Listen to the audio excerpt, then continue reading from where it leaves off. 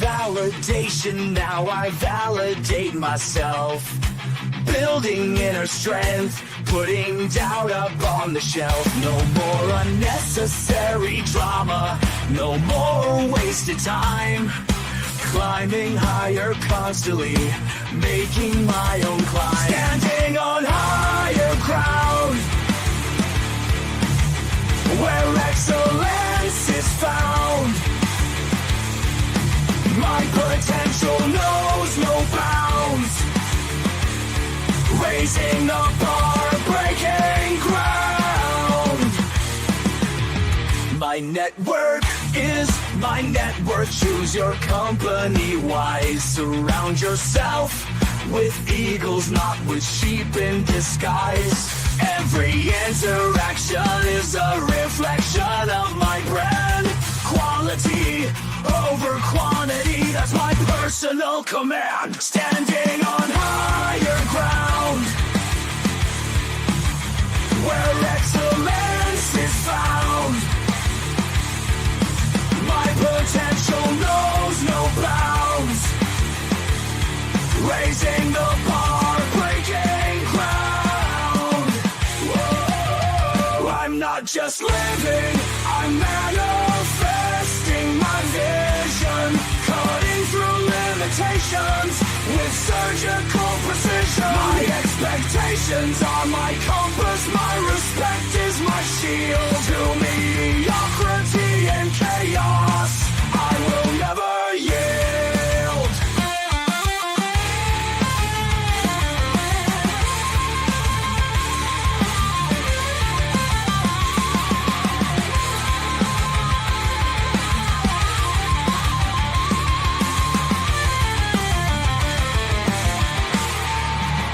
I'm not just living, I'm manifesting my vision. Cutting through limitations with surgical precision. My expectations are my compass, my respect is my shield. To mediocrity and chaos, I will never yield.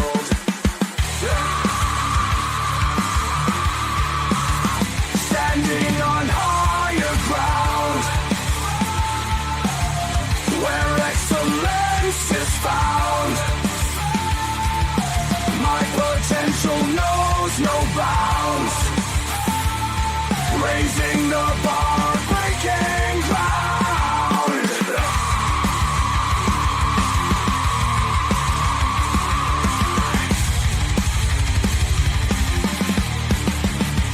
I'm not just living, I'm manifesting my vision. Cutting through limitations with surgical precision. My expectations are my compass, my respect is my shield. To mediocrity and chaos, I will never yield. How y'all doing, ladies and gentlemen? Welcome to This and That. I'm your host, Xander, where we're talking about this, that, and everything in between. At least we got the intro right today. Yesterday, I was touching stuff behind the scenes and cut the intro early. I was like, oh, shit, hold on. All right, look, how y'all doing? We're live. We're live tonight. We're live every night, right? And while we go live 7 nights a week, we do not let the sun rise without going live, but we don't always start on time. And that's why we ask you guys to like and subscribe, and then also hit those notification buttons so that you know when we do go live. When YouTube's doing what it's supposed to do. Then we ask you guys to take a look at the membership. But while you're here, I want you guys to mash those reaction buttons and show support for the live show. So we haven't had many updates, but we will be following up with some political topics on Monday that are going to be negatively or positively impacting our ability to make, save, and invest money, which is some of the things that we talk about on Mondays. Tuesdays, we talk about ways to make, save, and invest money. So there's a lot of financial information up there. You always say hi every night, but you never have relevant to the topic, almost like a bot. You just like come out of nowhere and do the same thing. You say hi, then you say your name, because your name is up there. I can see your name. But you do that every time. I don't understand why people troll like this. It's crazy. But we are live, as you can see. And if you have your comments put in the comment section and they're appropriately structured on appropriate topics, then you can potentially see your comments up on the screen. And this is a highly interactive podcast, so we ask you to keep everything appropriate. Now, we talk about ways to make, save, invest money, budget money, and we got a lot of topics that I have listed because you see topics scrolled all the way out through September right now, as to all the stuff we plan on covering, and the list continues to get longer as I invest time into getting it in there. Okay, well, I'm not Stevie Wonder, I'm Xander, so I appreciate that. Uh, then we have Wednesdays. We talk about different countries around the world that you guys can invest in, potentially live in, and then there we go with that one. So we talk about different countries around the world that you can live in and potentially invest in. We have the ability to give you guys information about self-improvement, personal development. We give you guys information about relationship topics, which is what we're going to be talking about today, dating the kind of women that challenge your growth. Then we discuss things about negotiation, socialization, building your brand, and then raises, promotions, negotiating your retirement, forced retirement, terminations, and then building your 20 and 30-year plan, so that you have that capability of doing today what needs to be done to have your final days on a better platform. That's probably the best way to put it. Um, the dynamic is this: if you live your life day to day, you're never prepared for tomorrow. You're just trying to get through it today. That's really what it is. Um, Once you get through today, today is already over. So you don't need to set yourself up for today. You need to have already had yourself set up for today. It's almost like when you get prepared for work, when you get prepared for the rush. If you overstock on the things that you know that you run out on during a rush, you don't run out of those things. If you overstaff for the quality of demand or the quantity of demand, then you have more than enough people there to deal with the demand so that the customers are not being delayed with their service. When you prepare for what you know is about to happen, or when you prepare for what you believe is about to happen, then you have less negative fallout in the moment, which allows for your ability to be more successful with less stress. And that's one of the things that I You say I'm on it. Hi, I'm Steve. And I'm an investaholic. I blame this platform for my future success. Exactly. So that's what we want to do. There's Sterling. He says, I can't hear you well. Hold on a second.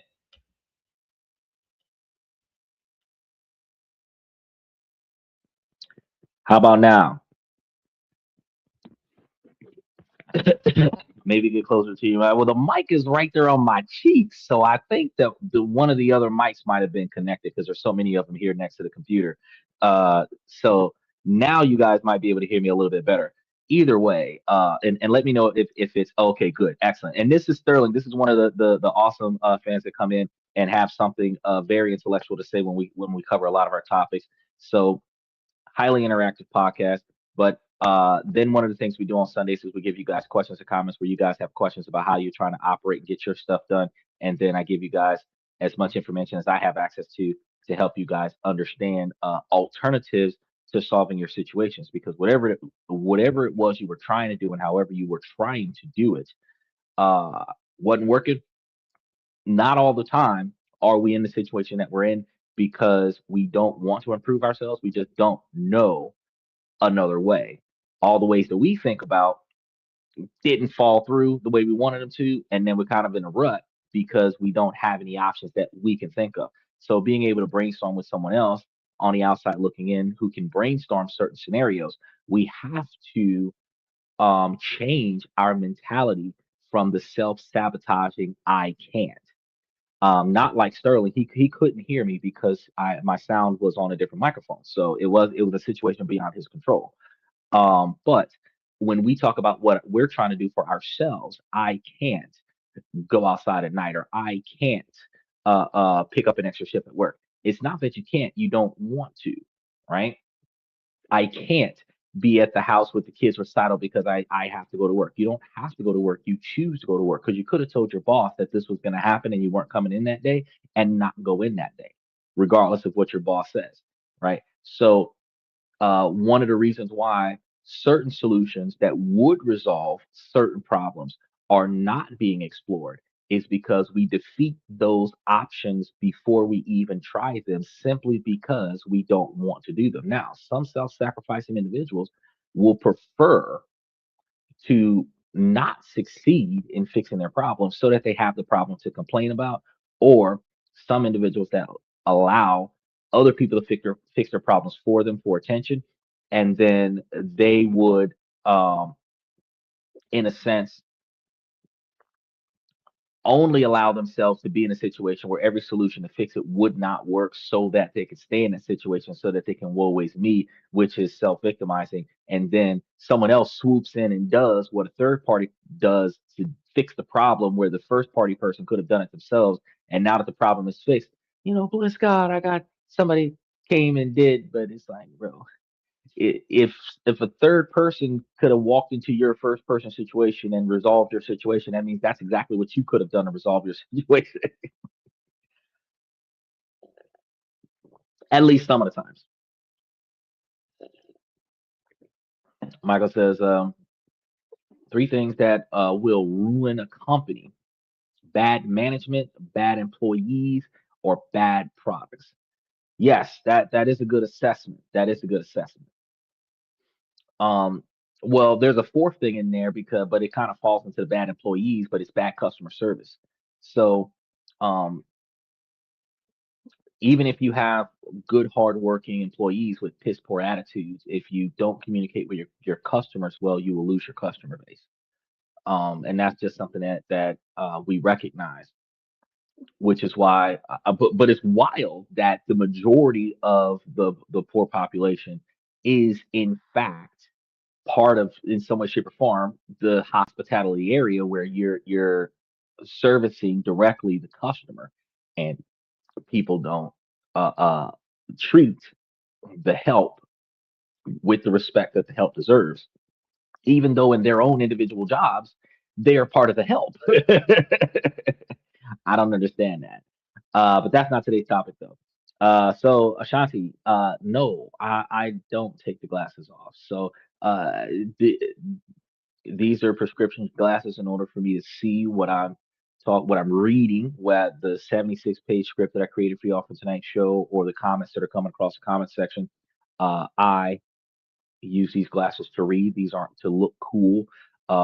If you want to see my eyes, you have to see me in person, preferably in a reasonably dark room. So, I know that some ladies like mystery. I don't care. I'm not Blue's Clues. I'm not Scooby Doo in a gang. I'm not trying to solve your riddles for you.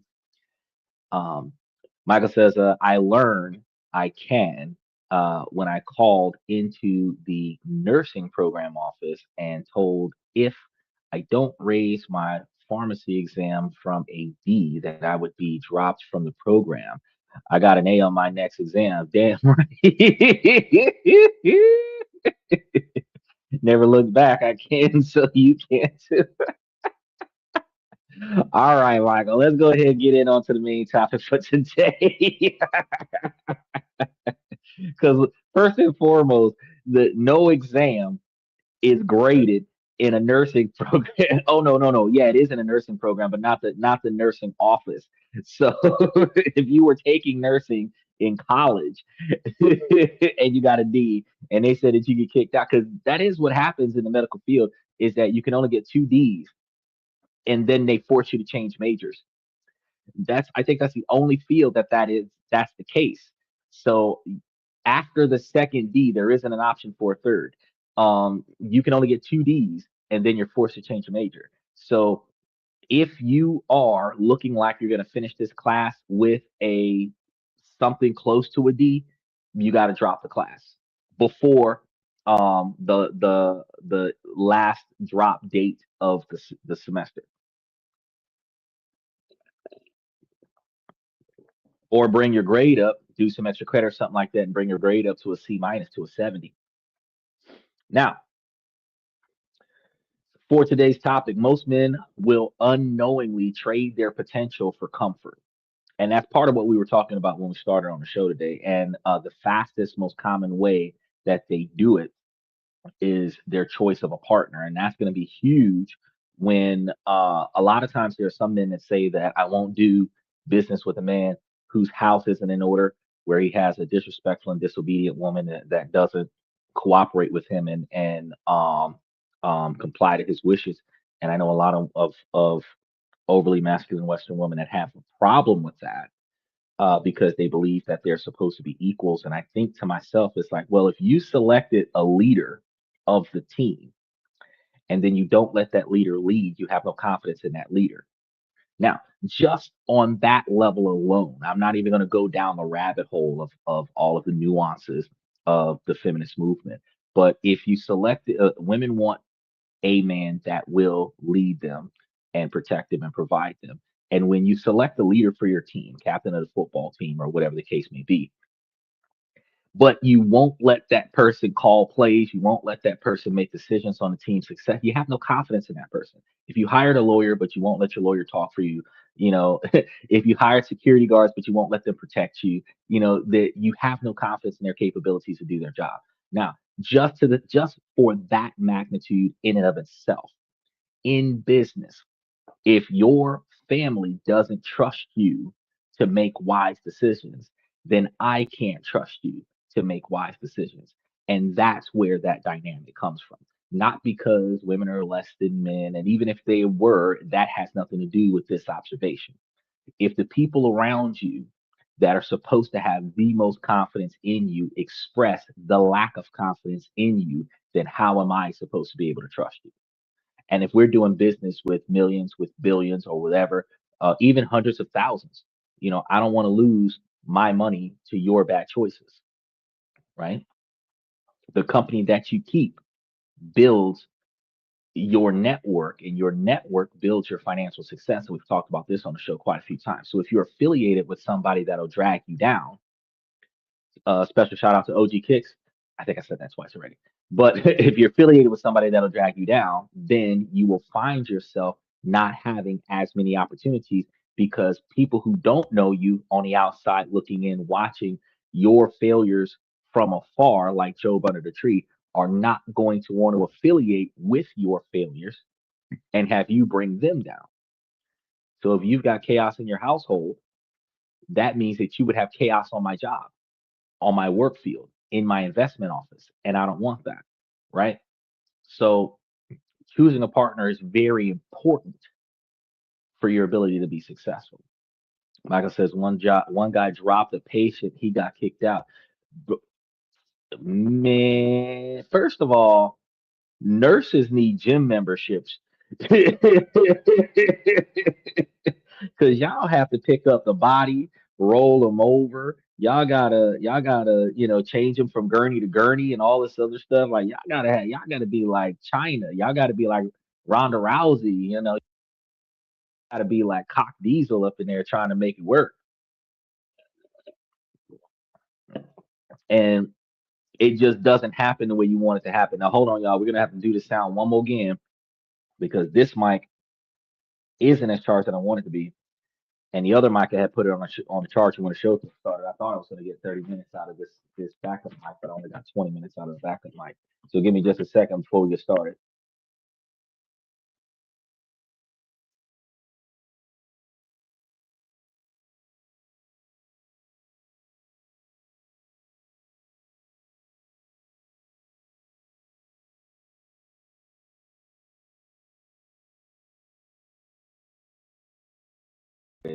So these headphones from Temu that I had gotten lasted me all of. When did I get them? I think I got them. I think I got them late last year. All of about 8 months, 8 or 9 months before I started dealing with one of them having a power issue. So because it used to, because this one lasts like 18 hours or whatever without a charge, especially on standby not being used. The other one now only lasts. I plugged it in, I took it off the charger and used it just for the first 20 minutes of the show, and now the battery's dead. So got to get me another one of those. But they're only $22 for like almost a year. It's worth it. It's worth it. It's worth it. I'll get me another one, and then I'll probably give me two so that I have a third. And be able to get everything going. All right. I try to work through the kinks on the live podcast so that when I do get into the meat and potatoes of the real topic that we're good to go. Oh, real quick before we get started. So I gotta tell y'all. Now, this is how people claim blessings come in, right? Now, um, so it's hot as fuck over here. All right. Now, AC's on, it works on certain sides of the property, but other sides of the property, not so much. So remember we were talking about warranties. Gonna have to call in the warranty probably around the 10th or 15th of July. But up until then, it's hot as fuck, right? And it continues to get hot as fuck, especially closer to sunset. And I don't understand why sunset it's even hotter than sunrise since the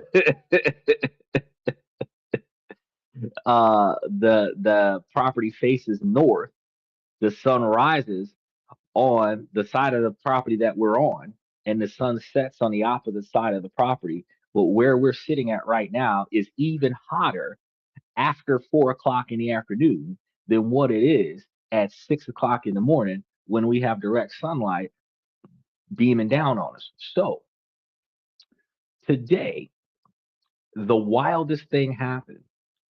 We had well, mail comes on a regular basis, but we had a package dropped off on the porch. Not really the front porch because the way the property is designed, the back door is treated as the front door because people park next to the building and then they just walk straight up through the driveway to the first door that they see, which turns into the back door. Now, I'm waiting on Michael to throw backdoor jokes in there, but I go to let the dog out and see this long behind box, and I'm like, "What's that?" Because I didn't order anything. I haven't ordered anything for a while, right? And I bring it in and I'm reading it. And before I open it, because I'm not just gonna just bust open boxes just because they're on my porch. I'm looking and I'm looking at okay, well, I don't recognize the name. I don't see the address of where it's supposed to go. It's just sitting here. So it's not like I can hand it to the person that it belongs to because, good neighbor, if I knew the address of the item where it would have been one next door or something like that, then I would have dropped it off. Well, they wherever it's supposed to go, it's not this address, but it's on this doorstep. So I said, "Fuck it, let me see what's inside." I'll bust the box open. Portable AC unit. What? Man, I was hooking it up, turned it on. It's blowing. I should have brought it in here. It's blowing. I was like, man, now there's a nice cool breeze. I'm like, oh yeah, I'm loving it. So when we start talking about blessings, it's like, man, I was sitting over here thinking, man, it's so hot. I wish that there was a way that I could get a cool breeze over here where I'm at. And lo and behold, this situation happens. Now, this is something that was outside of my control. This was something that just miraculously happens. And I've done everything that I could personally do. I've serviced the AC system myself to the best of my ability, and now I got to get repair guys to come in and everything to that effect. And this dynamic just happened on the same day that I'm checking the vents, cleaning everything out, blah blah blah. And now it's almost like, oh, divine intervention. Now I've got a cool AC unit blowing me cool breeze. I just wanted to talk about that real quick before we got to the main topic because I know me and Sterling have talked about how faith without work is dead, and you have to. I've said it specifically that you have to apply yourself in life to be successful because not all the time do you think does positive change just fall into your lap and just lingering waiting for your situation to change without you having to put any effort into changing it is not the best way to go. You must proactively put in effort to change things so that you can proactively see the results that you're looking for. But this was an unforeseen circumstance that just so happened to benefit me, and I benefited from. I took advantage of the opportunity, and that's the other half of what we would consider miracles is taking advantage of unforeseen circumstances and taking advantage of opportunities and not letting those opportunities pass you by. Because I could have left it on my porch, I could have brought it to UPS, I could have returned it back to sender, not knowing what it was and sweated my balls off. But now I'm like, whew, cool breeze. Now, back to the main topic. We know that we sacrifice our potential for comfort. And we know that because for years, most men have chosen comfort. I've chosen comfort. We find ourselves dating women who have validated our excuses, who have shielded us from our weaknesses. And for a while, that's going to feel good for a lot of people. But your life is going to be standing completely still in these situations. Those individuals that pad the stats because you fucked up, you failed, but it's okay. They got some that'll do that. Nothing wrong with them providing you with moral support. What's wrong is, and it's not them being wrong, it is you accepting inaccuracy, is when someone is allowing you to make mistakes and then providing reasonable excuses for your mistakes. Let's use a non-catastrophic example, like being a bad karaoke singer. You go out on the stage, you make an ass out of yourself. People are not applauding because you did good. They're applauding because you're getting off the stage, right? You suck. Everyone in the room is saying it, right?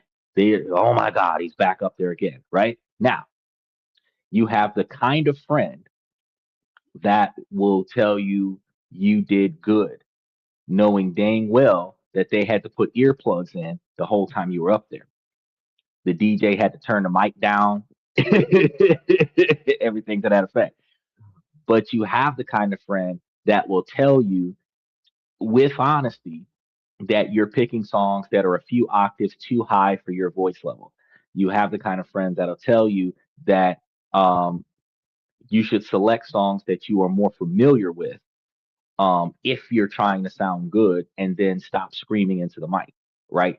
And give you positive feedback on how to improve the way you do what you do, right? The latter person is the one that you need, the one that's going to help you be successful. The former person that just, oh, you did good because you went up there and tried and came back. We have a third person that encourages you to do negative stuff like flip tables and flip off the boss, and like the guy who won $40,000 off of the game and was pouring milk all over the floor and quit his job because he won in one bet probably a year's salary. I wouldn't quit my job for that. If I would have won a year's salary, I wouldn't have told nobody. I would have just paid my bills for a year or two and then kept going to work, or invested that money somewhere where that money be making money for me, so I would have extra money to cover me for other situations. FX Trader says, how do you motivate yourself when things don't go well? That is yeah, Michael, self-sabotage. That's what we're talking about before FX Trader's question is when you choose the kind of partner that allows you to not have to succeed, and they provide you with positive feedback towards that, you're self-sabotaging, and then you have an enabler, is what that is called, in your presence, that is allowing you to self-sabotage and not telling you anything about it. And that's something that we have to change when we're choosing not only a romantic partner, but when we're choosing our network. We don't want people to encourage us to do things that will devalue us and then compromise our ability to have opportunities and choices in the future. Like, for example, the the girl that did the split on stage, who was dropping it like it's hot on stage and was bouncing with it and everything like that on the stage for graduation, and the other girl who's breakdancing for graduation. The fact is that there's certain things that you shouldn't do even if you can. And when your friends they're supposed to be your friends, they're going to cheer for you to do inappropriate things. They are encouraging you to fuck up and fail. They're not encouraging you to do something proper. And I said this on the show once before, and I'm gonna get to FX Trader's question. I've said this once before. You know, in the moment that you are about to make a decision, that you have a bad decision moment when everybody's pulling out their cell phone ready to record you doing something stupid. You know when you are in a encouraged bad moment when people are chanting for you to do something, because they never chant for you to do anything positive. What do they chant for? Hit them, fight. You know, they never chant for break it up, stop. They never chant for that. You know, be respectful. They don't chant for that. Why? Because doing the right thing is not socially supported. It's expected, it's just not socially supported. Being reckless and irresponsible is socially supported. So the more reckless you are, the more people want to crowd around and cheer for you to do negative things. So you will find yourself, when you have a bad network around you, a bad group of friends around you, a bad romantic partner around you, when they're encouraging you to do things that bring down your quality and value as a human being, right? Now, for FX Traders question, how do you motivate yourself when things don't go well? First and foremost, you have to recognize that it is not the end of the world. You are going to go through several phases of grief because things aren't going the way you want them to go. And one of the first things that you can, well, not one of the first things, but one of the third or fifth things that you will end up doing after you recognize that it is not the end of the world, this is just a turning point in your life. Because a lot of times you find yourself in comfort with the way things were, and things aren't going well because things are changing. Like, you got fired off of a job that you hated. You wasn't getting paid enough. You were putting in double overtime. You were struggling. Your boss disrespected you, but it paid the bills. So when you get fired off of that job, things aren't going well. But that actually might have been a good thing, because now you can focus on a better quality job, a less stressful job, a job where your boss appreciates you, a job that you appreciate, where you're making more money so that you can work less hours and spend more time with the people that you care about, enjoying life on your time off and not be on call as an hourly wage employee. So you have to evaluate your situation, recognize that it's not the end of the world, and then start finding solutions to fix that. Emotionally, you probably have to talk to a friend or a therapist or somebody like that about the stress that you're under, the emotional discontent that you harbor because of the situation that has happened. But just like I've said before, um, there's no one uh, in the world that should be making an emotional decision where they're going to make a rational one when they're doing this. So, in the midst of winning a lottery, in the midst of hitting the jackpot, in the midst of getting a large subsidy, first thing you want to do is absolutely nothing. Let a few days pass by, let the feeling of having this there sit and marinate for a little bit. Find a bag of cash on the road. You kind of want to relocate it somewhere safe, and then rethink how you're going to distribute this capital. Are you going to slowly integrate it into your bank account, or are you going to live a life of cash and have your direct deposits from your job be forwarded to the brokerage account, where on paper your regular paychecks are still doing what they were doing, but in reality you are reinvesting this money in different places? He says, gotta feed my YouTube channel. No one likes changes, especially at work. Yeah, you're right. No one likes changes, especially at work.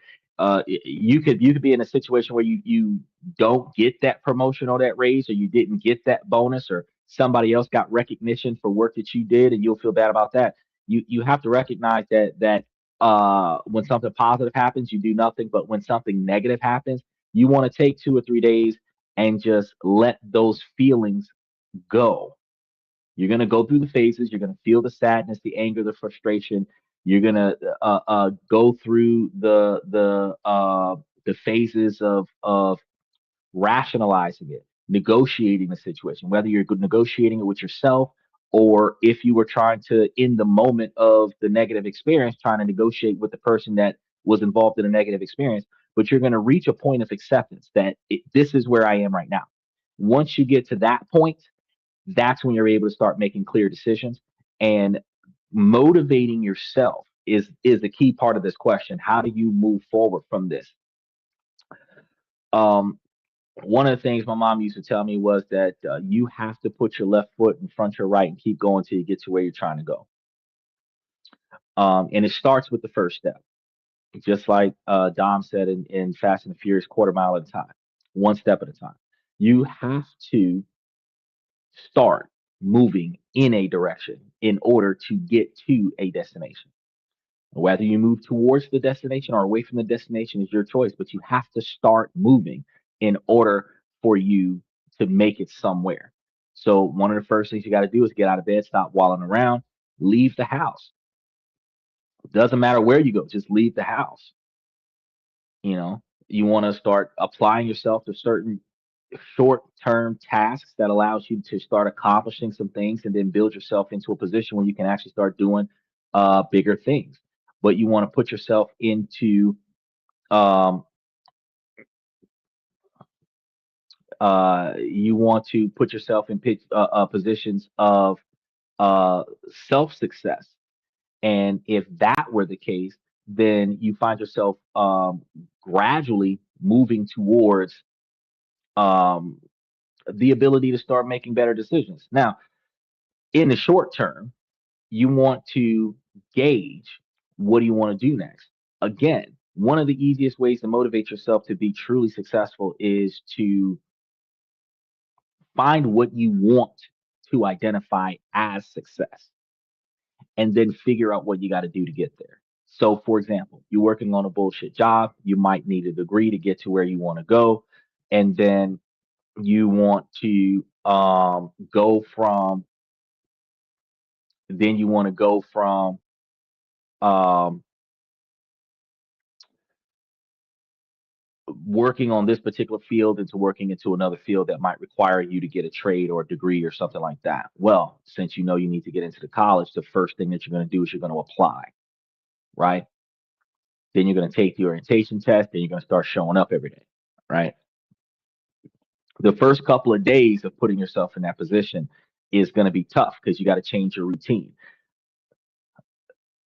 Self motivation, the willpower to get up and get it done every day is just like cleaning your room. It's just like making your bed. Michael said it plenty of times before. If you make your bed every day when you get up, you've started accomplishing things for yourself.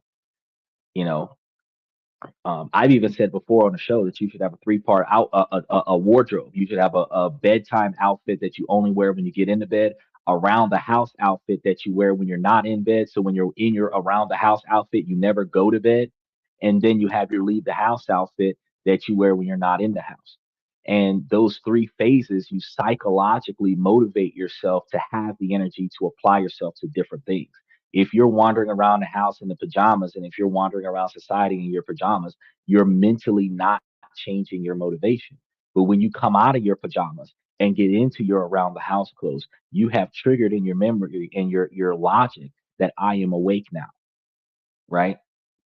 You have a maybe a lazy style behavior that you have around the house, but then you have, when you switch into a different outfit, that uh um that I'm leaving the house. You have like your business outfit, I'm going to work. You have your beach outfit, I'm going on vacation. You have your wedding outfit. I'm going to a special occasion, right? And each one of these outfits is a mindset shift. So the self motivation to continue after a bad situation requires a mindset shift. Whether you shift it through taking action or you shift it through psychological triggers like simply changing your clothes, taking a shower and changing your clothes, putting on a different cologne.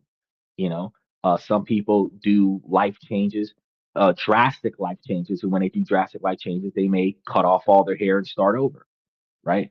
Um, which signifies a new beginning. And that new beginning is going to be applied with new effort. And that new effort, when you start achieving things, gives you the motivation to continue succeeding. It's just like on a video game. When you first start playing the game, every quest in the tutorial has a reward. Every little bullshit ass quest to learn how to do it's a reward, reward, reward, and that triggers dopamine, and that dopamine is the motivation to allow you to continue to try to get more of those rewards. And you end up finding yourself addicted to the game because of all of these little rewards that you get, all the way to you're no longer in the tutorial, now you're in the main game, right? And that motivates you to continue to check into the game. Daily rewards could trigger you to continue to come back to the game. Weekly events trigger you to come back every week, every weekend, every month to continue playing into the game. And then when they have a certain a special items, you buy those special items so that you can be different than everybody else because we like to unique style everything, and all of that leads to the platform turning a profit, right? So if things are going well, and let's say things are going well in a relationship, your motivation to continue, first you have to make sure that the relationship is worth continuing. Second, you want to find something positive to do, and then and so you're going to start by doing something positive with yourself to get past the negative feelings that you have, and then you want to do something positive with your partner so that y'all can start doing positive things together. And then you want to find a neutral moment where y'all can talk about the disruption in the relationship and see if y'all can negotiate how to move past it without having to continue with those negative disruptions, right? And then also another thing, and I know this is a long answer, FX Trader, but there's a lot to that particular question. Um, you one of the quickest ways that you start finding better motivation to succeed, like I said about those dopamine hits, is recognizing what you have achieved. Because from the day you started till the day things went to shit, you accomplished some stuff. Now, what else do you need to accomplish now that things have gone south? Certain things are not in your favor, certain things don't go the way you wanted to go, but now you need to figure out where the failure is and then pivot. If you lost the baseball game because you wasn't swinging right, practice your swing. If you lost the competition because you didn't perform as well as the other people, train more. If you lost your job, you know why you lost your job. It was your attitude, it was your absences, it was your lack of performance. If you just got downsized because they can't afford to pay you, you did nothing wrong, which means that you don't have to do anything other than learn new skills and find a different job, right? So that's kind of going to be some of the ways that you're going to motivate yourself to move forward is actually applying yourself to something different. And if you start small, like shit, you got fired, clean your house. You're going to be home for quite a few weeks. Clean your house. Start cooking at the house. Start accomplishing small tasks. Start modifying your resume. That's going to be one of the first motivational boosters is when you start finding good things about you that you can put on paper to tell other people, because a lot of times people believe that they're supposed to be validated by other people, but your self-esteem is the esteem of yourself, which means that you have to be able to look in the mirror and find what makes you great. You can't just say that you're a 10 because you're a woman. You're supposed to be able to identify the things about you that makes you great, not just for yourself, but for the people that you impact. What about you makes you great for me? And if you got nothing, then you probably should start finding things that you can do to make yourself great for me. Now, why do I say it like that? Because if you're trying to be great for the workforce, what do you do that makes you great in the workforce? Because you are only great in the workforce when you benefit the job. Michael said, if you got a friend, oh, if you got fired off that job, you hate it. Happy for the freedom. Fucking right. They didn't get rid of you. They relieved your stress. Um, so I'm gonna put this up here because this person's trolling the podcast, and this is interesting. Uh, this person says that he's got this really wild name, something Russell. He says, "I think you are my dad." Nah, that's not possible. He says, "I'm 12 years old from Washington D.C. My mom showed me a picture of you." That's cute. So here's the funny part. There's absolutely no way that anybody from Washington, D.C. would know me from 12 years ago. I've never been anywhere near Washington, D.C. And I have not affiliated with anybody in the last 12 years. So that would be equivalent to telling an inmate that while he was serving time, that you're his dad. It's impossible. It is completely and unequivocally impossible.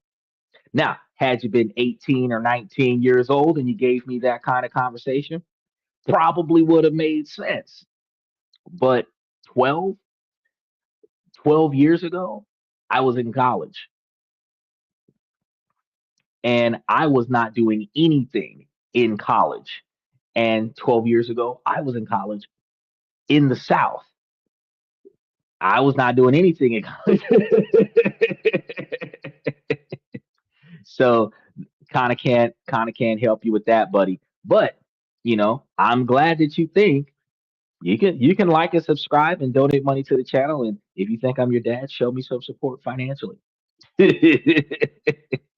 Now let's get back to today's main topic here. That was cute. Somebody come and troll me and tell, "Oh, I think that you're my dad." Look, let's be honest. If if anybody were to ever think that they were related to me, one, they would have clicked that link just like Sterling did, approved the mic, approved the camera, waited in the green room until I noticed that they were there, came onto the show with their camera turned on, and had an appropriate conversation with me about how I met their mother.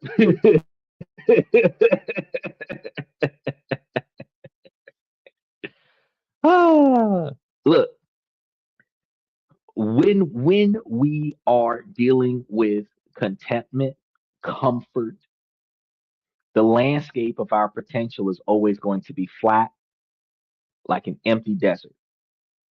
We're going to find ourselves camped out right in the middle of nowhere, mistaking the warmth of a bonfire for genuine progress. This is going to be the story of how a lot of people might learn that the best partner that they have isn't the one who makes them comfortable, but the one who makes you grow. Right? It's going to be about realizing that true love doesn't just soothe you, it sharpens you. And men say a lot of the times that they want peace, and we do, right? We want peace over chaos, but we also don't want a yes man. There are going to be some times where we're going to defer to our partner for a situation that we're undecided on. But there is never a dynamic where we want to battle with, argue with, or have to plead our case like judge and jury, where the other person is the executioner to our situation, our decision making skills. We don't want a rebellion because we've made a decision, right? But a lot of times, people will find themselves in the type of relationships where nobody tells them anything. That doesn't mean that you're in a good relationship. It just means that you're in a relationship that's not going to motivate you to be better than what you were when you first got in the relationship. So let's be honest. The search for comfort is a deeply human instinct. We all want a safe harbor, a place to rest where the world's demands can't get to us. And in a partner, this usually means that we're looking for validation.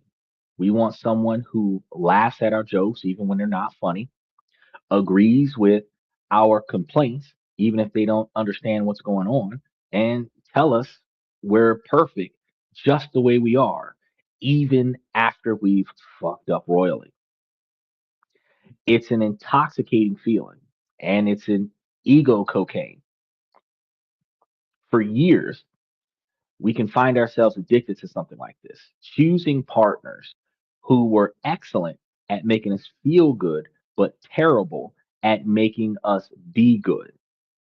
They'll co-sign on all of our limitations. And that's one of the things I tell you guys on a regular basis. Do not have a network of people that will co-sign on the fuckery. When you're doing stuff that you ain't got no business doing, somebody should be able to tell you that you ain't got no business doing it.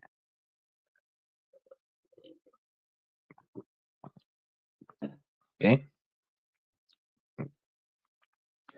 Um, if I were to say that I'm not a morning person, and somebody were to say, I know, let's sleep in, but I got stuff to do this morning, that's not helpful. If I were to complain about my job, but did nothing about it,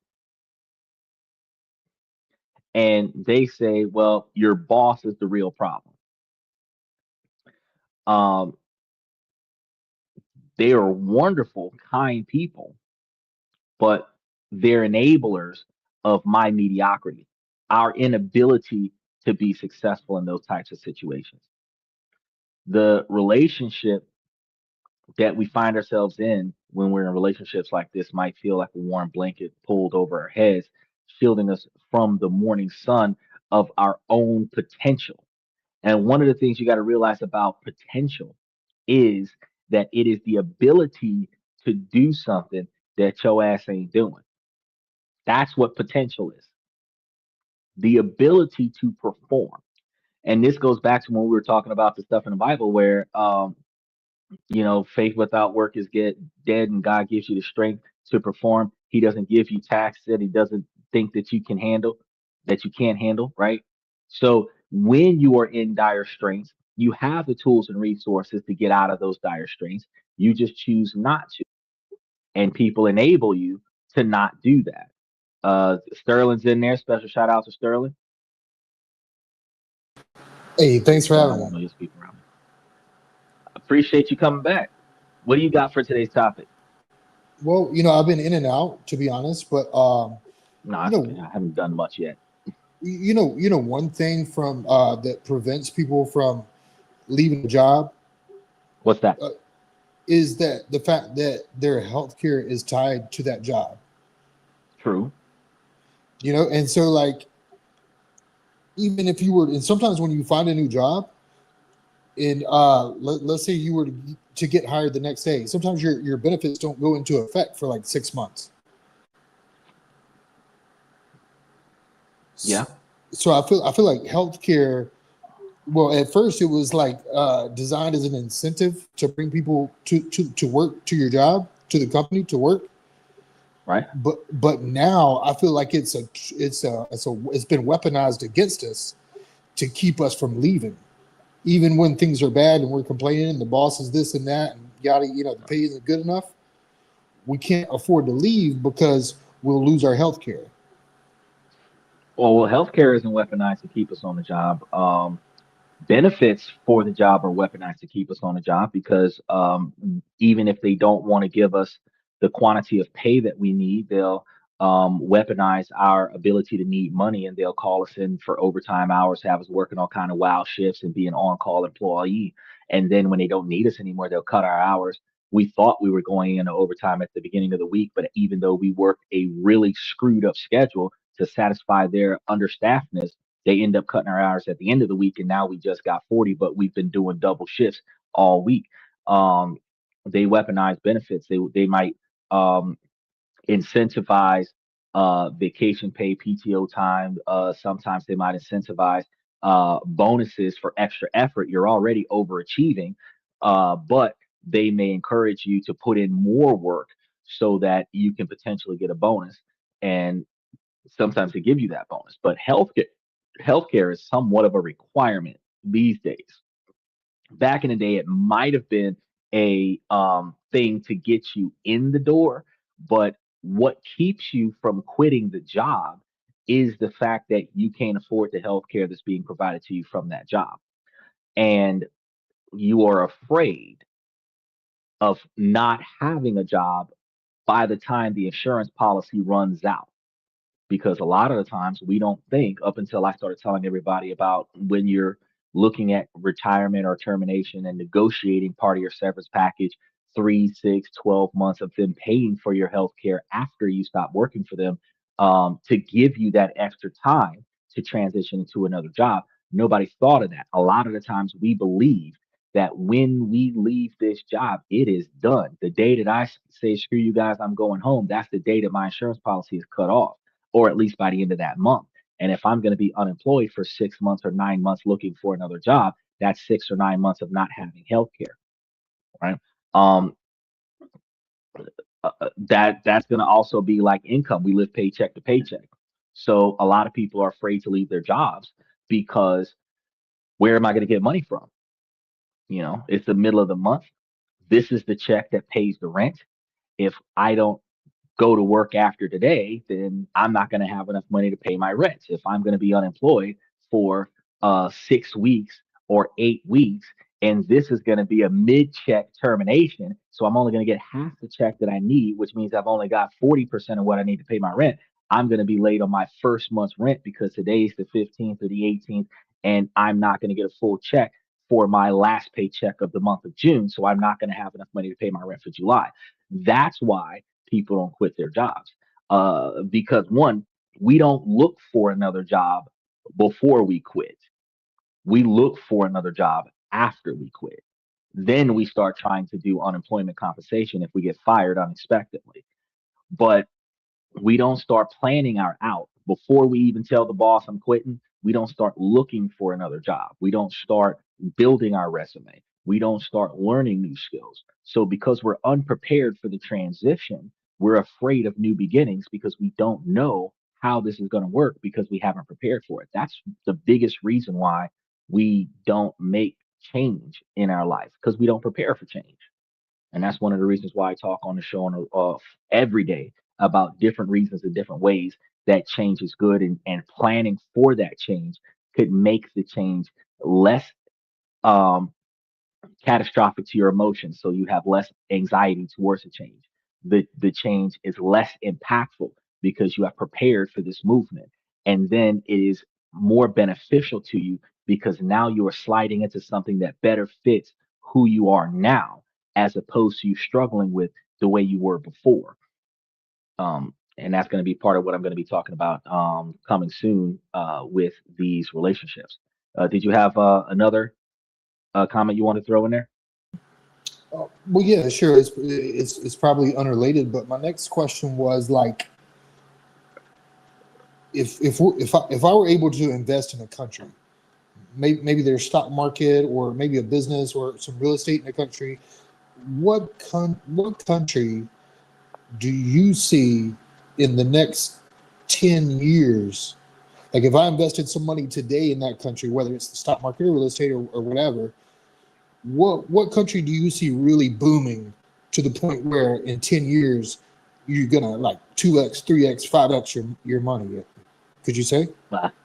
Well, Yeah, there's plenty of countries that I can list, but the question is that 2x, 3x, 5x your money the value that you're looking for?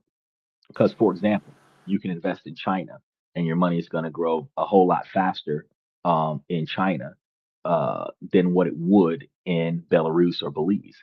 You can go to Bangladesh and you might get that 5x because I've covered Belarus, Bangladesh, Kazakhstan, and those countries are in high development with small business owners, tech, solar. So you could actually build a solar grid, then uh, construct office buildings, then invest in small business owners and get paid three times from the same person. Yeah. So if someone wanted to invest in China, how would we go about that? Well, one of the issues that you have with certain countries is that they have some countries have a in for foreign investments.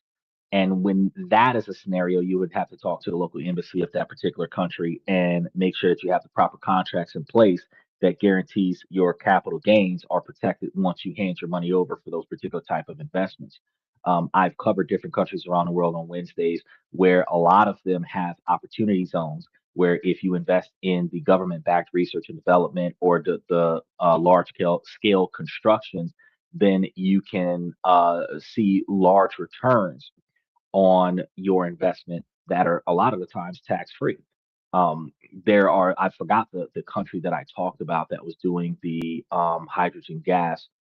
They're inside of a mountain, at the bottom of a mountain, small town, somewhere close to Spain. And they if you invested in this country, you would be investing in all the dams and everything that they were doing to turn this into a natural gas that would be transferred around the world and sold, and you can make a significant quantity of money if you got involved in it.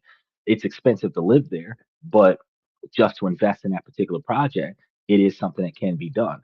But there are certain countries that don't allow foreigners to invest in their market, which means that in order for you to invest in their market, you would have to become a native, which means you would have to move there, gain your citizenship status, and then start investing after you've gained your citizenship status. So if you were going to a place like China or Japan, or South Korea, you could potentially gain that citizenship status. But a lot of the times, like digital nomad visas and other such visas, you might need like $75,000 a year income to qualify for that U.S. visa style. Or if you're going over there as a worker and getting your citizenship from that way, you might need to be in one of the STEM fields in order to qualify to get that citizenship.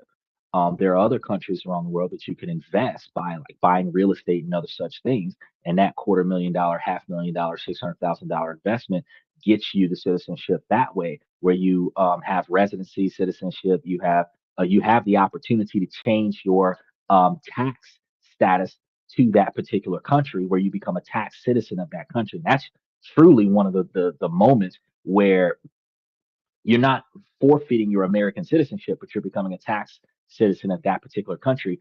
And that's usually where you're really able to start investing in certain places.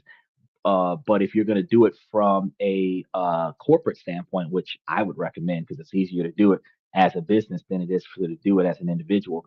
You plan a business over there as a foreign domestic, the business can invest in the stock market. The business can purchase real estate when the individual can't purchase the real estate. And then all you just have to do is meet local requirements. Some countries like Japan doesn't require you to have a local native to hold a larger majority of the ownership of the business, but some countries like the Philippines requires a native to have 60% ownership of the company. In that dynamic, you get you a Filipino wife, make her the primary owner of the business, and y'all do buy and holds on properties and build it up, and give all of her family members jobs and help you build up the neighborhood and turn it into a massive scale real estate investment situation. But it really depends on what you're trying to invest in and what type of return you're looking for and that would determine which country you're going to go to and how much you have to put down to be successful on that. If it's specifically just real estate, there's at least 100 good countries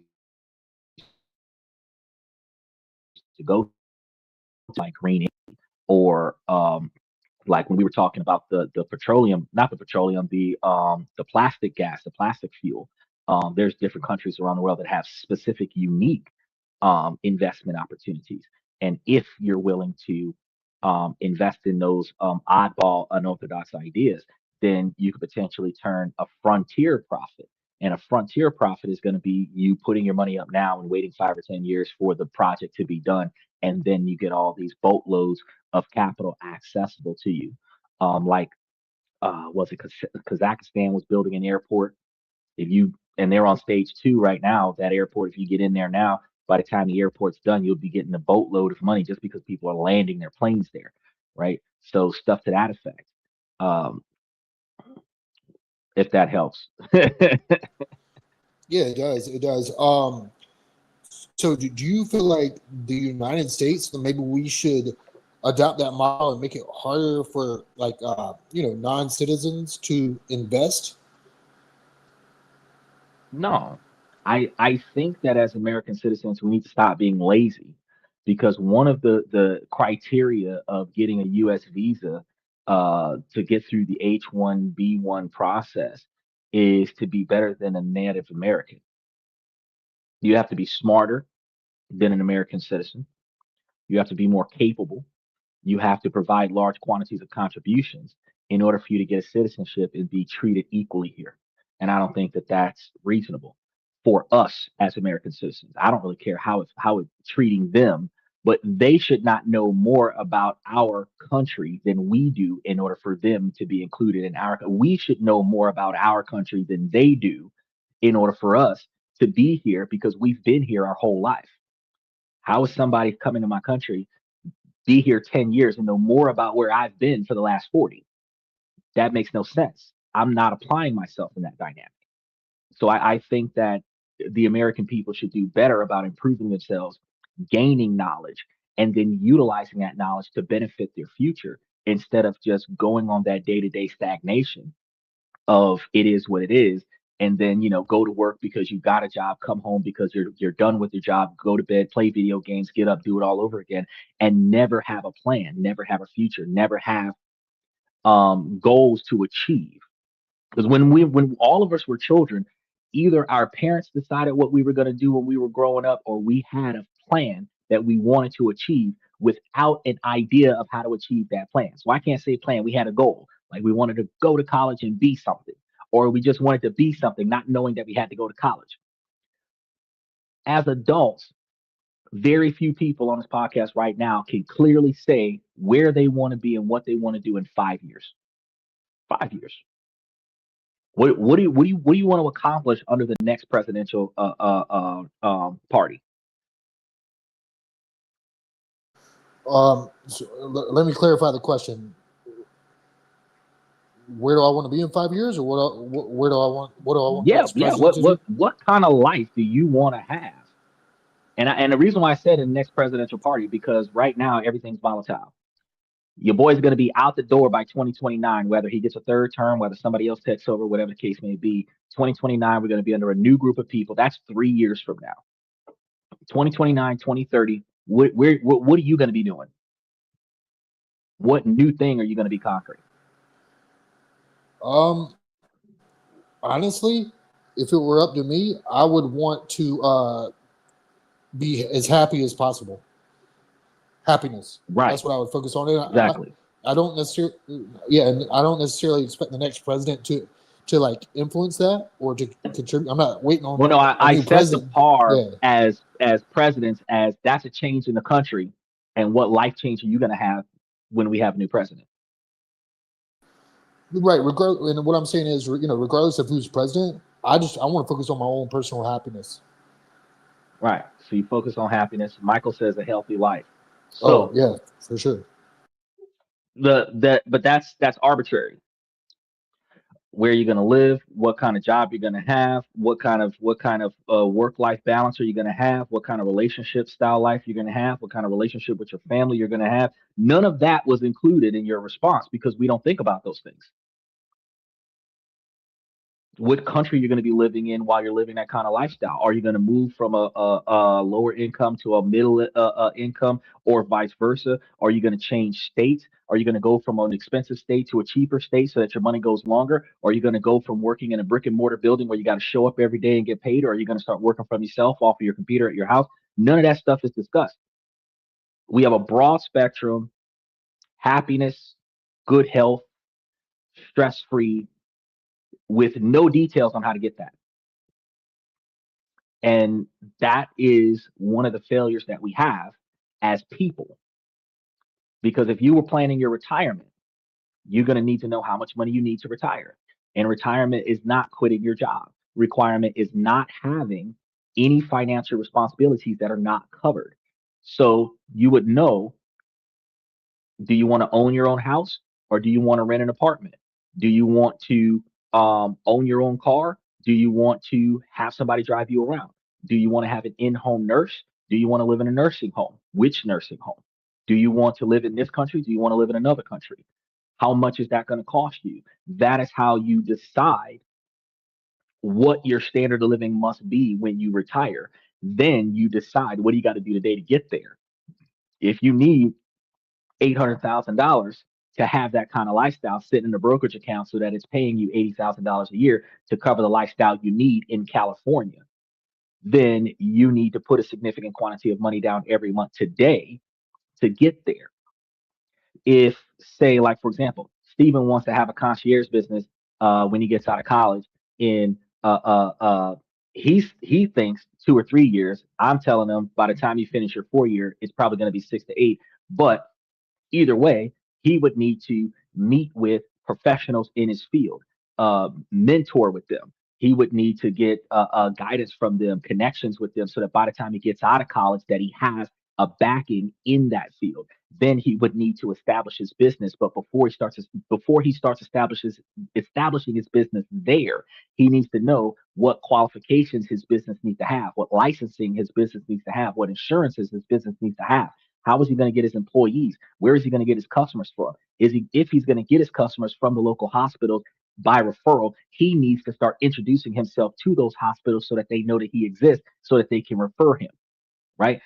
All of these things happen before he even starts finalizing the graduation process for his bachelor's degree. And he wanted his master's degree before he started doing this thing. All of this has to be done before he got his bachelor's degree, because if he doesn't start this process now, he's not going to be ready for the step that he needs to take. Just like when you go to get a car, you at least have to have the money to pay for the car before you go to get the car. If you go window shopping for cars, you go out and look and see around about how much does some reasonably functionable cars cost. Then you go and get you a stack of cash to cover that, and then you go back and see what can you afford. But when you go there, the first thing they're going to ask you is, what are you interested in? I don't know, one that runs. Sometimes, if you do your research, you have a specific make and a specific model on a specific year, specific color, specific amenities in the vehicle. That's when you have a plan. You came prepared. I don't need you to sell me on this. I came for the one that's on your lot. All I'm going to talk to you about now is the price. The difference between the two individuals is that one came without a plan and the other one came with a plan. Does that make sense?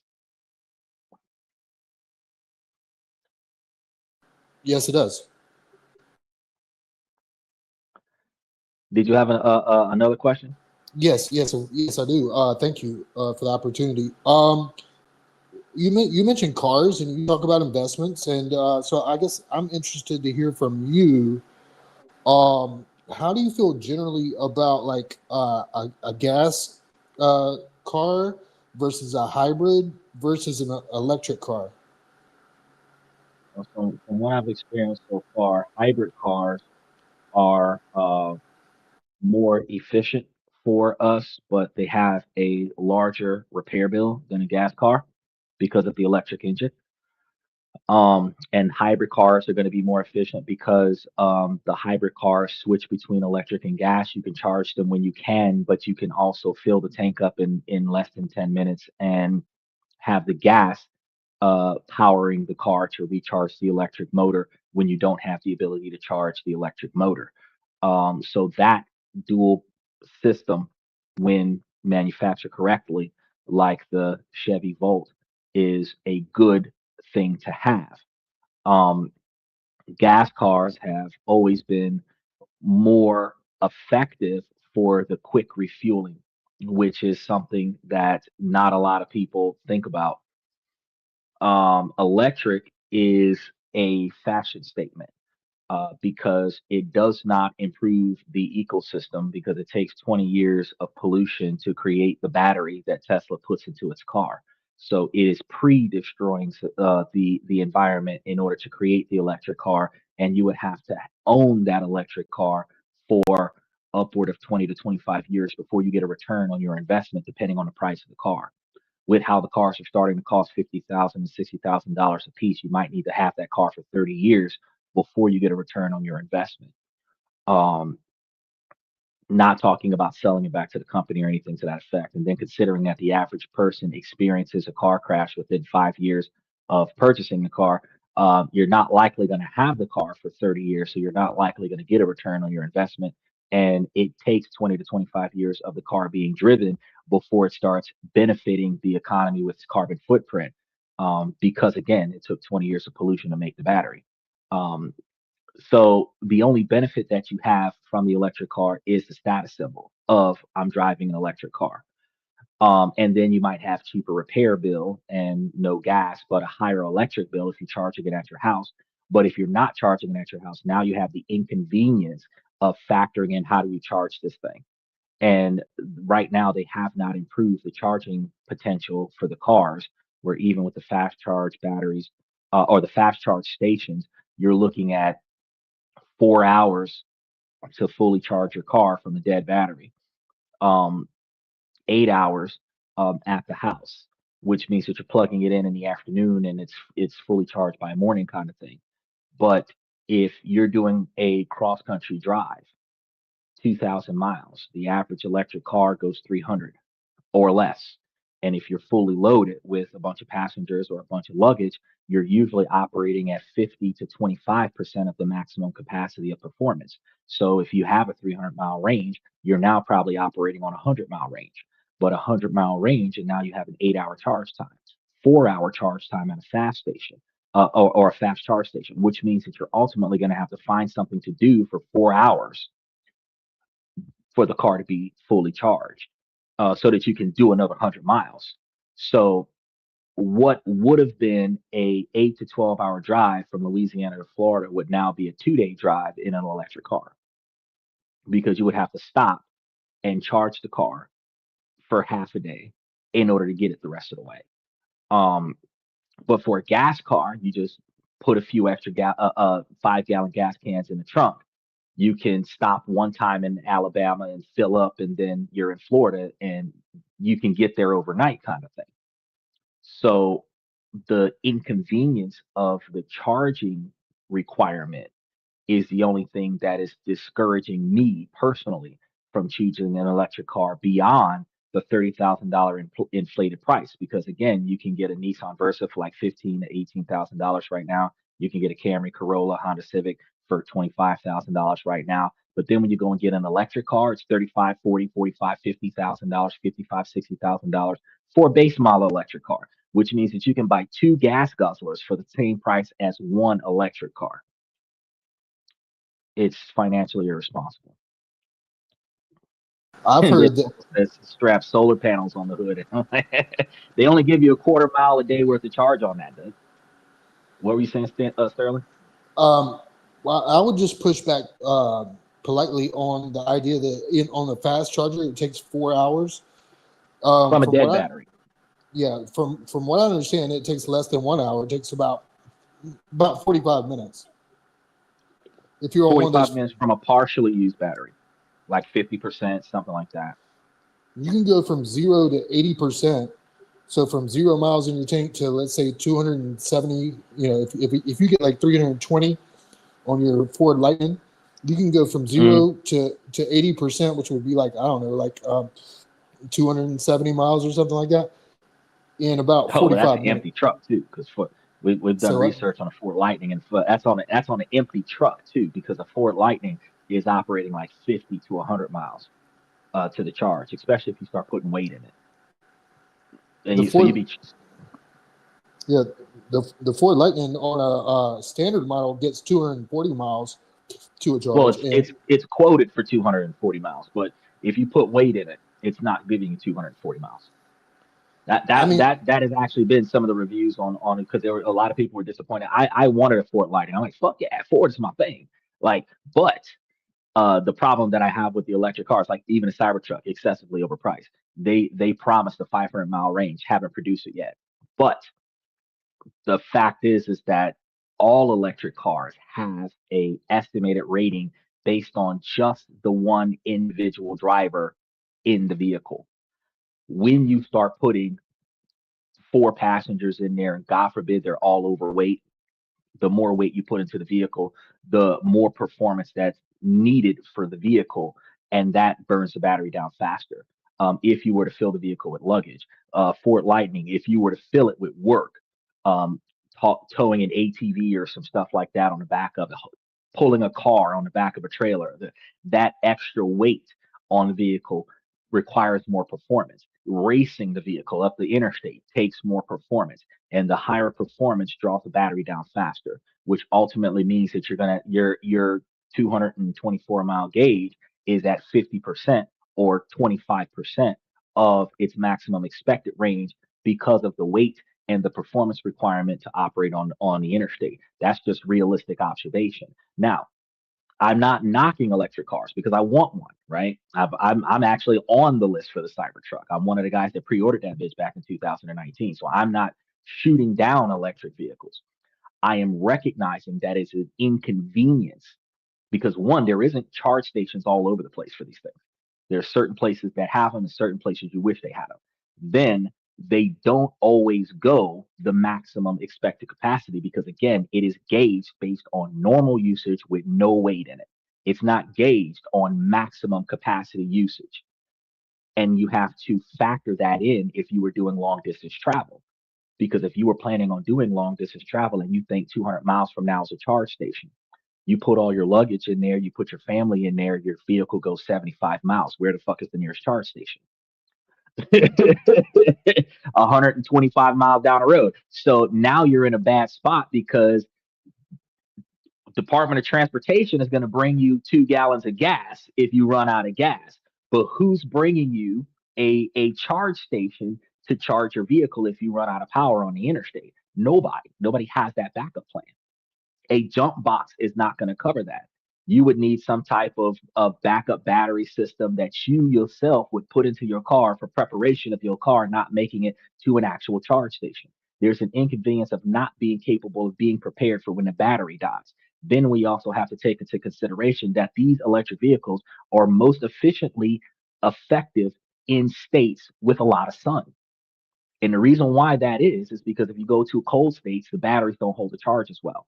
So not only do you have the degraded performance from the extra weight, the degraded performance from young bucks and old heads that like to put the pedal to the floor and speed with the vehicle, you also have degraded performance because of temperature change, right? So now the battery might not get you that 75 miles because it's cold outside, right? So you can't predict how far you're going to go with this electric car because you don't know what the battery's going to do, right? But you can predict how far you're going to go with your gas guzzler because it's always going to give you that mileage until it throws a rod, right? And that's the difference between an electric car and a gas car. You can't predict that electric car. But if you was running a business, let's say you had a real estate business and you put a charge station at each one of your properties, you decided that you were going to go check on all your properties, you could stop at each property, charge your vehicle up, never have to charge your car at your house, and you would have no problems, right? But for the average individual who have not transitioned into the life of electric, I'm not saying it's impossible. I'm just saying there's inconveniences that you have to take on to have an electric car. I was talking to a guy, I was at a tire place getting my oil change, talking to a guy that had a Tesla, and he was paying $2,000 to replace the tires. I don't have to pay $2,000 to replace my tire. I pay $500 to replace my tires. So the I don't have he may not have to pay $2,500 to replace his transmission, but I don't have to pay $2,000 to replace my tires. There are inconveniences with these electric cars that people are not aware of until they become a car owner.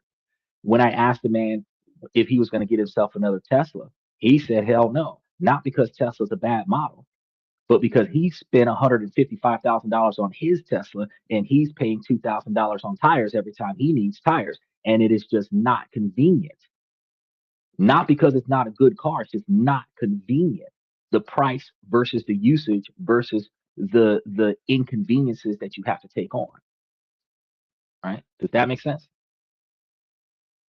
It absolutely does. And you know, I would say that, you know, with a gas guzzling truck, you would still get limited mileage. Like the miles per gallon isn't going to stay the same if you hook up that same RV to your truck, your gas guzzling truck. If you have a bunch of obese people in your truck, it's not going to get the same gas mileage. But I agree that it's going to be much easier to find a gas station than it would be a fast charging, you know, electric station. I agree with that.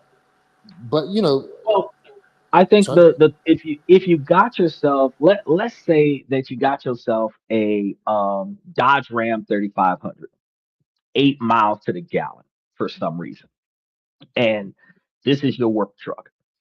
You know how much performance this vehicle is going to give you, right? And let's say that you're hauling horses every day, right? You know that even with the load on the back of the thing, and you've got the 240-gallon gas tanks or whatever is on this vehicle, right? You know that you're probably going to get about 150 miles to the tank every time.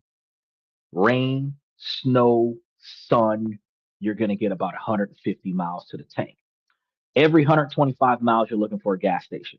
However, with an electric car, it is projected for 225, but it might give you 75. You are not prepared for the gas station. You're not prepared for a charge station. And that lack of preparation is an inconvenience that I have not grown accustomed to yet. If they had solar panels on the vehicles where they could just charge while they're sitting outside in the sun, like Michael said, slap some solar panels on the roof, where I could get it a couple extra quarter miles when I'm at the Walmart and there's no charge station there, you know, that might make me more convinced to say, yeah, I'll go ahead and go grab one. If I'm a short distance driver where I'm only driving like 50 miles at a time, and even if it was overloaded and high rates of speed where I'm only getting 25%, I'm still going to not use 100% of the power of the vehicle. I can go do what I got to do, come back, and then I got to charge my car. But for those people who say work at the courthouse, you drive your car to work, there's no charge station in the parking garage, you get out of work, the car is in the parking garage, there's no sun, even if there's solar panels on the car. If I don't have enough charge to get back home, that's another inconvenience. You know, when we talk about the electric cars, I talk about that girl who missed a gas station and went through the Arizona desert and got stuck for 3 days. I don't want to have a $60,000 car that gets stuck on the side of the highway because there isn't a charge station in the area. Not because I missed the station, because there isn't one. Does that make sense? Yes, yes, it does. But you know, there's apps that show you like all the charging stations, and there's becoming more and more. Um, is there is a lot. There are a lot of free stations, but some of those free stations are people's houses where Tesla registers all of the charge stations that exist, not if they're publicly usable. There have been situations where, and social media is showing this a lot more, where people are just pulling up to random people's houses and plugging in and using their charge stations, which is actually piracy because you're stealing electricity from a source that didn't grant you authorization to use that. If you go to a pay station, you're paying for it, so you're genuinely earning the right to use this electric station. But the apps that show you where all the free places to plug your car up, you're actually stealing electricity from this venue. And if you didn't get permission from them to plug your car up, you could be in a problem. And while yes, there is a growing number of stations, and eventually it will make sense to have an electric car during this particular transition phase right now in 2026, it is not convenient to have an electric car because And it's not improving the environment and it's not saving you any money. well, now I don't know, because I think it depends on the circumstances. Because like if you're like living in town and you can charge at home, then I don't think it would cost hardly anything. I mean, like your electric bill might go up $50 a month, but It'll go up and more than that. no, I don't think it would. Matter of fact, I know it wouldn't, because I used to own a Nissan Leaf. Those are good Eh, ones. I would recommend Nissan Leaf over a Tesla. Oh, you can even a brand new Nissan Leaf. I think is like 30,000, maybe 35. I'm not sure, and it gets like 320, 350 miles a gallon, or on a charge. I meant. Okay. Uh, yeah. So And you said you used to own. Why don't you own it now? okay, that's a good. The problem in 2012 or 13, and when they were brand new, they only got 85 miles on charge. Hmm. But once you put 50,000, 100,000 miles on it, that battery starts to degrade to the point And that's where, another reason why I don't like them. and to the point where I was only getting like maybe 45 miles on a charge. But now, Right now, you huh? understand. I'm sorry for continuously cutting you off, but you understand that the average electric battery has between 100 and 200 miles of life on it, and a lot of the batteries to replace them cost between $5,000 and $10,000, and that is one of the inconveniences of having an electric car that really discouraged me from getting it. Because, like for example, right now I have a 2008 Cadillac with 165,000 miles on it. That would have been an electric battery. I would have had to pay $10,000 for another battery on the car at least once.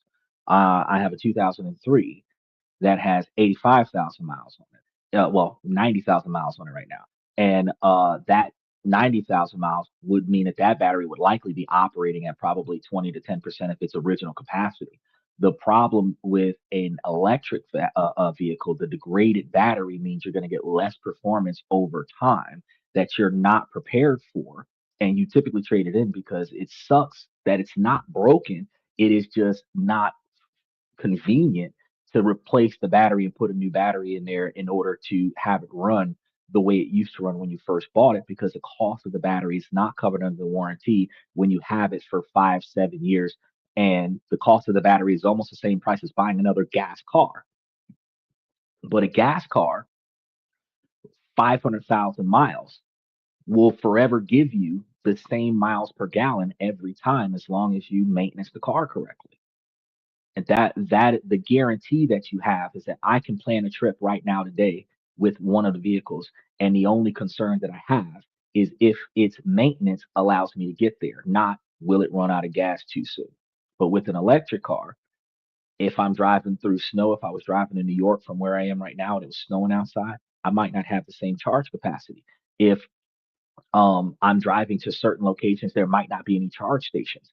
And those are the inconveniences. That's the only thing that's discouraging me right now is the battery life and the inconvenience with the charge. Everything else about it is fantastic, but the other thing I dislike is also the price, because a lot of the electric cars that are out there are $10,000 to $20,000 more expensive than a gas powered car, and the maintenance that you're not paying on the electric car is offset by the price of the electric car. So you're not winning at all financially by buying the electric car. You're really only obtaining a status symbol.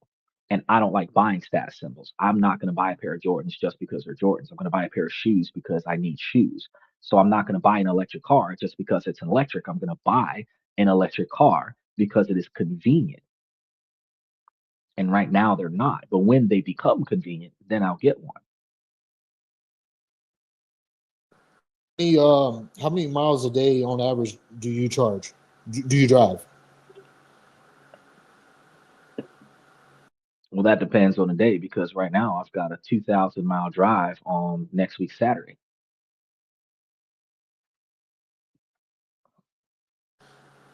Okay. What? Well, I guess my question there would be, why are you driving 2,000 miles? Because I have a dog. Oh yeah, it's Not hard to all the travel. time. Yeah, Yeah, not all the time is it convenient to fly. it's not. Yeah, that I know. Some dogs they When you won't have allow. it's a mandatory requirement for me to bring a dog. That's an issue. So it's not, oh, well, you could just leave it at home. No, I actually have to bring it with me. Well, now if it's like one of those companion dogs, or what do they call them? Service animal. Service animals, then you have the right to bring it on the Oh, of plane. course. Oh, I know. Yeah. Okay. But And it's pretty easy to get your dog certified as a service animal too. oh yeah, I know. I've gotten my dog service animal certified years ago. I Oh, have okay. the identification for them and everything. It's still not convenient. The And you, lack of convenience is going to be once you get checked into the airport, there's no outdoors. So dogs using the bathroom inside the airport. So you have to really watch your animal. You have the plane. The plane isn't designed for animals, so you have to hopefully get proper seating. But if you don't get proper seating, you and your dog are crammed into one space unless you're paying for an extra seat so that you and your dog can sit comfortable. So now, if you're paying for say $500 for a ticket for yourself, you're paying $1,000 for a ticket for you and your dog, which is equivalent to buying first class. But just to fly economy, and I'm not a lot of planes, depending on which plane you get, can you get first class with more space? So you might find a first class ticket for like 600 or $700, but it is just a little bit more space than business class, which isn't enough for you and the dog to be in the same location. There is a lack of convenience there. Now, yeah, I have gotten plane tickets when I'm flying and traveling in a hurry. But let's say I'm gonna make a stop down south, then I'm gonna make a stop somewhere else, and then I'm gonna make a stop in the direction that I'm going. If I have three different stops, that's like six different planes. Uh, a road trip would probably be more effective. and yeah, you may be right, but even a road trip has inconveniences as well. It's going to It take does it's going to take much longer way with longer. gas prices. It might even cost more. I'm not sure. Oh, I yes, it had will. No, no. I, Well, plane ticket and gas right now are like what and what? that's true. Like plane tickets are crazy high right now. Yeah, so like $500-600 for a plane ticket, $500-600 to drive to the same location for gas. Yeah. Yeah, yeah, okay. So but both have their, and I've heard that for a service animal, you don't have to pay for a ticket. I could be wrong, but I looked into Well, it. you It was don't have to unless you need another seat for the dog.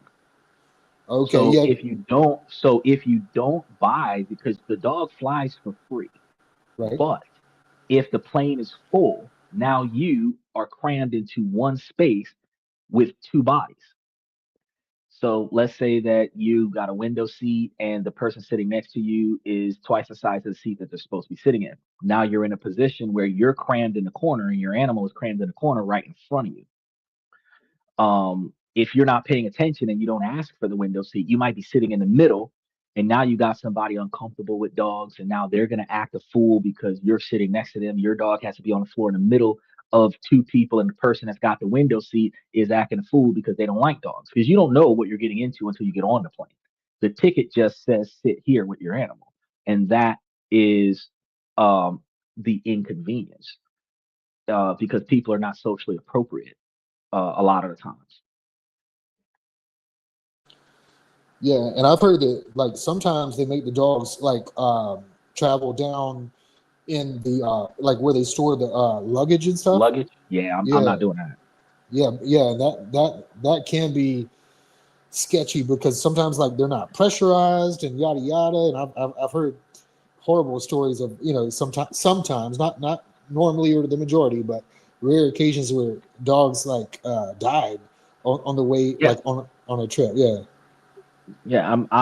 I wasn't even thinking about the pressurization factor. I was thinking about the fact that it's going to be down there with the luggage.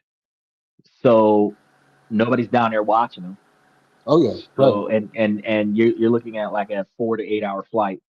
I'm not putting my dog in a position where he's trapped in a cage with a bunch of moving parts in a space by himself, or like in a space with a bunch of other crying dogs for 8 hours. That's psychological torture. I wouldn't do that. So I would either spend the money that's required for him to be in the cabin with me, or I just drive.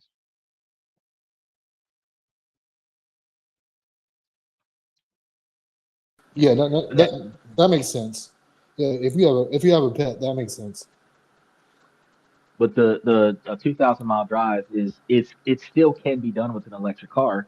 It's just you have to go through the inconvenience when you reach 50% to start looking for a charge station because there's less of them out there, and you have to plan on at least 1 hour of charge time to charge your vehicle back up, even if, like you said, that there are 1 hour um, fully chargeable stations. You still need to like go catch a movie or go find your place to sit down and have lunch or whatever the case may be to fully charge the vehicle, as opposed to I'm just gonna straight shot this bad boy, stop by a gas station, 10 minute fill up, and then straight shot this number where we can just go and get back. So for example, like if you were an Uber driver for a living, an electric car is not your friend. You can make a decent quantity of money off of that, but when it says like 30% or something like that, depending on, or 40% some situations, depending on how far away from your house you are. At some point, you need to say, well, time to stop because I'm not going to be able to continue because I'm going to have to sit here and charge for an extended period of time. Um, and then again, the mileage on the batteries, eventually you're going to have less performance over time for the same quantity of charge, where ultimately refueling is going to cost more in the long run because you're going to get less performance out of it, like you said. And that these are things that discourage me. You can't keep an electric car for 30 years without planning on buying a replacement battery twice. And that's what the guy told me with the Tesla that he had, was that he got his first battery replaced under the warranty, but the second battery is going to need to be replaced, and he didn't want to spend the $10,000 to replace it, so he was trading it in. That was the main reason why he was trading the battery in, because his first battery got replaced under warranty, and the cost to replace the second battery would be the cost of buying another car. And since his car is $155,000, if he traded it in, he could get at least $60,000 for the car as is, and just go buy him a brand new gas guzzler, or not gas guzzler, but a brand new gas car for 60 grand. And that's anything mid grade luxury car, and not have to deal with those inconveniences.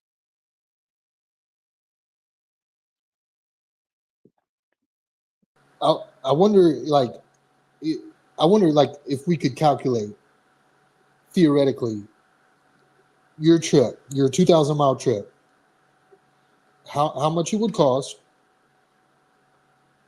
I think you said your caddy gets like 8 miles a gallon. No, no, my caddy right now. Well, when I drove out here from where I was coming from, my caddy was getting upward of 400 miles to the gallon. But I don't know if the gauges were miscalculating that mileage. But I only topped the vehicle off twice, and I drove through 5 states. Uh, and then these days is calculating somewhere between 280 and 310 miles to the tank, which is averaging about, because it's like about a 10 or 15 gallon tank, so it's averaging about 25 to 28 miles per gallon right now. Okay. Earlier, I think you accidentally said 400 miles to the gallon, but I think you meant No, like 400 miles to the tank, to the tank. not to Okay. the gallon, Okay. to the tank. 400 miles Okay. for the whole, like from start to empty, it was Gotcha. 400 miles, and then I filled it up. Okay. Okay. And I wish we knew like how many gallons it could hold, whether it's like 10 or 15. I said 15. Oh, I thought you said like 10 or 15. Okay, 15.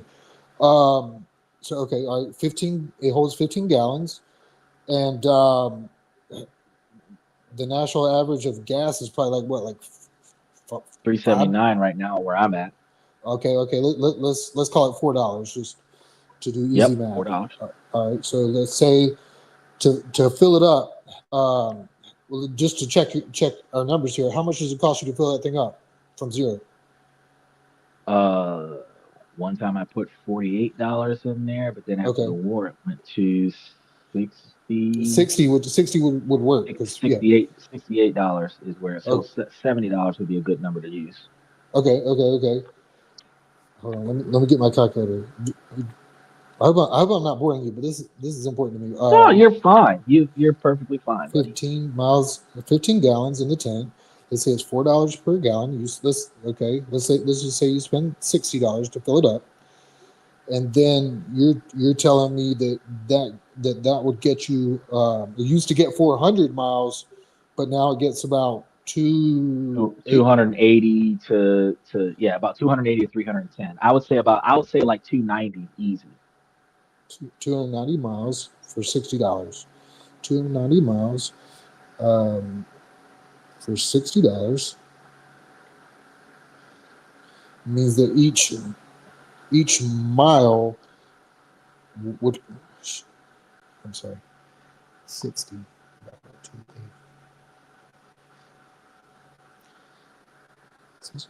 Yeah, 280 miles. So yeah, okay. So man, you know what? You know how What I what might calculations are you trying to do? basically I'm trying to calculate. You know, let's say it gets.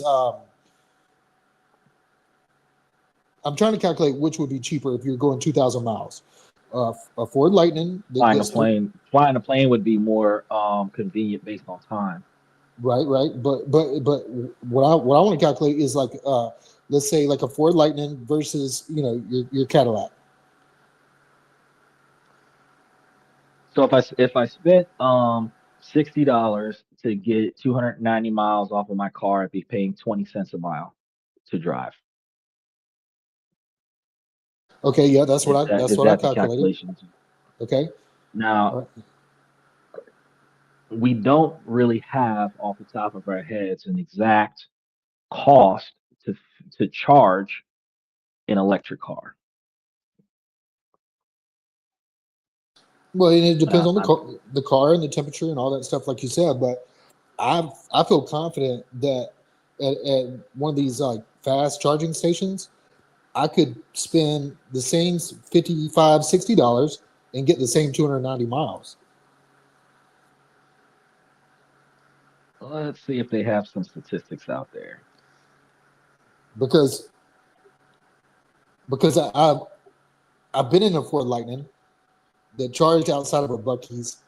It cost They're about 50. saying $8 to $15 for a full charge at home, $15 to $40 in Publix. Like you were just about to say $50. So that's about 20 cents to 40 cents per kilowatt. But So to me, almost the same. yeah, to me it sounds the same. Like for about 50 $60, we could both fill up and get Yep. 290 miles. Okay.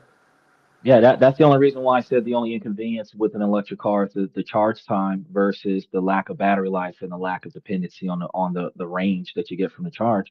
Because there, based on my calculations, there's no mechanical difference in price between the two vehicles, except the electric cars cost more than the gas cars, depending on the model that you get. And the repair cost is cheaper on the electric car, but the price increase on the electric car offsets the repair cost.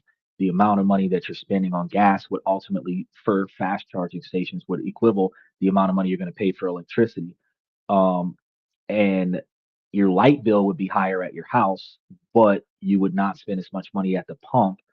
Um, the, so it's kind of going to be price wise either the same or more expensive to have an electric car.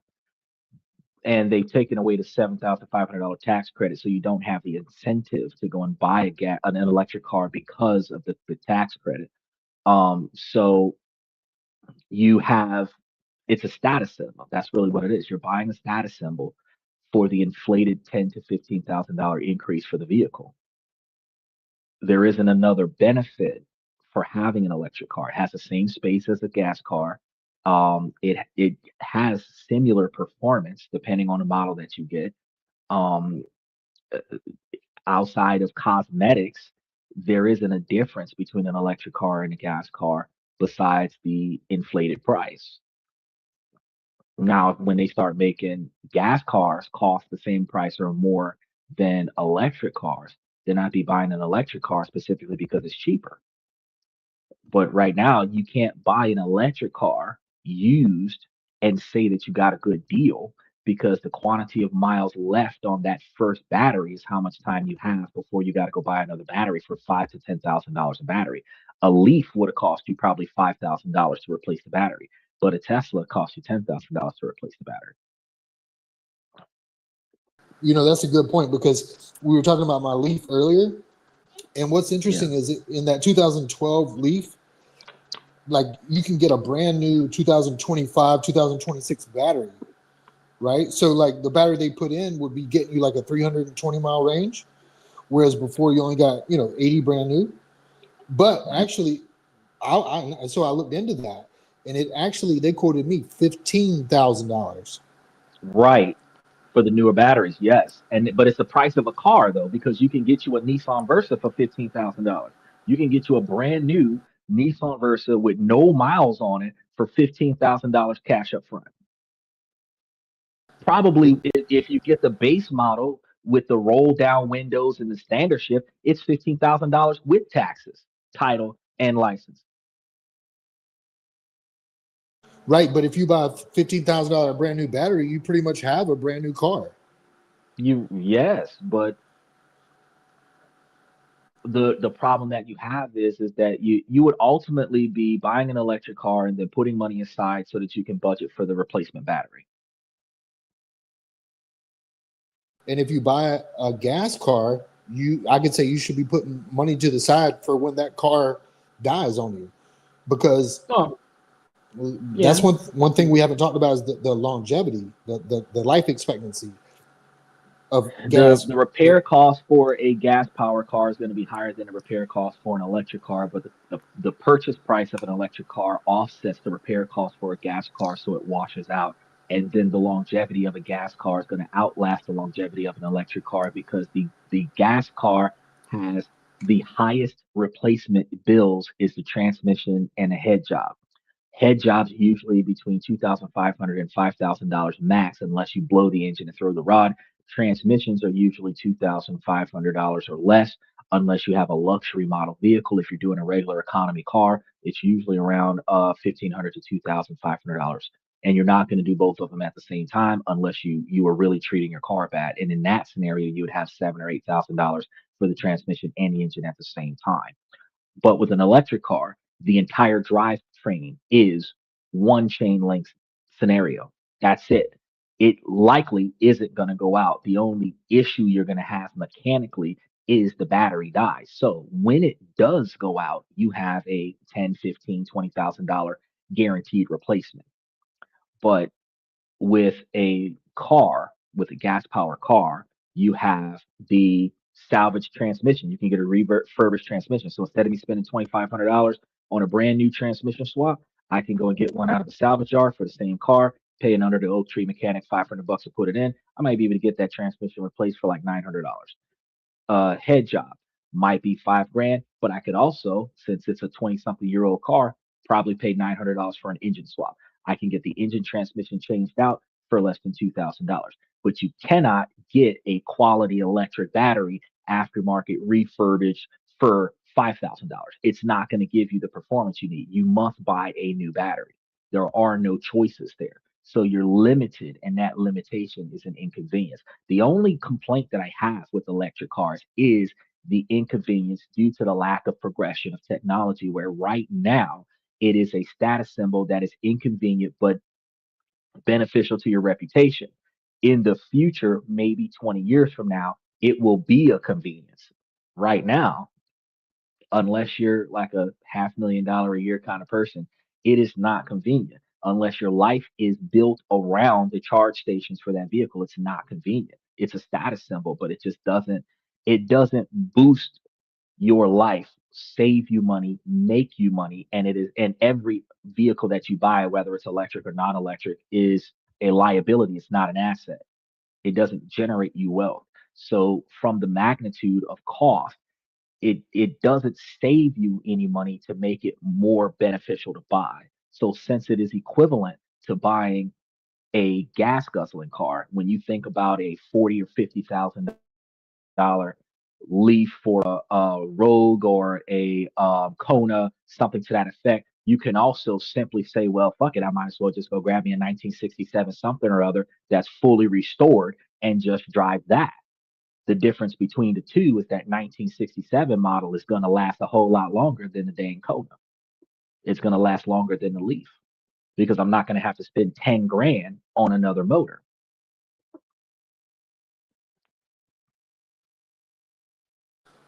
Well, this is an interesting conversation. Thank you for indulging me. Um, I think it depends on your circumstances. Like things that we talked about, like how far you're going to be traveling, and whether or not you can charge at home, and whether or not you make road trips when pulling an RV and so forth and so on. But I can certainly see scenarios where people pay $0. Well, okay, again, like Zero extra dollars, but I understand what you're saying. yeah. Like, and again, like if you plug it into like your standard outlet, like in your garage or something, it might take 2, 3, 4 days to fully charge. But if you have the electrician come out and they give you like one of those 30 amp watts or 30 watt amps, I don't know exactly, but yeah, kind of like the same thing that your oven or your like dryer runs off of, those weird like outlets that That's a 220 amp charge station. Well, I or don't know 240 amp charge station. Okay, I don't know about that, but like, okay, sure, let's say that's correct. Like if you have the electrician come out and install that at your house, then you can charge overnight. Then it might be 8, 10, 12 hours. Yeah, maybe if you're lucky. I researched it because I was like, yeah, I want to get an electric car. I want to put the charge station at my house. I'm gonna put solar panels on my house. Like I really wanted to do this, but then when I looked at the cost of the cars versus the what if I'm not home for 4 days, then I was like, fuck. I'm pro electric vehicle. I just want you to understand that. So even though I'm shooting down the vehicle based on its inconvenience, it is solely based on inconvenience because the price wise is not going to be beneficial. But one of the things I found out, if you're charging it at your house, you are going to see more of an electric bill than just $50. You personally did not experience that because you don't drive as much as like me and Steven.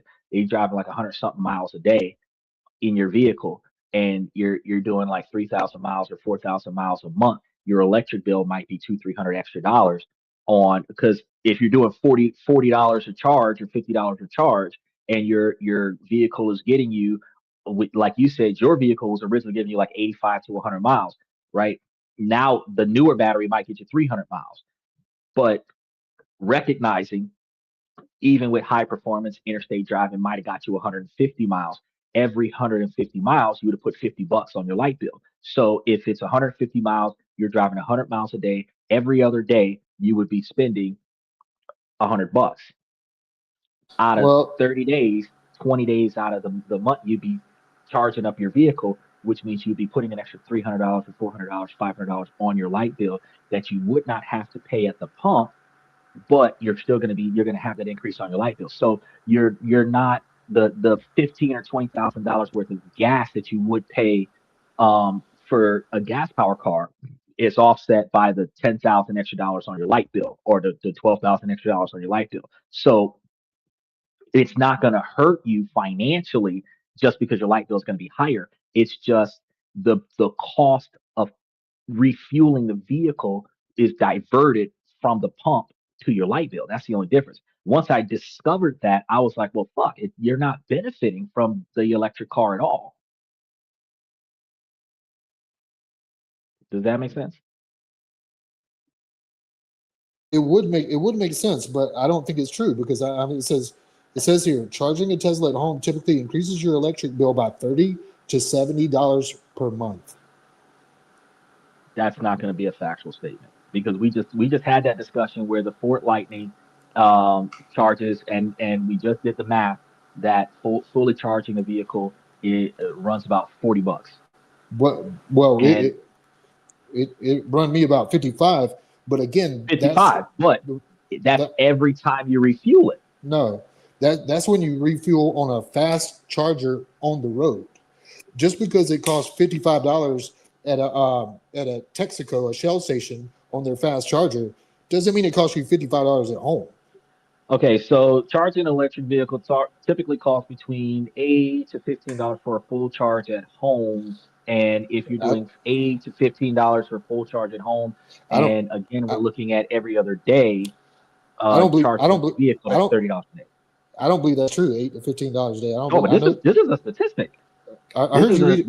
this is a statistic that's saying between eight Yeah. to $15 to fully charge your electric vehicle at home, and $15 to $40 at a public fast charging station. And you said $55 at a public fast charging station, Uh huh. where most owners that have a EV right now are averaging about 18 cents per kilowatt. So a fully charged battery would be between $10 and $16 depending on the battery size. Cost per mile is about 4 cents per mile to 5 cents per mile for the electric battery. These are statistics. The level 2 charge station is going to be like 20 to 40 cents per kilowatt, which is about $15 to $25 for a full charge, depending on where you go. And then the DC fast charges, which is the level 3, is 45 to 60 cents per kilowatt, which is for cost to charge it to 80% is $25 to $40. You were paying 55 probably because you were getting a full charge, not an 80% charge. Um, but statistically speaking, it's saying $8 to $15 to fully charge your vehicle at home. And I think that it costs more than that. But if it's $8 to $15 for each time, and we're calculating from potentially a dead battery to a full charge battery, not like, oh, I left the house, it's 10%, I brought it back, plugged it in, it's only like 50 cents, 75 cents. I only went 40 miles today. It was only like 30% of the mileage of the battery. I brought it back to the house. It only took like 2 hours to charge the car up at the house. That might be $1.50. That's not what I'm talking about. I'm talking about you got in your car, you went cross town, you did a bunch of business, you came back, the red light was on because your car was about to die, you plugged it into the house, and this is what you got to do every day. $8 to $15. And if you're running, like we said, your Leaf that's like 85 to 100 miles to the full charge, or the newer one that's doing 300 miles, and if you're lead foot and you're zooming, you might not get that 300 miles, you might get 150 or 175 miles, which means that you would be refilling your vehicle every other day. So if you're getting $15 per charge every other day, then that means that out of every 30 days, you're probably refilling your vehicle like 15 days out of the month. And now you're looking at almost $250 added to your light bill every month for refueling your electric car, which might be cheaper than the average gas guzzler who's going to be charging their vehicle at the pump. Uh, if you're refueling at the pump every other day for $60 a day, you might be paying like $500 or $600 a month. So you might save a little bit of money on switching over to the electricity if you have the convenience of charging at the house overnight outside of peak time, because that's another condition for the charge price is that you're charging a vehicle outside of peak time. But you have to change your whole lifestyle for this vehicle in order for the vehicle to be physically convenient for you. Because if you charge during peak time, the impact on your light bill is going to be higher. But if you refuel your car, is going to be the same price most of the time. It might be a little bit cheaper to get gas at night, but I mean, you're saving like 5 or 10 cents per gallon to charge up overnight versus um saving 1 or 2 cents per kilowatt or 5, 6 cents per kilowatt to refill your electric car overnight. But what if you work overnight? If you work at night, you have to refill your car during the daytime. So you're still doing the same mileage, but you have no choice but to pay the higher price because you're charging during peak time because that's when you're off the clock. So the car is not universally convenient for everyone yet. And the cost that you save in certain areas with the electric car is going to be offset by the higher price of the electric car, which washes out the convenience of the electric car and simply makes it a status symbol.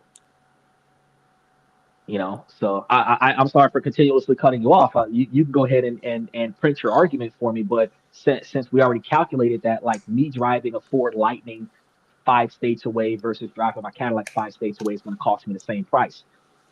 If my maintenance isn't an issue with driving that distance, and Ford Lightning's maintenance isn't an issue for driving that distance, and we get the similar performance from vehicle to vehicle, my Cadillac cost me $4,000. How much does the Ford Lightning cost? To buy the Cadillac cost me $4,000. How much does the Ford Lightning cost? If you bought a used Ford Lightning, a good deal would be like 30, maybe 30,000. Okay, so I would pay $26,000 more for a used Ford Lightning than what I paid for this car to get the same performance. That is my exact argument. Same performance, same price for usage, $24,000 more dollars. Even if I threw in a engine repair, transmission repair, $8,000 extra dollars for repairs on the car, I am still $16,000 more for the Ford Lightning. And I'm limited on that Ford Lightning by how much battery is left on that vehicle. That's the only reason why I'm not a big fan of the electric cars right now. I want one, but me and Steven can both find like 6 different Toyotas that are less than $5,000 that would equivalent the price of one Ford Lightning. Well, I think you're taking a risk on a $5,000 Toyota, even though I love Toyotas. You're not taking taking a risk on what do you say? You're not taking as much of a risk on a $5,000 Toyota as you are on a used electric vehicle. Well, you might be right. Like financially, it's a cheaper risk, but I would think that that Ford Lightning, even if it is used, it's gonna last a lot longer than a gas guzzling car. But it's just an interesting. It's very interesting because Well, think about yeah, this: a $5,000 Toyota, is going to be a 25-year-old car. Because, like I said, I got a 2008. It's 2026. 2 years from now, that car's 20 years old. We can price them right now, but if we looked up a 2000 or 2006 Toyota Corolla, Toyota Camry, something like that, they're probably going to be around $4,000, $5,000, $6,000. Now, a lot of them going to have around 75 to 150,000 miles on them. Worst thing you're going to have to do with it, transmission and a head job. Again, not going to have to be done when you buy the car because the lemon laws require them to sell you a car that is mechanically inclined. It's supposed to last you a reasonable period of time after purchase before major failures start occurring to it. Otherwise, they can't sell the vehicle. So you might have the car for 2 years before you have to do a transmission job. You might have the car for 4 years before you have to do a head job if you're taking good care of the car. So the only inconveniences that you have is that you might have to do a brake job, buy some new tires on it. If the car was sitting up and the tires are dry rotted, you might have to do a tune up on it, something like that. AC compressor, something like that. There are inconveniences with the car, but when you buy that electric car, if you know that there's a 100,000-mile limit to the functionality of the battery and the electric car shows that it has 75,000 miles on it, you know that you only got 30,000 miles left. You got 1 year left on that battery before it's no good. That's the difference, but you're paying $26,000 for a vehicle that you know only has 30,000 miles left on it. But that Toyota, even if you paid $5,000 for an engine swap, you've got 500,000 more miles on that Toyota, unless somebody crashes. I don't know many cars that get 500,000 miles on a gas engine. Toyotas and Volkswagens. You know what? My family's owned both. I had a Prius and it didn't get 500,000. I never missed an oil. No, not a Prius. Not a Prius. I have no respect for Prius. What? Why is that? It's a Toyota. They're garbage, bro. They're garbage. That's like getting a Jaguar. You don't want to do that. Jaguar, you change the transmission in 5,000 miles. You don't want to do that. Every 5,000 miles, you got to change the transmission in the Jaguar. You don't want to get a Prius. When I talk about quality Toyotas, I talk about a Corolla, a Celica, or a Camry. There are SUVs like Steven's got a RAV4, like there are SUVs and other such vehicles that are good, but like the top of the line as far as performance and longevity, the ones that'll last you 20, 30, 40 years, those are going to be Camrys, Corollas, Celicas. And if you get a Camry or a Corolla, that's like getting a Nissan Maxima. Fuckers last forever, right? A Ford Focus, they last forever, right? Literally forever. Like you can go pull you up a 1996 Ford Focus right now and put some plates on, put it on the road. You ain't got to do much, but like I said, tire change, tune up, brakes, oil change. That's it, and it's good for you, But the average car does not have a mileage limit. It just has an increased repair cost. Once you redo the transmission, if the transmission lasts you 150,000 miles, you do the transmission will last you another 150,000 miles. The engine lasts you with moderate repair. Before you have to do a head chop, 200 or 300,000 miles, it's going to last you another 200 or 300,000 miles. So that car would last you 600,000 miles if nobody crashed it. And the most expensive part would have to be that transmission done halfway through that 600,000 miles, or that engine done 60% through that 600,000 miles.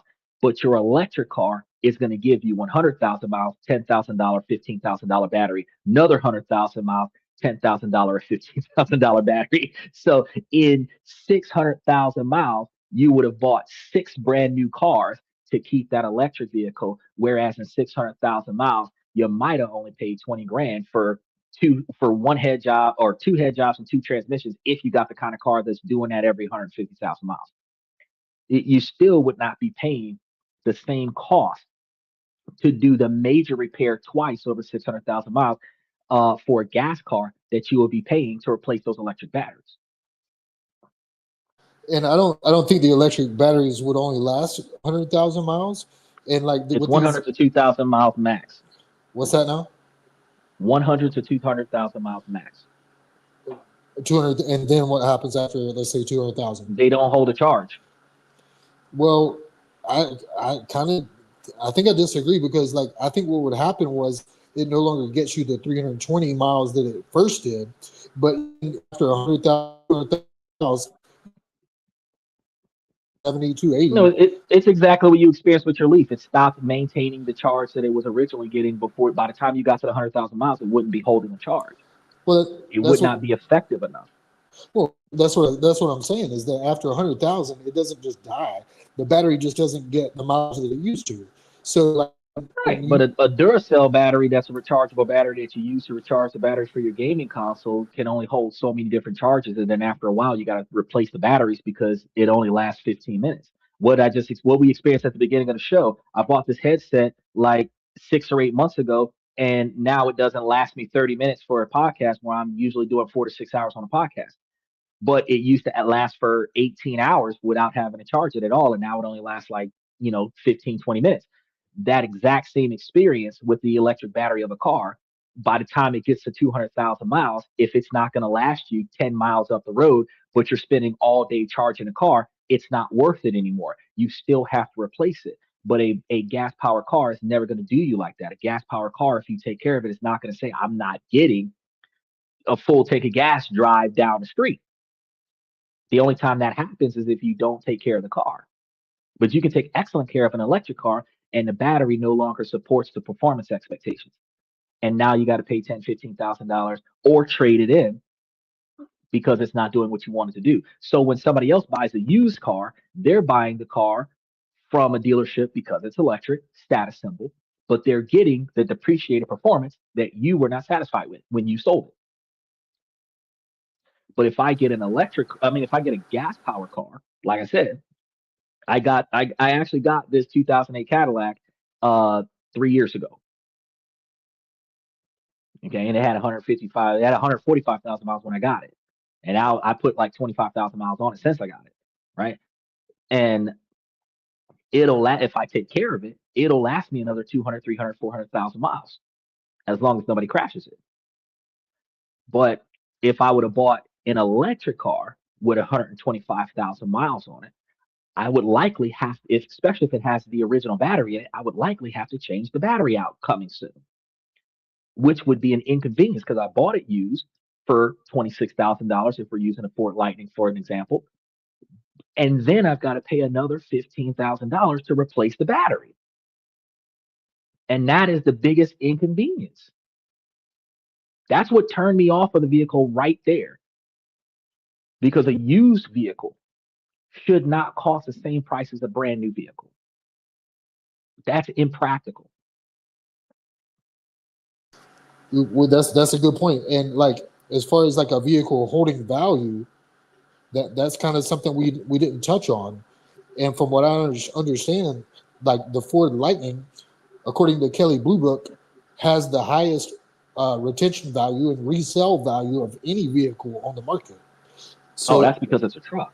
Trucks hold value like, bro, that's like bricks of gold. No. Actually, if you compare it to the F-150 that's a gas guzzling, there's a huge difference in the value that is retained by the Lightning versus the gas. No, I completely understand, but it's a truck. If you look at an electric car, it's not going to have the same value of retention. But the same truck, if that were true, it's just because it's a truck. It doesn't apply to the F-150 that takes gas. No, it's a compounding value because a truck retains more value than a non-truck. An electric truck is going to retain more value than a non-electric truck, if that makes sense. So an electric car does not retain its value as well as the electric truck because it's a truck.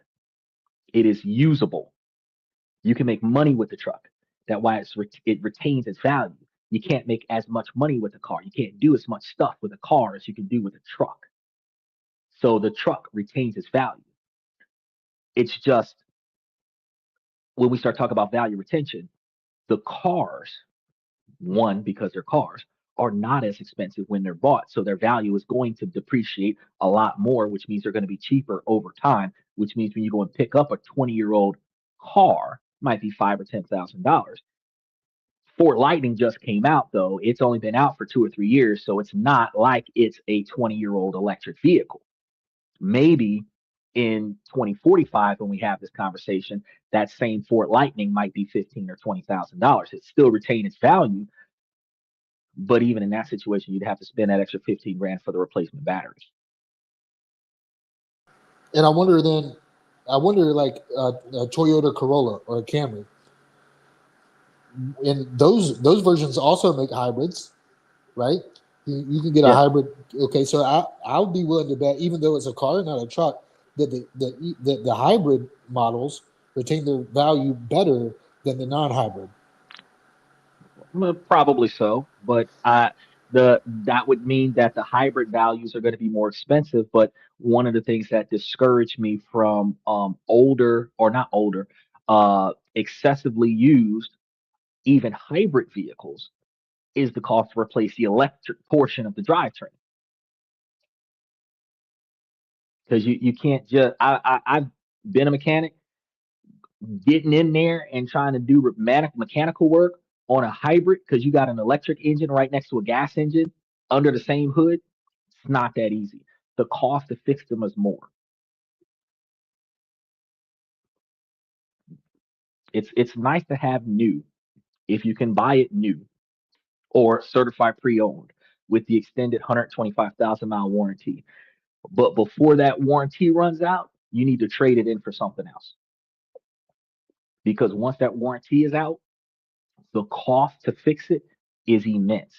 Unless you're willing to pay extra money for an aftermarket extended warranty like CarShield to deal with those unexpected deficiencies, the electric portion of the car costs far too much to say that it is more valuable to the consumer than a gas power car. Okay, okay. And I hate to beat a dead horse. If you want to move on, then just let me know. I won't take it. No, go ahead, go ahead. No, you're good. Well, okay. Let's apply the same thing to a golf cart, right? They make gas powered golf carts, and they make electric ones, right? Battery Yes. powered ones, right? Mhm. Do you think the electric ones cost much more? Um, when I was looking this up for my university, because I was actually talking to my university about switching over from gas powered to electric powered. Yes, they do cost slightly more, but the repair cost for them would be a lot less. It would it only made sense for the university because since they had mandatory 4-hour shifts for campus transportation to transport people out, you had a 8-hour usage time for a full charge golf cart, and then you had a charge time, or not 8-hour usage time. You had an 8-hour charge time for the golf cart, and if you only use 50% of the power, which would be driving around for 4 hours, you would have like a 4-hour recharge time. So if you were to buy twice as many electric cars than gas powered cars, you would one improve the environment of the university because you wouldn't have these gas powered vehicles all over the place with the emissions choking everybody out, and you would not have as much stuff to fix. So I actually promoted this for my university, and I can't remember the exact numbers, but I think we were talking about like 10 or 20 of them, costing upward of $150,000 for the school, which would have been cheaper than um, 5 or 10 of the, or no, I think it was like 20 or 30 of the gas powered ones, because the gas powered ones had a very high maintenance bill at the time.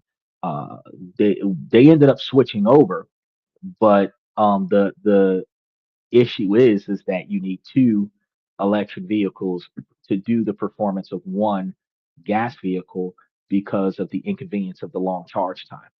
That was always the only complaint was if I ran out of gas, I could top it off and keep going, and that would only take me 5 minutes. But if I ran out of charge, I've got to drag it to a charge station, plug it in, leave it there, and take another vehicle and finish doing what I got to do. And we were talking about like how much it would cost to charge an electric vehicle overnight. And your sources were, I forgot the numbers, were saying it was like maybe like $10 between Eight to $15 if you're eight using to. a at home station, Okay. And I think that you said that those numbers were based off of going from like zero to a full charge, right? roughly. Yeah. Okay.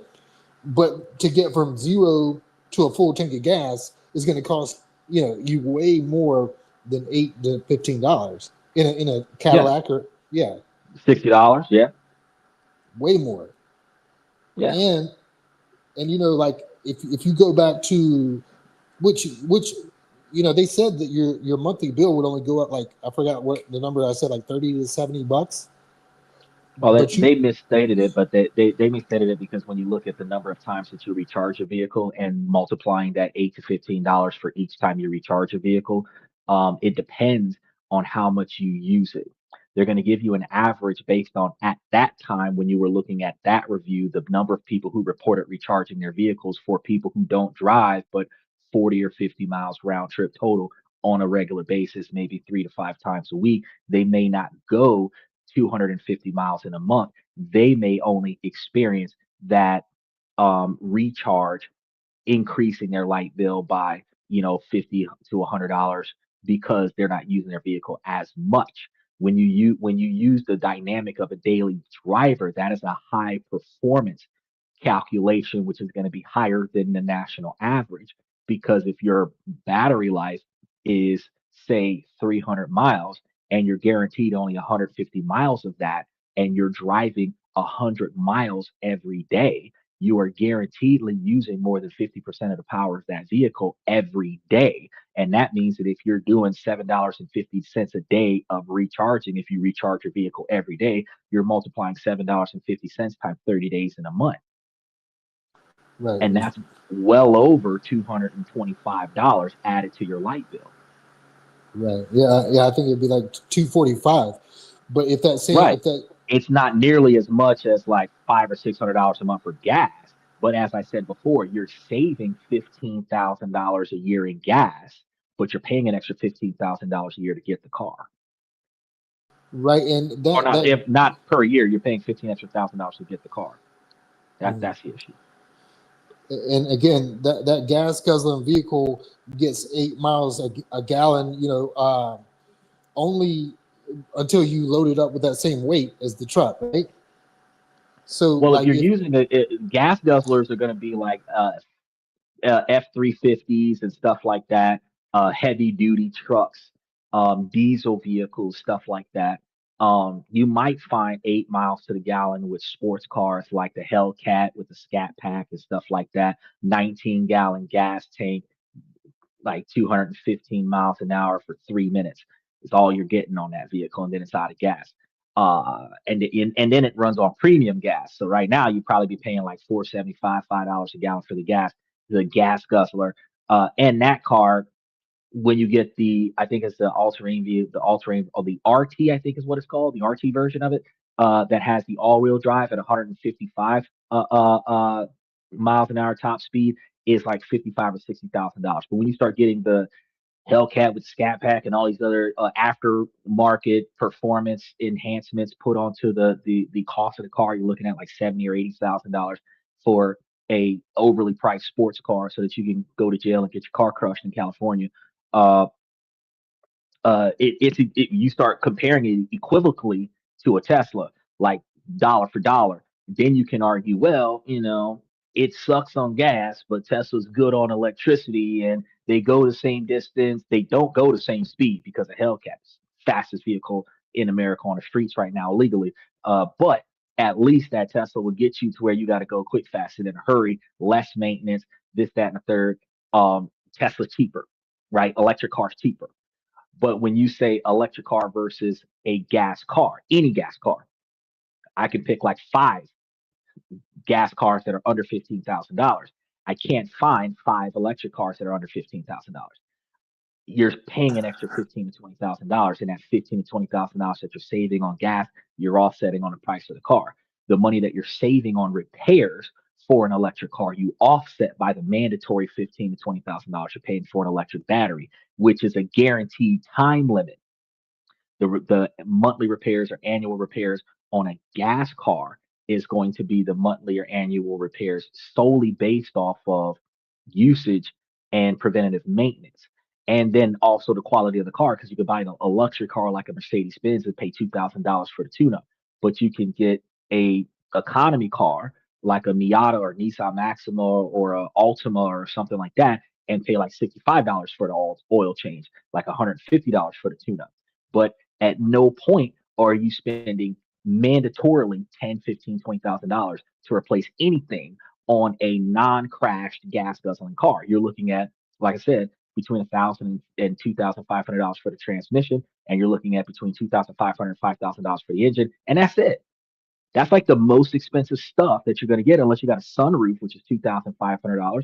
So overall, you're still spending $10,000 for the sunroof to break once out of the life of the car, the engine to break down once out of the life of the car, and the transmission to break down once out of the life of the car. And you're looking at from the time you buy it until 500 or 600,000 miles, you would have only made these types of repairs one time. But an electric car has a time limit. That battery is no longer useful after 100 to 100 to after between 100 and 200,000 miles. That's it.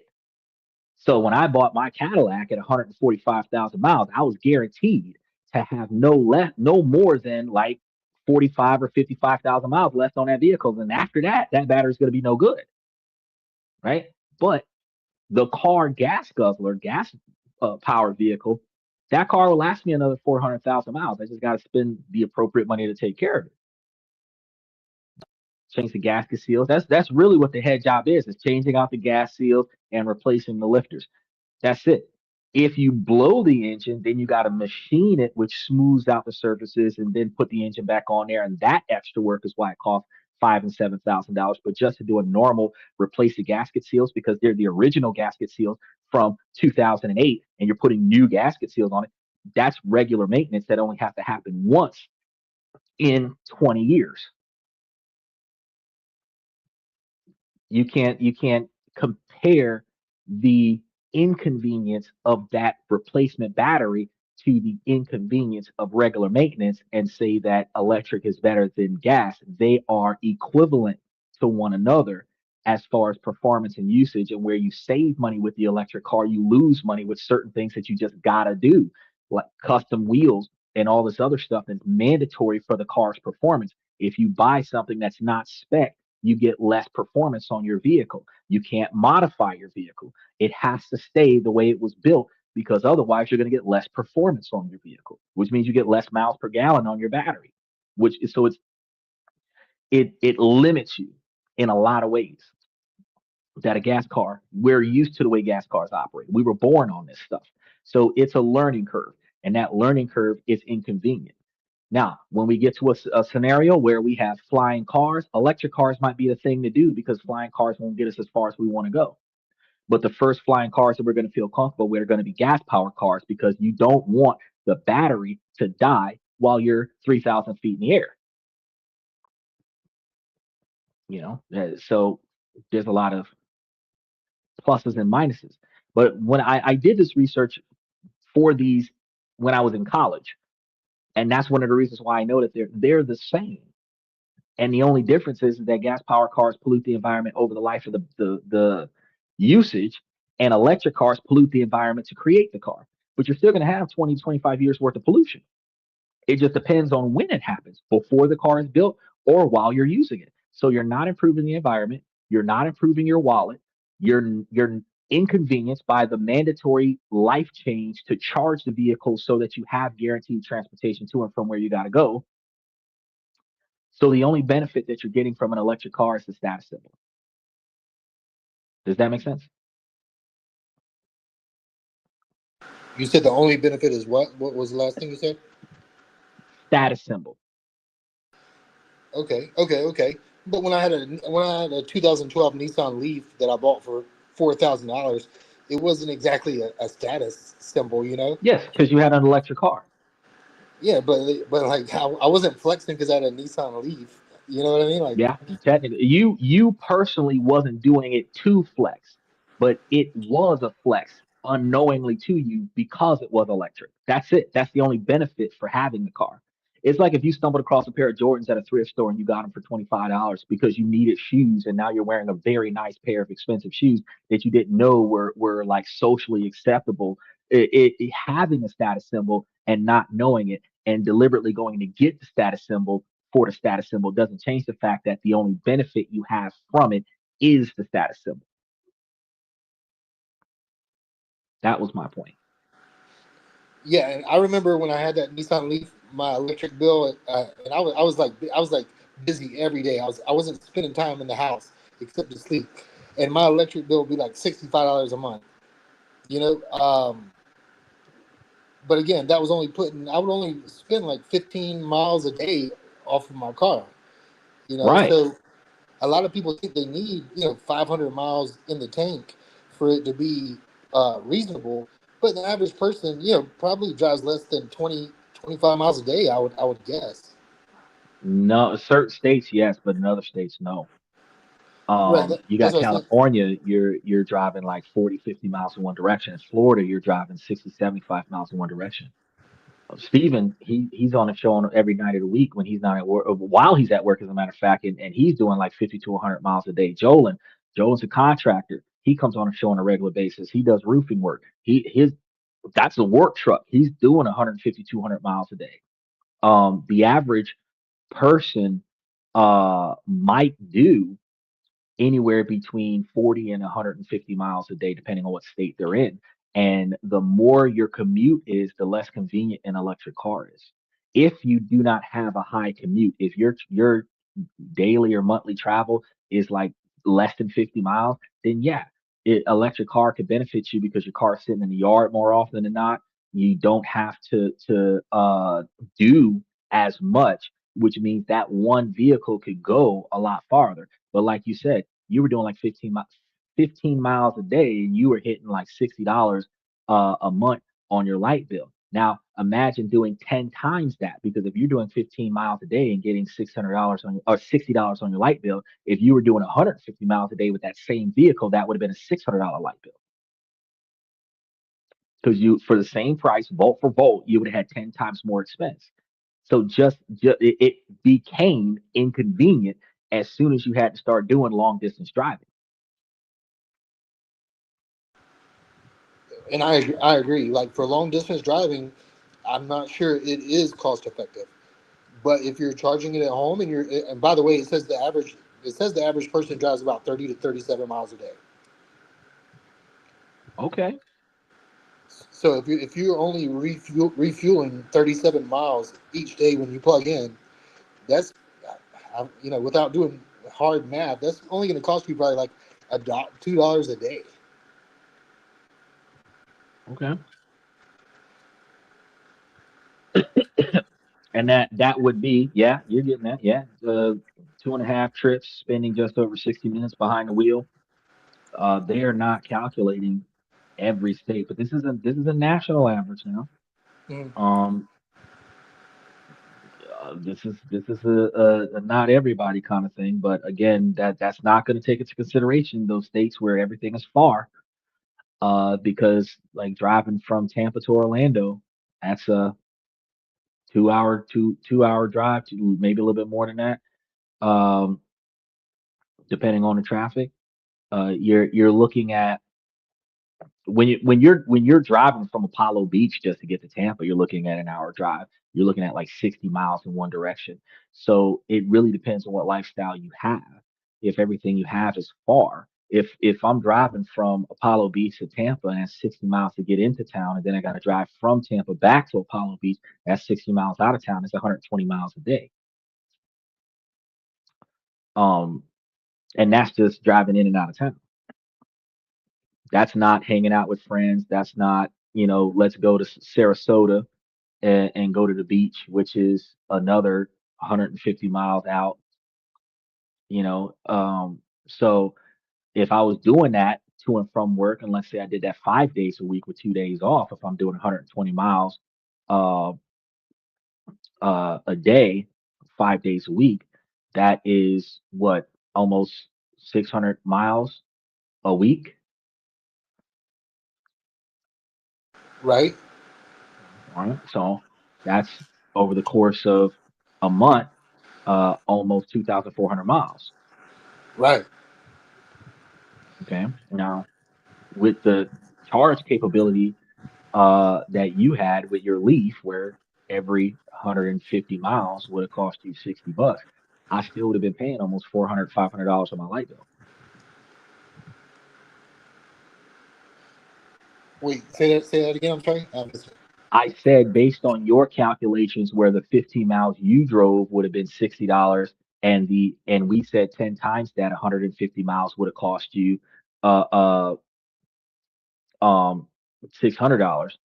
That we would have been spending far more money on electricity for that 2,500 miles uh a month for driving an electric car, which would be calculating like 25,000 miles a year. Okay. All right. Fair enough. It's just certain lifestyles. It's just not convenient. And my lifestyle was one of those lifestyles that it was far more inconvenient. One of the things that I tell people on the show is that I'm not gonna shoot something down just because it doesn't work for me. I tell people that you have to look at the opportunity cost. The amount of money that you are going to have to pay to put this into action, and how beneficial it is to you, is how you gauge if you should go get it. You shouldn't get it just because it's electric. You shouldn't get it just because it's a status symbol. You should get it because of its benefits. So if you can find a bunch of free places to charge where nobody's going to give you a bunch of grief over plugging it in, if you can find a routine that allows for you to plug it in, charge it, unplug it, get ready, do what you got to do, get to where you got to go, come back, you never run out of power.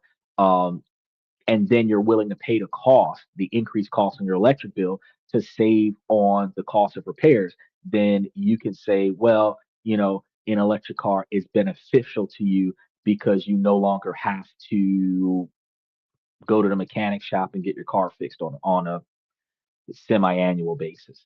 That's one reason why you would get it. But the overall, at least with my lifestyle, a gas power car is more convenient. And since the cost of using an electric car is similar to the cost of using a gas power car, the only benefit that differs is the status symbol. So, like for example, I got a Cadillac. A Cadillac holds, no matter what year it is, a higher status symbol allegedly than a Nissan Leaf. So, an electric Nissan Leaf might have reasonably similar being an electric car quality value as a 20-year-old Cadillac. If the status symbol is about what and what, the cost is about what and what. You say you picked yours up for 4,000, I picked mine up for 4,000. The gas mileage is about the same. The cost for gas is about the same as the cost for electricity. The only difference that I would have had to deal with is the mandatory requirement to change that battery out for $15,000 versus when I change out the transmission and when I redo the engine. And the engine and transmission together is half the price of that battery. So now when you start talking about financial convenience, redoing the transmission and the engine at the exact same time as a mandatory requirement because the car broke down is going to be half the price of that mandatory requirement for that $15,000 battery for the Nissan Leaf because it no longer maintains the charge that it used to maintain. And until I change out that battery, I have to charge it way more than I used to and get way less mileage than I used to, which puts me in a position where I'm spending more money on charging that I would not have to pay on a gas power car. The cost to power the vehicle will always be the same unless war happens and raises gas prices. So I'm spending more money not to spend the $15,000. So I have to spend the $15,000. Otherwise, this vehicle is going to be a waste of money and an inconvenience because it's going to die sooner, which means I'm going to get out of work one day and it's not going to start because it doesn't hold a charge.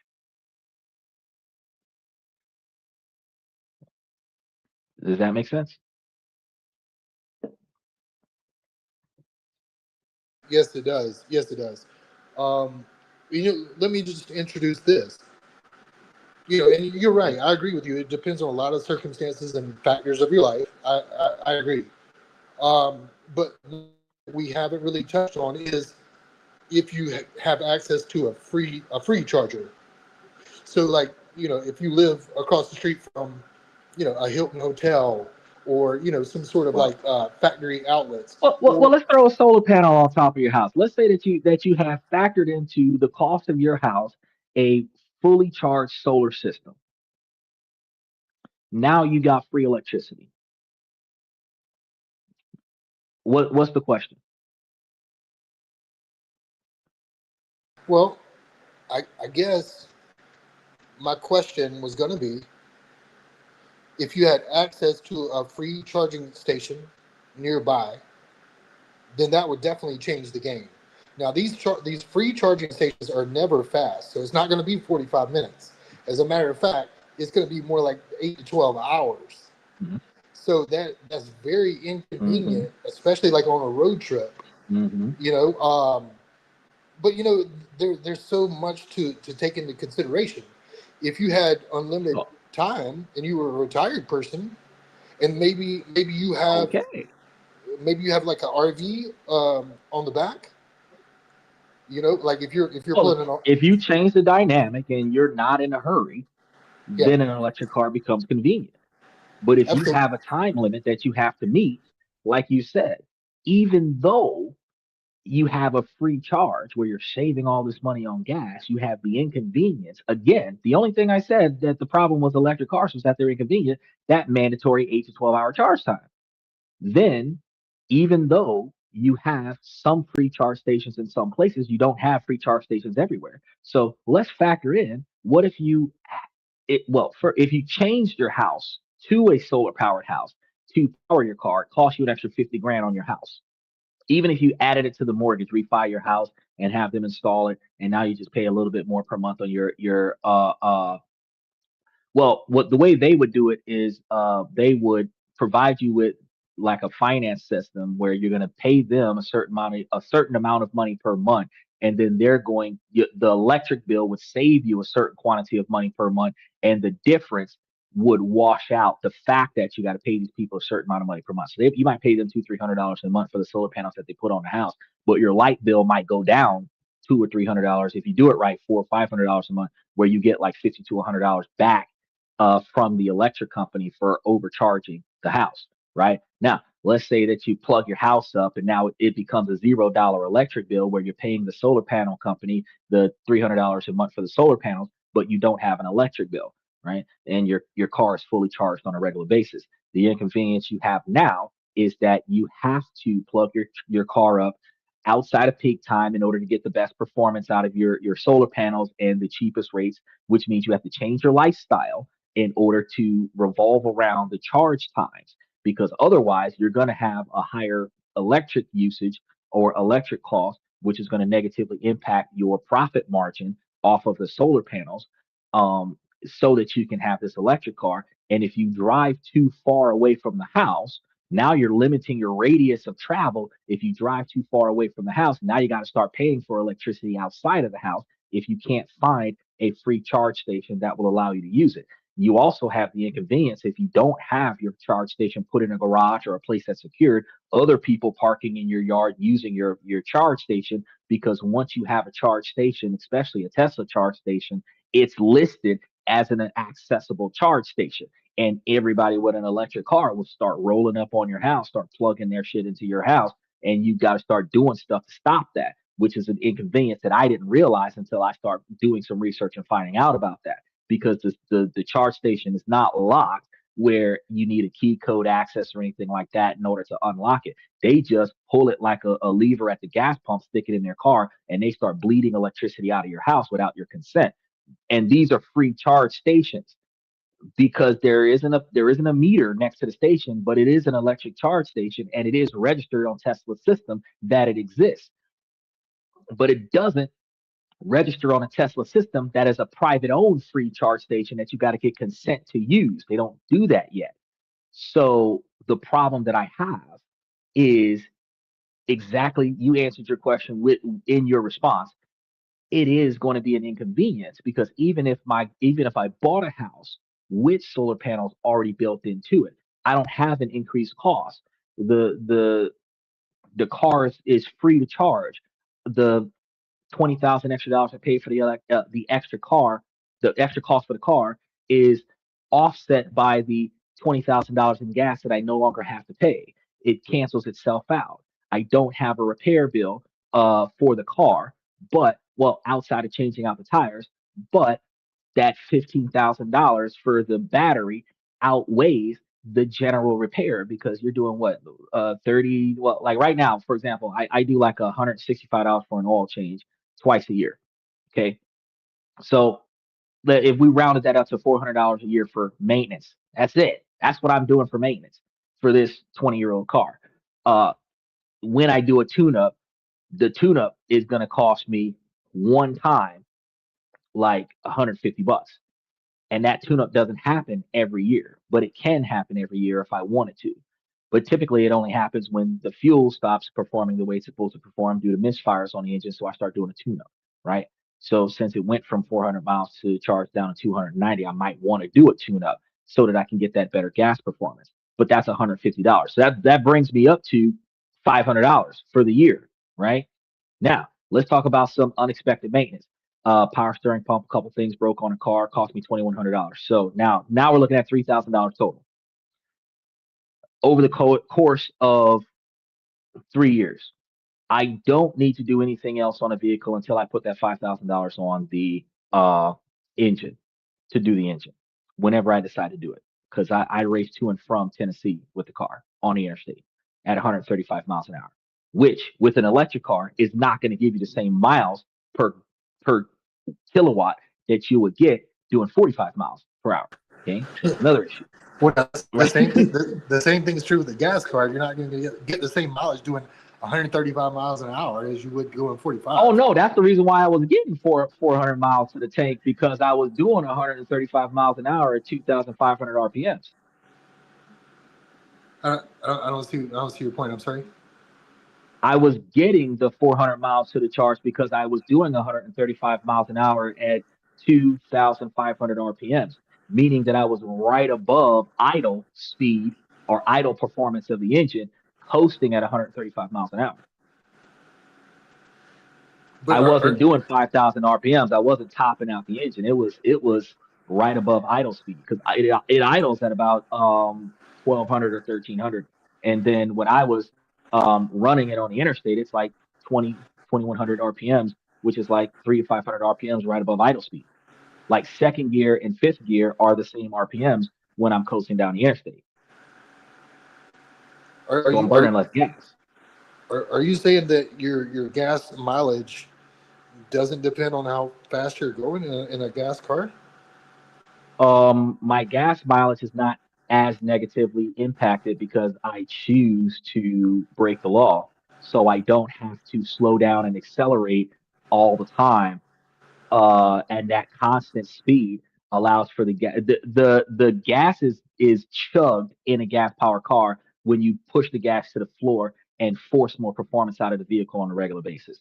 That doesn't happen if you're operating on a consistent speed. That's one of the reasons why cruise control was put into vehicles, because you save money on gas, because you're not fluctuating the performance of the vehicle. I'm riding consistent speed. I ride on interstates more than I do back streets because I get in the left lane and I just keep going, and I expect people to get out of my way. It doesn't always happen, but in a lot of states it does. When they see a car that's doing over 100 miles an hour, everybody moves to the right. So I'm straight shot, and it's like 135 miles an hour, 145 miles an hour, guaranteed 2,500 RPMs or 2,100 RPMs the whole time, and that gives me that 400 miles to the tank.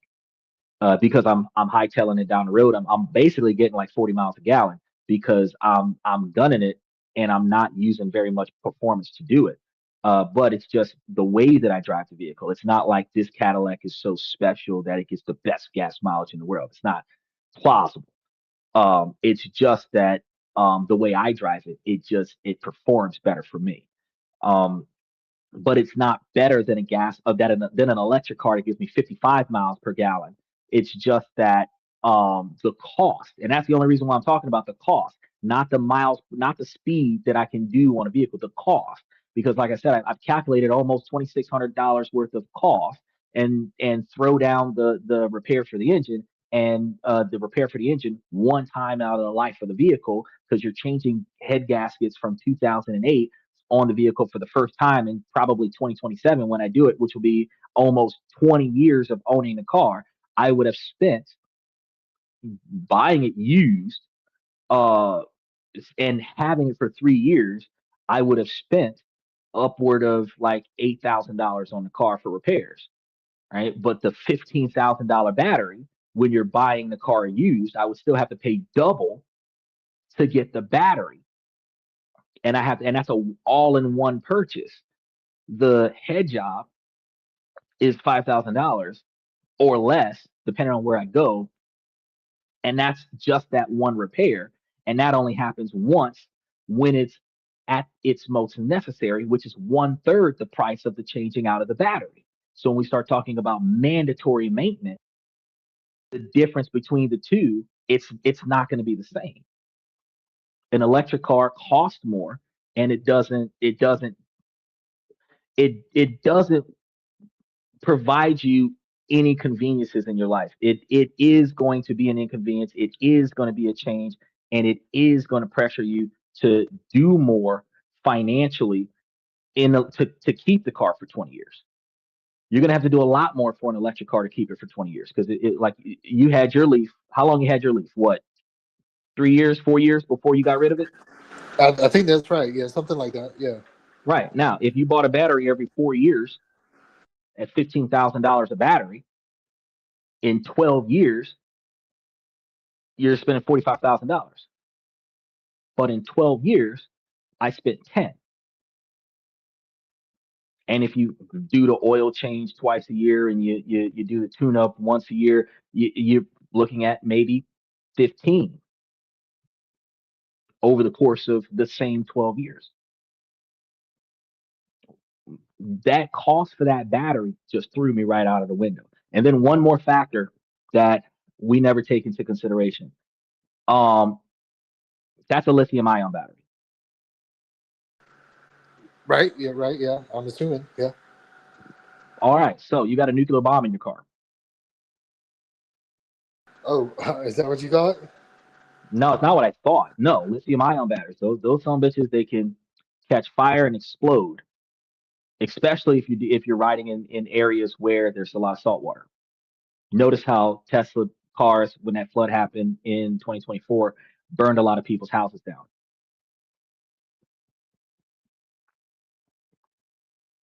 No, I didn't. I didn't know that. So when it flooded, Yes, and sir. they were, you know, I saw like videos of like Teslas going through water and catching fire. That's true. I saw that, but then I saw like Nissan Leaf. But it's specifically salt water Oh, that is the worst part for it. okay, I don't think I knew that, but I saw like Nissan Leafs through water and nothing happened, and I had an electric That golf. wasn't salt water. Oh, okay. The lithium ion battery is an ionized battery, and sodium is going to be a negative ion. It's a positive ion, but it's going to be a negative reaction to the ionization that's already in the existing battery. So what it is it's a negatively impacting chemical reaction to your battery in salt water specifically, not all water. And not all flood water is salt water. But if you live in a state like California, or if you live in a state like Florida, and the ocean tends to meet your house when it floods, that's when the battery starts becoming inconvenient. And you know, you're right. I didn't, because I'm not sure if I have videos of salt water or fresh water. So maybe that is a difference. You know, I would say though, you know, that does happen rarely, and there are instances of gas cars, you know, catching fire, like Yeah, after an, Ford. you know, you said Ford. Yep, Ford. Well, any, Firestone tires. Yeah, but the difference between the two though is like for example, Tesla, the battery is under the car from the front tire to the back tire. So you're sitting on top of the battery. Battery goes bad, you're not likely to survive that. I don't know if you've ever heard you're familiar with those bird scooters, those electric scooters. yeah, I know what you're talking about. They've exploded while people have used them. Oh, People have really? gotten injured in hospital on. Yes, they've gotten injured and hospitalized on them. They don't talk about it that much because it doesn't happen very often. But the likelihood, because those are also lithium ion batteries, the likelihood of an electric battery getting damaged from impact or water exposure and then becoming highly volatile is higher than a factory defect on a recall from a gas powered vehicle. That's not something that people talk about. So if you're hitting speed bumps, you might end up because the battery's on the bottom of the car for the Tesla, but Nissan Leaf, I think it might be in the trunk. You got some electric cars that it's in the engine compartment area. Damage to those lithium ion batteries weakens the structure and makes it more volatile. Exposure weakens it and makes it more volatile. But with a gas powered vehicle, you can fuck it up like a demolition derby. And outside of turning it upside down and having the gasoline hit the spark plugs and set it on fire and blow it up like that, there's very few scenarios where a gas powered vehicle will just spontaneously combust off of normal usage from riding it into a river or hitting too many speed bumps. Okay, all right. Yeah, yeah. I don't. Yeah, I didn't really consider that, but it's so rare, you know, that I guess I didn't consider that. Um, hmm. No, sorry, I'm just thinking about that. Well, and one thing that we don't consider also is the. That's what I was saying. So I was saying, I think that is one of the more inconvenient things that I had to experience with my research with the Tesla batteries was that it doesn't. They've reinforced the batteries more now, so it is a bit safer than what it was when they first came out. But it is something that you also have to take into consideration. And then when you think about radiation exposure, we don't talk about that a lot, but um, when you're paying attention to a battery the size of you, because of the Tesla batteries are not small, they are the underbelly of the car. If you ever go into a dealership and just crawl up underneath a Tesla, all that up underneath the Tesla is the damn battery. It is what it is. That picture isn't overstating it when you look at the on-dash system and you see the circulatory system and you see the big square in the middle where you got the driver's seat, passenger seat, and the second row seats, and that big block up underneath it. That's the damn battery. That whole block is the battery up underneath the car. You're sitting on top of the battery. The guys in the front and the people in the back are sitting on top of the same battery. It's not like the Nissan Leaf that has the little small batteries that they stack on top of one another and plug into one another, which I think is very efficient. But when you start thinking about like true safety concerns, like how does sitting on top of that radioactive battery really make you feel? How does having the car, let's say that it doesn't blow you up, but let's say you park your car outside, you live in a flood zone, your car gets flooded. How do you feel about your car insurance not paying for your $500,000 house because your car set your house on fire? And your house is not going to cover your house because your car set your house on fire. Like, these are the issues that we don't take into consideration. Then let's say, because in a flood, you might flood out your car, you might have to do an engine flush that might cost you $2,000 or $3,000 to fix your gas powered car. But if you wash out your electric battery, $15,000 for a new battery. When you put an electric car under the same conditions as a gas powered car, it is not cheaper. So the only benefit that you get from the electric car is the status symbol. Okay, so so are you saying going through water? Let's say your electric vehicle didn't explode. Do you think the water can damage? You think? There we go. I can hear you now. Are we good? Can you hear me? I don't know if I can hear you. So what did you have to say? Okay, now I can hear you. Well, I know another thing we don't take into consideration. Ooh, hold on a second. Oh.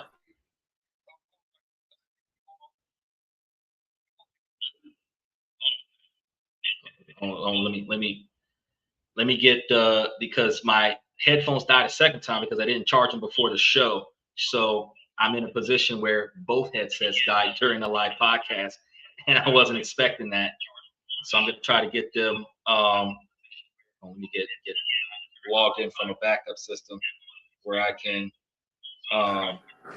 hear you and you can hear me, and we can continue this discussion real quick. Give me just a moment. No worries. Yeah, I can hear you well. Yeah. There's like all kinds of backup plans here. There's a slight echo. All right. What you know? What well, you can need? Hear me, but I can't hear you. So I'm trying to set it up where I can hear you. Oh, you can't hear me? You can't hear me right now? All right, hold on a second. So we're gonna mute.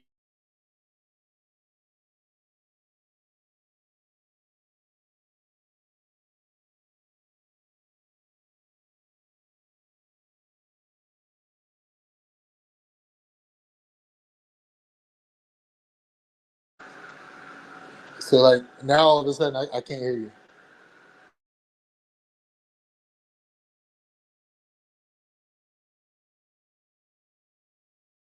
Yeah, I can't hear you at all. Like somebody, can y'all hear him?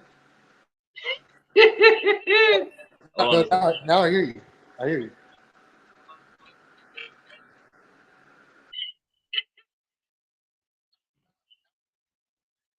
All right, good. I'm trying to keep an echo out of the system. Go ahead.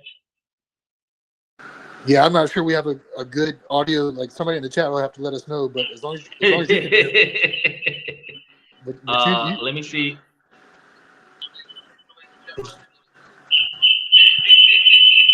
Oh, wait, hold on. There it is.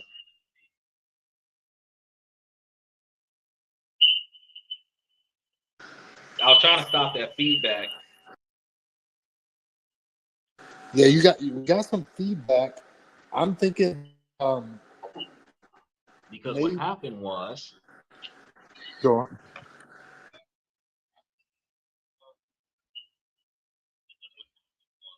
go ahead, I'm listening. There's a delay, but I'm listening. Yeah, that's weird that there's a delay now too and an echo. I'm thinking Well, like there's a delay because I can hear you from the live podcast, but I can't hear you directly from my laptop. well that is weird. And if you have like the live YouTube version playing, that's what's causing the echo, I imagine.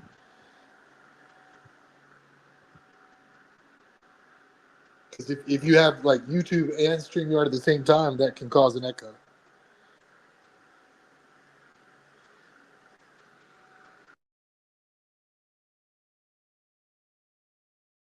All right. How about now? Yeah, I can hear you now. All right. So this was probably going to hold us for a minute or two. Okay, all right. And I hope there's not a delay or an echo, but somebody will just have to let us know. Wait, what is that? Camera's red camera.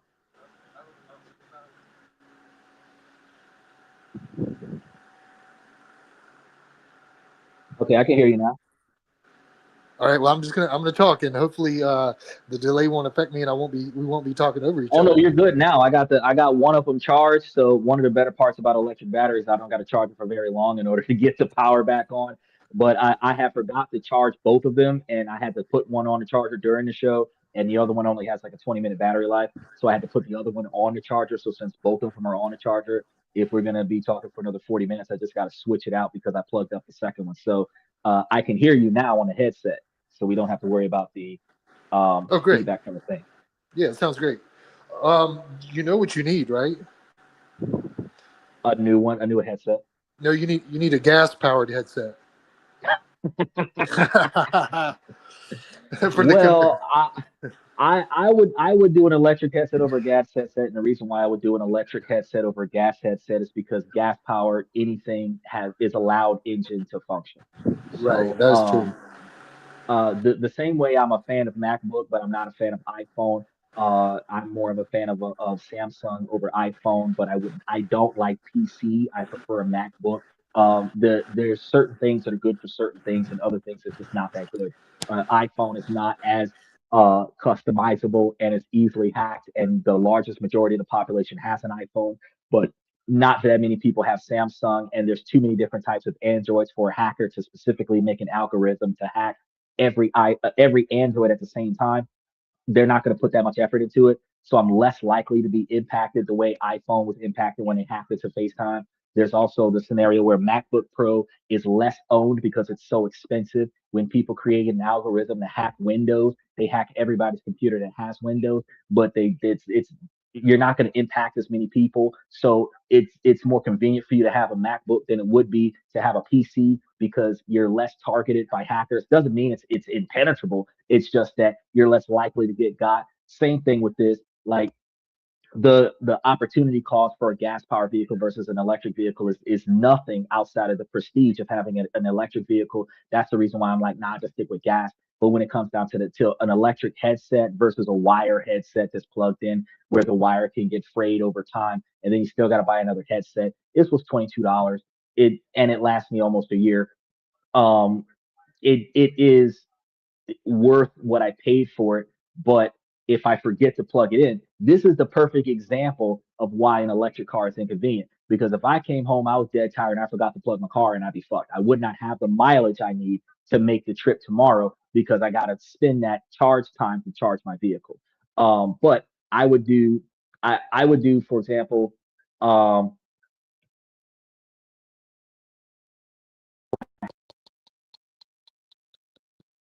with solar generators in my house over a gas generator because it'll run out of power. It'll run out of fuel eventually, but it won't run out of power eventually if it's connected to the solar panels and a backup electric generator that's producing power to the house. I would lean on hydro electricity before gas because I can put my water hose into the thing as a fuel source and not have to spend as much money on water as I would have to spend on gasoline. Because even when gas prices go up for the war, water prices are still the same. So I'm not just leaning on gas power just because it's gas power. It is the inconveniences that make me say that the electric is not good for me, and the cost of massive mandatory repair versus the inconvenience of reorganizing my life for charging are two major inconveniences that make me say this isn't worth my effort when I factor in the safety concerns and then the inflated price for the cost of buying the car in and of itself. So all of that is discouragement. But when the cost of an electric car and the cost of a gas car is the same, repair cost is the same, or cheaper for an electric car than a gas car because there's not that much repair cost. Storage is the same, charge times are the same, whatever the case. If I could charge my car at the house in an hour, then I'd probably get an electric car. But right now, as technology is progressing, it's not that convenient. But what did you have to say? Oh, I was going to say there's one thing that that's volatile that we haven't really spoke on is like how gas prices could change. Yeah, gas prices did change. Gas prices changed a lot. Gas prices went up like $2 over the last 3 months. Exactly, and I feel like there's got to be an advantage for an electric vehicle under those conditions. Nope, Uh, you still say no? no. And the reason why is because the electric plants are fueled by the same gas that the cars are fueled by. So unless they're doing the nuclear fusion plants or nuclear energy plants. From So when gas prices go up because of the war, electric prices go up as well. from what I heard, your electricity at the house runs off of like coal and like No, coal coal is and part of it, yes, but coal is not it. that natural, what do they call it, like that liquid gas or whatever it is. The fossil fuels, and fossil fuels is sometimes is part of the petroleum. From from The what I the raw stuff being oil, the raw oils that are being mined out of other countries. You think that's what keeps the electricity grid on? That's going to be part of what keeps the electricity grid on. We do have hydroponic electricity grids. We do have windmills and other such things. But the even when you think about the coal, because like the United States doesn't run 100% off of its own resources. The United States ships their resources in. Once you put coal, wood, any type of resource on a boat, the gas to run that boat raises the price of the materials that are going to be burned at the plant, which is then going to raise the cost of the electric bill because the cost for resources is going to be offset onto the customer. And that's going to be why the electric bill goes up. So gas went up and electricity costs went up as well. Take, for example, um, there's like 3 or 4 states in the north of America that is right next to Canada that got a 25% tariff uh, added to their electric bill. They're spending an extra $50 to $75 a month for electricity because they get their electricity from Canada as Americans.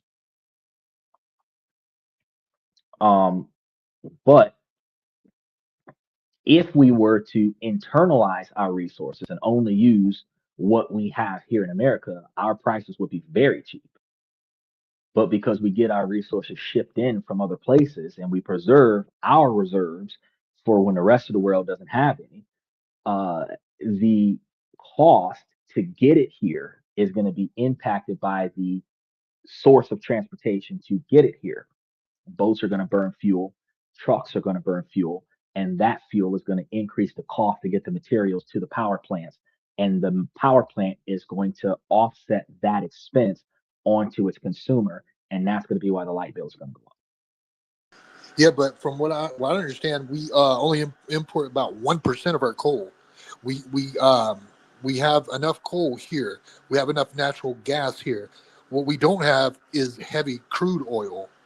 Heavy crude oil is what we need to refine, and that's what comes in on boats. That's what Venezuela has. That's what the Middle East has. What we have is the light oil, the light crude oil. And so that when they say the United States, like we're a net exporter of our natural gas or our petroleum products or whatever they say, right? They say, Mhm. oh, we export it because they're factoring in all that light oil that the whole world has. But Okay. we have Well, to. during the Iran conflict, we have experienced a price increase of 5.9% year over year, and fueled by the disruptions in the Persian Gulf, it has contributed to a 23.5% spike in electricity.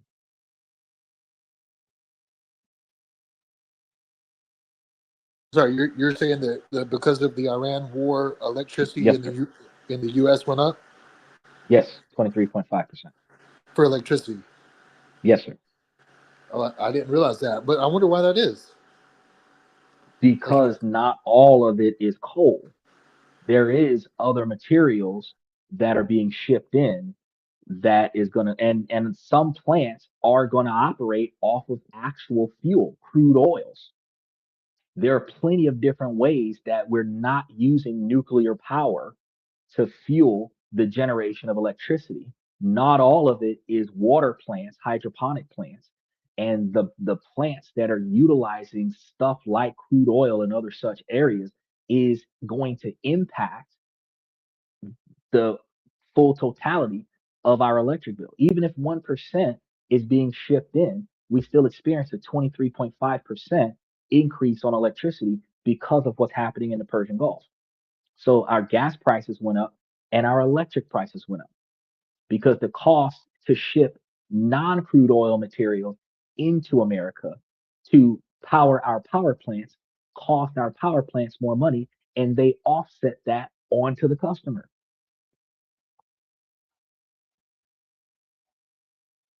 So even though you're still going to spend a little less money on electricity for an electric car if you're charging it at your house overnight, you're still spending more money now during the conflict with Iran than what you were spending in December. And you're spending more money on gas right now than what you were spending in February.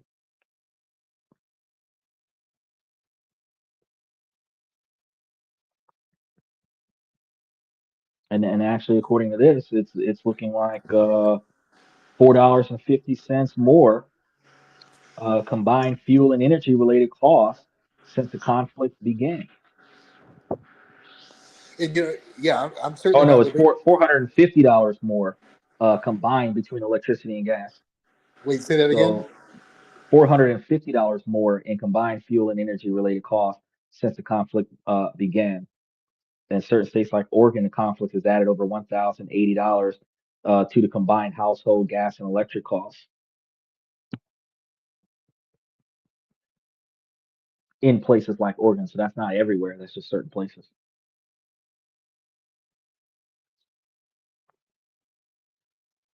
So we don't get a free pass with electricity. What I've learned is that an electric car transfers your financial expenses from one source to another. That's it. The cost is still going to be roughly the same. From what I'm reading, the average electricity bill only went up about 5 or 6%, whereas Yes, that's what I said. yeah. So if electric 5.9% year over year, but 23% overall since the conflict started. But when you say 23% overall, I think they're factoring in other things That's like for energy. That's energy. Yes, energy. yeah, because they're factoring in gas prices at the pump. But if you're just looking at the electricity bill at the house, it's only going up 5% because it's mostly not using fossil fuels. But if you Okay, so look, if you want to whittle it down to 5% increase on just the electric bill, your $100 a month or electric bill is now $105 a month. Your $250 a month electric bill because of your AC unit might be closer to like 265 without your electric car. If you're adding a 5% increase on that $60 of fill up that you were adding, you would be adding another at least $5 to each fill up for the 15 miles that you were driving with your Nissan Leaf. So if you were driving 150 miles with your Nissan Leaf and you were putting $600 towards the gas for that 150 miles for the charge, that extra 5% is a hell of a lot of money. It's not better or worse than gas. It is just when you start talking about daily commuting, daily driving, when you start doing mile for mile what a gas car could do, an electric car is not better. It is the same. It just costs more to get it. And then it costs more for that one replacement that you can't get around. Because you can get around used cars buying aftermarket refurbished parts for less. You can buy an alternator offline for $50. You can buy a new engine from a salvage yard for $800, but you can't buy any kind of fully functional electric battery that will not fail you for $1,000. It's not possible. You have to get that $15,000 battery. Well, the 15,000 would be for a brand new one, but you could like if there was a lightning in the salvage yard, you could take that. Again, if you're only spending $800 on this engine, then it's going to be used, and you're not guaranteed anything. And not to mention like how much it'll cost to actually install that engine. It's usually far cheaper to do an engine swap on some vehicles than it is to do a head job on those same engines, specifically because the engine that you're putting in has no mechanical failures and you're taking all of the fully functional parts off of the vehicle that you're off of the engine you're taking out and adding it to the engine that you're putting in.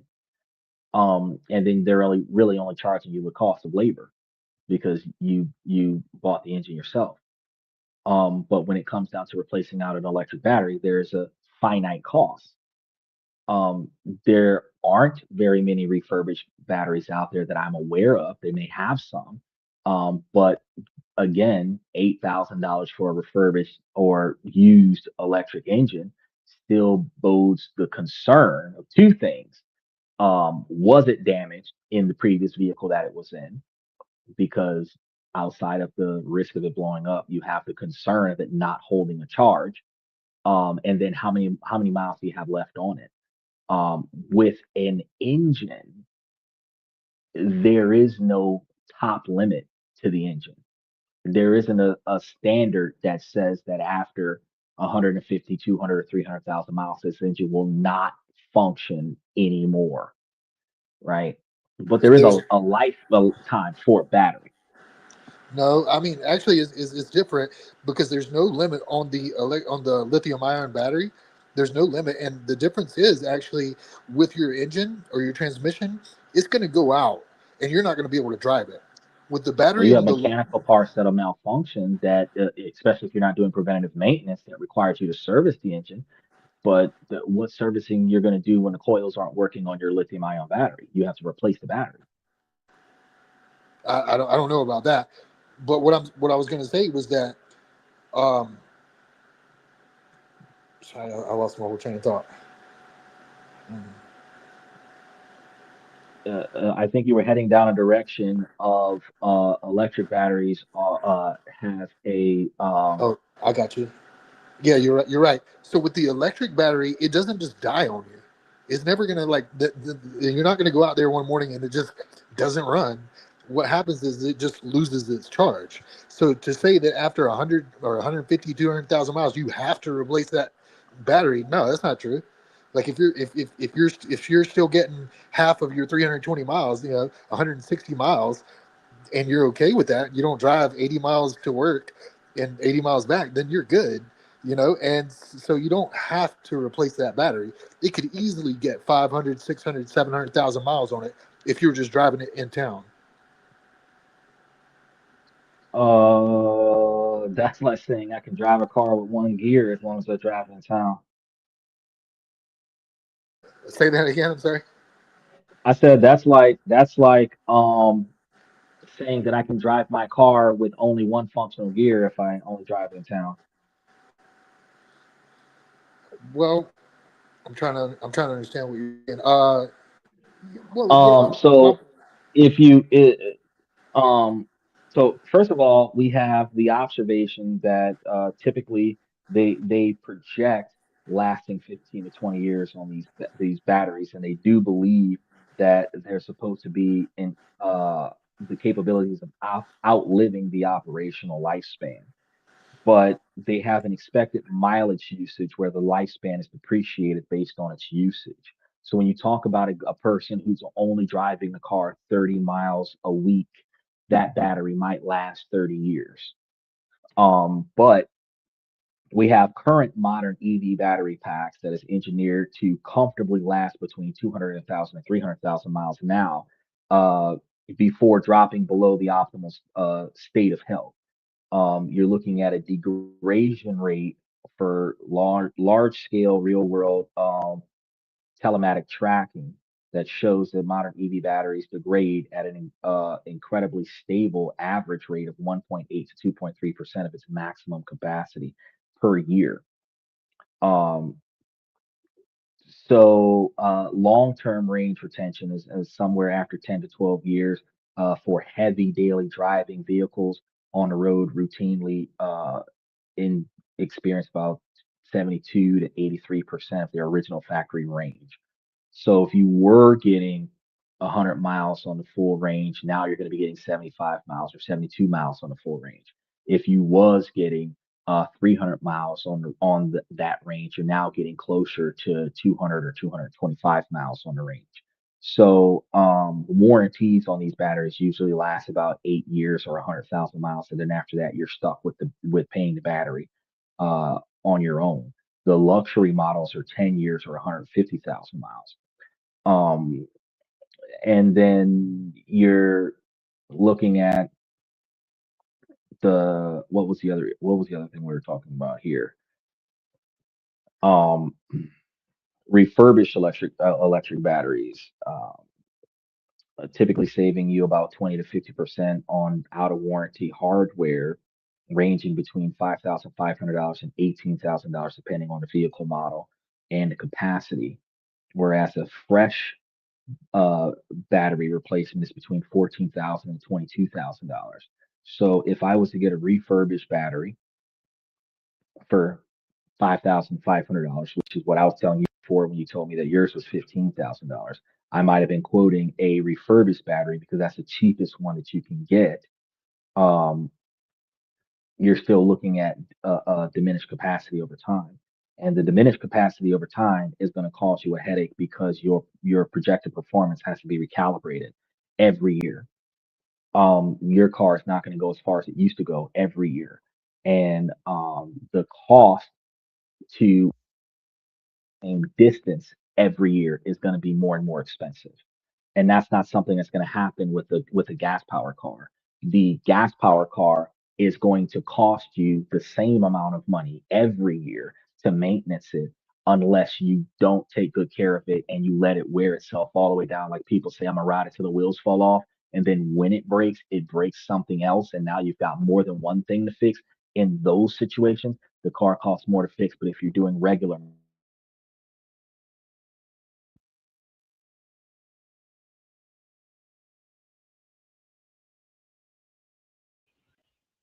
All right, go ahead.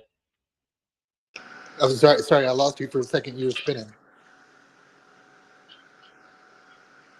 Can you hear me now? Can you hear me? Yeah, I can hear you. Sorry, you're breaking up. now we're good. Let's I see. had to change my headset again, but now we're good for the rest of the show. Okay, we're good now. Because this other one, the only reason why this other one worked, yeah, the only reason why this other one wasn't working as well as the first one is because that one had broken, had to glue it together. So I think the power source doesn't have a stable connection, so it doesn't charge as much, so the battery wears down faster. but the primary one that I Gotcha. usually use, it should last us another hour. Okay. Okay. All right. And like I've been thinking a lot about this because like I would like to be able to be in a position where I had way more time, ra- more than money. Like as I get older, I just want more time, more free time Right. specifically, right? And I could Right. I try to envision a situation where I have all this time, and I have a Ford Lightning, and I have a Coleman 13B camper on the back of it, right? Okay. And so I pull into you know the mall parking lot where charging is free, right? Okay. And I take advantage of that every 75 to 100 miles, but then Okay. I have to stay there for like 8 to 12 hours. Yeah.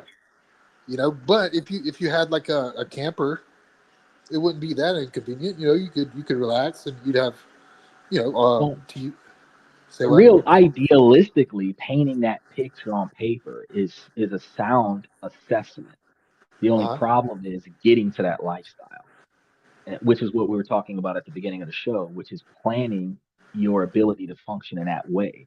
So with the lifestyle that we have right now, we might not have the exact same lifestyle, but we have places to go and we got stuff to do, and we don't have the convenience of waiting. And modern society is doing a lot more Instacart deliveries, Postmate deliveries, Walmart.com deliveries, groceries dropped off on your doorstep because you don't have time to go to the grocery store. Um, where everything is starting to become digital, yeah, emailing them back and forth instead of mailing them. Um, Life in Western culture is so fast paced that when you're trying to migrate from the 10 minutes at the gas pump to 8 hour charge time, that migration is the type of major inconvenience that doesn't really work for me and a lot of people who still keep gas cars. Even Steven said a while back that electric cars isn't for him. He doesn't even feel good with potentially having to fix a hybrid car at this time. Um, and the inflated cost to get it. But when you start changing your lifestyle, like I said before, that was one of my main arguments, is that you have to live a life uh, revolved around the inconveniences of the electric car in order for it to be a non-hindrance, because it's not going to be a benefit. There isn't a benefit to the electric car. It is it's an alternative. It's equivalent in, so I'm not saying that gas cars are better. They're just more convenient. You know, uh, we've gone over multiple times. They wash out as far as price on one side versus price on another, value on this side versus value on the other. The value retention of a vehicle only matters to you if you're going to sell it or take a cash loan out on it. But if you're going to keep it and you're not going to take a cash loan out on you can have a 1996 Toyota Corolla that's valued at $3,000 that you bought it for $5,000, and it never lets you down, versus a $33,000 Ford Lightning. I wanted the Ford Lightning when the Ford Lightning came out. I wanted the Riviera when it first came out. Wanting it and benefiting from it is two different things. I can put away enough money to build a lifestyle that could support it. But I can also put enough money away and build the kind of lifestyle to support a Resvani tank. So the To difference afford a between what? A tank? What kind of tank is that? the Resvani, The the bulletproof, it's like a $250,000, $500,000 vehicle. It's like a bulletproof vehicle with pepper spray, electronic doors where you can electrocute people, Oh, smoke screens. Like there's all kinds of stuff. You got to look like Mr. Beast blew one up with a grenade and then drove it after that. Very good vehicle. wow. But you can get, and I mean, with the way we get treated at traffic stops, it's kind of necessary. You can get a $500,000 vehicle, that gas guzzling vehicle, high performance vehicle that would protect you under rapid fire from irresponsible individuals with badges, or you can get you a very cheap Toyota Corolla for like $4,000 or $5,000. if you build your life around that, it will be an alternative, but it is not a benefit, because all the benefits that I can tell you about having a bulletproof vehicle that could prevent you from being gunned down at a traffic stop is not going to benefit the $250,000 to $500,000 price to buy it. It is still fiscally irresponsible. But if you build a life to make that make sense, then it's an alternative. But you can easily get a Lexus, a Toyota Lexus that has some of the same bulletproof capabilities for $150,000. So again, the difference between the Resvani and a is like $300,000 space. That's probably the only difference between the two vehicles. When you start talking about apples to apples, these vehicles are the only thing you're getting from one vehicle over another vehicle is the convenience to your lifestyle. And the only thing discouraging you from getting it is the inconvenience from your lifestyle beyond cosmetics. I don't like the way the body style looks, or I don't like the color for it, or whatever the case may be. But um, when I talk to people on the show about stuff, I talk to people about how it negatively impacts your ability to make, save, and invest money, and when it is not financially beneficial to you to do things on impulse and emotional investment. Because getting a Ford Lightning in 15 years might be a good thing to do. Getting a Ford Lightning in 2026, not so much. However, after we just finished covering on the show, I think Monday, about how automakers are making the newer model cars more dealership exclusive for repairs, where you're going to be spending an arm, leg, and an eye at the dealership because everything is going to be serial number exclusive to the VIN number exclusive to the vehicle. You're less likely with a car built after 2025 getting the same value out of your money as you would be getting from a vehicle made before 2025. So you can get you a Ford Lightning and get all of the awesomeness of having this mono electric vehicle that goes wherever, and you can run an extension cord to the vending machine in a Walmart parking lot and charge your vehicle up, or you can park outside of a Home Depot after hours and run an extension cord to the vending machine and charge a vehicle up and get free charging. You know, you can find ways to benefit from having the vehicle. You can, like Michael said a few hours ago, install a solar panel system integrated into the vehicle so that it could charge itself. You're talking about having a camper. You can have solar panels on the roof, solar panels on the hood, solar panels in the bed of the truck, solar panels on the camper, and all of it wired into your electrical system to fully recharge your vehicle more often while it's sitting still in the sun, reducing your requirement to have to find a place to charge the vehicle, which would be a benefit that a gas car wouldn't have, because a gas car, you would have to have a bunch of gas cans and gas fumes in the vehicle and all of this other stuff, where you could probably camp out in the middle of the Arizona desert and still drive all over the desert because the solar panels would recharge the car. Under certain conditions, if you make your lifestyle those conditions, you can find value in an electric car. But under the average conditions of a vehicle in and of itself, an electric car is no better than a gas car. It's cheaper than a gas car. There's no financial benefits. The incentive to buy it from the tax credit is gone. The only thing you're benefiting from these vehicles is going to ultimately be the status symbol of I own an electric car.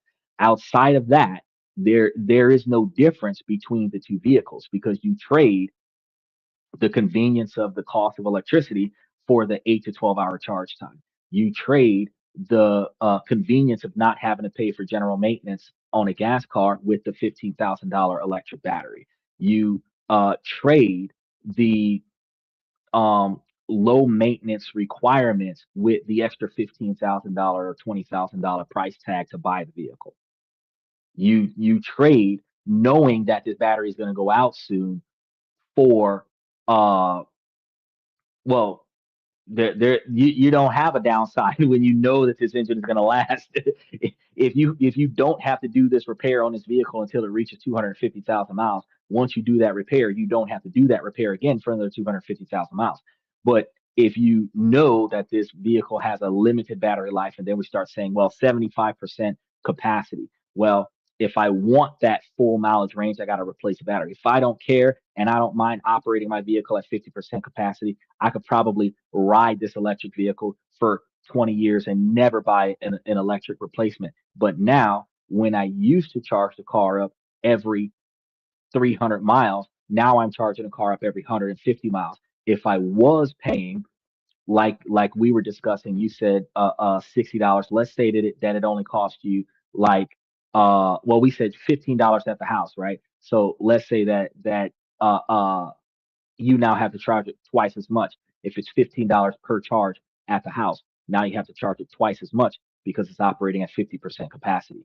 If it would have cost you $200 a month to charge your car up for a daily driver, 100 miles or more a day, every day of the week. Now you're paying $400 a month for a daily driver, which actually increases your electric cost by 4,800 a year more because you didn't change out the battery.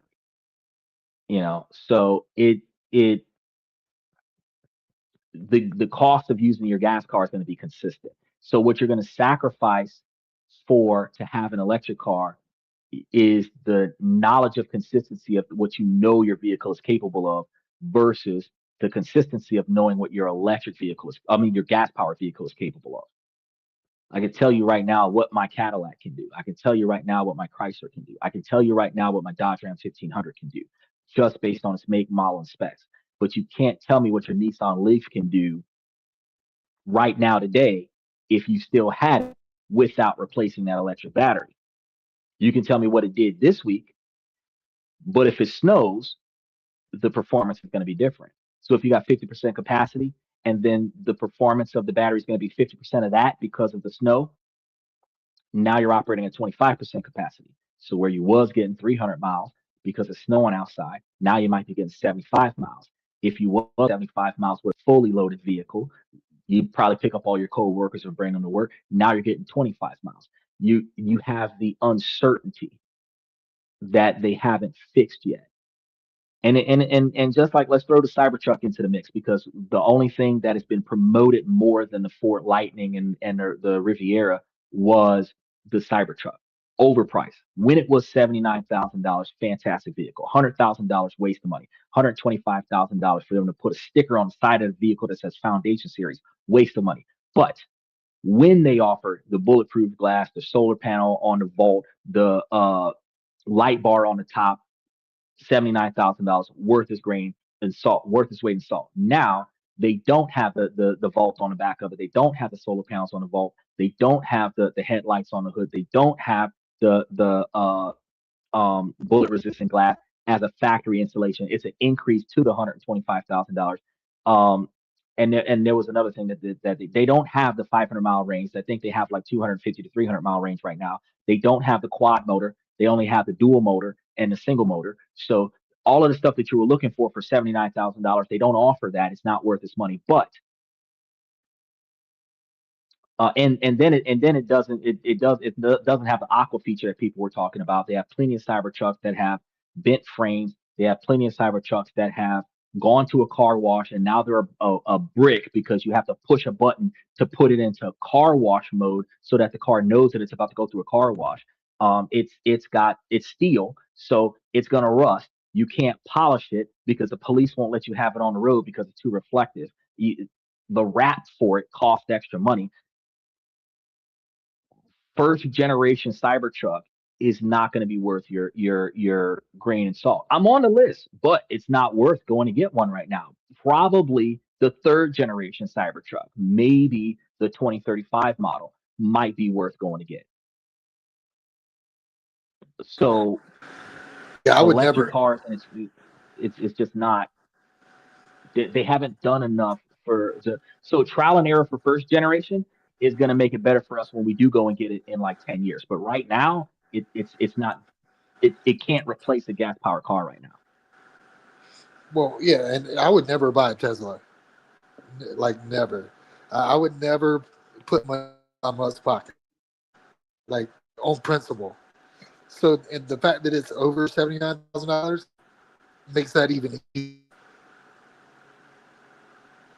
Oh, FX Trader asks, are the manufacturers planning to void the warranty on cars that are not repaired by the dealership? No, actually, the discussion that was happening when we talked about this on Monday was that the manufacturers are making serial number and VIN number specific parts where when you add a new part to your vehicle, your OEM, your ECU is not going to allow you to start your car until the dealer sends a code to the car to verify that the part is authorized. So it's going to be just like Apple, where when you buy non-Apple products, it has to be approved by Apple. In order for you to utilize it with your Apple equipment, it's going to be somewhat the same thing with your cars. Now, manufacturers are more often producing electronic components that have to be authorized by the dealership in order for you to start your car. They've had some vehicles out there in the past, like I think it was a Mercedes-Benz 330 series that had that problem. I was working at a mechanic shop and we did something servicing on the vehicle, and then we had to bring it to the dealership for them to do the codes in order for the vehicle to start. Because after we did the repairs, it would not start because the electronic components that we put on the car were dealership exclusive authorized parts. So the dealership has to do something to the vehicle to make the vehicle start. And they're starting to make that a thing where all of their electronic components are dealership restricted authorization. So you can't just go to a salvage yard and buy an alternator and stick it on your car. You have to buy the alternator, put it on your car, bring it to the dealership, and have the dealership put a code in your computer that says that this alternator is good before your car starts. And that issue is what Donald Trump was talking about last week when he said that the manufacturers are trying to ban people and pass laws to stop people from fixing their own cars.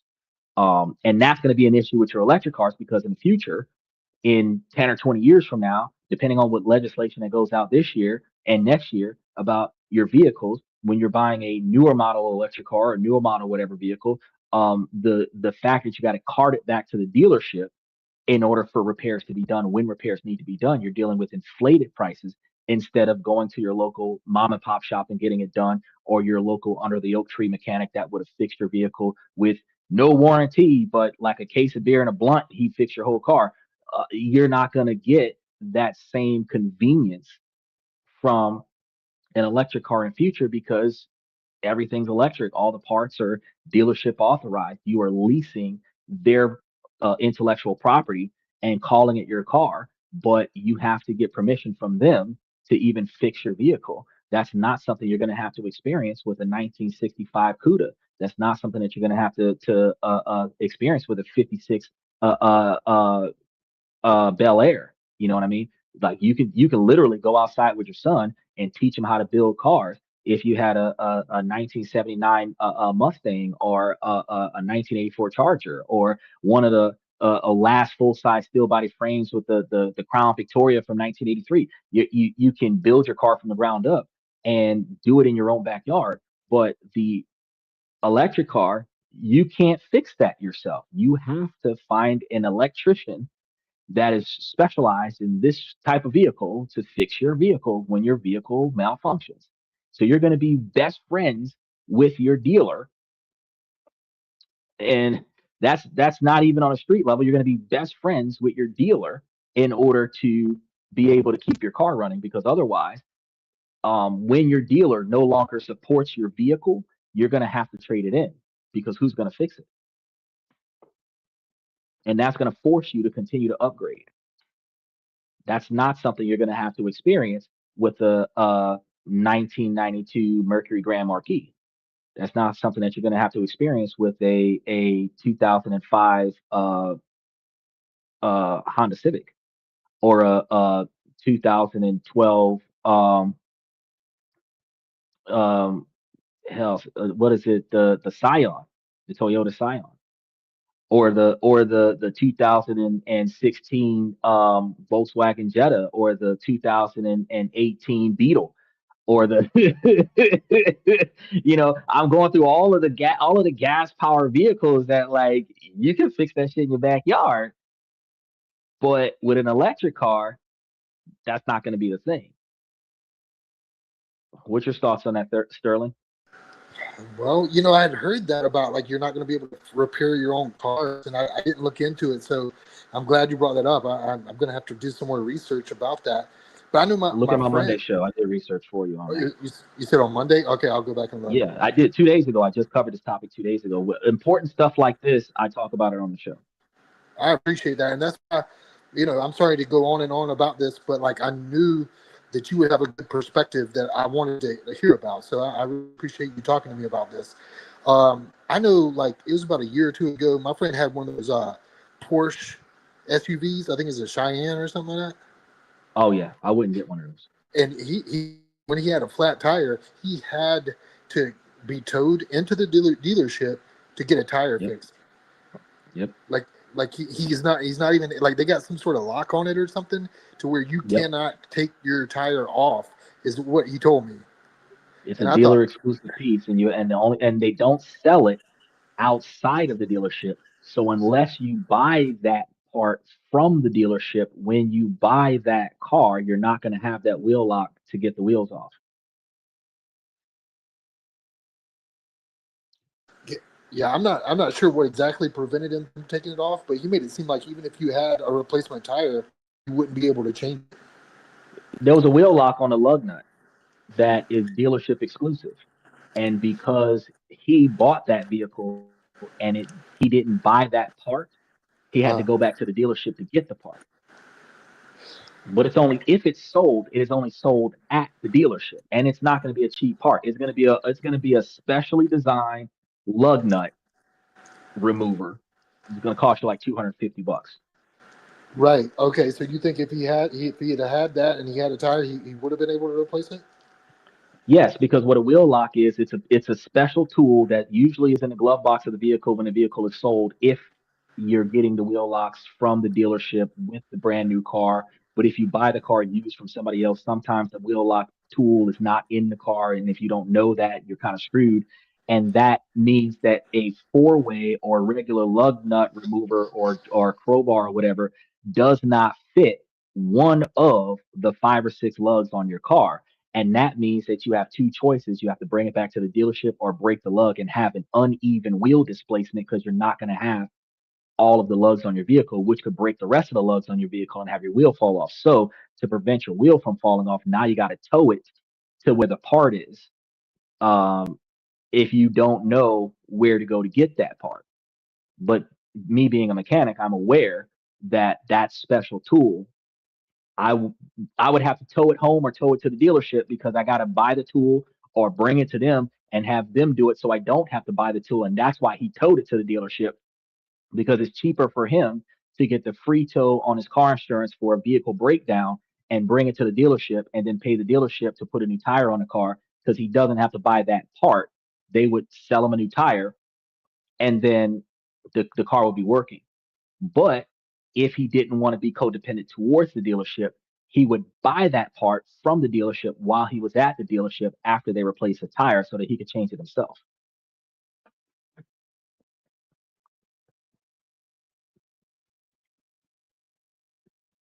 Yeah, I remember like I had a Toyota Prius, which you've already said how you feel about that, and it had like one of those special like locks that was in the glove box, and I Mm, lost it, and I bought a new one on Amazon for like $8. doesn't fit. But now with this Porsche, it's saying that you need a specialized center lock socket tool, which Yep. usually hidden in the trunk. But it says you also need a massive, heavy-duty torque wrench capable of 443 pounds per foot of torque, and you need a Yeah. second person. You need a second person inside the car to press down the brake pedal while you Hmm. loosen or tighten the lug nut. Yep. And it says if you get a flat tire on a center lock Porsche, your best option is to call Porsche roadside assistance.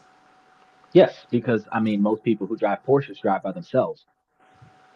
And if a dude is driving a Porsche with a chick in it, is she really gonna follow instructions in order for you to get this job done?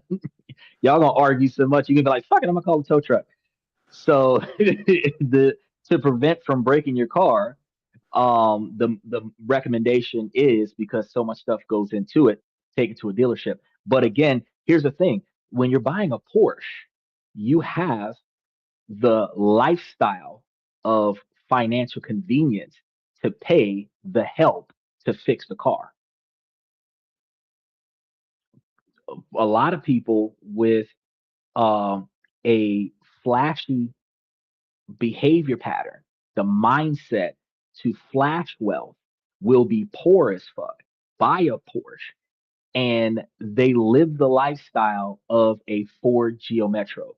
They would do better getting a Ford Pinto, but they're getting a Porsche for a status symbol, but their lifestyle doesn't support that. If you have the income level of I'll fix it myself, you shouldn't be driving a Porsche or a Jaguar or a Land Rover or a Range Rover or a Hummer. Really, you shouldn't be driving a BMW or a Mercedes Benz if you have the mindset and the financial income of I'll fix it myself. You should have an economy car. But when you buy a Porsche, you're buying a Porsche as a status symbol. And when you're buying a used Porsche, you're poor man forcing a rich image onto society. And then you can't afford the inconveniences of a luxury vehicle. And luxury vehicles are inconvenient. They're just as effective as economy style vehicles. Some of the amenities are reasonably there in a luxury car that are in an economy style vehicle. It just costs way more because you're paying for the brand. And then it is more inconvenient because certain things like transmission doesn't last as long because they're not supposed to be driven every day. These are luxury cars. They're supposed to be like weekend drivers, only the special occasions to show off the fact that you got one. They're not the kind of vehicles that are designed to be a taxi cab like Uber. So when you buy a Porsche and you don't have your own pit crew, you're putting your money towards the wrong thing. And I say it like that because wealthy people have mechanics that will come and fix the car while they're at the house. Wealthy people have people that'll fix the pool, and they have people that'll cook for them while they're on the phone making money doing something else. They have people cleaning the house for them. They have a personal assistant that socializes with society on their behalf so that they don't have to talk to people.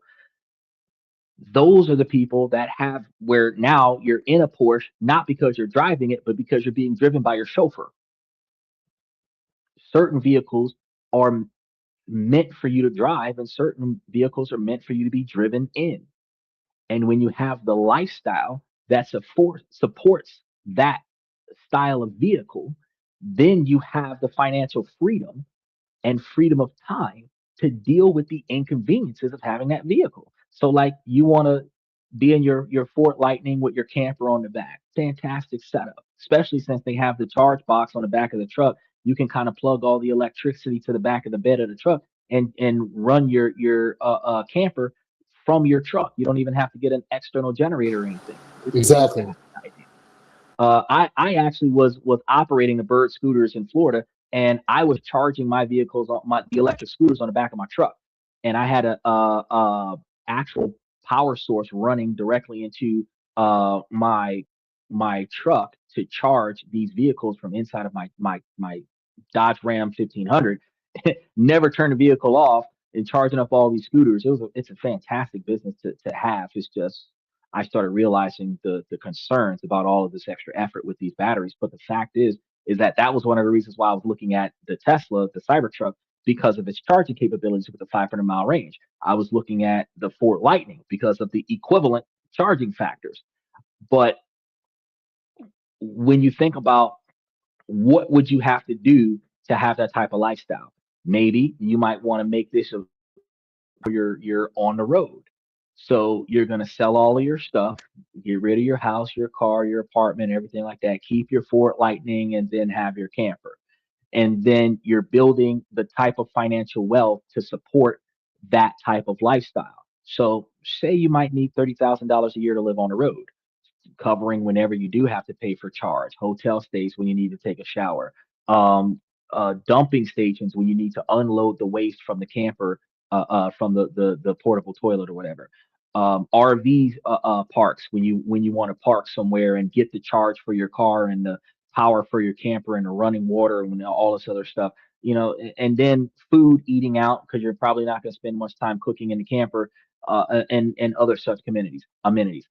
Uh, the lifestyle that you would need might cost you, like I said, about $30,000, which means that you would have to put something close to $350 to $500,000 away to have a brokerage account that's paying you 10% dividends, where you will be getting that monthly income to be able to sustain that type of lifestyle. Now you can just travel the world or travel the country with your electric vehicle, with your camper, with your solar panels all over the place. And now you have the convenience of putting up with the inconvenience of the 8 hour charge time, because you're just going to park and let it charge. Whenever it stops charging, you'll go to the next city.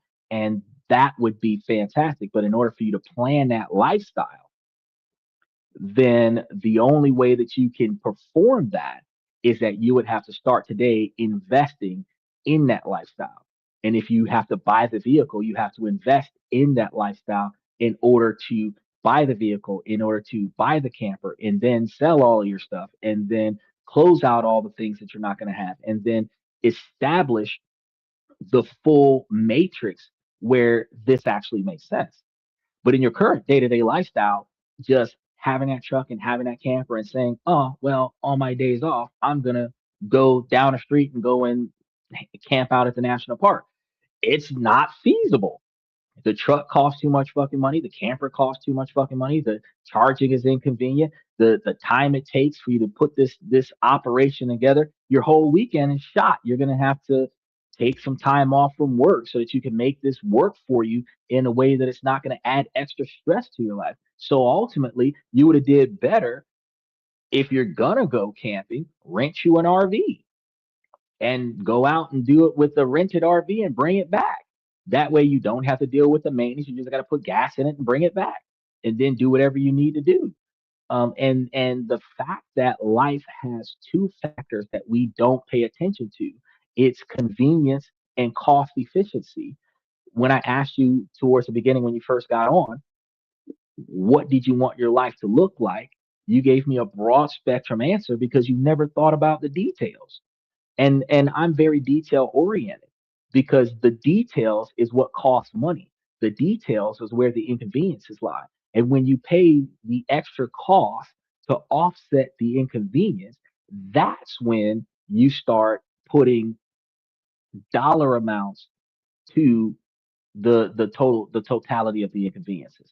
That's why when I told you that when you start talking about dollar for dollar, what you have to pay for worst case scenario with an electric car versus what you have to pay worst case scenario with a gas car, they cancel each other out.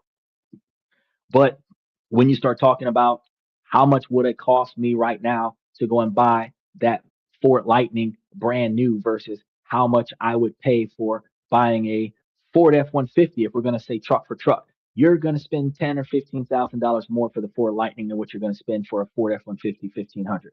Tradesman. Okay. You think so? I reasonably believe so. I believe that a Ford Lightning electric is going to cost more than a regular Ford F-150. I believe that because when you think about it, a Ford Lightning electric is going to come standard. There's not going to be very many amenities added on to it. It is what it is. You get it or you don't. But you've got a base model for Ford F-150. You have a mid-grade model with a few extra amenities, and you have a luxury model. You can find the most expensive Ford F-150 and match it to the Ford Lightning, or a mid-grade Ford F-150 and match it with a Ford Lightning, and say, no, the gas-powered Ford costs the same price as the electric. But the cheapest Ford Lightning you can get brand new versus the cheapest Ford F-150 that you can get brand new, it's likely going to be a $10,000 to $15,000 difference. And the electric car is going to cost more. Or your insurance is going to cost more because of the value of the vehicle. We didn't even get on that part. Yeah, well, certainly, like if you buy a brand new one, the base of an F-150 starts around $39,000. However, the cheapest Ford Lightning cost brand new $56,000. That's my point. That's what I told you at the beginning of this discussion, that it's going to cost you $10,000 to $15,000, but in this situation, almost $30,000 more than the other vehicle. Right, but that's if you buy it brand new. Now, I wouldn't buy a car brand new myself personally. You're not. You shouldn't, because the value is worthless. Well, the value of it is going to be half, but then if you start talking about resale value, you can get a certified pre-owned vehicle for like 15, $20,000 less. But like you say, that one is 50 something thousand dollars brand new, $33,000 used. But you can likely find a Ford F-150 that's also reasonably used that's going to hit you for something close to $20,000 or 10,000. Well, not 10. You see a brand new one. You said it was like $30,000. You probably see a certified pre-owned one for like 20 to $25,000, which would still be 15 to $20,000 cheaper than the Ford Lightning. Well, and back in like when they first came out, like back in it's like 2021 or something like that. The Ford Lightning, Mhm. the base model started at 40,000. So now the base model starts at 56. So Yes. so for 2022, the gas Well, F-150, I'm sorry, go ahead. Go ahead. Go ahead. the The gas F-150 was what? gas F-150 used 2022 costs between 26 and 30,000. Now the Okay. Lightning used 2022 costs between 31 and 34. So it's very close. It's not a $10,000 About difference. We're five or talking 10,000 is almost. If you're talking about the same year, sure, we're hoping that they're close to the same quantity of mileage on them, yeah. because trucks really retain their value. The problem that we have with the what I've discovered with my research is that the promoted benefits of the electric car during ownership is offset by the front loaded inconvenience. So the money you save by owning it is offset by the extra money you spend on getting it. The money you save on repairs is offset by the money you spend on a battery. The money you save on gas is offset by the money you spend on electricity. The emissions you save over the life of the car is offset by the 20 years worth of pollution that you do to make the electric battery. So that's why I say that, because all of the societal inconveniences of the car is front loaded on the electric car. Once you get it, it feels better to some people, but it isn't better. It's just you paid for it all up front, and now you just have it. But you don't dollar for dollar cost efficiency benefit from the vehicle until you've had it for 25 consecutive years. Have you ever owned a car for 10 years? The same car for 10 years? Oh, that's a good question. I I haven't. I haven't had a car for, I have not had the exact same make and model in my possession for 5 consecutive years. I've definitely gone 5 years. I'm trying to think. Maybe about 5 years is as close as I got. No, you wouldn't be able to convert a Ford Lightning to a hybrid for a reasonable amount of money because it is a mono electric vehicle. There's no space in the body design in order to put a gas powered engine in there. You would have to completely convert it to a gas powered vehicle unless you put a gas engine on the bed of the truck, which makes it no longer a truck. Just to answer Stephen's question. But the average American does not retain legal possession of their vehicle for 10 years. They don't. Usually something happens to the vehicle. Somebody crashes into it, typically, is what happens. The cars might last you 7 years, but it doesn't last you 10 years, not because the car couldn't do it, but because unforeseen circumstances takes your car away from you.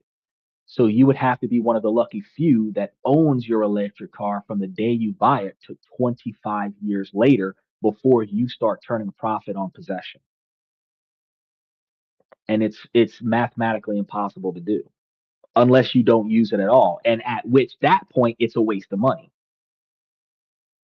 So imagine a 1938 or 1954 whatever make and model that's only got 30,000 miles on it.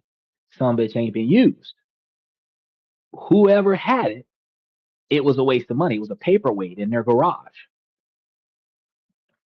In modern 2026 society, it makes absolutely no sense to buy something that you're not getting daily, weekly, monthly benefit from.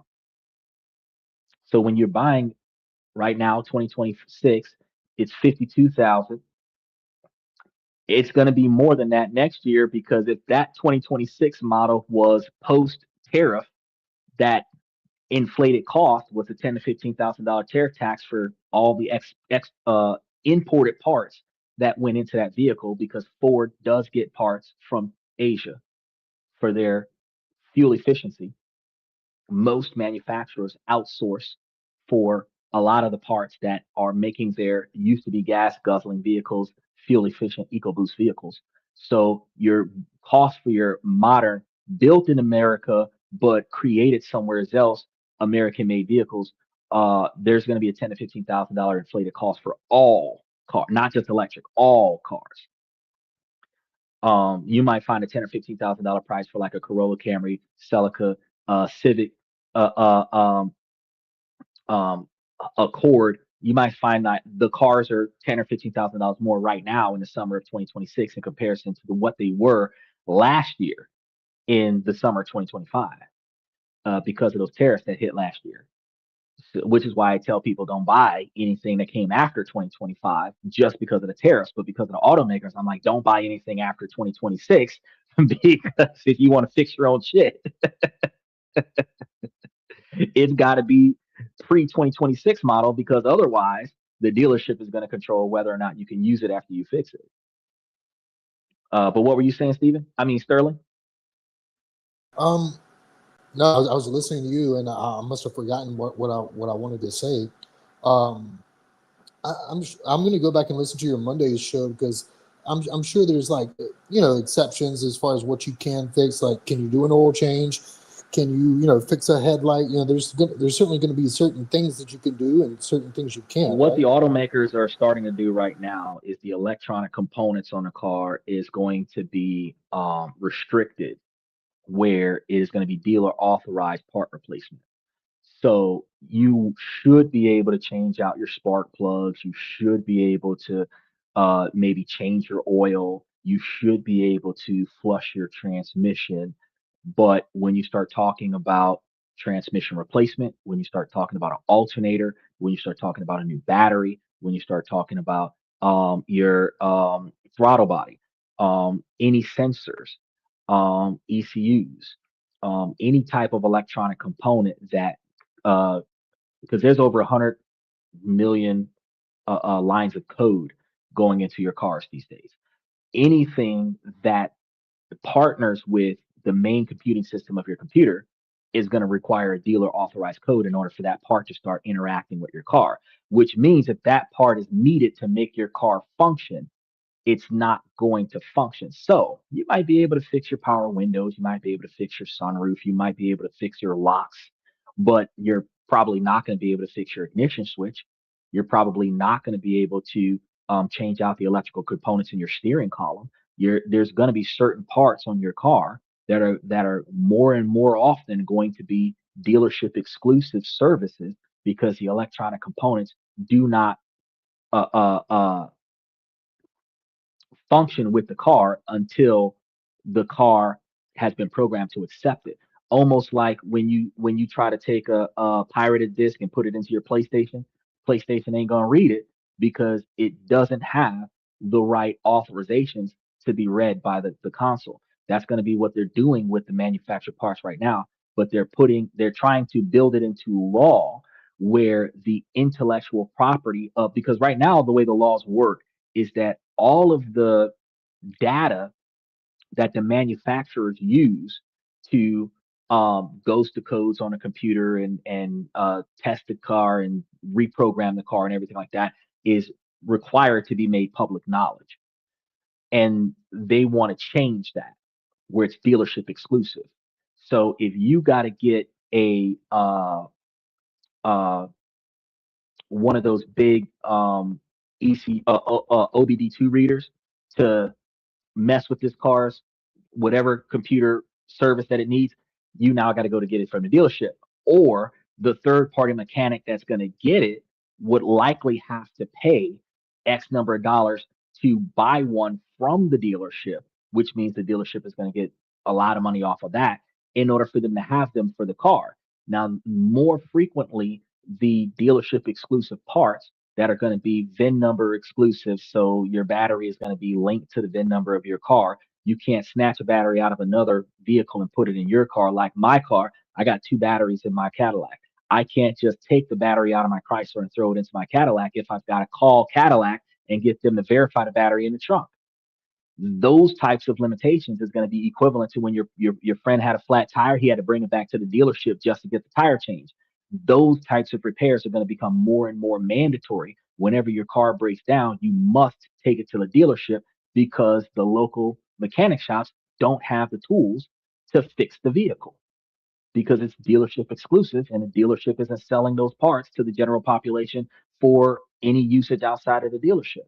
They're basically battling for aftermarket repairs because that's the reason why cars were sold so cheap was because you're buying it and then you're going to come back to us and pay all this extra money to fix it. One of the reasons why general maintenance is there is so that the dealerships can make more money off of your continued ownership of the vehicle because you got to pay them to fix what breaks on a vehicle. But now with those on upcoming restrictions, it hasn't been passed into law yet. They just started talking about it. But the downside is that the more often that you have to pay that $250 to $2,000 for the dealership to verify something that needs to go onto your car, general maintenance is going to start costing you more money. And if they put a sensor on your oil filter, now you got to pay for that sensor to be replaced when you get your oil service. They put sensors on your spark plugs. Now you got to get those sensors replaced when you change out your spark plugs. And each time that they do that, you've got to get the dealership to authorize that electronic component so that electronic component can now function with your car. Yeah, it is probably still going to be possible for you to ride your vehicle at a diminished capacity the same way we do with outdated vehicles where the sensors are all triggering the dashboard. It looks like Christmas. All the lights are flickering. There's warning lights everywhere, but you notice it'll get you from point A to point B. But it looks like a disaster on your dashboard with all of the codes that's triggered on your car because the sensors don't work. Yeah, you can still probably function your vehicles, but in order for your vehicle to be the way it was when you got it, you would have to spend more money on it to have the dealership authorize legitimate transition of parts so that your vehicle functions at optimum performance. So is there a bypass for diminished capacity? Probably for certain things. But if you know certain computers have anti-theft systems that locks up the vehicle and prevents it from starting because certain parts aren't compatible, that same type of experience that we have right now could be spread across more parts that are put on a vehicle, which forces us to more often than not go to the dealership and pay dealership fees to get our car fixed. And that also is going to discourage me when I start talking about going to buy an electric car because it's like, fuck, I got to pay $15,000 more because they're shipping it in after the tariffs were added. Then I got to pay this extra cost because it's dealership exclusive. Now the dealership can charge monopoly prices because I can't say, screw you, I'm going to go to the mom and pop shop down the street because they're cheaper because they don't have the parts. They don't have the tools, so they can't fix it. Now, whenever you go somewhere and they're the only person providing the service, they can overcharge you because who's going to compete with them? Then the value of your car is going to be diminished because certain services that are going to be exclusive to the vehicle from the first owner doesn't roll over to the second owner, satellite radio, OnStar, all these other things, but also because the vehicle can't be repaired by another dealership, your Ford has to be brought back to Ford to get the value trade in that you need, which locks the customer into Ford forever. Because if you don't want a Ford, if you take the Ford to Dodge, you're not going to get as much for the same vehicle because Dodge can't fix Ford, dealership exclusive parts. So if there's something wrong with it, they're going to give you less value for the vehicle because they can't do anything with it. They're going to have to bring it across the street to the Ford, where, might I add, wherever you see a Ford dealership, either on the same side of the road or across the street, you're going to see a Dodge. So they're going to bring it across the street And the dealerships will make a bunch of money off of this situation, but you as the consumer are not going to make as much money off of the situation, and you're going to spend more money off of the situation. So now I'm like, well, fuck. Instead of spending $33,000 for a Ford Lightning, I'll spend $33,000 for a Cuda or a Chevy Nova or a Cadillac Coupe de Ville or a Lincoln Town Car or a Bel Air, because that car, I know 5 mechanics right now that I can pay to rebuild that car from the ground up. And it's not going to be that expensive. Like I said, 1 or 2 cases of beer, a couple of blunts, car's fixed. Right, but that wouldn't be true for a Cadillac that's 2026, right? Oh no, fuck no. I'm not. You get a 2026 Cadillac and you're looking at like, because they're already putting the parts in there right now. So they're just doing more of it as time goes on. So in 20 years, all of the dealerships are going to have the new amount of cars with these dealership exclusive pieces and dealership exclusive tools and less access to the third party mechanics. They actually had to pass a law. Matter of fact, it's in process right now because like aftermarket bumpers, they have patents on like body parts of the car where you have to wait several years after the car comes out before aftermarket body parts for the car comes out, where you can get a carbon fiber body part cheaper than the polyurethane body part that's on the car. Which, if you get into a crash, you're spending more money within the first 2 years of ownership of the car when you get into a crash than what you would 5 years after the car came out, because now you can get an aftermarket part from somewhere else. We always wonder, well, why they don't have any available parts from like discount auto parts or AutoZone or something like that. That's because there's a patent that prevents the aftermarket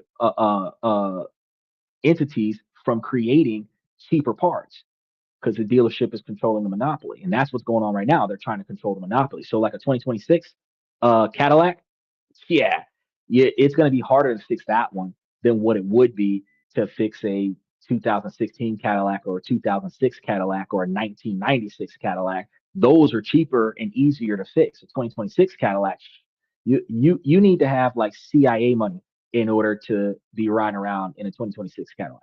You need to be like Wall Street. You need to be like a top tier lawyer, 5 years in your field doctor. You need to be like a professor at a 5 year university kind of situation where you're making a 260,000 a year kind of thing to be in a Cadillac, and it makes sense because yeah, you could be working at a McDonald's or a nursing home or something like that and riding around in a 2026 Cadillac, but when that motherfucker break, you're gonna regret it.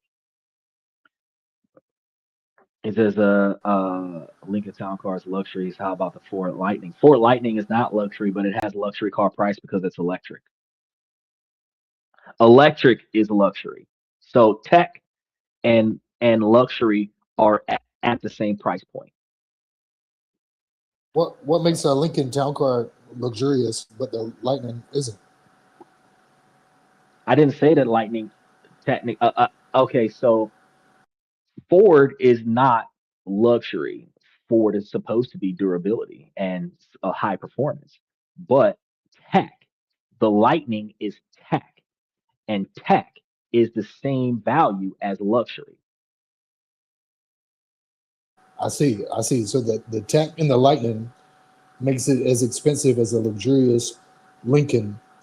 Yes. Okay, because you're paying for the luxury of a Lincoln versus the tech of a Lightning. But my question Yes. is, what does the Lincoln have from a luxury standpoint that the Lightning doesn't? Nothing, because it's tech. Lincoln Town Car is prestige based on the brand, and the tech that it's going to have in it is going to be like heated seats, power windows, maybe a sunroof, moonroof, cruise control. I don't know what all goes into a Lincoln Town Car. I don't have one. The headlights with the windshield wiper blades that get the debris off of the headlights, with the little spray thing. Like I don't know all the stuff that goes onto a Lincoln Town Car, but it's amenities that are on that Lincoln that isn't on the average car, that probably is on the Ford Lightning because it's tech. But the brand name Lincoln Town Car is considered luxury. The same way the brand name of I can't remember the black label off the top of my head right now. It's not Cadillac. It's not Mercury. I'm trying to think of the one. It's considered luxury right now. Uh, it might be a Lincoln, but it's not necessarily a town car. But it's one of the black label SUVs, but it's luxury. It's almost like Cadillac. It's almost like the Navigators. Their name brand luxury. BMW and Mercedes Benz are name brand luxury. Not because it's better quality seats. The polyurethane seats and the polyester blend seats in a Cadillac and a BMW and a Mercedes Benz is the same as a Camry or a Accord or a Maxima. The difference is in the name brand. Okay, I see. Earlier you said But something. when you're buying branding, you're buying a Lincoln Town Car because it's a Lincoln Town Car. That's going to be the luxurious prestige on it. But then because it is a Ford Lightning electric, the EV makes it tech luxury. That's to answer your question. Because a Ford F-150 is not going to be the same monetary value as a Lincoln Town Car. You're probably right. I don't know how much a Lincoln Town Car costs, but what I was going to say is that the Ford Lightning could have all the same features as that Lincoln Town Car: the leather seats, the heated steering wheels. The big screen on the front on the panel. All that. Oh, I can You could. guarantee that that's all in there. I can Oh guarantee yeah. that that's all in there. So as far as luxurious items, I would say you can get all that in a Ford Lightning. But now earlier you were saying something about the Hellcat and how fast it was, and you were like, an electric vehicle can't do that. I'm saying that 216 miles an hour for 3 consecutive minutes, you're probably not going to see that as much with an electric car. Oh wow, the Hellcat can do 216. Yes. Okay, yeah. So let's just concede that the Lightning can't do that. But like how often are you going 216 miles an hour? You know what I mean? Never. Not unless you're OJ Simpson. You have no reason to go 216 miles an hour. Um, can a Bronco go? You know what? Never mind. Um, Look, I was thinking that when I said it. Can a Bronco go 216 miles an yeah, hour? No, but a that night. man was on a high speed chase for 6 hours and didn't get caught. He drove home. Right, right, right. Only person who did not get pit crewed. He had what, 10, 15 cars following behind him on the highway half a day, all over the city, having a whole conversation with the police while he's sitting in the back of the car while his homeboy's driving. And his homeboy didn't go to jail for that, but he went home, got a chance to hug his family, tell his kids he loved them before they took him to jail. That Bronco, fastest vehicle in the road, in my personal opinion, because I ain't never seen that. Usually within the first 5 minutes, that car pit crew flip, barrel rolled down the street, billions of pieces. If the person survived, 20 people that shot at him on the side of the road. The high speed chases don't last more than 5 minutes. But with a Hellcat, you'd have ran out of gas inside of 3 minutes. And but like let's take for example like off the line at the light when that light turns No, green. Bronco is slow as fuck. And what about the A Hellcat? Bronco and a Ford Explorer probably wasn't what. But like what about a Hellcat versus a Tesla or a Hellcat versus a Lightning? I don't. I because they don't have a transmission, an electric car has a smoother acceleration than most transmission vehicles. Point blank period. So if you have a 0 to 60 Tesla or 0 to 60 Lightning that's doing 3 seconds off the line, then they're going to be faster on the takeoff than a Hellcat. However, the Hellcat is not about acceleration off the line. It is about top speed. It is one of the only vehicles that are legally allowed to be on the road that does not have a governor limiting its maximum performance. Most Ford trucks top out at between 110 and 130 miles an hour because of the limiter, the restrictor on its top speed. A lot of cars that are not sports cars top out at 105 or 110 because of the limiter on the motor. The sports cars sometimes make it to about 155, 165 miles an hour because of the limiter.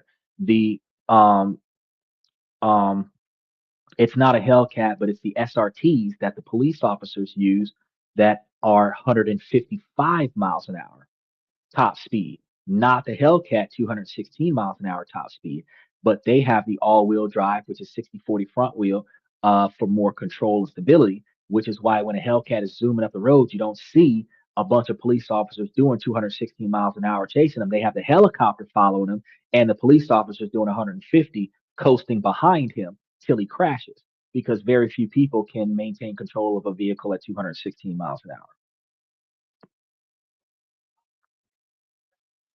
So to answer your question, Lincoln, they don't really have Lincoln Town cars out here right now. They have Lincoln Navigators for $121,000 and the SUV Corsivore for 39 to $54,000 for a Grand Touring, and a Nautilus for $53,000, $65,000 for the Black Label, which might reach as much as $79,000, and then a Lincoln Aviator, which is $80,000. These are all SUVs and not actual cars. Lincoln hasn't put out a car for a while, but Lincoln is considered a luxury model vehicle equivalent to um, the Escalade.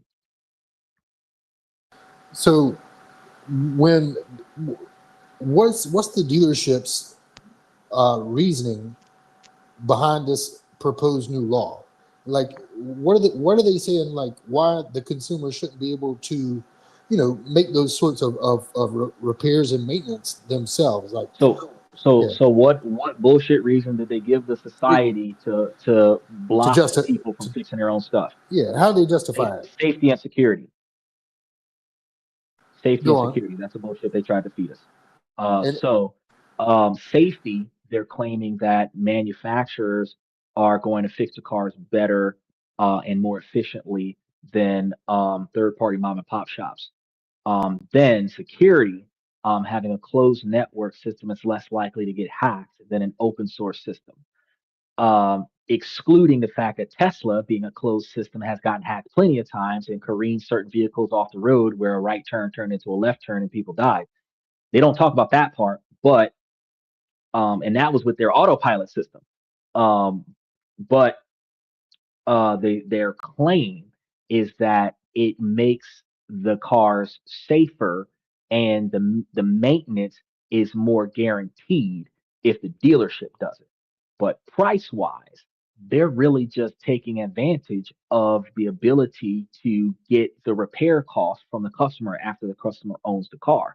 Then they're also going to tack on stuff that used to be standard issue, like the navigation system, the OnStar, the um, autopilot features. You got certain cars on the road right now that are sports cars that have extra horsepower unlocked if you pay a premium for it. They're going to be leasing you a subscriptional service for certain amenities in the vehicles that used to come standard, where you no longer own the car. You're basically just renting the possession of the vehicle because all of the money you got to pay to the dealership directly after you get it to keep it in the condition that it was when you got it is gonna make it more effective and more efficient for you to lease that motherfucker than it would be to own it. Because if the dealership is going to charge you all this extra money to repair, and I'm more than positive that when you lease a vehicle, you don't pay for repairs. You just pay to keep it and bring it back to them and let them fix it, and then you give it back to them after 2 years. And under that dynamic, with the way they're changing up the laws, it's like, well, fuck, to either lease it or buy something before 2025.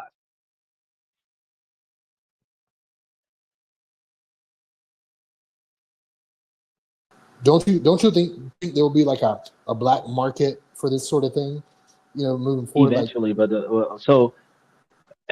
wherever dealerships, well, not just dealerships, wherever technology comes out for good, it is used for evil, and whenever technology comes out for evil, it is used for good. So the dealership is going to at first have priority control over the market the first few years that they're putting out dealership restricted parts, but it always happens where it ends up being sold aftermarket. and then somebody finds a way to hack into it. Now, what's going to happen is that a black market service done on your car voids the warranty on your car. So yeah, you can find a way to bypass the dealership's ability to allow your car to function. But if your car breaks, it will not be covered by the dealership. So you take that risk to give the dealership the middle finger and say, "Nah, I'm going to do it with somebody else." Right. I guess if you had a warranty, you would take it to them anyway, because it's not going to cost you anything. Well, yeah, you would take it to them, but the issue is when you're buying certified pre-owned, um, you're not necessarily doing the certified pre-owned with the dealership that the car was manufactured by. You can get a certified pre-owned vehicle from a used car dealership. That is not the dealership that made the car. And the dealership that made the car will void the repairs on the vehicle if it's not done through the dealership. So now the person who sold you the car has to fix that dealership exclusive. So say, for example, you buy a Ford from a third party company that sells certified pre-owned vehicles. Ford has dealership exclusive parts on the vehicle. The third party company bypasses the system and does certain repairs on the car. Now Ford don't want to mess with it. You have something that needs to be fixed. Ford determines that there's parts on the car that didn't come with the car when the car was built. They tell you, no, we're not going to fix the car for you. Now you got to get another car. Or if they tell you, well, yeah, we'll fix it, but because this is aftermarket, we're going to have to give you a whole new system. Not true. You just need to put a few codes in there just to make the shit work, but you're going to make it seem like we got to revamp the whole system. And now I'm going to charge you $5,000 or $10,000 to reprogram the computer because you got a bunch of unauthorized parts in your vehicle that's making your vehicle not run. They can overcharge you at Ford because you bought it from a third party mom and pop shop that bypassed the system so that they can recalibrate your system and get your system back on track. That's the downside. Gotcha. And I just feel like, like you said, eventually there'll be a way around it. If the law goes the way it's supposed to go, well, not the way it's supposed to go, the way I think it's going to go, um, they're going to make it mandatory after a certain number of years that the car is out that they release this information to the general public. They might put somewhat of a restriction on the first 3 to 5 years after the car comes out because that's during the time that it's going to be under the warranty of the original dealership. So they may make that change, but I don't believe that they're going to pass the type of law that makes it impossible for anyone other than the original dealership to have rights to repair the car because that actually turns it into somewhat of a monopoly. It should. And then the other thing is that people who work for the dealership do not always have the same experience in mechanics as the mom and pop shops because a lot of the mom and pop shops are people who retired from the dealership and opened their own business. So they have the same skill set, if not better, than a new guy that just started working with Dodge, Ford, and Chevy. So they can't claim that the dealership itself has better quality technicians than the guy down the road that's been doing this for 25 years. Um, but there will be a surplus. I believe that if they're going to lease access to their network to those third party dealerships, that premium that's going to cost the dealership is going to be offset to you. So even if they do have a workaround where they say, well, yeah, I'll sell my dealership exclusive technology to you as a proprietary lease of the service, but you're going to have to pay me X number of dollars a month to use this particular device on all of your vehicles that come from my company. Now, what they're going to do is they're going to look at that price and say, well, we're going to have to divide this to a per maintenance fee so that every time we use this, whenever we use this, it pays for itself. If I have to pay $50,000 to get all the codes that the dealership has, now I might be charging an extra $200 per car to fix the car so that I can have the reimbursement over the course of the time that I have this device. Now, that's just one dealership. What if I've got to pay that type of price for every dealership that I'm going to be using in my system? What if I got to pay $100,000 for a OBD2 reader that has all of the most updated codes for it? What if I now have to pay $10,000 a month for a subscription to all of the dealerships combined so that I can have the updated codes like virus software subscription? The whatever workaround they have where the dealership gets paid just for the third party mechanic to borrow the equipment to get the job done, the dealership's getting a cut like a loan shark out of the mom and pop shops that could have otherwise fixed the car themselves. Yeah, I see your point. I feel like those codes will be online, or there'll be a Chinese version that you can buy. Mhm. There'll be good. You're going to see a 20% increase on repairs, and that 20% increase is going to be the cut that goes to the dealership. And why do you think all of a sudden they're doing this? Oh, it's not all of a sudden. It's been over the course of years, but Donald Trump just talked about it. The legislation has been out there for a while, and Donald Trump just talked about it a couple weeks ago, and it made it public view discussion. And now we need to start talking about what are we going to do about this? Because if it passed, we have less access with newer cars with aftermarket mechanics. If it doesn't pass, we might have inflated prices with aftermarket mechanics. Either way, because right now, without the law passed, the dealerships can make it more difficult for the aftermarket mechanic to fix dealership exclusive technology because the sensors have codes that you got to get authorization from the dealership. And as soon as the mechanic figures that out, they're going to call the dealership. Dealership says, "Yeah, I'll give you that code, $250." Now, the dealership selling the code to the mechanic. Now the mechanic tells you, "All right, well, we had to go to the dealership. We had to pay $300 in order to get that code. So now you got to pay $300 extra to get whatever you had to get fixed on your car because it needed a code from the dealership." That's what's happening right now on certain vehicles. It's just going to get worse as time goes on.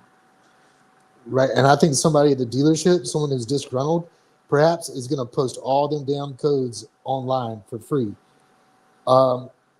Right, but what that's going to do is that those codes are going to be limited, and then the dealership's parts are going to end up with a different code.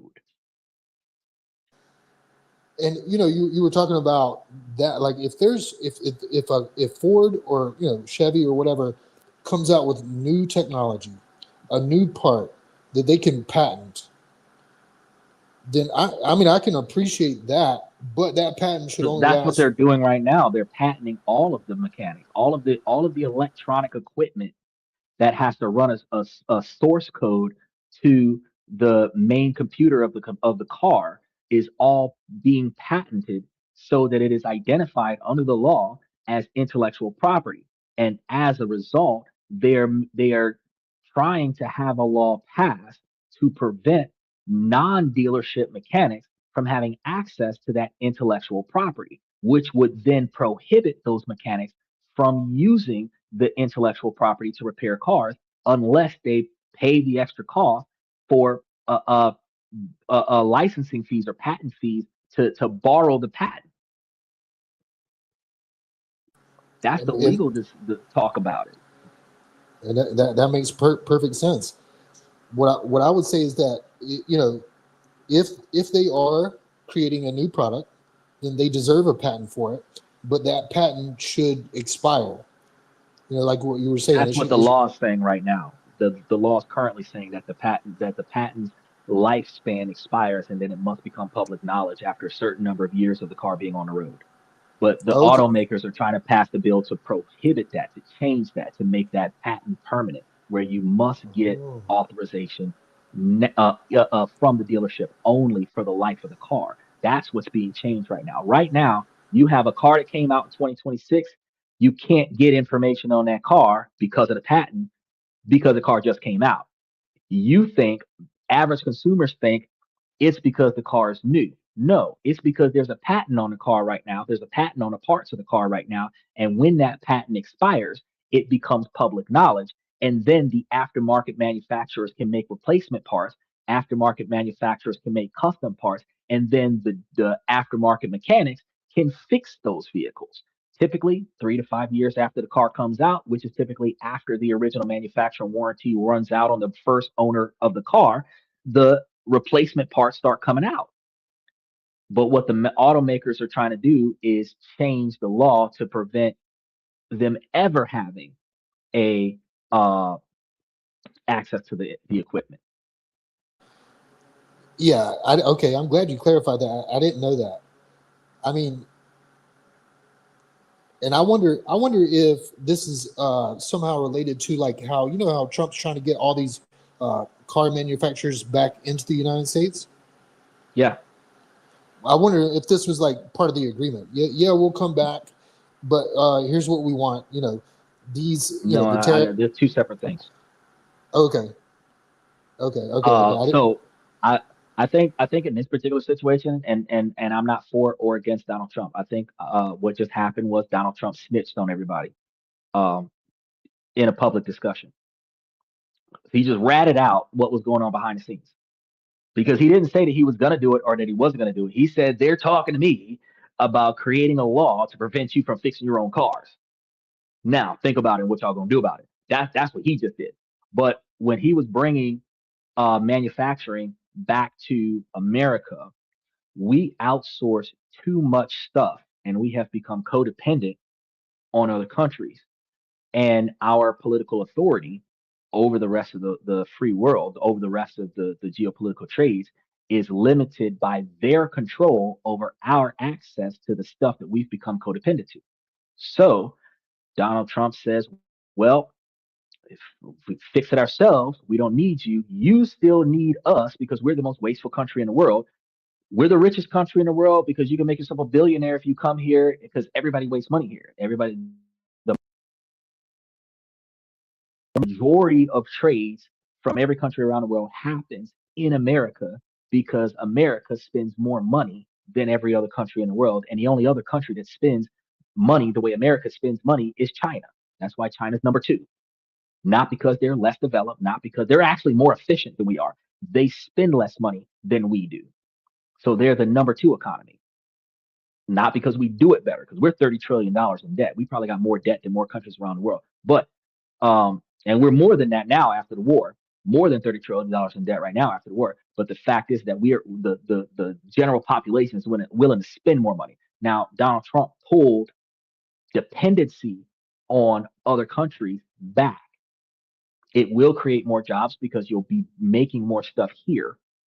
Drilling oil here will create more jobs because you'll be doing more work here. But you are not dependent on somebody else. So instead of me having to spend 5 weeks to wait for somebody to ship something made in Taiwan, made in Japan, made in China, made in Hong Kong, so that I can stick it into my Ford F-150, so I can stick it into my Ford Mustang, so that I can add that EcoBoost to my Dodge Charger, so that I can modify the used to be piss poor gas mileage of the Hummer. Now it's got decent gas mileage because of the EcoBoost electronic equipment from Asia. That's why vehicles are more fuel efficient in America, because of the fuel efficient technology from Asia, from semiconductors in Asia that are allowing the programming in America to be more efficient. That stuff still getting shipped over doesn't change the dynamic that the cars are being outsourced somewhere else to be built. So it's built overseas and assembled in America, talking about made in the USA. It's a misconception. We do not have a 100% built in America, but probably I want to say the Hellcat's probably the only one. That particular like Dodge car is probably the only one that's like fully made. And I can't say fully made. The engine's fully made in America, but there might be some like power windows or some other switch or something like that might have came from, because the semiconductors and the sensors might have came from overseas. But outside of the little computer chips, like the whole design was built in America for Dodge. But most of the other manufacturers that are American founded vehicles are still primarily developed from overseas. And that's why the prices of all the vehicles went up, because of the tariffs. Yeah, I know those chips are really, really important moving forward. and they say they come from Taiwan. A lot of them. Yeah. Well, the Taiwan is over there in Asia. Taiwan is south of China. Yeah, absolutely. So when you said Asia, I agree. But I think that that's one of the reasons why we're so involved in Taiwan. You know, like why we consider them an ally is if they join China wholeheartedly, we're Well, gonna we're be getting a lot of stuff from China too. a lot of their manufacturing. Yeah, we're getting a lot of the manufacturing from China. We have okay, so China, Japan, and Taiwan, Beijing, did a I think it was a 12 or 24-month treaty with the United States last year after the tariffs when they brought the tariffs against China down from I think it was as high as like 150 or 200% all the way down to the 35% that it is, 25 to 35% that it is right now. They did a 1 or 2 year contract with all of those countries over there and America with political trade. So we're all technically considered partners and allies right now, which is why China is not directly supporting Iran in the conflict with the United States, but China is not actually helping the United States stop Iran because they're a neutral party because they don't want to mess up their money with the U.S. But I mean, Iran kind of needs to stop bullying people with the straight. But they're getting it through the land, so they're still paying Iran money to get resources from Iran. They're just not getting it from the waterfront. They're doing trains to China from Iran.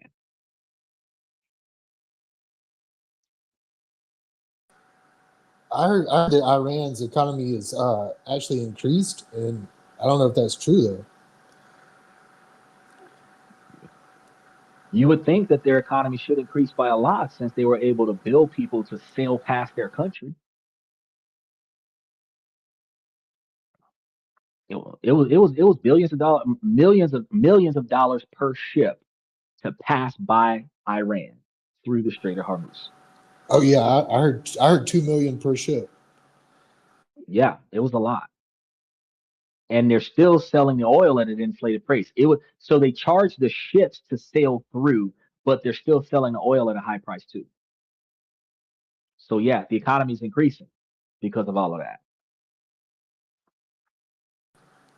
And you think that okay, yeah. So the United States, our GDP is higher than China's, right?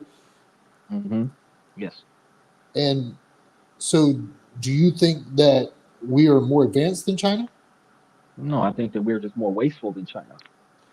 Right, right. We don't. We spend more money. The corporations make Yes. money, and the people here spend money because we have to Yes. buy things from China and import them. But the GDP is how much money is profited by the government, and the money profited by the government is from the people spending the money. And GDP is more like it includes like what the amount of money corporations make. Yeah, the corporations, the big business, the local government is profiting from money earned from the people spending. We don't do as much outsourcing of our products as other countries. When you say outsourcing, what do you mean? Like buying stuff from other countries, or you mean Oh no, let exporting me or let me rephrase that. Not outsourcing, exporting. We don't do as much exporting? exporting Right, because Americans right. are wasteful.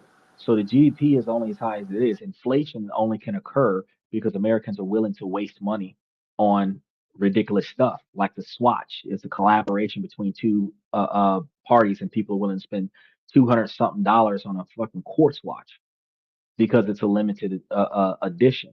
They were willing to spend $900 on Donald Trump's Confederate flag golden shoes, where those shoes were just as good as $45 pair of shoes from Walmart. They're willing to spend $600 on some Jordans. They're willing to spend $25,000 on prom.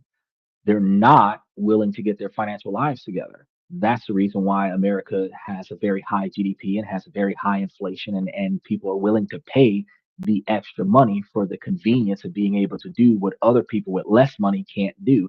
And a lot of the times that the people who are doing this are poor people, not the wealthy people. The wealthy people will not waste money on stuff that makes no sense. But the middle class and the lower class or the upper lower class individuals, the 50 to $75,000 a year income class, will spend more money to look rich and pay the inflated cost to look like a boss. so that they can impress people around them. And then the people who can't afford to waste money like that will envy them because they wish they had enough money to buy those things. So that's the reason why our GDP is the way it is. Who's more wasteful, our government or our citizens? Our citizens, because our government can't waste money if the citizens don't give the government money. And like, well, this okay. So like, what about let's say that I said that our government was more wasteful because they spend trillions of dollars on dumb wars. Wait, where did he get it from? Congress. No, they didn't get Well, trillions of dollars from Congress. well, I mean, Where did Congress they get had. the Where did they get the trillions of dollars from? Oh, okay, yeah, the American taxpayer, and then Congress Okay, agreed. so Congress agreed to. taxpayers are paying trillions of dollars to the American government Right. from 8.76% sales tax, property tax, uh, gun tax, divorce tax, income tax, ownership tax on houses, ownership tax on cars, tax, right? Now, if less than 10% of your income is taxed and trillions of dollars is going to the US government from tax, you are spending as a people hundreds of trillions of dollars in order for that money to be there. So who's more That's wasteful? They're well, misappropriating what they got from us, but we're more wasteful. well, and if it all came from us, I feel like we wouldn't be $37 trillion in debt. Oh no, we're $37 trillion in debt because they're selling the debt for a profit. What do you mean? That's a business strategy. $30 trillion in debt, treasury bond. How do they profit off of us being in debt? I don't need money to make purchases. I'll sell my debt to that guy over there. He's going to pay my debt. The other guy wants in on it too. He's going to pay the first guy the interest off of buying my debt. And now I got two guys on my debt. There's an extra $1 trillion worth of debt just for the interest on treasury bonds, but they're selling the debt to everybody else. So now the American government can buy whatever the fuck they want. They have a blank check for that war with Iran because the extra debt gets sold to somebody else as a treasury bond. And that somebody else is a for-profit corporation.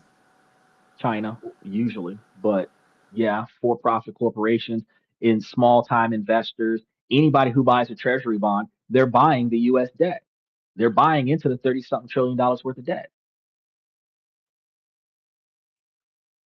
Right. And so like I don't so it seems like the US government in the long run loses money. I thought you were saying they profit off of this. I still don't like if they're selling these bonds and they're Okay, paying so the interest. the ideology of government and the people in government are two different factors of the same title. Go The on. So president of the United States retires $475,000 a year for life. A couple people in Congress get 250 to $300,000 a year for retirement for life. These guys are making a quarter million and a $500,000 a year every year to argue and do press conferences. And you got about 502 people getting paid to be in our top half of our government, making and breaking the rules. Okay. Now,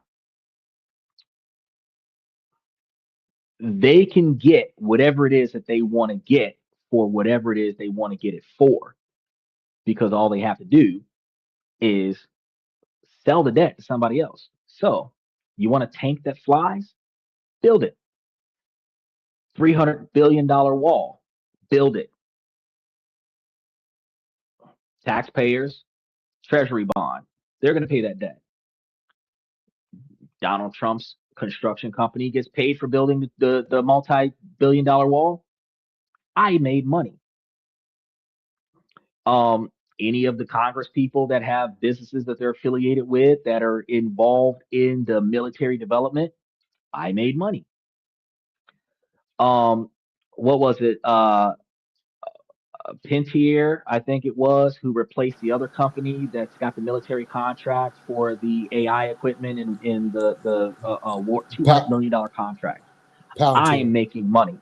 So the American government, the people, are profiting from being able to write a check to go blow some shit up in Iran, where they're going to sell the debt to the investors in American people, big business, and other countries that'll buy into that debt.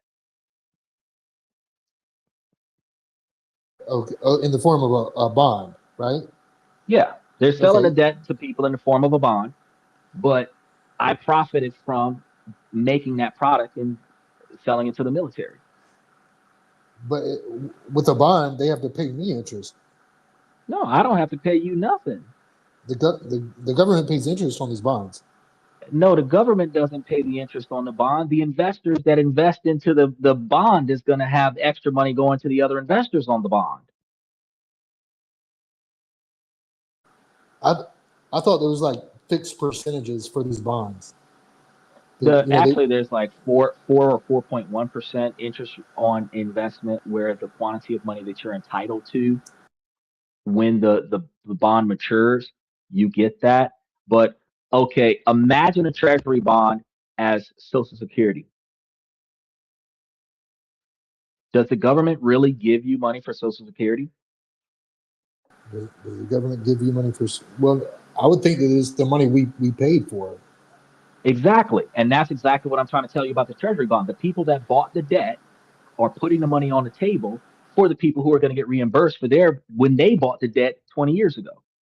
So just like Social Security, the people in the 40s that put their money on the table for the people who are getting Social Security disability, we're putting money on the table now for them.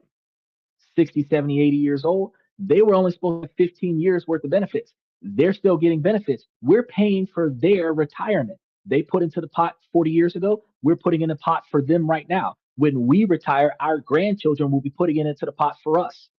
The government ain't paying for that. The government has $0 to start with.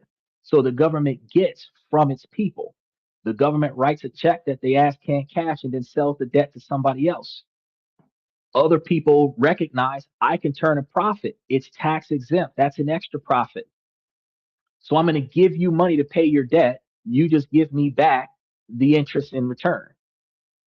But if you're going to get the interest in return from selling more debt to somebody else, are you really giving me anything? No. The collective of investors are paying each other back. But we have an extra $1 trillion worth of interest debt on top of the 30-something trillion dollars worth of debt that we have. But it's a zero-sum game for the government because they can buy whatever they want to buy, and they're not having to give anything to anybody. In worst case scenario, what do you think they're going to do? Raise taxes. Right, right, or just run up a higher debt. Well, they instead of running up a higher debt, what they've been doing recently is they're just giving poor people more money because poor people are the most wasteful people in this country. Which doesn't that bring higher debt? Huh? What, by giving poor people more money, that seems like it would put us in more in debt. No, it doesn't. Think about this. No tax on overtime. No tax on tips. The government doesn't have to waste resources on giving you back tax refunds. You're going to spend the money either way, but I don't have to spend the millions of dollars or billions of dollars that it used to cost us to give you your money back because you couldn't afford to give it to me in the first place. So I'm just not going to take it from you. But you're going to spend it, sales tax. It's coming to me anyway. Okay, I see your point. I see your point. Big business is not just the only thing running the country. The richest people in the world run the country. Donald Trump's a billionaire. Most of the people in Congress are multimillionaires. So, Right. and multimillionaires owns most of the companies that we buy everything from. So instead of pissing everybody off and raising taxes, let's just let the poor people waste their own money on bullshit that they don't need. And we're going to get the money anyway, because when they buy something, it goes to the company that they bought it from, and that company, we own it. So it's going to go to us anyway. But we look good on paper because we're not taking it from them. They're voluntarily giving it to us now. When you say the company we own them, like how does it own like Walmart? Okay, so the owner of Walmart is going to be part of the lobbyists that are going to be asking for and demanding in X, Y, and Z when we start talking about the tax laws that just got changed for big business. The taxation that got capped off, the caps got lowered from like almost 20 or 30%. Well, almost 30%. It was like 23 to 30%. It got capped at like 18 to 20%. You had high earner investors that got capped at 10%. You had um, looser caps for donations towards charities from 5% to 10%. You had all of these things that changed on a grander scale for people who've got multiple millions of dollars. It doesn't benefit the average individual unless you're investing the way the laws are benefiting you now. When you think about Louis Vuitton, Gucci, Calvin Klein, Walmart, Target, somebody owns that, okay? And they are going to spend money on a more grander scale in other places. Hotels, somebody owns that. They are going to spend money in other hotels in grander places. The money is going from the bottom up instead of from the top down. So the more poor people spend money, the more money goes into the pockets of the rich, because the money goes into the business that is owned by the wealthy. And when the wealthy gets their commission, their shares, their compensation for the success of the business, the wealthy gets the money that the poor people spend. Like take on a short note, take an actor. They have a back end deal with the contract for a movie that they make where they get paid royalties for every time the movie is played. Now, every time you're willing to buy that movie on Netflix, every time you're willing to buy that movie on YouTube, every time you're willing to watch that movie on a TV channel where you're paying cable company to put this on your TV, that movie star gets a check for royalties for however many millions of people that are still watching that movie 5, 10, 15 years after the movie came out. If nobody watched the movie, they wouldn't get paid. But because people still watch the movie, they get royalties after the movie got made. So it was put into the movies, then it was sold in VHS and DVDs when we had Blu-ray and everything like that. Now it's downloadable everywhere else in modern times. So they get royalties after the creation of the product because people are still paying money some kind of way, whether it's by data usage to watch it for free and watch ads where advertisement profits is still royalties, or buying a product, or renting the access to watch the movie exclusively. All of these different ways is how the that person gets paid for the product after the product got put out. It's the same thing with big business with sales. Merchandise is going to go into the store where the store has a contract with the manufacturer to get a cut of the product being sold in the store. That store collects profits off of products being sold in the store. The owner of that store gets profits. So in order for the store to make more money, you give the poor people more money to spend. So instead of taking the money out of their pocket and then having to spend extra money giving it back to them because they're too poor for you to take the money from them in the first place, don't take the money from them, let them waste it, and they will give it to us. That's the dynamic. Yeah, but I feel like people who go to Walmart, let's just make up a number, 9 times out of 10, aren't wasting money. They're buying what they need, and they're buying it for the cheapest price they can find, and they can't afford to buy it from a mom and pop per se because it's more expensive. So they're going I mean, I to understand that, but the average individual. So I throw up prom on a regular basis. This year was the first year in my lifetime, and I'm 41, that I have ever seen anyone spend thousands upon thousands of dollars on prom outfits, Bentleys, Rolls Royces, private jets, and wads of cash to show off as an intro to prom.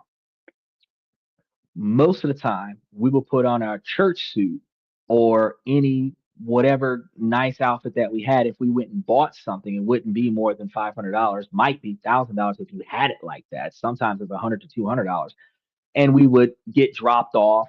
If we got a limo, you had like 5 or 7 people that put in on a limo for 2 or 3 hours. But that was like the most lavish thing, was for a group of like 8 people to group on a limo to get a ride to the prom. Most of us just got dropped off.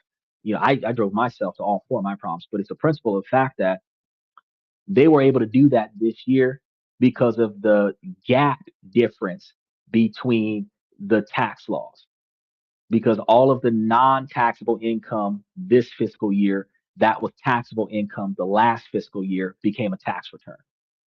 So they were able to waste more money instead of putting it in better places.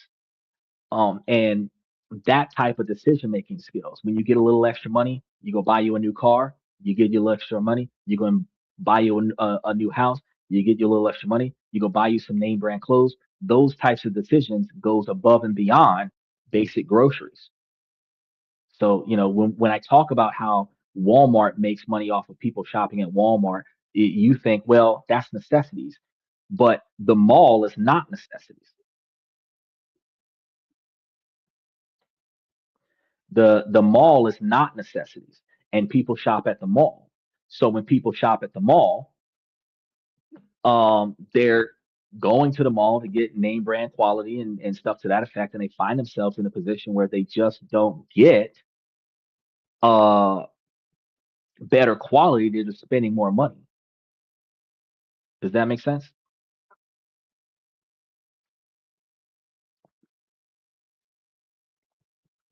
Uh-oh, hold on. I don't have your sound.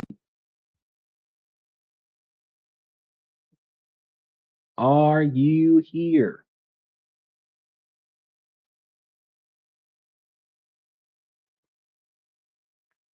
Maybe check your mute button.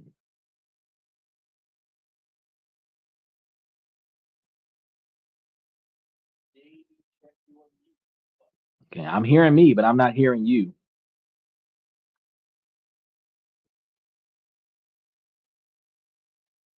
It says that your mic is on.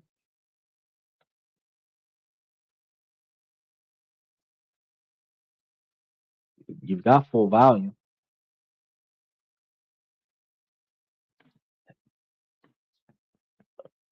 What else? I'm trying to see, Sterling, you're here. I'm just trying to see what's going on with your sound.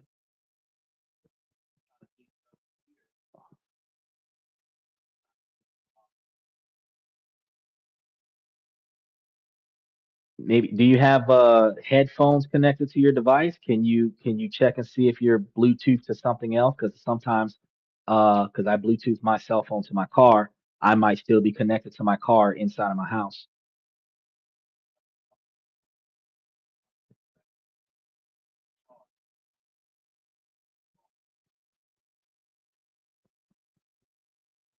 Okay, he's trying to get that together. He's trying to get that together. Y'all make sure that y'all like and subscribe. I know my man asked me, he said, bro, it's 4 a.m. Why are you still here? I'm like, because we talking. There you are. I can hear you now. Oh yeah, that was weird. Like I wasn't even on the screen earlier.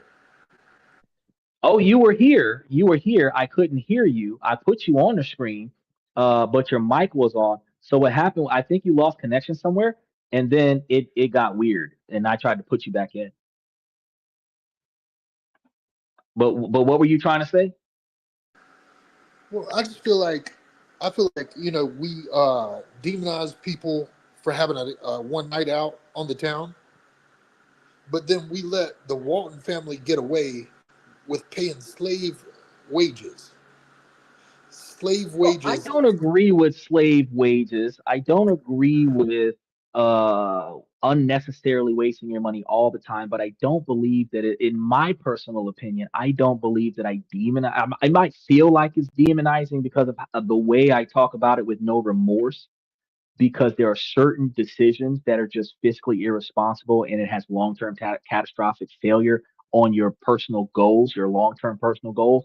But I don't I can't say that just because I believe that you shouldn't spend $15,000 on prom, that it's okay for you to get paid $10 an hour, or half of minimum wage to be a server. I believe that every company that is paying their server half of minimum wage just because those servers get tips should be paying their servers minimum wage and let their servers get tips.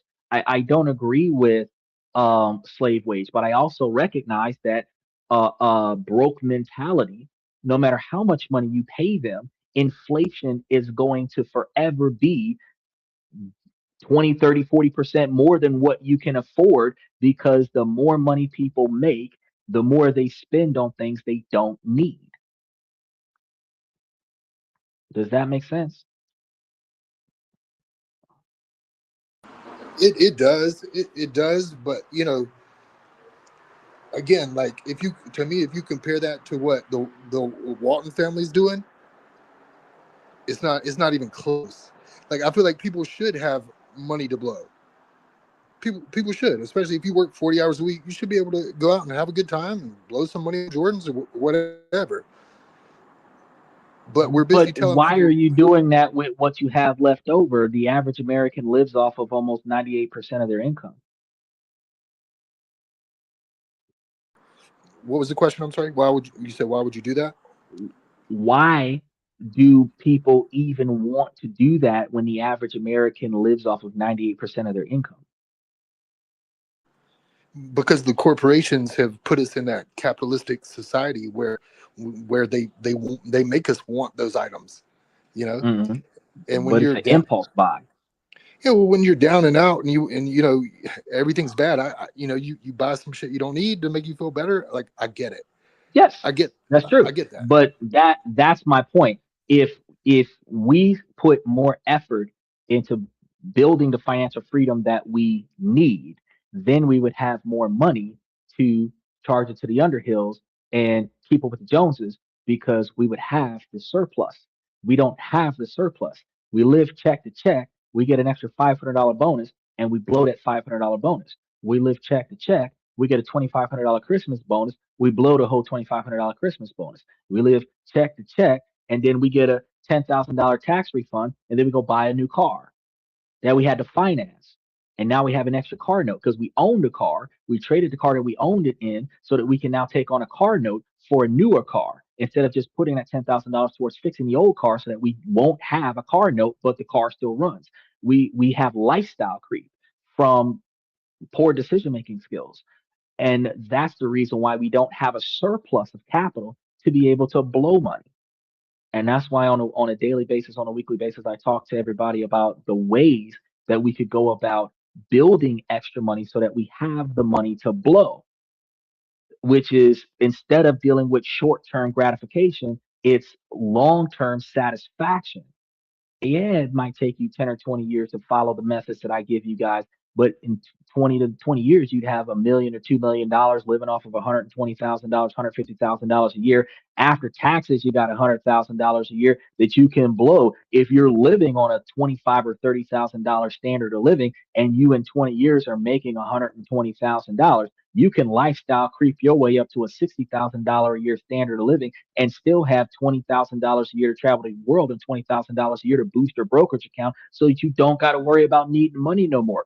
True retirement. Then you can buy name brand clothes. You can buy cars cash up front. You can pay for a vacation in a different country every week for a whole year. But right now, while you moved out of your parents' house, you're living on your own, you're check to check, you got a shit ton of debt, you're leveraging your credit cards to offset expenses that your paycheck couldn't cover. An emergency is non-existent in your train of thought because you don't have $1,000 in your savings account to cover having to drive across town and pick up your friend from work because his car broke down. You living from from one, I can't believe I just survived that fuck up, to the next fuck up that you couldn't even plan for, because we're living life from day to day instead of living life for the future. And when shit gets hard, we either call a friend, we ask our partner in our relationship, or we call a family member and say, hey, can I borrow money, when we can't borrow money from Am Scott and TD Ameritrade and all of these other cash advance and payday loan places that make billions of dollars off of us, because we got to get a short-term capital loan so that we can pay for something that we bought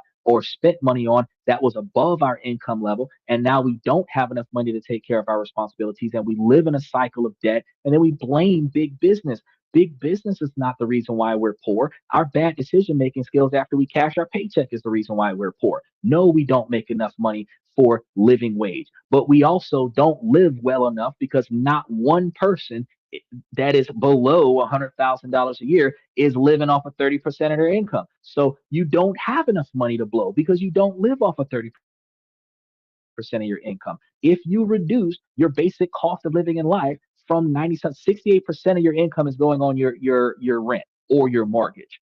But statistics show 38 to 41% should be your total debt, which means your mortgage should be inside of that 41%. So if your income was $2,000 a month, your entire standard of living should be less than $1,000 a month. If that was the case, you would have $500 a month to blow because you would have no responsibilities. The average person has rent of $1,500 to $2,500 a month. Their check might be $3,000 a month, and that's just the rent. Now they've got the car note, the car insurance, the phone bill, lights, gas, water, Netflix, YouTube, Disney Plus, gym membership, dating, and now you're spending $4,500 a month, but you're making $3,000 a month, and your base standard of living hits you when you start buying groceries right around $2,500 to $3,000 a month. So you're paycheck to paycheck before you start wasting money on the luxuries in life that you feel like you deserve. Because as soon as you got that raise, as soon as you got that promotion, and you bumped from 36,000 to 45,000, you went from an apartment in the hood to an apartment in the suburbs. When you got that bump from 55,000 to 65,000, you went from an apartment to an HOA.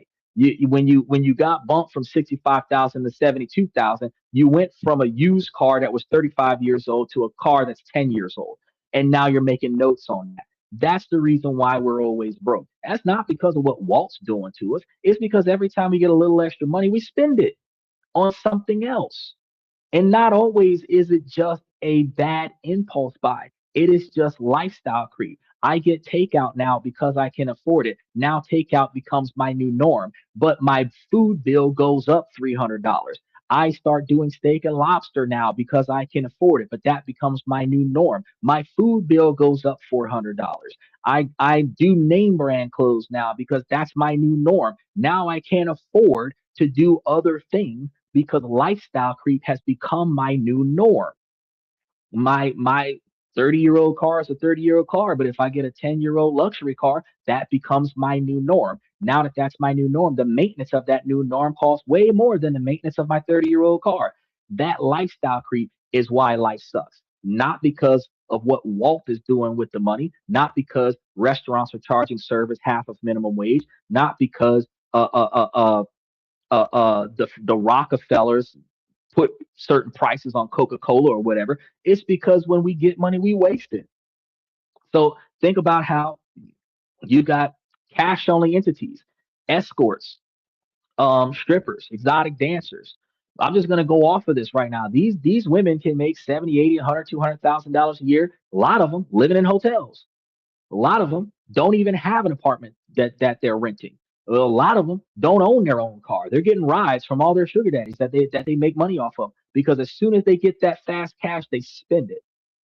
Some of the OnlyFans girls is out there making $54,000 in a week. Don't have a stable standard of income where they can say, I can devalue myself for 12 months and live like a millionaire for the rest of my life.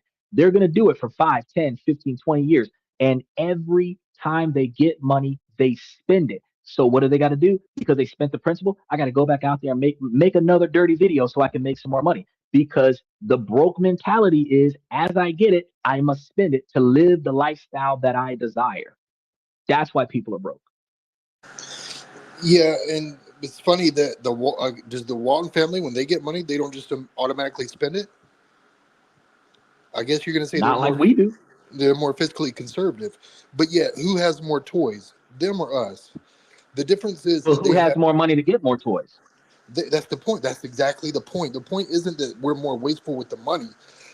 They're just they got way more waste than we do. The difference is they got money to blow and we don't. They Meanwhile, started with more money to blow. Somebody 50 years ago started building wealth for their family, and generationally, that money grew to where they've got more money than they can spend. Donald Trump is a $4 billion man. If he wants to buy a $5 million pair of shoes, he can buy a pair of shoes that cost more money than my entire life's value. right, But that's a drop in a bucket for him. But right. he inherited $5 million from his daddy. I didn't inherit $5 million from my daddy. So he's able to flip that $5 million to $4 billion, and now he can live a lifestyle that I'll never get to see. Uh-huh. But I can make myself a millionaire inside of 20 years. So from now until I'm 65, I can turn myself into a multimillionaire and spend the last 25 years of my life living a kind of lifestyle that MC Hammer has. I hadn't heard of And MC. I hadn't heard. MC Hammer is a $5 million man right now, $5.5 million. I didn't know that. I hadn't heard the name Since MC the Hammer. 90s. When he lost, he was $53 million in 92. He's been $5.5 million since the IRS took all the stuff. And ironically, they only took all of his stuff for $800,000 worth of back taxes. Yeah, it's just that the difference is like the Walton family, the way they made their money, the way the way, like you said, like you make it sound like they just rolled their sleeves up and went to work and they worked hard and they Yeah, they could have made it off of blood diamonds. They could have made it off of human trafficking. They could have made it off of all kind of stuff. What matters is that they've got the money to spend. We can make it legitimately off of taking our extra money and investing it in places where our money makes more money for us so that we can no longer have to struggle. But we choose not to. We choose to impulse buy and live life to the fullest, YOLO, and a fear of missing out so that we can keep up with the Joneses and charge it to the Underhills with the little bit of change that we have left over, but we're always spending the principal. The one difference that the wealthy does that the poor doesn't is the wealthy doesn't spend the principal.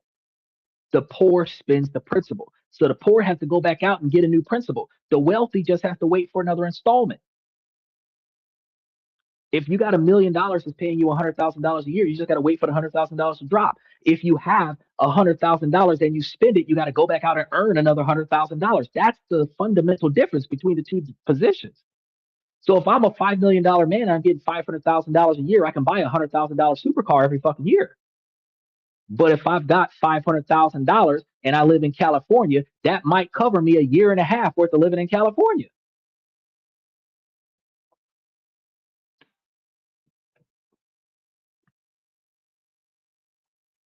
I see your point.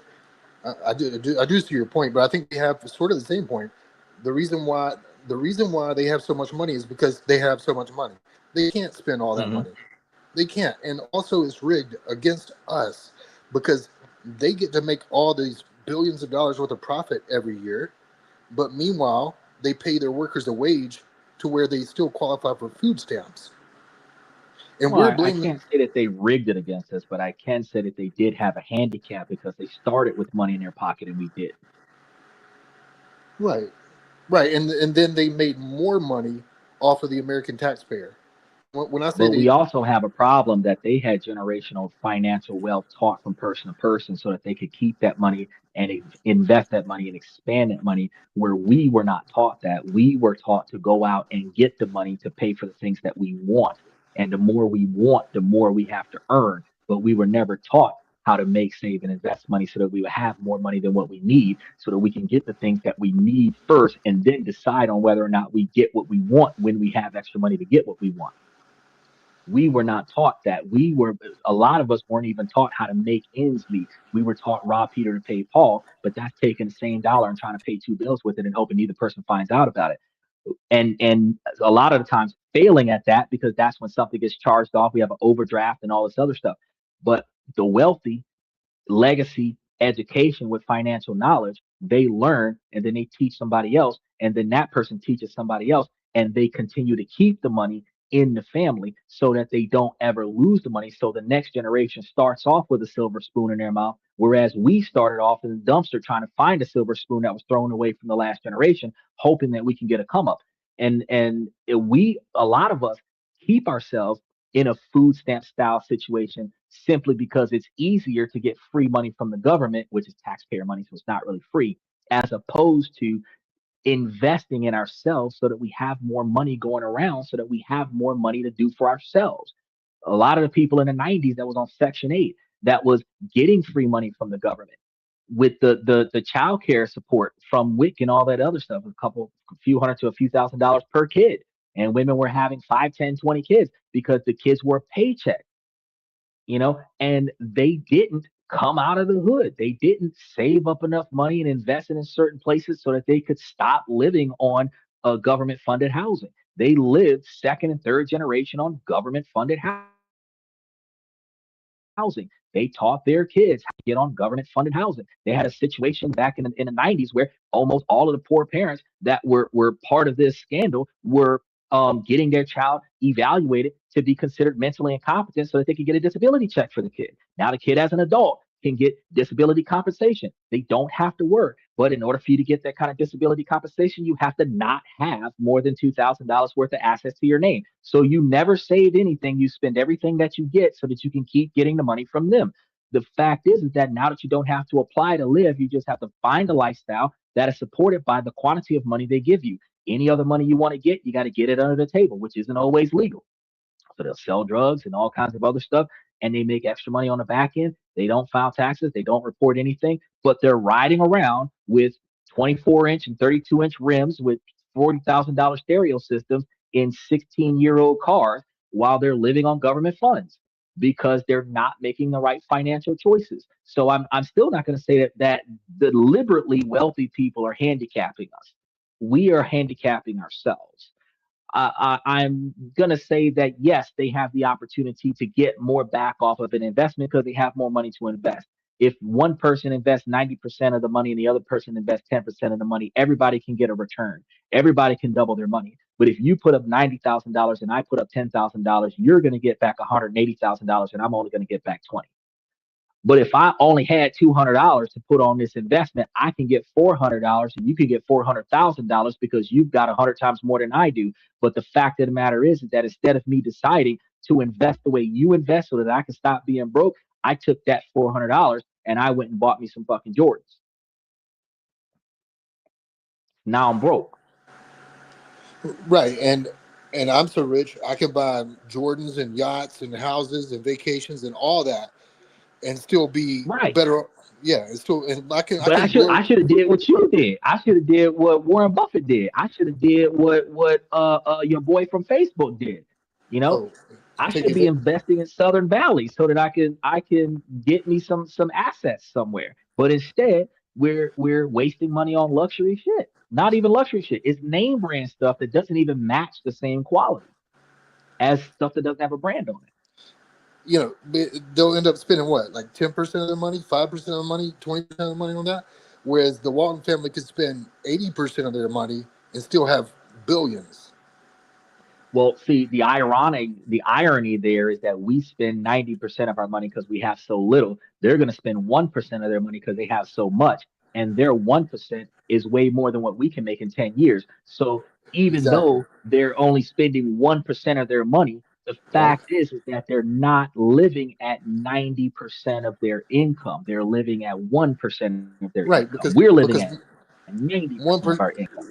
1% of their income can buy them everything they possibly want.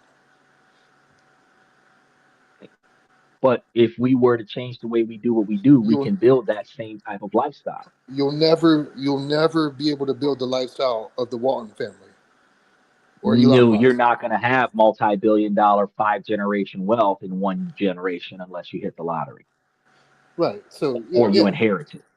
But you can build the type of wealth where you can live a reasonable lifestyle that doesn't require you to work. You can make $2 million inside of 25 years and live off of at 10% from the S&P 500, $200,000 a year. $200,000 a year gives you a reasonable middle class lifestyle. It doesn't give you a mansion on the hills that's so far away from the front gate that nobody can see your house with chauffeurs and housekeepers and all this other shit. But it does give you a house that you own, a car that you own. It's not a Bentley, it's not a Ferrari, but you own it and you don't have to work. And you have the capabilities to travel the world and still be able to, off of half of the money that you get, invest the other half back into offset inflation where you're continuously getting money on a regular basis. You have the capabilities to build that. We just choose not to. 20 years is a long time in the mentality of somebody that's broke as fuck. But 20 years is what it would take to go from living in poverty to living in wealth and changing your mindset and changing every financial decision that you make and then investing in your future instead of living in the present. You're willing to throw 10% to the church for your afterlife, but you're not willing to throw 10% into a brokerage account for your 70s. Right. Oh, I mean, that's a That's good not point. the Waltons fucking us over. That's us fucking ourselves over. Well, I would say that if the Waltons are going to make billions of dollars every year, maybe a trillion, I don't even know. Like, if they're going to make billions of dollars every year, then they should be setting up their employees to have that fund that you're talking about. Why? They shouldn't be allowed to make billions off of the American worker, off the American That's what consumer. capitalism is for. What you're No. asking for right now is communism. No. Well, hold on now. No, I don't think that capitalism means that you're taking advantage of people. And if it is, then yeah, That is okay. the true definition of capitalism, is Well, to then, take advantage of the deal. And taking advantage of the deal is taking advantage of the stupid, taking advantage of the weak, taking advantage of the lazy. That's what you're taking advantage of. You take advantage of somebody else's shortcomings. That's what capitalism is. You're capitalizing on the opportunity, like Edge, the ultimate opportunist. In order for you to get money off of the stock market, someone else had to fail. In order for you to get money out of Bitcoin, somebody else had to fail. It's the law of alchemy, equivalent exchange. Somebody's got to put extra on a table for you to get, like playing poker. You can't win $1 million pot if all the people at the table didn't collectively put $1 million into the pot. right. But for you to win $1 million, collectively, the rest of the table lost $1 million. Somebody made a mistake with their hand, and you capitalize on it. That's capitalism. Now, communism is because I won $1 million, I'm going to give everybody $10,000 because I want some money. Wait, say that again? Communism is the sharing of assets, regardless of how much you put into it. I got $1 million. I give everybody $10,000 just because I got money. Would you have $1 million under communism? Would you have $1 million under communism? That Right. depends on what kind of country that you're in. But I'm saying the model of communism versus the model of capitalism. Capitalism is taking advantage of the rest of the table so that I can get the $1 million out of the pot that's on the table. Communism is me sharing my wealth with everybody at the table because I got a lot of money out of the table. Okay. Well, yeah. If those are is there any other option? I mean, what about socialism? What about socialism? Socialism has nothing to do with the division of assets. Well, I feel like Socialism is going to be how everybody feels about it. I mean, is there like a model, a societal model that does more? Because truthfully, if you talk about equal distribution of assets, no matter how much or how little you work, you're talking about all the models in Asia where you're mandatorily required to have a job. They pay you whether you go to work or not. They can't fire you because you're going to be getting paid so much money to stay at home. They got to force you to quit. But everybody goes to work. Everybody gets money. Everybody gets resources. They have a social style model where their lines of credit and their business deals and equitable stakes in their society is based on their reputation. But when we're talking about wealth, the difference between capitalism, where I can make money off of you making a mistake, versus communism, where it doesn't matter how much effort we put into this, we all reasonably get the same amount of stuff. We share the resources. The difference between the two is that capitalism, I don't have to share. I could be the only one with stuff. But with communism, I share. That's the only difference between those two models. Are there any billionaires in China? Are there any billionaires in China? I don't know. Yes. The answer is yes. So but they so don't now, have to. So what? Well, I don't understand. I don't understand what your point is. well, you're saying that under communism, for example, that you have to share all your wealth. Everybody makes the same amount, Well, I didn't say regardless. that you. I said that the difference between a communist model and a capitalist model is that a capitalist model, the wealthiest of the wealthiest collect and collect and collect, and there isn't a distribution back to the lesser. And the communist models, there are communist models. The Asia is more communist than capitalist, and America is more capitalist than communist. A lot of the government funded programs is communist model programming because the taxation goes to the government, and the government distributes it to the poor no matter how much or how little you work, the benefits that you get from the government, if you are in the financially poor class, anybody under $50,000 a year, the benefits that you get is a communist model because it is a sharing of the tax dollars that was given to the government from everybody who put taxes in. Even if you didn't put taxes in, you can get food stamps if you're poor. That's a communist model. That is the sharing of resources without having to reasonably contribute into the pot to earn those resources. That's a communist model. But capitalism is the owner of the business pays a set wage. They get the product in for a set price. They sell it for a set price. And the difference between all of that is their profit. So if the billionaire is a billionaire because they have sold billions of units of items to millions of people who bought it, the billionaire is the billionaire because he had a good plan. He capitalized on the greed and the gluttony of the general people, and he paid whoever was willing to take that amount to come and work to make the money for them. So can I say that the rich person is a bad person because they found a way to make money? The person I'm trying to get up and get another bottle of water. The person who created bottled water, I mean, fantastic idea. I buy like 8 cases a month. And I'm not the only person in America that buys a lot of water, right? So, and there's like 28, 30 bottles in each in each case. All right. So the person who's getting paid per cent for these bottles of water, fantastic idea. Multi-millionaire, right? Coca-Cola, Warren Buffett, billionaire, right? Now, does that mean that Warren Buffett should cut me and you a check just because back when Coca-Cola wasn't that important that he put his money down? Should the people who make a bunch of money off of Macintosh, now that it's a big thing, cut us a check? Because back in the day when all we thought Apple was an apple with a bite taken out of it back in the early 90s, that they give us a check when we didn't have value in that. The person who made the bottled water back when bottled water wasn't popular, should that person now cut us a check because everybody's buying bottled water now? Well, I don't see the logic in that. under your logic, it's wasteful to buy all that water. And so should Macintosh cut us a check? Well, I would say they should pay. They should manufacture everything in the United States, so that they're not paying children in Indonesia and China to manufacture their products. So they But it's deserve to. cheaper for them to pay the children in China to manufacture the products. That way they can make more money without charging us so much for the product. Because you know in America that there is a cap on things like cell phones for $799, even though we're willing to pay $2,000 for it. The law says it can't be sold for more than $799. In other countries, they don't have that cap. So they mandatorily can buy a iPhone 26 for $2,500. But in America, they're going to sell it to you for, if you're willing to pay the $2,500 cash up front. But a lot of times they're going to talk you into upgrading your current phone or adding it to your phone plan with a new line, and you're going to pay the taxes of $600, which is the most that they can sell you, and then put the $35 a month on an installment plan with no contract with your plan. But you're still paying $2,500 for a phone when you're legally only supposed to pay $800 at the most. I haven't heard that $800 cap, although I'm not disputing it. I've never heard that. But then also, Oh, like, there's a cap. I found that. I was like, yo, that's bullshit. Let me look that up. And then I found I was like, no shit. okay, But well, could you argue that with a phone company? Could you start a legal action against it? No, because you're willing to pay $2,500 for the damn phone. no, because well, only if they have a monopoly, only if they have so much power that they're taking advantage of the consumer.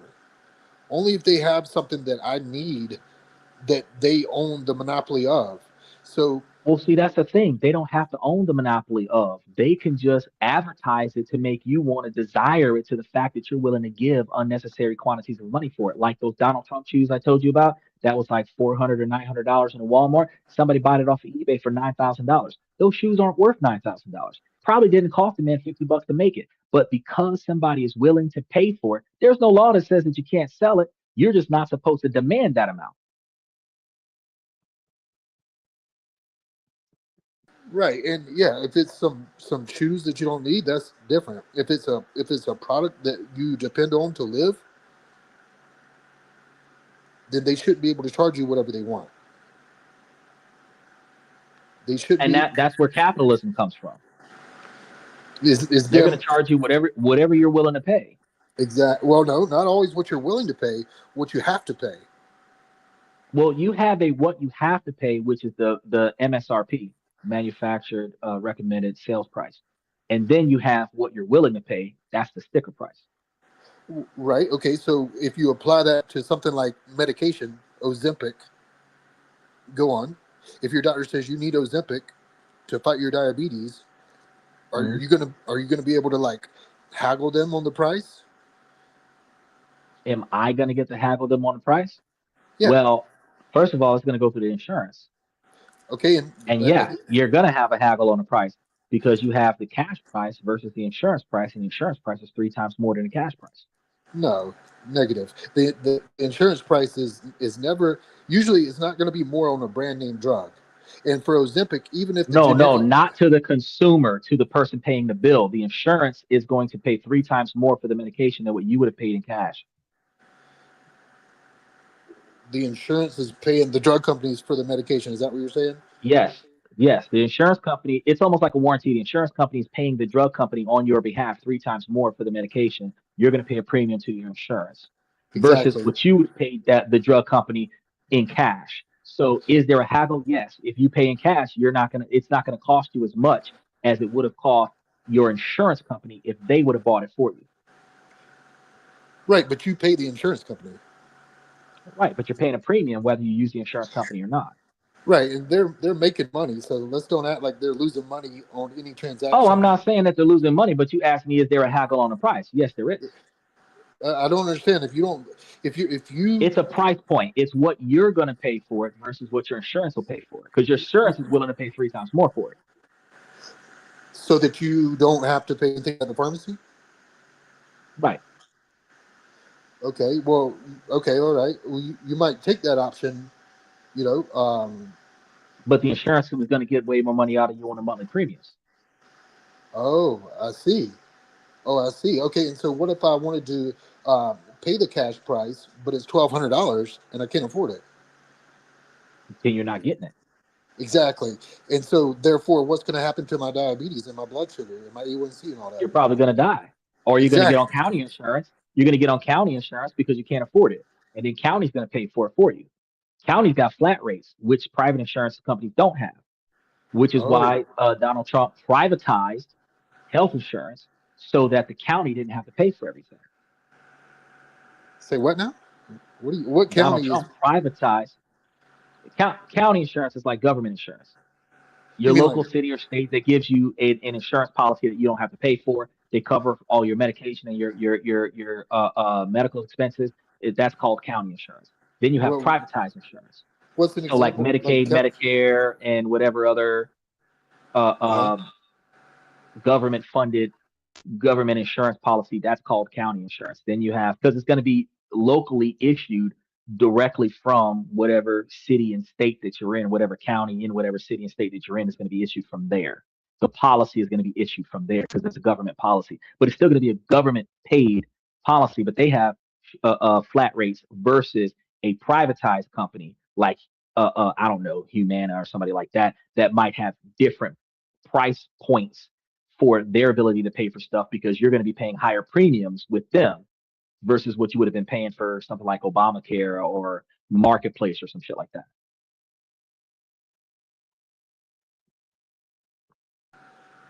okay, Medicare goes through corporate insurance. So Humana owns a Medicare policy. Okay. Okay. So, I threw them out there as examples, but I'm saying like government. So there are government health insurances, uh-huh. and this was before Donald Trump privatized the health insurances. There were government health insurances. that are paid There's, for by the government because you're poor. there Typically, when still you're going to are. experience this. There still are.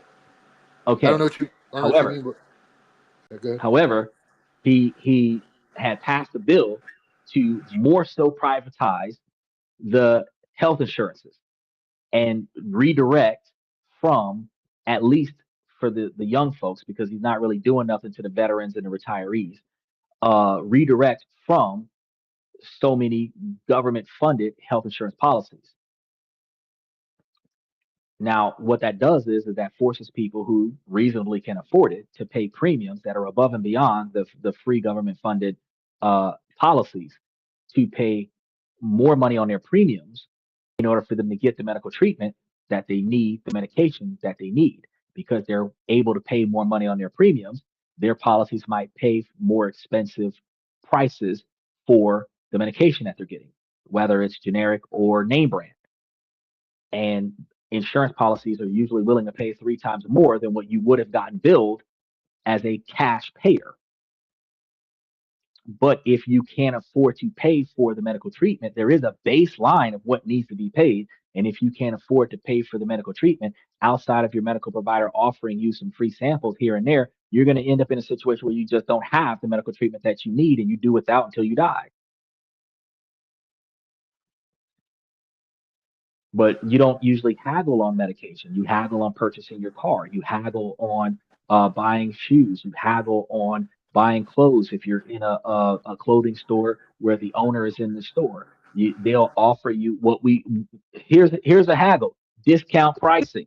That's a haggle all the way across the market, taking 10, 15, 20% off of anything, just so that you can buy the product. They offer in a lot of food restaurants right now, senior citizens discounts and veterans discounts. All you got to do is show that you're a certain age and you used to or currently exist in the military, and they'll take 10 or 15% off of the food. You asking, do you have a senior citizens discount or do you have a veterans discount, is you haggling the price. Sure, and if Ozempic costs $1,200 and you take 10% off of it, you might not still be able to afford it. Right, but they'll take $120 off of it.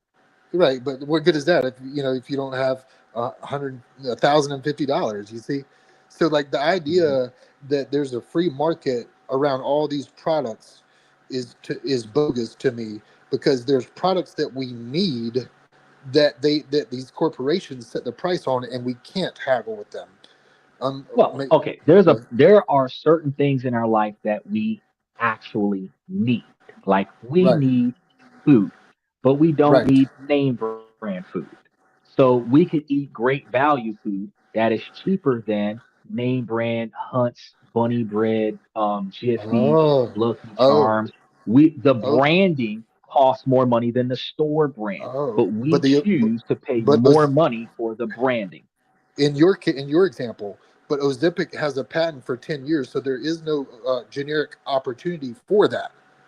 You see, No, but so in that's situations where you're exclusively tied to a specific, but you also have to understand you were introduced to that product by your medical provider, which that medical provider was likely paid by the pharmaceutical company to promote that product. So now you believe that you're dependent on that product, and your life depends on the success. Your success in your life is dependent upon that product. Now you're willing to pay the cost to get that product because you've been convinced through marketing that I need this product to live. But whatever that product does, there's got to be another one out there that does the same thing that doesn't cost as much. You just haven't looked for it yet because you were told by your primary care physician that that is the product you need to survive with. and It's what if not I like a pacemaker, but if it was a pacemaker, you have different brands of pacemakers. They're different prices, and some of them you might be able to pay for out of pocket, but not a lot of them you might be able to pay for the damn surgery. But the fact of the matter is that the reason why there's a monopoly law is that no one person can hold exclusive rights to anything, including your health. So while this one drug might be effective for this particular health condition, this is not the only drug that treats that condition. It's just the only one you were told about. And we very rarely do our own research to find out if there is an alternative. We very rarely get a second opinion. And we a lot of times don't have enough money to have the legal backings for us to fight for better. So we just take whatever they give us or do without.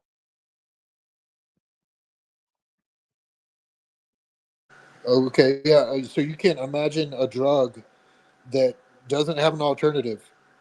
You can't imagine that like that. No, Oh wow. I Um, can't imagine a drug that I cannot imagine a drug that is specifically designed for a health condition that has absolutely no other alternative. Because you're understanding that the drug that itself is designed, and that drug's exclusive design is an exclusive design, but it is designed for a reason. And the right, reason is the issue that needs to be addressed. And there's multiple solutions to that reason. This drug might be the most effective, it might be the cheapest, it could be the most expensive because it is the most effective. However, there are alternatives. There might be something that's less effective that it'll keep you stable, but it won't aid in 30% organ regeneration, whatever the case may be. It depends on what it was designed for. But if you look at the drug that you're talking about and you look at the health condition that it was designed for, I know that you can find 3 to 5 other drugs that do the same thing, or at least right. 3 to 5 drugs that are advertising that it does the same thing, which means that that is not the only choice. And that Well, one might be financially out of your control, but one of the other four might not be. right. But what if I'm allergic to the other four? I What mean, if you're it's trying to set up an impossibility, but I mean, you're not. So you might be allergic to one medication, but you shouldn't be allergic to five. If you're allergic to 5 medications, you probably got the kind of health issue where you're probably not going to survive. But if there's one medication that you're allergic to, there should be 2 or 3 others that you're not allergic to. yeah, And and again, those if you've got one you can't afford and one you're allergic to, that still leaves 3 out of 5 that you could get. And if out of the three, 2 of them are too expensive, that leaves you with the one that you can afford. But if you end up in a situation where you just can't afford the medication, it doesn't matter what big business does, you don't make enough money to afford it. because big business doesn't pay me a wage to where I can afford my medications. No, because They you give don't put the, your money in the right place so that you have enough money to pay for that. well, if I qualify for food stamps, there's not exactly a lot of money I can put If you aside. qualify for food stamps, you qualify for free medical care. Okay, well, okay, then let's So go with let's that. take you out of food stamps. You don't Okay, qualify for food stamps. You okay, are on the bottom half of poverty, which is $50,000 a year, and you can afford a copay, but some of the medication might be a little bit outside of your reach. But we have health savings accounts where you can put money that is tax free. It's untaxed money that you put in that you can get you a tax credit on. You put it into this account. You can build the money up so that when you need to go to the doctor, the money is there for you. If you take the money out for medical expenses, it's not going to get taxed.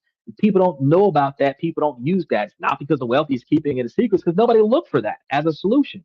You have alternative investment funding that you can utilize even when you have disability, where you can. It's almost like an IRA where you put money into it for your retirement, and it doesn't negatively impact your disability benefits. There are other ways that you can put your money in different places outside of a brokerage account. I talk about the brokerage account first because healthy people that are broke can take the money that they waste on alcohol and cigarettes and extra gas to go racing up and down the coast and put that into a brokerage account to make money for them with stocks that I should be having going across the screen right now that cost less than $5 a share, where you would be making a ton of money over time, putting that money away to build for the capability to pay for your health care. Like, take, for example, the glasses that I got right now. These are $850 glasses, prescription glasses. If I want another pair, I've got to go buy some. And they're not covered under the insurance. Insurance will give me 20% off. So they'll take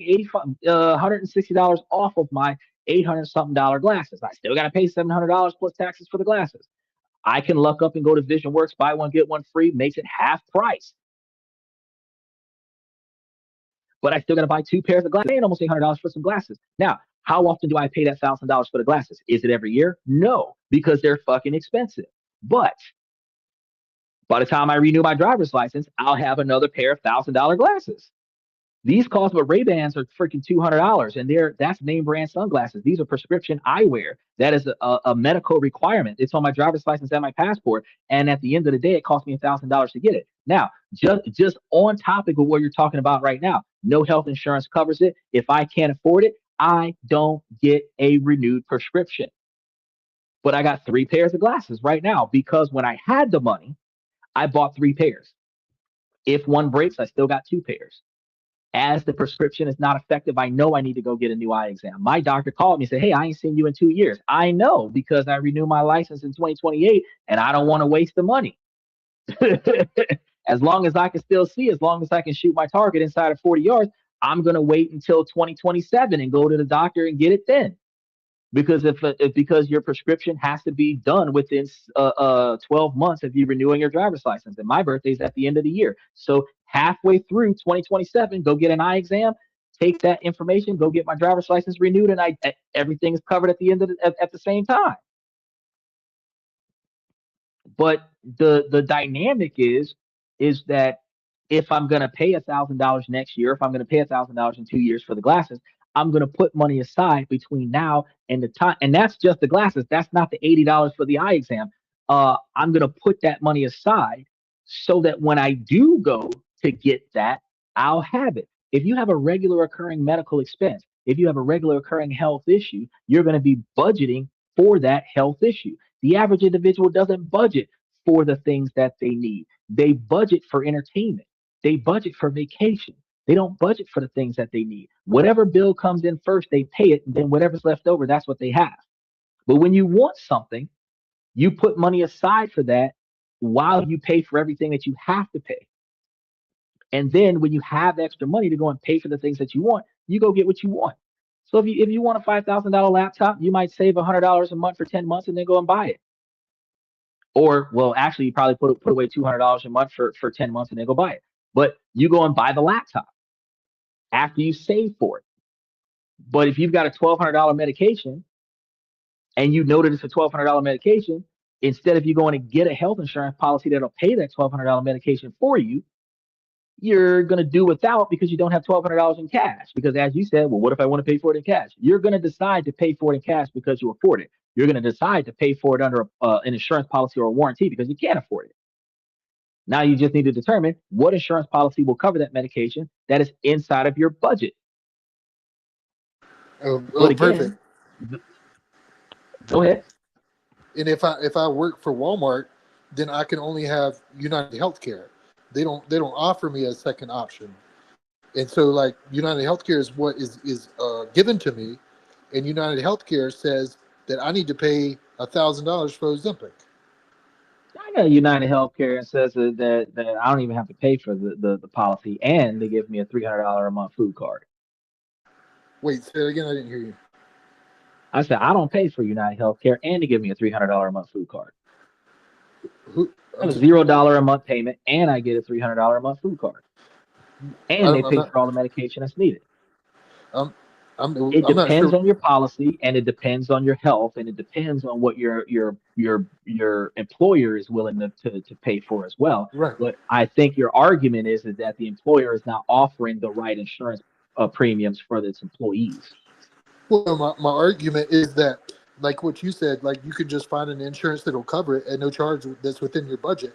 And I'm telling you that that's not an option. When your insurance comes from your employer, you don't have the option to really change unless you're going to pay completely out of your own pocket. And that's not affordable either. I mean, the amount of money you would have to pay in premiums and in monthly premiums to afford Ozempic given to you at no charge each month is astronomical. They're not going to give you a $1,200. You realize that having an insurance policy from your employer is a luxury. It is not a standard requirement. It's what kind of luxury is it if I can't afford my medication? It's not really a luxury. That's not the point. The point is that if you're working on a job that is offering to pay for your medical expenses, even to some minimalistic degree, that is a luxury that's not offered on a lot of jobs. So while, yes, they're not offering the policy that you would prefer for them to offer for the quantity of medication that you need at the price that you needed to be paid for, the fact is that you could be working for a company that doesn't pay health insurance, still pay you the same salary that you're getting paid, and you would have to pay for that insurance policy out of your own pocket. Well, again, like it should be a law that if you work full time, that you're given health insurance.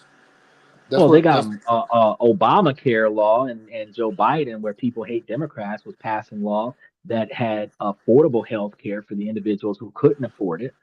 especially if their employer wasn't providing health care. And that's where marketplace healthcare came from, because marketplace is offering um, prorated or reasonably cheap insurance policies, because there is a $1,500 credit every year that is being passed down to individuals for their health care. But if you don't research stuff like that, then you're not going to know about it. And you're going to feel like the only health care that you got to depend on is your insurance policy from your employer. But if you went and looked up a marketplace insurance policy, because it's a $1,500 tax credit, if you look up your marketplace insurance policy in your city and state, call them up and ask them what policies they have available. That's a $0 policy that covers this particular type of medication. You may find one that will pay for that for you. And then the $1,500 tax credit, because it's a tax credit that is not going to be refunded to you if you don't use it. It's a use it for insurance policy or lose it benefit that marketplace will take advantage of, and they will put you into an insurance policy that automatically is paid for by a tax entitlement that you have that not too many people know about is there. So while Walmart might not be giving you the right insurance policy that you're looking for, you might be able to find another policy that doesn't cost you an extra dollar and still be able to cover the medication that Walmart's not covering. And then you can divide your health care between the two insurance policies, because you got one policy that where Walmart will cover some stuff where you still got to pay a deductible through the door, but you got another policy that might cover that deductible through the door. And now you don't have to pay for nothing. Yeah, so that requires research. Yeah, unfortunately, like Obamacare was not as great as you make it out to seem to be. Like, in order to qualify, I didn't say Obamacare was great. I said that there is currently a tax deduction that exists right now that's been in place for a while, since the Obamacare and the Joe Biden administration, that is offering $1,500 a year to cover your health insurance premiums. And if you go to a marketplace agent and ask them about policy coverages that are $0 insurance policies that specifically covers the health medication you need, that they will find something for you, because they will get that $1,500 a month on your behalf, because you are entitled to that $1,500 tax deduction for medical expenses. It is a tax deduction that not many people know about, and it is a marketplace health insurance company that takes this money from the government and gives you a free policy because the government is paying for it on your behalf. And it's a use it or you lose it $1,500 entitlement that you have that not too many people know about. And if we wasn't talking about this today, you wouldn't have known it existed. And if you Google it, you'll find it. It's there. And you can potentially end up with an insurance policy that's not covered by Walmart, that's covered by this $1,500 tax deduction that will give you the medication that you need, where your Walmart policy will cover some stuff and your marketplace policy will cover the difference. And you may not have to pay anything out of pocket between those two insurance policies. Yeah, that would be nice, wouldn't it? But like, unfortunately, they're not going to give you a $1,500 credit to offset $1,200 a month. So in other words, you're not going to get $1,200 free a month just because there's a $1,500 credit. It's not going to add If you up. got a $1,500 credit on your insurance policy, and your insurance policy is going to pay for that medication, if the medication costs $1,200 a month and the insurance is going to pay for it, the insurance is going to pay for it. Right, but the insurance isn't going to pay for it if it's $1,200 a month and they only have $1,500 to work with. If you have an insurance policy that is willing to pay for your medication, then your insurance policy is going to pay whatever it costs for your medication. Sure. The monthly premium you have to pay for is the monthly premium that you have to pay for, and $1,500 to cover your insurance policy will offset what you would normally have to pay for your insurance policy. Yeah, it'll offset 1 month of Ozempic. So the insurance company is going to look at that and they're going to say, no, we're not going to take a loss on $1,200 a month for 11 months. So what you're telling me is that there's a medication out there that insurance companies don't cover that people need. Yes. There's no other alternative for it. And if they don't get it, they die. Well, I think that's an oversimplification, but yeah, I'll say yes. Absolutely. Yes. I'm not trying to oversimplify it, because there is medication out there. You might like it. You might enjoy how you feel while you're on it, but there are alternatives for the same condition that you're taking it for. And the alternatives might not make you feel as good as Ozempic does, but it might be more affordable. It might be covered under your health insurance. And if it is covered under the health insurance, whatever your monthly premiums would have been, would cover the cost of the medication. The name brand that you're referring to is a name brand medication where there might be an alternative generic version that is not that brand. That's not a child of that brand. It's a completely different company that made something that does what your health condition needs, and the insurance will pay for that one. And there's a marketplace insurance policy that'll pay for that one. And if you went and looked up a marketplace insurance policy that will cover your specific health needs, you will find that you can get you a free health insurance policy because there's a $1,500 entitlement that you're not using because Walmart doesn't tap into that. Walmart is paying part of your Cobra, which is allowing for you to have a semi prorated health insurance policy, and then you're paying the difference out of your paycheck. That's not the $1,500 entitlement that you're supposed to have, because if that $1,500 was going towards your Walmart insurance policy, you might have a $0 health insurance policy from your employer. And then the difference where they might pay 65% of the cost of the medication and that you have to pay the rest. Or they might pay 85% of the cost of the medication and you have to pay the rest. But like, if they only get $1,500 from the government, where are they going to get the money to pay for my Ozempic? I think you're missing the point because you specifically want a specific brand. And that's almost like saying the only pair of shoes I'm going to wear is Jordans. And it doesn't matter if they start costing $5,000 a shoe, I'm only going to wear Jordans.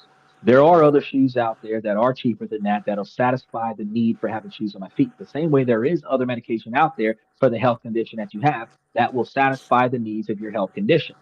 You want that specific brand for this particular example. And under the circumstances, if the insurance won't pay for it, like the insurance won't pay for my glasses, you got to pay for it out of pocket. And if you can't afford to pay for it out of pocket, like I can't afford to pay for a replacement right now, you just do without. If you're talking about a life altering scenario where your health will decline until you die because you don't have the medical treatment that you need because you can't afford it, that's when you die because of poor health. But under the dynamic of the average individual around everything other than this exact example that you're using, there are alternatives, there are changes, there are other ways that you can navigate around situations that are outside of your control that allows for you to be able to still get what you need. You just have to surrender the ideology of being married to that particular brand. Okay. All right, very well. Then let's back up 5-10 years, right? Before Ozempic came out, right? Then the alternatives would be insulin, right? Okay. But and most insurance companies will pay for that. Right, hang on now. Up until recently, the last probably like 3 or 4 years, all insulins were brand name. Not anymore. Not anymore. But my point is that people were dying because they couldn't afford their insulin that they needed. Okay. So it wasn't. So like, tell those people that there's other things out there other than insulin that they could have been taking. That there's not. If you have type 1 diabetes, you need insulin. Period. I understand that.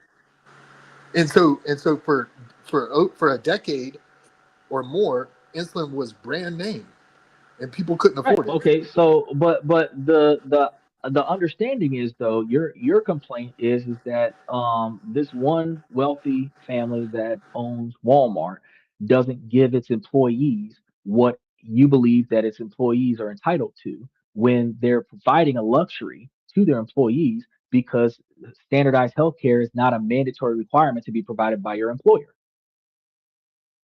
So since you're not getting the healthcare that you need or want from the provider that your employer chose, you have two options. Your option one is to find an alternative provider to support the difference and potentially try to take advantage of the new information I gave you today where you might be able to get that extra support for free, or find a new job that will pay for your medication, or find a new job that'll pay you enough money where you can pay for your medication out of pocket. But under no circumstances can you say that the employer themselves is at fault for your health not being able to be supported by the medication that you can't afford to pay for simply because you have selected a job that doesn't pay you enough money. Now, you might have had that job because you don't qualify for something else. You might have that job because you have poor health. You might have that job because you retired out of the last thing you were doing and you're subsidizing your income with this. But however you have this job, Walmart is one of those minimum wage jobs. And one of the reasons why Walmart is going to stay a minimum wage job is because the groceries in the store are only as affordable as they are because they're not paying $45 an hour for their employees. But if they were paying $45 an hour for their employees, you'd be buying a fucking bag of grapes for $50. And with that lifestyle creep, the medication would start costing $2,500. If you get paid more money on your salary, the cost of the products will go up. If the materials increase, the cost of the products go up. If the cost of shipping here increase, the cost of the products go up. If more people are willing to spend more money on a product where the demand exceeds the supply, the cost of the products go up. So if Walmart starts paying all of its employees $50 an hour right now, yeah, that'll be a fantastic fucking headline. But then when the groceries at Walmart cost at Publix, you're going to say Walmart is overpriced.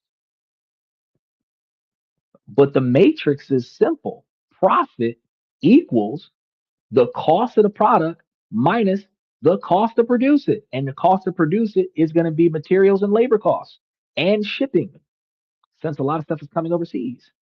And when those three items exceeds the price that the customers are willing to pay for the product, which is the price point, there's no profit. And one thing that investors are going to want is a profit. Well, yeah, corporations are mandated to maximize profits, which is why they can make more money selling it to 1 out of 3 people versus selling it to everybody. So what you're doing But is what you're we could do to change inflation is stop spending money on things that cost too much money that we don't need. When you reduce the demand, the supply costs less because they got to sell it. It's a physical item. They don't make money until they sell it. That's where clearance comes from in Walmart. Stuff that got marked down because the store has to sell it to make some kind of money off of it instead of charging it off completely and throwing it in the trash.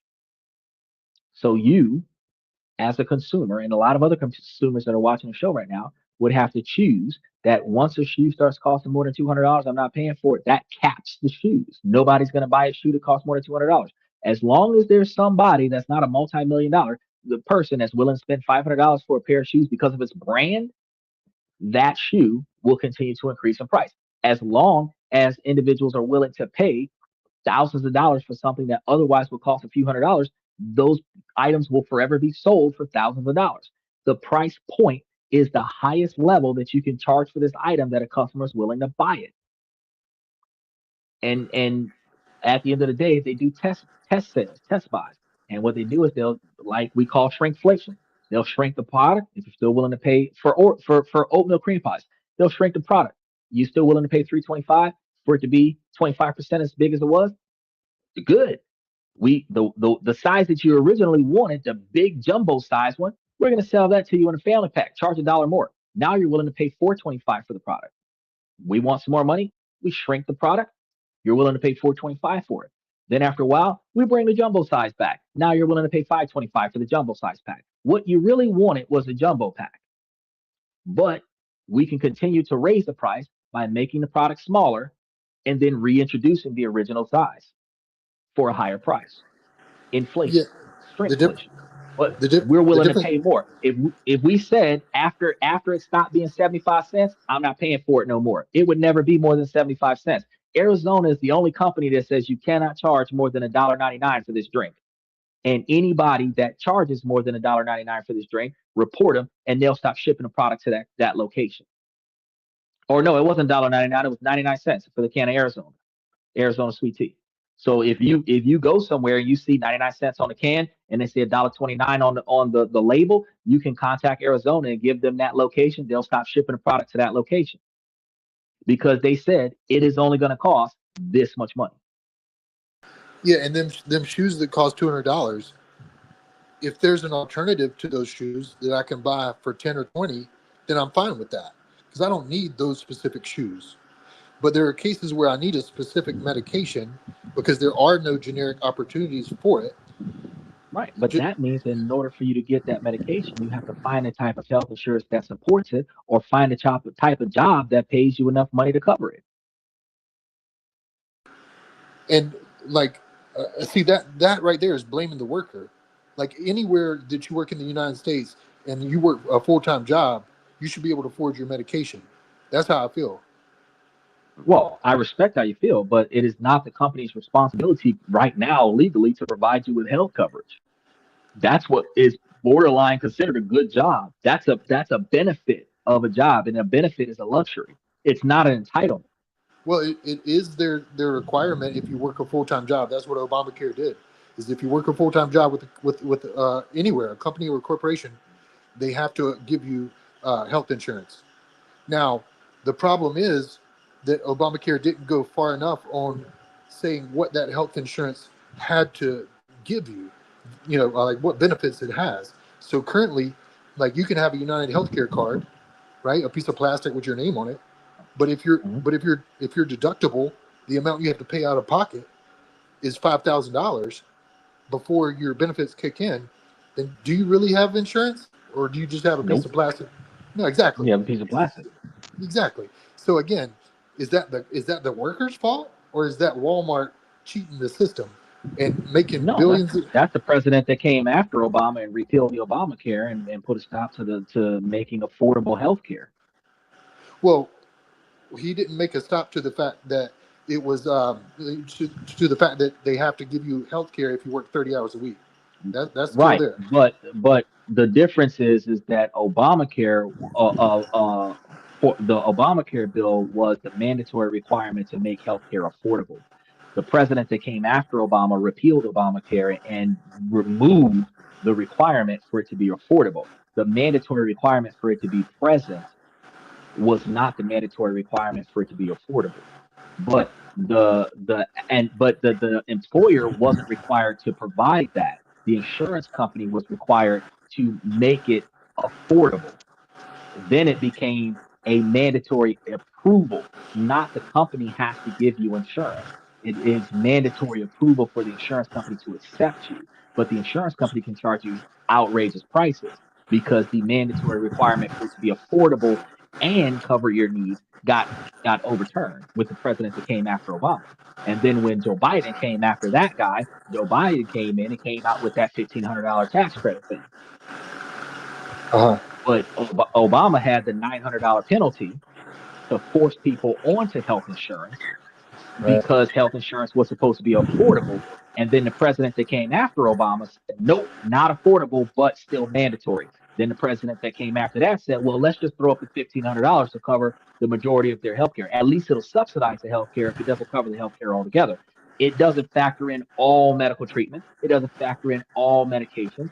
But the laws that were being put in place for health care is the reason why you have health care needs that are not being covered. But the employer is not mandatorily required to give you the health coverage that you need to pay for your medication. They have to, if they're required to pay anything, they're required to pay the COBRA when they offer health coverage. But there's a lot of companies that do not offer health care. They don't offer it. If they don't offer their full-time employee health care, they have to pay a penalty. There are a lot of companies that do not offer health care. Well, name one. Checkers, Waffle Checkers. House, Wendy's, Those McDonald's. Well, actually, no, I think McDonald's does offer it. They They don't. all, They all don't always offer health care where they're subsidizing your health. Talking about with Walmart is paying a portion of your health care. You're paying the difference. They can introduce you to a third-party health insurance provider that they will take out of your paycheck, but they're not paying your COBRA. They're not paying a portion of your health insurance. Walmart's paying a portion of your health insurance. And that's what I'm trying to get you to understand. The Walmart is not required to pay a portion of your health insurance. They might have to show you what health insurance coverages exist but they're not required to pay for a portion of your health insurance.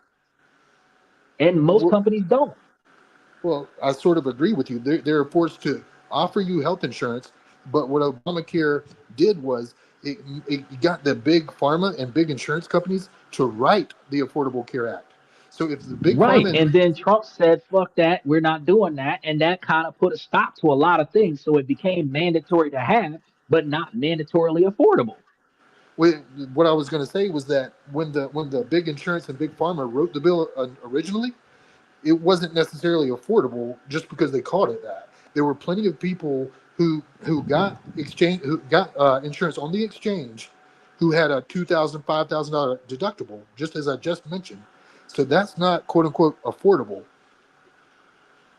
I agree. And who's making the money? The corporations. Yeah. But who's the corporations? The billionaires. Yeah, exactly. The ones that are screwing over the American taxpayer and the American worker, not giving us a fair wage and taking advantage of the American government. Well, the fair wage is not their fault. The fair wage is our fault.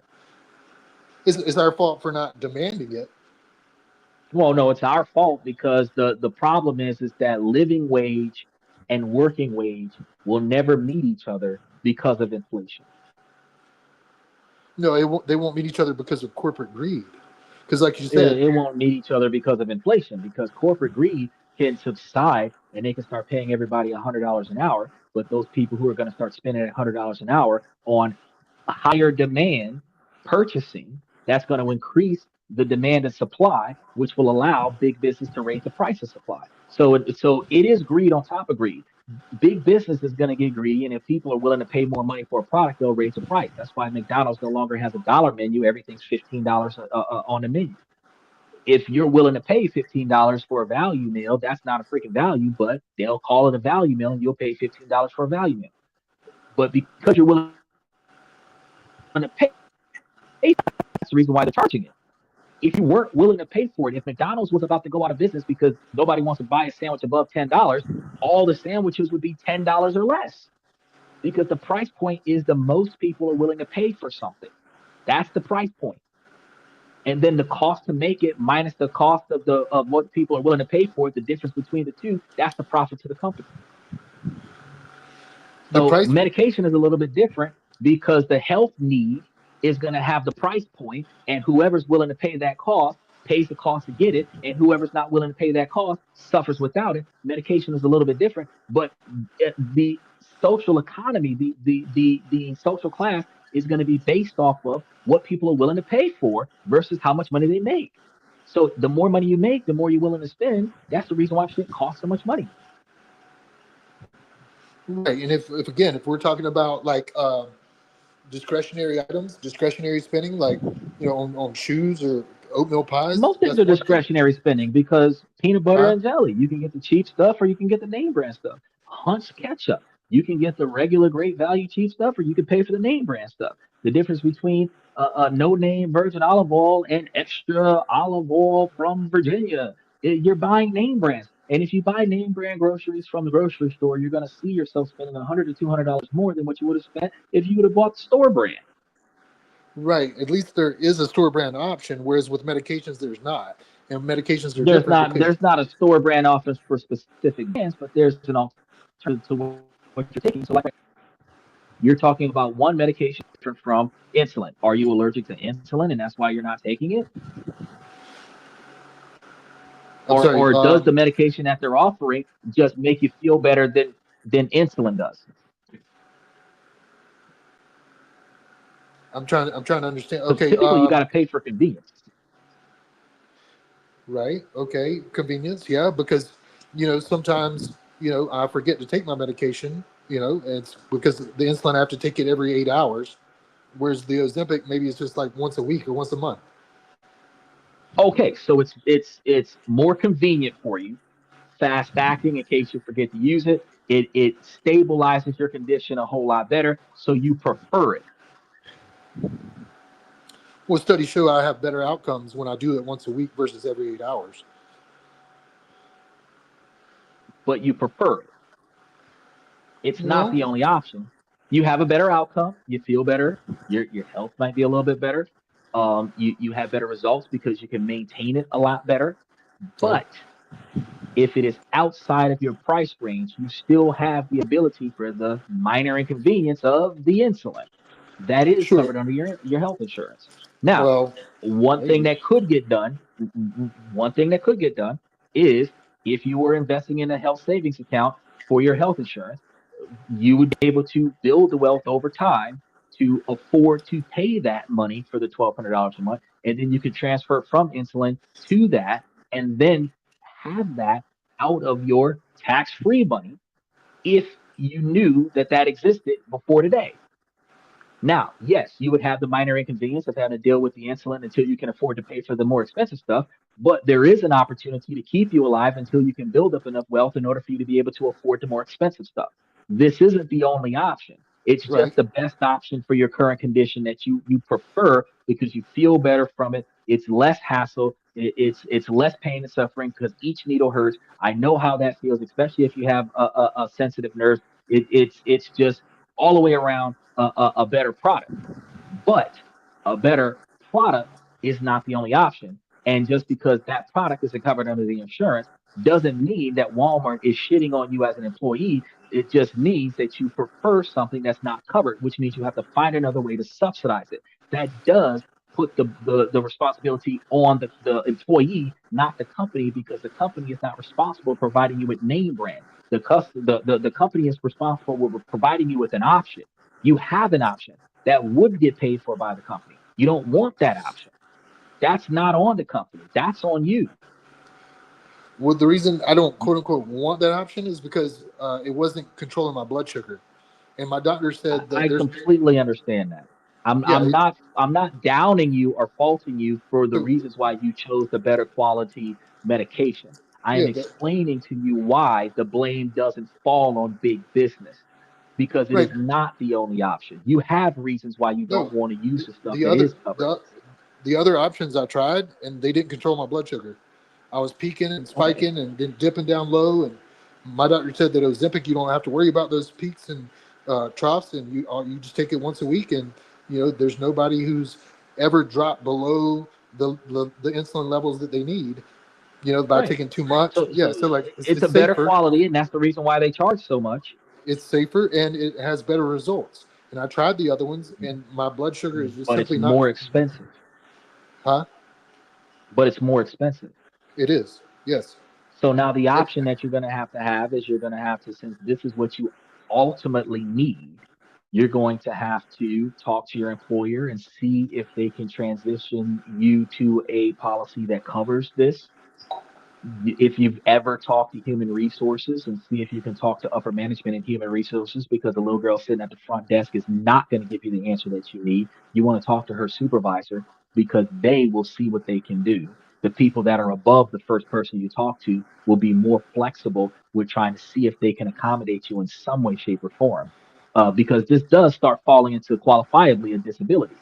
Then you have other alternatives like um, talking to your local representatives who are talking about these big pharma situations and try to get them to change some legislation to make that $1,200 less, maybe hopefully $200. It might have just came out, it might still be under a patent, and ultimately, no matter what you get in society, when it first comes out, it's going to be way more expensive than what it is when it becomes mainstream. You can reach out to the pharmaceutical company and talk to their customer service and let them know about what you got going on with your health situation, and inform them how, while this is beneficial to you, it you can't afford it. Advocating for your condition in the places where people will do something or at least listen, because while the manufacturer might not give a shit about the fact that you can't afford it, when they find out that their product works, and you might would be willing to be a test study participant to try cheaper versions of the same product, you may end up transitioning from paying $1,200 a month for this version to getting a free version of the same stuff, just so that you can report back to them and let them know that it works. You may not have even known that that was even an option if we didn't have this conversation today. But just sitting here saying that your boss sucks because you can't get the right medical treatment that you need under the policy that you have without trying to find another way. That's not fair to the dynamic of the structure of this society. It is not their responsibility to give you what you need. It is their responsibility to provide certain options. It's your responsibility to get what you need. And when what they offer you is not what you need, or if what they offer you is not what you want, it is your responsibility to outsource for what you need. Does that make sense? Yeah, I hear you. I hear you. Here's the problem. Walmart is only contracted with United Healthcare. Not only can you only have United Healthcare if you're a Walmart employee, you can only use Walmart pharmacy to get your medication. So, Okay. so in other words, they got the whole. Did in you the call same, United Healthcare and talk to them about the medication and see if they can add that to the list of medications that they'll cover? Well, yeah, that's what they call a prior authorization. And my doctor wrote them a letter saying that, I've tried the insulin, it doesn't control my sugar. And he tried to twist their arm into paying for it, and they denied my prior Mhm. authorization. As a matter of fact, United Healthcare denies more claims than any other insurance company. That's why people Okay. say that Luigi guy targeted their CEO, because United Healthcare, above any other insurance company, was denying claims at a higher rate. Okay. So So can again, we say that Big Pharma is messing up your healthcare, not Walmart? well, they're in conjunction. They're in bed together because No, Walmart's getting paid to sell the product. no, well, hold on now. Let's take for example, CVS pharmacy, right? They bought Uh-huh. Caremark, so now Uh-huh. CVS, the biggest pharmacy in the country, is now in bed with the biggest insurance company in the country, Caremark. Okay, Right. so what they can do is tell you where you have to go, right? Where you have to get your medication, what medications that you can get, and the pricing is all fixed. There's no alternative. You're not going to be able to go to Mhm. CVS and ask for a different policy. And a policy Right. that would cover a $1,200 drug every month is going to cost you a fortune. There's not going to be some magic plan that that you don't have to pay at least $1,200 a month for them to give you Hmm. that medication for quote unquote free. It's not going to happen. Hmm. I So the understand I that. so yeah. So again, But that's Big Pharma putting the price tag on um your health. And that's partially because Donald Trump kind of privatized everything and gave more control to the pharmaceuticals to do what they do. And the insurance companies um, are only mandatorily required to take in the policyholders. They are not restricted on their price model. And since the government has not put a restriction on price models, they can charge you shit tons of money for the stuff that you want. And because pharmaceuticals, they did change the deductibles on pharmaceutical listings. I covered that on the show once before, which changes which products are being pushed onto the medical providers. But I, I don't know how that impacts the medication that you're taking. But at the end of the day, if this is the price point that manufacturers are offering, and that's the price point that's being sold or paid for by some insurance company somewhere, somebody's paying for it in order for it to be offered at that price, and it's uh-huh. unnegotiable. At the end of the day, the only way that you can continue taking this product or something close to it is if you advocate to the manufacturer your financial inconveniences and the extreme need for your medical condition. Doesn't guarantee that they're going to do anything about it, but if they notate how this is highly beneficial and it's outside of the price range of the needy, especially if you're a low income individual over the age of 65, had diabetes your whole life, and this is something that would benefit you in your retirement years, and you're working at Walmart as a door greeter, and it's just not helping you with your blood sugar, and the health insurance policy that Walmart has just doesn't do it. And the only reason why you're working at Walmart as a door greeter is because your disability doesn't cover the spread. So, you're already getting screwed in multiple different ways. You're like, look, man, this medication really would make my ability to take my ass to work function so much better. If there's Uh-huh. anything else that you can do, odds are they're gonna recommend something. It's No, not it's not a guarantee. that the pharmaceutical company is going to give you exactly what you want because you contacted. But No, it's almost a doors guarantee. open when you start reaching out to the source. Yeah, you reach out to the source and they say, sorry, you don't qualify for it. Now what? And again, like it's not like if you tell No, the them, insurance company is going to say you don't qualify for it. right? And then when you call Did, AstraZeneca, did, did you talk to the manufacturer of your medication? yeah, I called AstraZeneca. I called the 1-800 number on the little printout that's inside the box. For help or questions, call this number. I called it. And I said, hey, look, I can't afford it. They said, sorry. That sounds like a customer service number. Well, it was the number for any question. It's the only number on the page. So I called them and asked for their supervisor, and that's what they told me. I Did got you did denied. you did you research to see if there were uh Yeah. any other ways to contact the manufacturer? Well, it said if you're having trouble affording this medication, you can call this number and see if you qualify. So that's what it said, and I called it. Oh yeah, they're gonna say no because their job is to tell you no. Did you talk to a supervisor? Yeah, I asked for a supervisor right off the jump, and they said no, you don't qualify. So again, the Okay. idea that I'm And going to what tell required you to qualify? Did you need to be homeless? Like what did you have to qualify to get the compensation? well, they didn't tell me the exact number. They asked me like how much money I made, and once I told them that, they told me I didn't qualify. They didn't tell me like Oh, you make too much money because you're right over the threshold of poverty, which is $25,000. Anything over exactly, that, you don't qualify. So if you're exactly, $30,000, you're too rich, even though you're still poor. If you're $40,000, you're above the poverty threshold, but you're still poor. right, and you can't afford your medication that you need to survive. So All the right, which idea, means you need a second job, which isn't fair to you. You're not going to be able to do that, but again, yeah, you know th- that this is the that's stuff that I tell people on a regular basis. A difference. You have to be able to build a subsidy. So instead of doing without any medication at all, the uh-huh. alternative would be to fall back on the insulin, save up a little bit of money, and then go get back on that medication and start paying for that medication. There's another thing that can get done, and I'm not sure how successful it would be. There are some nonprofits out there that do help with um, some medication and stuff like that. People do GoFundMe's and everything like that, but there are some nonprofits that do help with medical care with people who can't afford their medical care. And it requires you to find the one that is at least accessible by phone, if not accessible in your city and state, and provide to them the dire strengths health concern that you have. Because Uh-huh. without this medication, your health would extremely decline, which would Uh-huh. compromise.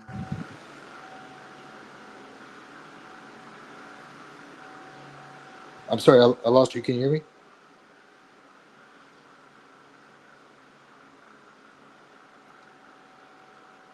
I can't hear you. Can you hear me?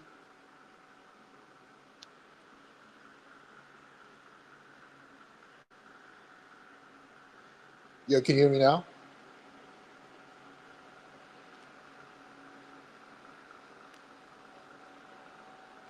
What about now? Okay. Yeah, because I think my audio is still working, so I don't know, maybe your headphones died or something.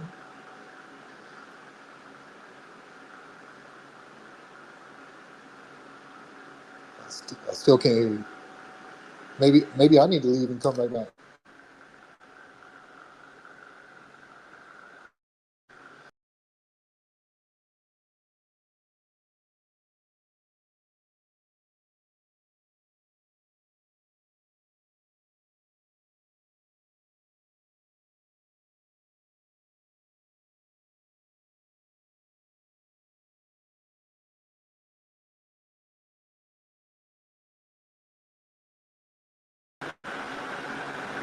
Yeah, I still can't hear you. I see your lips moving, but I can't hear you. Ask the chat if they can hear you. I don't know if anybody's watching.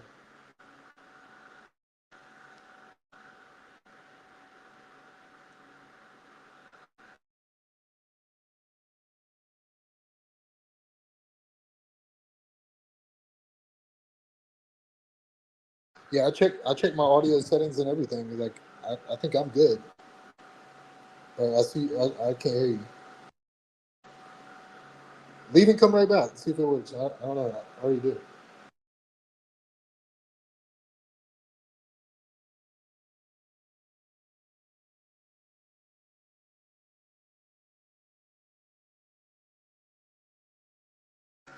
Yeah, I just checked my audio. It says it's working. But yeah, I can't hear you. I can't hear you.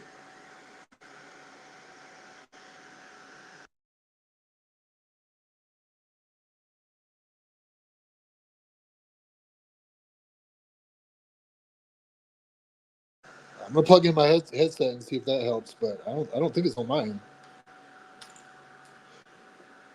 Does your audio show that it like it's picking up your voice when you test it? Like is it moving when you?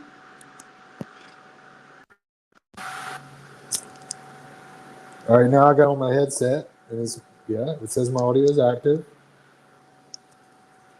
I can't hear you. No, I still can't hear you. I don't think it's on mine. I think it's on your end.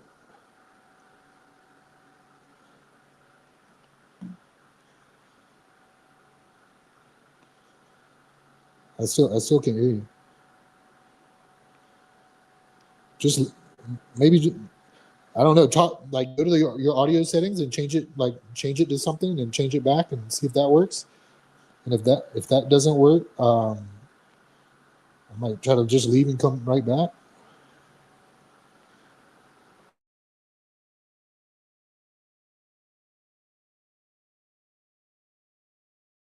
If anybody's in the chat, can y'all hear him? Can y'all hear me? Help us out.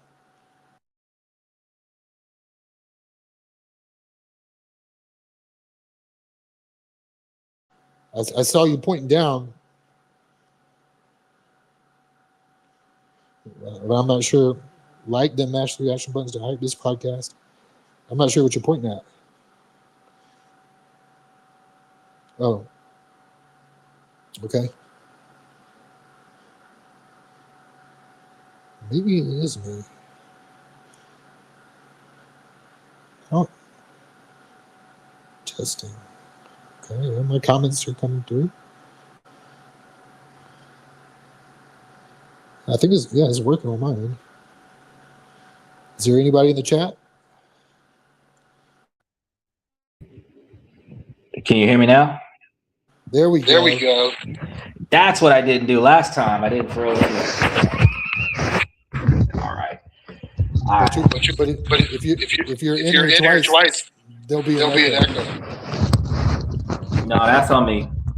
I had to throw it in the live, and I didn't throw it in the live last time when I did it. I could have let it charge for 2 hours before I put it on the charge. That's okay. I can hear you now. Yeah, but what I'm saying is, it looks like you're in the studio twice. I am in the studio twice. That's causing an echo. Kick one of you out, and then you won't have an echo. Okay. Oh, that's right, because I got the mic on here.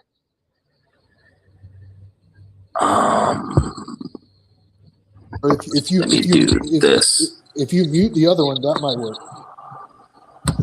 Yeah, I think we're good now. Yeah, we're good now. Can you hear me? Oh no, I can't hear you again. Fucking hell. Okay, now, so I need that mic on, and then turn this mic off. Yes, I think. And you should get less feedback. How about now? Can you hear me? I can hear you. Can you hear me? Yeah, I can hear you. I think we're good. All right. So what I was saying right when I got cut off was, there are some charities that can help with subsidizing the medical treatment. I can't guarantee that it'll cover all of it, but what you would have to do, because you have a medication that needs to be paid for and you don't have the ability to pay for it, you have to find out how much can you cover, and then you have to reach out to the other providers and see, like charities and whatever else, who is willing to and capable of providing the difference. So if all you could put up is like $400 a month, and you have to find other entities that'll help cover the other $800. If you can find another health insurance policy that is not the one that's provided by your Walmart, and they're willing to cover that medication. Even if you have nothing other than medication on your policy, or a lower deductible with a higher premium, whatever, you can still subsidize where you go to the doctor on your Walmart insurance policy and then pay for the medication on your other policy. But that would be what I told you before. Try Marketplace, because they will subsidize it. They may not pay the whole thing if you need a premium health insurance policy that will cover this expensive drug. You explain to them, I need this specifically paid for. They're going to take that $1,500, but your monthly payment, instead of it being $500 a month, it might be $150. I don't know, but they'll take the $1,500 and then you pay the difference. But the health insurance would still pay for your medication. It is still going to be in addition to what Walmart is providing you, but it will give you the medication that you need. There is a workaround. It's still going to be inconvenient. Even if I qualified for an affordable sorry, there's a little bit of an echo. I'm struggling. Yeah, I don't. Yeah, I can hear you. I got a lot of echoes going on over here. Yeah. There's Yes. one. I'm trying to. There's the other one. Testing. Okay, maybe. I'm not sure if that's better or not. No, that's me. I have to find the mic and get rid of the echo. Yeah. Oh, echo cancellation. Reduce background noise. Okay. Okay. I think you did it. Well, maybe not. Let me get rid of that one too. Because I got a really good phone, and the issue is that when I can hear you through the phone, the speaker can hear you through the phone, and you can hear yourself through the phone. Oh yeah. So it's a really good speaker on the phone. So they're two separate speakers. So one speaker is listening to the other speaker, and that's the feedback you're getting. Gotcha. Then I don't know. Maybe like I might try to turn the volume down or something. But Yeah, because it's echoing. Yeah. Because as it plays in your place, it echoes off the wall and goes back into your speaker, and that's the feedback loop you're going to hear. I turned off every other microphone on my location. Okay. No, I think we're good now. Actually, it's perfect. Yeah, we're good. Yeah, I had like 6 microphones I turned off. Jesus Christ. I wanted to make sure you could hear me. Loud and clear. I've heard every word. Thank you so much for talking to me. What I would say is that, charity is no guarantee. Reaching out to the manufacturers is no guarantee.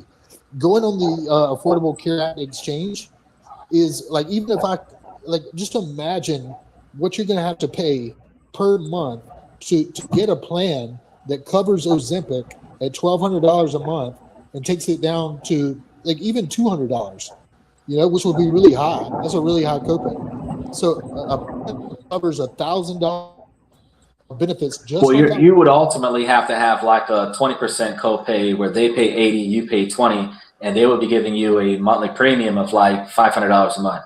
So you'd be paying like $700 a month because it's $500 for the policy, $200 for the medication, which is probably far outside of your budget. Exactly. So exactly. So then what do I do? Now I got Get another job. Oh, see, exactly. It goes back on the worker, the American worker. You're not doing enough. You're not working hard enough. Pull yourself up by the bootstraps. Meanwhile, these corporations make billions of dollars worth of profit. And again, if I went to the manufacturer, the corporation that made it, and I said, "Hey, I can't afford it," I thought that you implied that they would take that into consideration, and they might consider lowering it because, hey, there are people out there that can't afford it. No, not that one. I said that they might offer, because you said there isn't a generic version yet. Right. There's going to be a test study for the generic version. And if you're on that test study, you're getting free medication. Oh, so now I got to be a guinea pig just to treat my diabetes. And further, Well, I mean, I didn't say it was going to be fair. I didn't say that there was going to be like a golden gates policy that they're just going to open their hearts to you because your health is bad. I'm saying that if the name brand is the only one out there, you're calling the manufacturer saying, hey, I can't afford this. What about a generic? They say, well, we don't have a generic, but we have a generic in the making. If you're willing to participate, you can be one of the test subjects. That would provide you with the generic version, which is less strong, but the whole time you're on that test, you're getting free medication. It's a sacrifice that you make to offset an expense you can't afford so that you don't have to fall back on the dependency of insulin. number one, It's an option. I'm not sure that it is, because even if there were a study for the generic, it would be 10 years later. So that's not going to be happening now. Furthermore, from what I understand about generics, is all they have to do is prove that they're between 95 and 105% of the original product, the name brand product. So if they can prove that chemically they're within that range of the same chemical that was in the name brand, they don't have to test on animals or humans at all. They only do these like sort of like test studies that you're talking about when it's a brand new drug that the likes of which is not even on the market. They don't have to do these big expensive tests, double blind placebo test and whatnot when a generic comes out.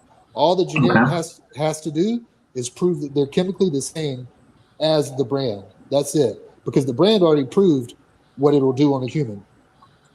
So if I can prove that I'm 90, within 5% of that, that's it. That's the only requirement. But then the generic may not work just as good as the name brand. Says who? The FDA says it does. I mean, again, it has to be 95 to 105% chemically identical to the name brand. Okay. So it might even be stronger. So now you're in a position where you have very little options besides take the insulin that you can afford or do without until the generic comes out. Right. If I'm alive then. Now, again, if you go back 10 years, right? If you go back 10 years when there was no Ozempic and insulin was on the market, there was no other alternative, right? So people were dying because they couldn't afford their insulin, even though they had insurance. And that's a common thing with capitalism and healthcare. Bingo. That's my point, is that it's not good for when it's mixed with our healthcare. Capitalism is not good mixed with healthcare because the companies can make more money by selling a $1,200 product to 1 out of 5 people versus if they priced it at $150 and sold it to all 5, they wouldn't make as much money. So they have something that we need, something that will benefit our health, something that my doctor has said that I need, but yet they don't want to give it to me at an affordable rate simply because of corporate greed and profit. Oh, there's a demand. What now? There's a very high demand. There's a very high demand. That's the issue. Right. Okay. Well, but like again, if they could sell it to everybody, they would. The problem is that to price it at a rate where everybody could afford it, they'll lose profits. Uh-oh, hold on, I stopped hearing you. Okay, my bad. What about now? Can you hear me now? Say that again. Okay, what about now? Can you hear me? Can you hear me now? Hello? I think Yeah, I can hear you. What you laughing at? Oh, my sound kicked off on me while I was listening to you. Can you hear me now? I can Coming back again. Can you say that again? I can hear you. Can you hear me?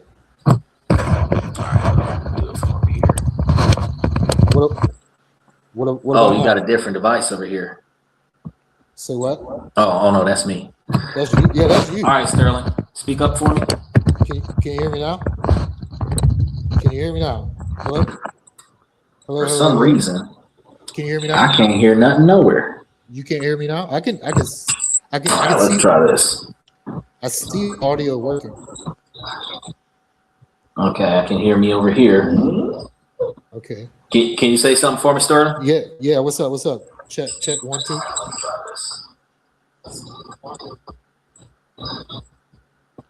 Check. Hear me over here. Oh Lord! All right, let's see if the main headset is working now, because that's going to be feedback. Okay.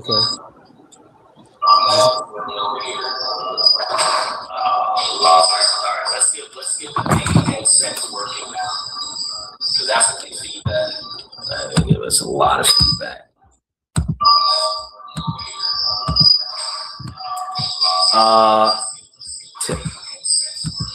Testing. Can you hear me? I can hear you. And I think you just got, From here. there was a really bad echo. Oh, you know what? I think it might have. Yeah, when you touch that other device, Son of a gun might have connected to the other thing. Yeah, All right, hold on a second. Let me. that other device has a mic. Give me just a second. Let me see what's going on with this one. Yeah, that other device has a mic connected because when you touch it, I can hear it. All right. Test. Oh yeah, sound good. It is not working for us. I can hear you. Let me back out and come back in. Give me just a second. See if I can get that to work. Okay. I'm going to try to shift my position Okay. in the studio, All right. because actually it could be my internet. I think your internet's fine. I think.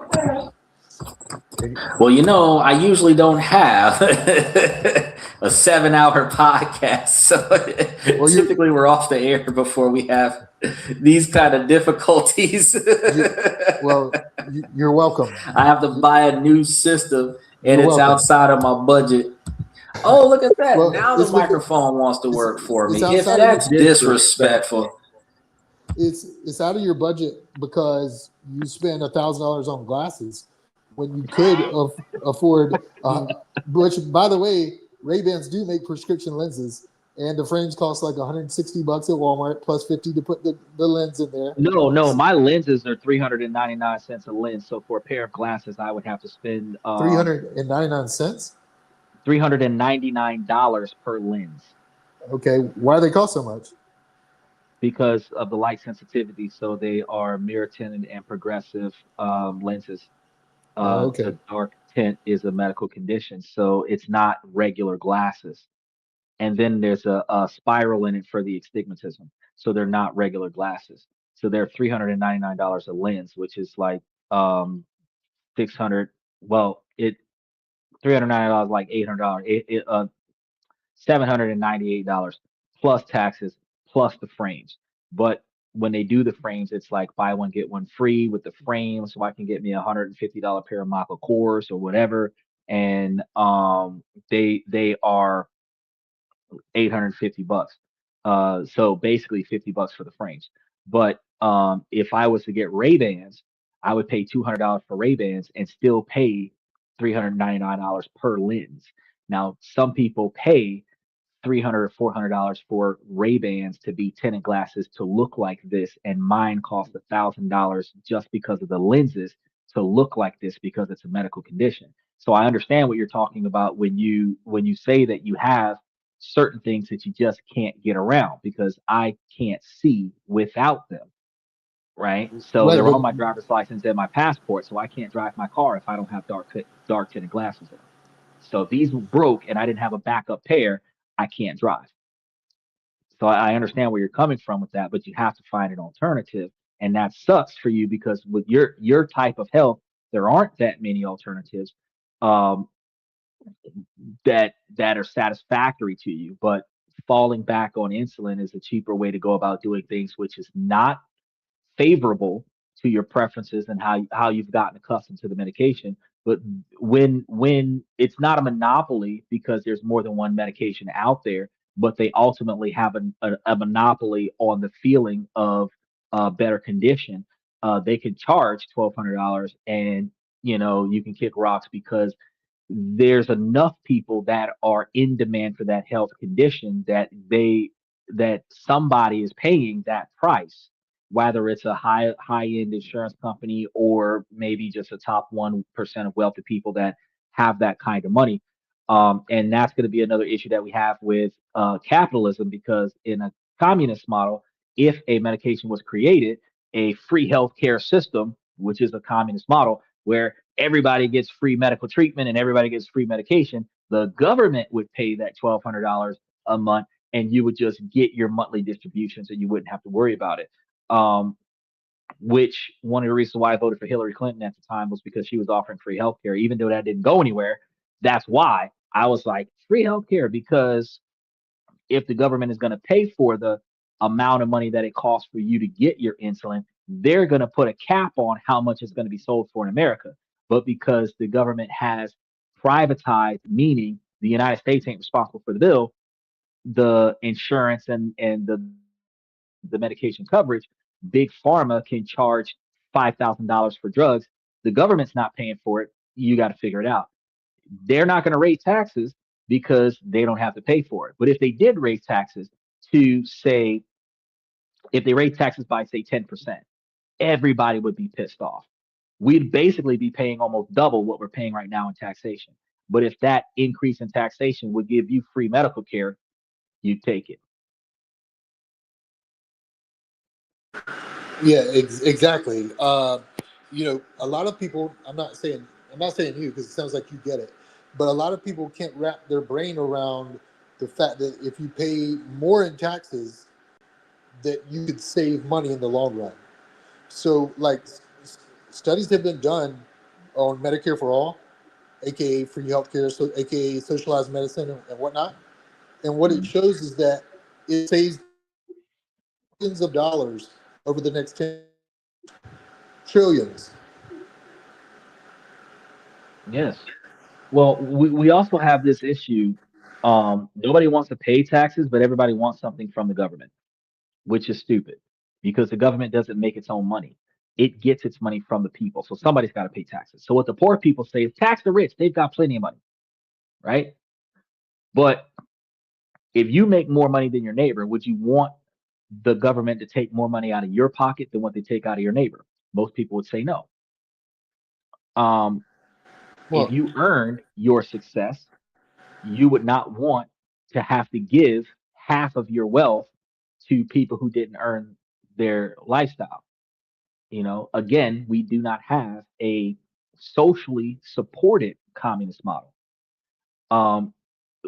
It is, capitalizing on whatever. So somebody who inherited $10 million from their ancestors, self entitlement, they're not going to want to give half of that to divide it between 10 Americans and give each one of them $1 million. They're not going to want to give half of that and divide it amongst 20 Americans and give each one of them like $500,000.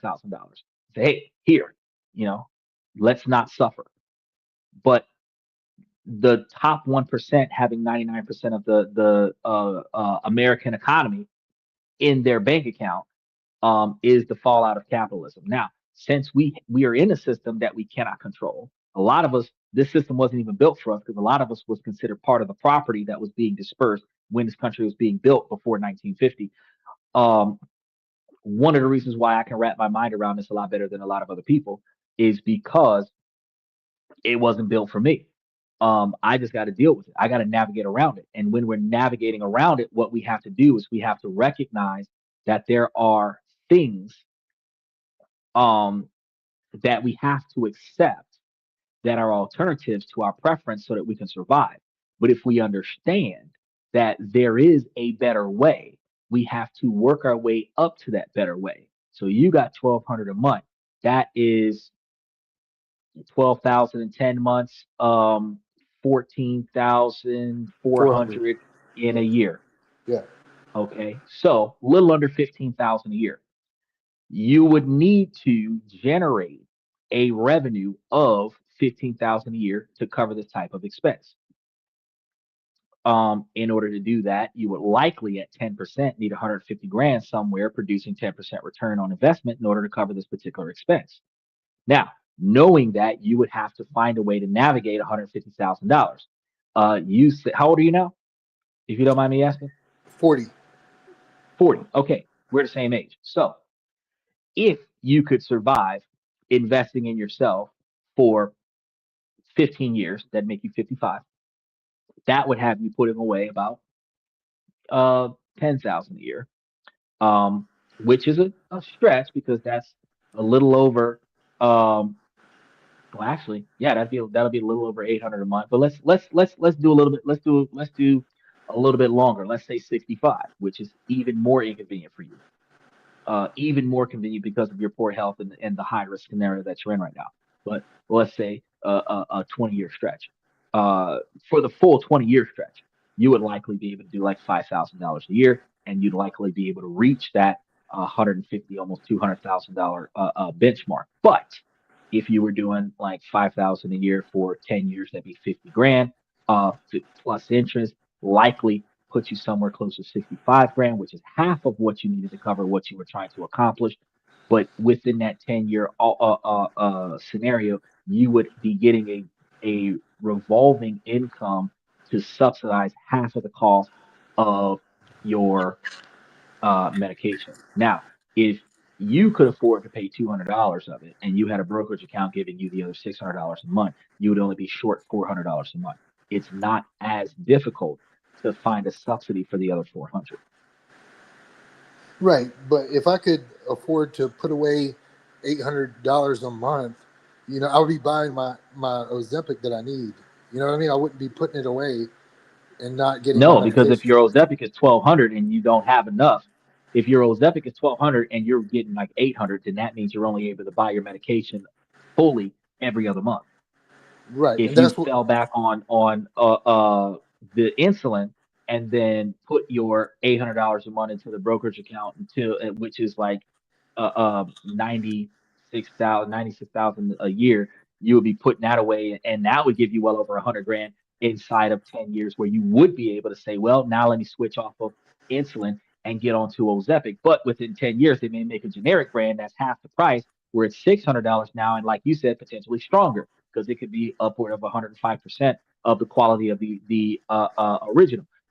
In that dynamic, you're preparing yourself for a $1,200 a month budget that you can now afford. But in the meantime, you still fall back on something that'll keep you from dying, so that even though it's not going to be as stable, it's going to be more complicated, it's going to be more micromanaging, it's going to be more discomfort, you can build towards a guarantee where you will at least have from 51 to 65 the ability to cover that Ozempic. And if you keep investing in yourself, you will find that you'll have more than enough between 65 and 95 to keep paying for it.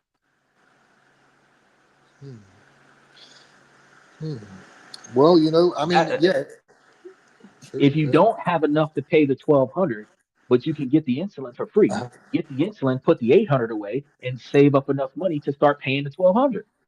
Right. Yeah. Put it into a brokerage account. I actually got like 3 or 4 brokerage portfolios in the membership of this channel that shows you how to invest and get like 15, 16% back on your return. I tell you 10% on your return because it's the S&P 500. It's the standard average, and it's easier to do calculations. But 15% return on $150,000 on $100,000 is $15,000, and short $3,000 worth of taxation on that $15,000, you're likely going to have like $11,000 coming to you. So if you were investing in yourself, short to drag from taxation, you'd be able to put away like $120,000 in like 10, maybe 12 years, and then you'd be getting back like $18,000, $19,000, $20,000 off of your brokerage account, and after taxes, you'd have $15,000 to pay for your healthcare. That's setting a goal for yourself. I want this medication. I can't afford it. I'm going to do the insulin until I can afford it. I'm going to put all my extra money away to cover that medication so that when I'm 42, I will have the best medication on the market.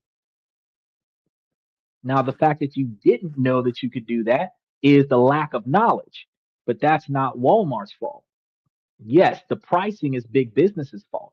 Walmart's selling it. They're going to get cut. So yeah, you can say they're in bed, but they're not necessarily. It's not a conspiracy against you. It is just the fact that I'm going to get a commission off of $1,200 an item for it to be sold in my store. The I'm going to get a commission for the partnership with the health insurance policy to get my employees signed up on monthly premiums.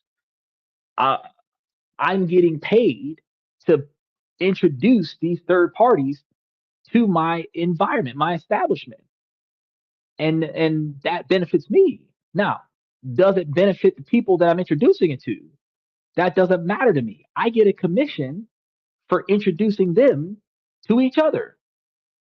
That's not big business's failure, but recognizing that there is a way for you to improve your life because now you have a life goal. So now you're not going to say, as you said uh, 5 hours ago on the show, you said, "Oh, well, I want to live a happy life, vacation, freedom, blah blah blah." Now you can say, after listening to me for 4 hours, "Fuck, I want to invest in my insulin, so I'm going to build a brokerage account that's going to pay for my health care." Now, here, instead of doing straight up a regular brokerage account, you get you a health savings account. You can invest pretty much the same way, and you can find yourself getting similar returns that are tax free because if you take the money out of that account and put it on your medical expenses, they're not going to tax you on the money. So where you would have got taxed on a brokerage account for that 15% return on investment, you would be in a health savings account not being taxed on that money and potentially get a tax deduction off of putting it into a health savings account in your current year-to-year taxation.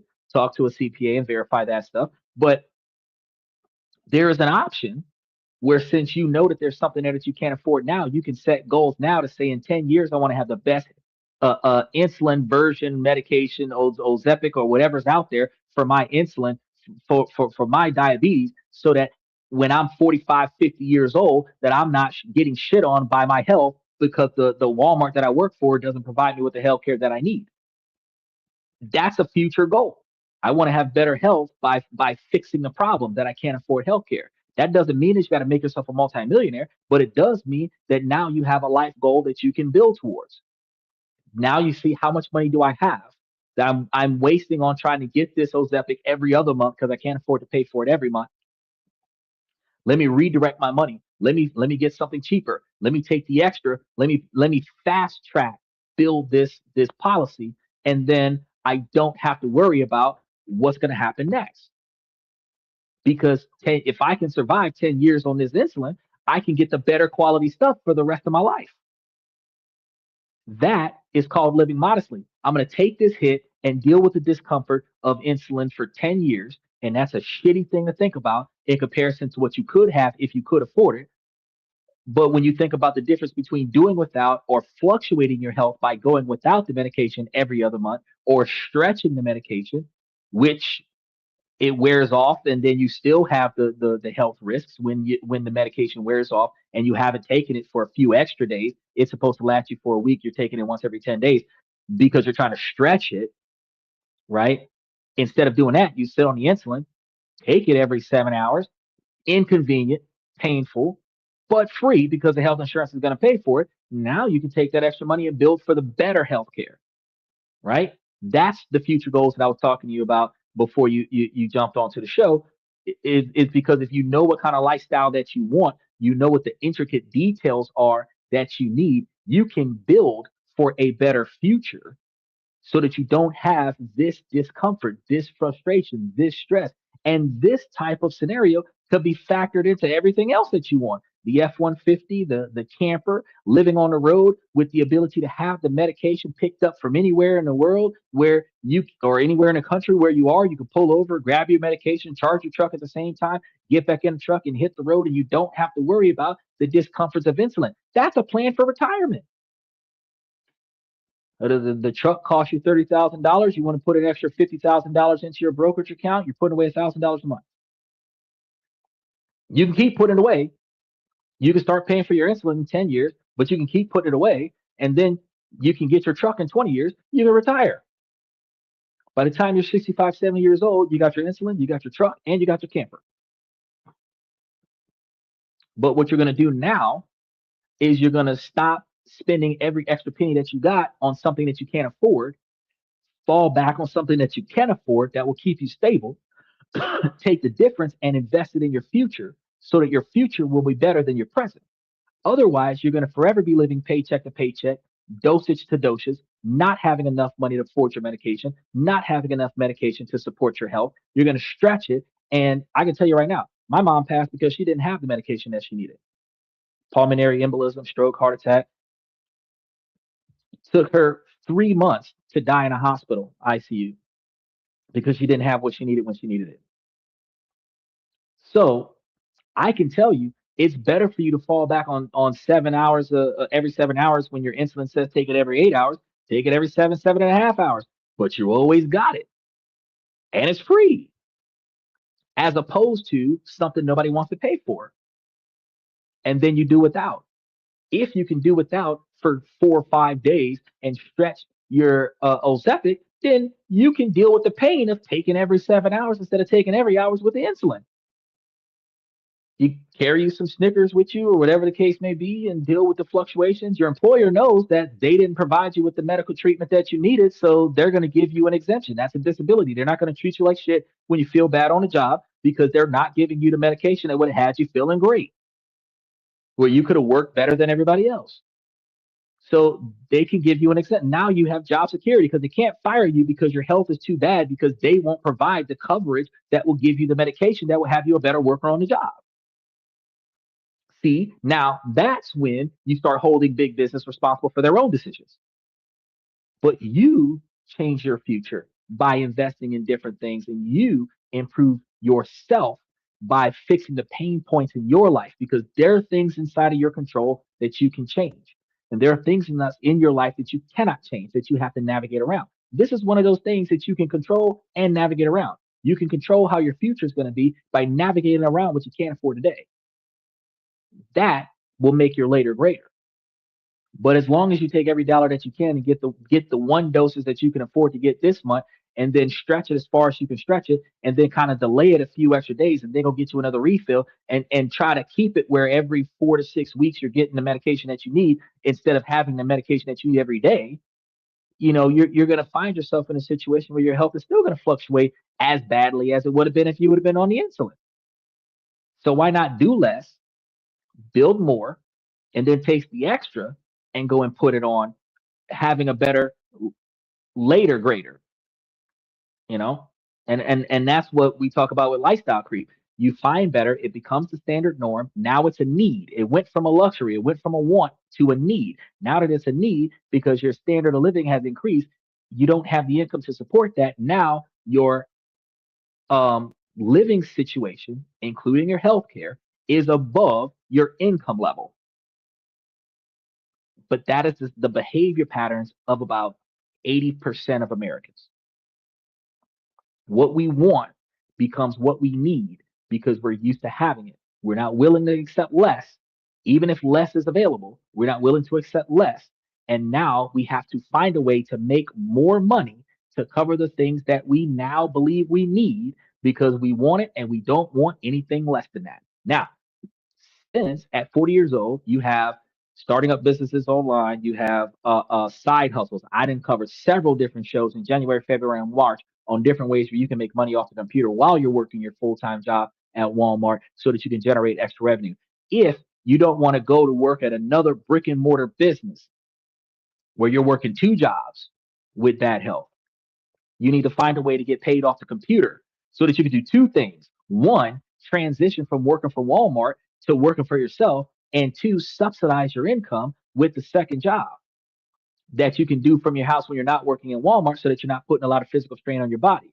Now, the third thing is that you can either continue to struggle to pay for the Ozempic with the 2 jobs that you have, or you could take all of that extra money from the second job and the extra money left over from the first job, live off the insulin for 10 years, double down on the next 10 years worth of building up your health savings account, and then take that health savings account and put it on your final days, where from 50 to 85, your medication is paid for. And one thing better, you can take the second job, put it into the brokerage account, and pay for the Ford Lightning and the camper, and take your primary job and pay for the future Ozempic. And now you've got 2 different accounts. One account that's going to cover your medical treatment, and the other one is going to cover your retirement life choices. That is how you fix the problem. Just complaining about the fact that the shit sucks doesn't fix the problem. The difference between wealthy people and non-wealthy people is that we can't lean on 5 people, invest in something, and make money to fix our financial problems. We have to beg for extra money, we have to borrow for extra money, or we have to do without. Because the only other option is to work twice as hard. You've got people who've got wealth on top of wealth where they can talk to somebody who will buy their house for them, and now it just got to put them into a financial deal that benefits them to get their money back. Wealthy people work together with one another to keep themselves wealthy. They can be poor rich, where they went from tens of millions of dollars just down to millions of dollars. They're still rich, they're just not as rich in the rich community, right?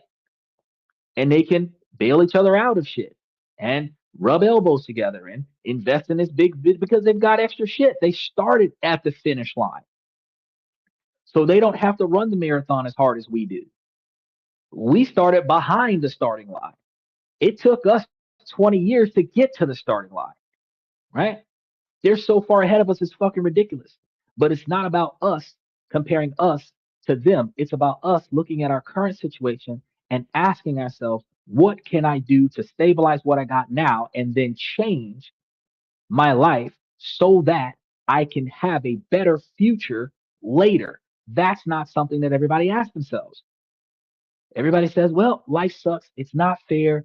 I'm being screwed out of the system. Society sucks. Government sucks. Republicans suck. Democrats are dumb. Blah, blah, blah, blah, blah, blah. But nobody ever looks at themselves and says, what can I do to make my situation better?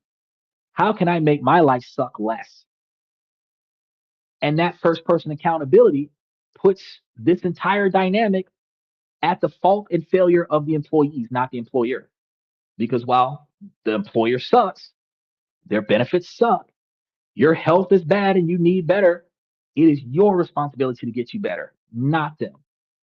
If they're not giving you what you need, you have to either find a better job that's going to offer that or find a better insurance policy that's going to offer that, or save you some money to get it, or get you a second job to cover it. But something's got to shake. You can't just expect Walmart to change their entire policy for their employers when Walmart and every other big business around the United States is trying to fire human workers and replace them with robots. Before they cover $1,200 a month or $1,200 a week or $1,200 a dose for your medication, they will replace you with a machine that costs $20 for an oil change. Not going to lie. They will replace you with a machine. Jeff Bezos bought what was it, Digitech, and put it into Amazon and fired 200,000 workers.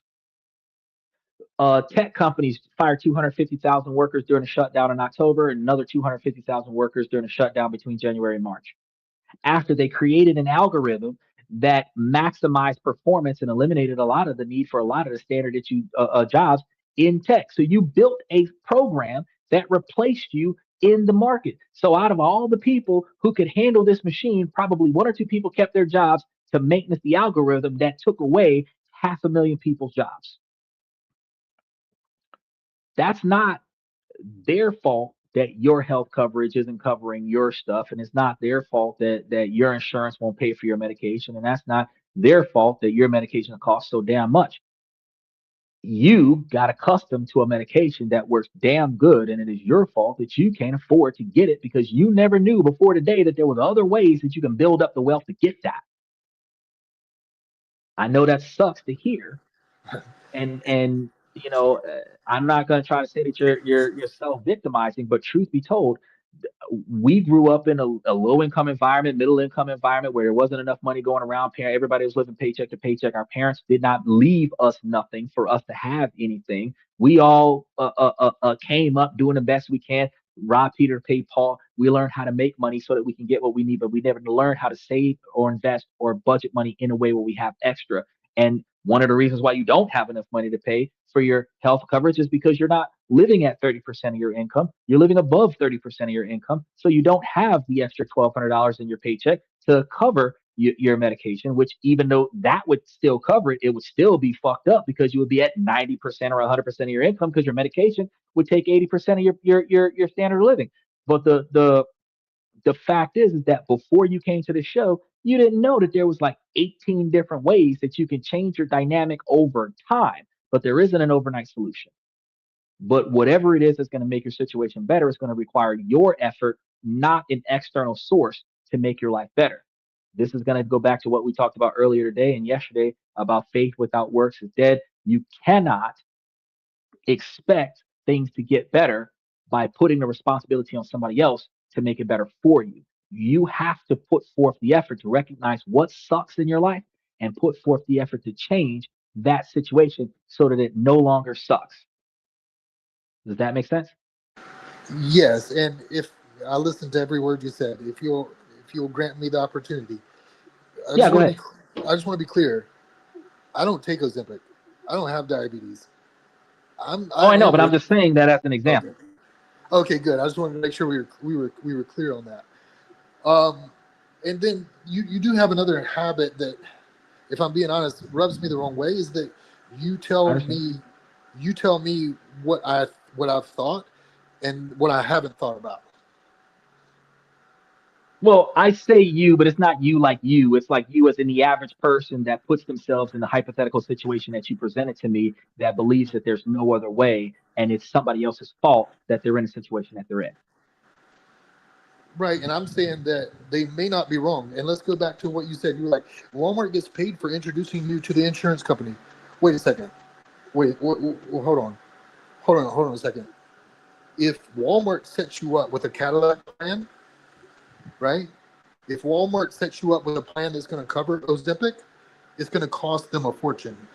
Or they're going to relay that cost to you. In which case... Big business relays everything to the customer, but Walmart is not responsible for giving you a policy specifically for Ozempic. They're responsible for giving you a policy. Exactly, and that's the problem. Is that when we talk about affordable healthcare, there is no affordable healthcare when you have for-profit corporations involved. There is, I agree. Yeah. The only affordable healthcare is that no charge at the pharmacy. I agree. Okay, good. And it does save us money. And the other thing I would say is that I just would like to get away from the idea that it's always the worker's fault. It's your fault. Pull yourself up by the bootstraps. And we can never blame Walmart. And we can never blame our government for allowing Walmart to operate the way that they do. Well, you have to understand that our government has failed because we failed our government, because our government is supposed to turn over every 2 years. So there's supposed to be somebody different in office every 2 years, and there isn't, because only 500 or 600 people run for the highest levels of government, and the rest of us just complain about jury duty. Out of 300-something million Americans, everybody should have 2 years in office, and nobody even tries.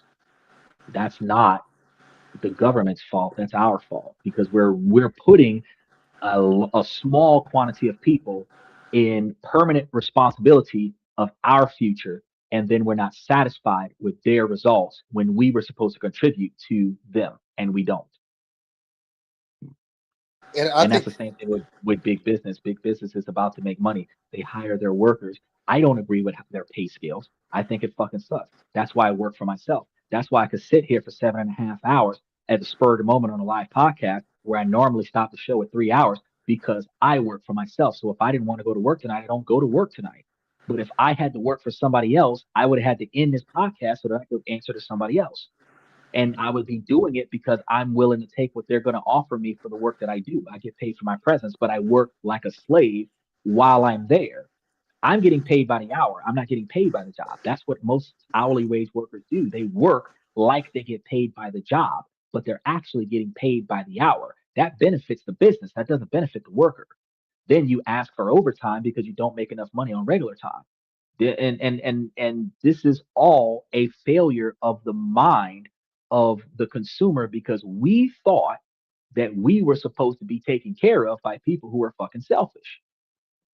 And we forgot that in a society that is designed to be selfish and to take from everybody, capitalize on their failures, capitalize on their shortcomings, capitalize on their weaknesses, that we are supposed to position ourselves in a strong position so that we are not taken advantage of as often.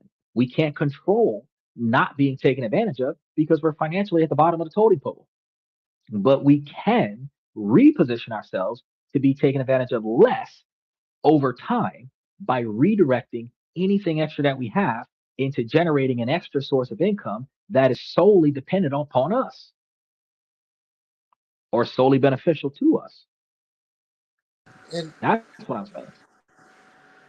and do you know what the leading cause of bankruptcy is in this country?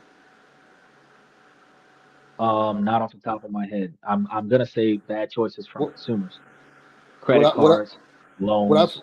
what I've heard is that it's healthcare debt. In other words, over 50% of people who get like a terminal cancer diagnosis will go bankrupt.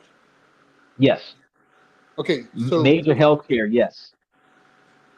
so again, so forget the Ozempic, forget the diabetes. What do you tell that person? It's your fault. Save up for your cancer medication. Save up for your radiation. Save up for your chemotherapy. Well, I'm also going to look at the fact that America profits on treating the symptoms, and other countries in Asia actually treat the problem. So just like Magic Johnson went overseas and got cured for AIDS, while people in America live with AIDS until they die and spend so much money on healthcare to treat the symptoms. If you cannot afford to go to another country that's going to actually work on the core problem of your health issue, then you have to find a way to exist in the current country that you have with them treating the symptoms of your problem, which means that you're never going to actually get cured. You're just going to feel really shitty for the rest of your life until you can't afford to pay them to help you feel a little less shitty. That's not fair. And I can't say that it is ultimately 100% your fault that your genetics are not in your favor. When I say that the choice between a name brand medication versus a alternative medication that's cheaper, and then saying it's hopeless when there is something that you don't feel as good with, you don't want to take. I'm saying that if you get comfortable with a better way of life and you can't afford that way of life, that is where your fault comes in at, because you're not willing to minimize your lifestyle and deal with a little discomfort long enough to build the wealth to do better in certain circumstances. But cancer is something that's like 1 to 5 years and you're dead. So I can't say, oh, there's a 20-year plan for you to beat cancer. Because if there was, nobody would have cancer. I can't say, oh, there's a 20-year plan to beat heart disease. Oh, there's a 20-year plan to be on a donors list. You got people that's been on that died before their name came up on the list. What I'm saying is that there are certain areas of your life that are inside of your control, and there's certain areas of your life that is not inside of your control. And if you change the things that are inside of your control, then you will find yourself making way to navigate around the things that are outside of your control. Just like that medication. If you could live off of this insulin for 10 or 15 years, then you could afford, if you saved the difference, you could afford to buy the Ozempic in 10 or 15 years and have it for the rest of your life when your health is more dependent upon it, instead of struggling to try to sustain it right now where you can't afford it, you don't have enough of it, you're going from pillar to post, blase squaze, and you're ultimately going to live a complete life of unhappiness instead of 10 years of unhappiness and then 40 years of happiness. That's what I'm saying. You're willing to suffer now to not reduce the standard of living that you have, instead of building for a better later. You're going to continue to suffer for the full term instead of trying to find another way to navigate to not suffer as much later. That's what the average person fails to do. I don't mean you as in you, I mean you as in the average person. The average person decides that this is the way things must be. It can't be any less than this. I can't reduce my lifestyle in any way. I got to stay at this level, and I'm going to do whatever it takes to stay at this level, even if I have to psychologically, emotionally, and physically suffer to stay at this level, because I don't want to be any worse than this. But if you were to say, you know what, my standard of living, I could reduce that. I can go from a 2-bedroom to a 1-bedroom. I can go from a 1-bedroom to an efficiency. I can go from an inefficiency to renting a room from somebody where I can pay less money. Then I can turn around and deal with the insulin, and I'm spending less money.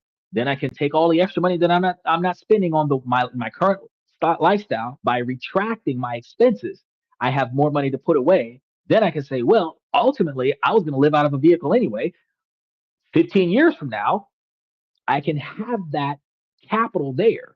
20 years from now, especially, I would definitely have that capital there where I can now get the medication that I want, get the vehicle that I want, get the camper that I want, live the lifestyle that I want to live by minimizing my financial responsibilities to a level that is self-sustainable instead of allowing myself or forcing myself to live at 99% or 110% of the money that I'm able to bring in, and then refusing to make any changes with my finances, and then assuming that it is not my fault that I can't afford to do better. I'm not going to agree to that. It is the fault of the person for not deciding to do less until you can afford to do more. And then I'm assuming that that also applies to the person that has cancer that's dying. You tell them, hey, look, if you can't afford your chemotherapy, if your insurance doesn't want to cover it, or you don't have insurance, then you need to save money until you can afford radiation. And Well, like that, it depends that's on what stage of chemo that you have, because a lot of times, if you got a certain stage of chemo, it doesn't matter how much money you have, you're dead within 6 months. If you're dealing with, like, say you're in a coma, your family can't afford to pay for your medical bills, they're gonna pull the plug on you. You're gonna die if you can't breathe on your own. There are certain situations where you have certain health concerns that are terminal if you don't have the right medication. And I can't say, well, you have a terminal life injury or a life condition, wait 20 years and then you can do better. No, that's not possible. You might have 1 to 2 years left and you're dead because you've got a terminal life situation when you don't have the medical treatment to support it. A lot of people experience that. You said it yourself. They don't have what they need to survive. My mother was the same way, did not survive because of that. Right now, if you can manage your life, is what I said. If you can manage your life. So this isn't going to benefit you if you got cancer. But what if you need dialysis? You might be able to manage it and then put away a little bit of capital here and there so that by the time you reach an age where your health is worse because you're older, you now have more money to put towards your health issue that you already know you have, that you already know is going to suck even more if you live 10 or 15 more years from now. Instead of struggling to get by, do a little less, accept a little less, endure a little bit more discomfort, and build for a better future. I mean, you can give me the worst physical condition on the planet, and ultimately there's going to be situations where there's nothing you can do besides suffer until you die. But when you start talking about the average condition of the average person, you've got people that develop lung cancer because they smoke because they don't want to quit smoking. But when they started with the cough, they didn't want to stop smoking. People that developed the bronchitis and then they ended up dying from the bronchitis. But you were smoking cigars like Bernie Mac. All you had to do was quit smoking. After you finished doing the Kings of Comedy tour, if you had just cut that shit out, you would not have died from the byproduct of continuing to smoke. No, I've got to do this. This is who I am. If we change our mentality from this is who I am to this is what I need to stay alive, let me stick to this now and build more for later. If you can afford to do less financially, do less. That's what I'm saying. If you choose not to do less when you can afford to do less, that is when I'm saying it's your fault because you had a solution. You just didn't want it because it was uncomfortable to you. It was financially not satisfactory to you.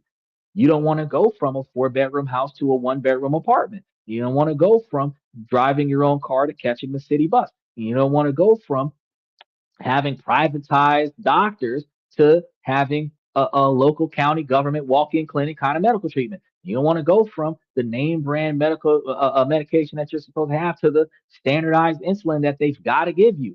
And because of the don't wants that people choose, they find themselves in a position since you don't want to accept less, you have no other choice but to suffer because you can't afford to do better, but you don't want to accept less.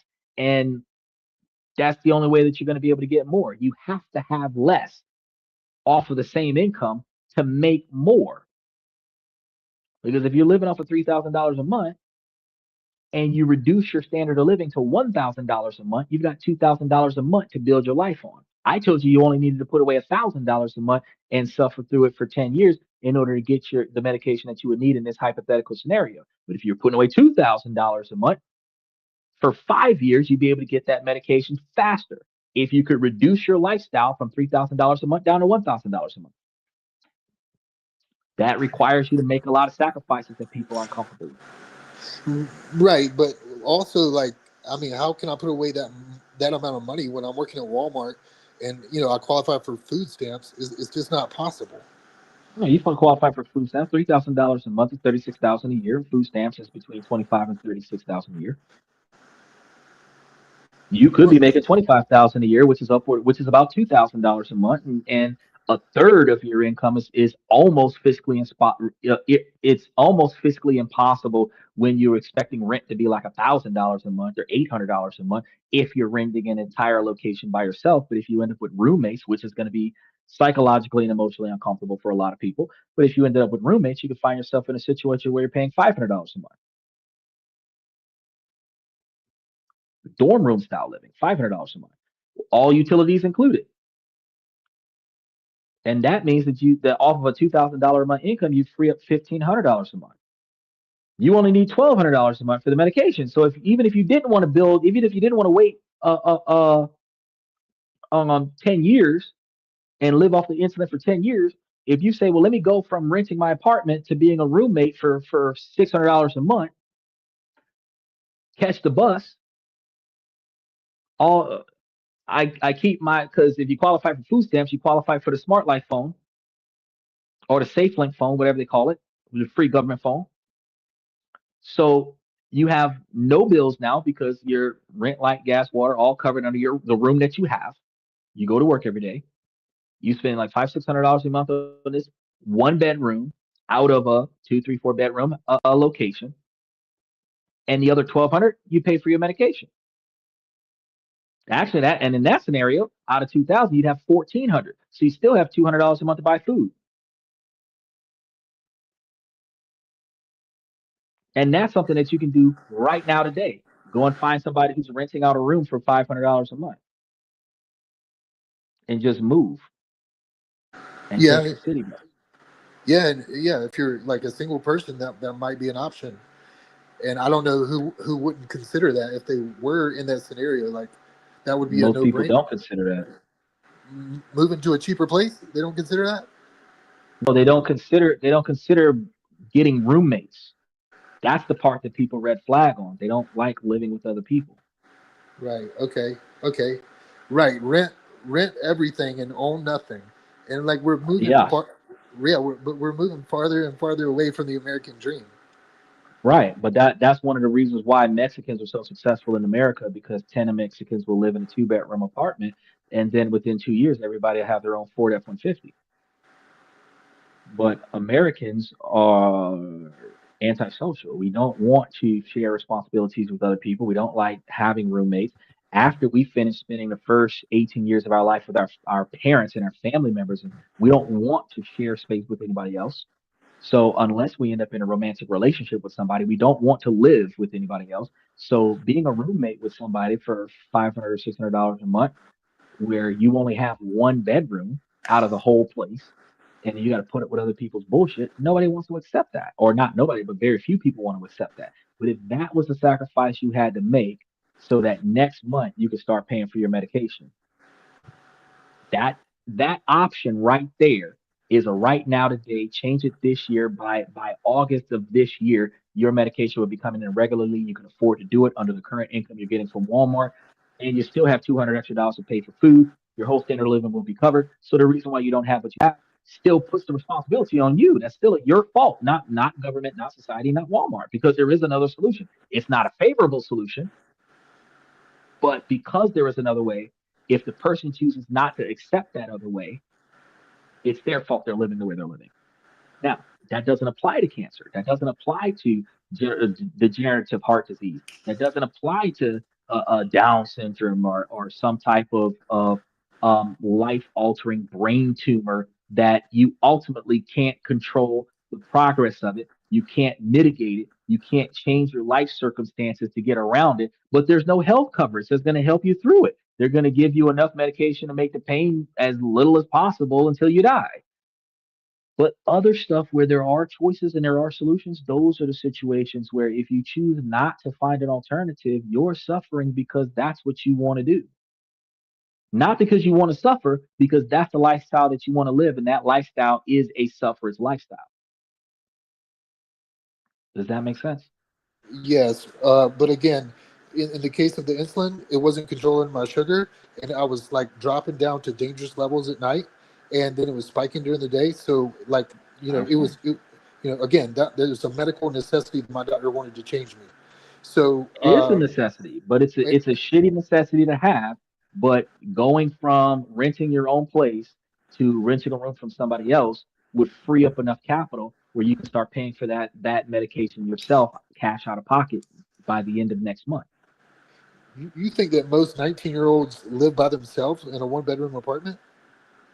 Well, you said you were 40, and most 19-year-olds don't necessarily have to live by themselves in a one-bedroom apartment, but you have dorm room style apartment complexes near universities.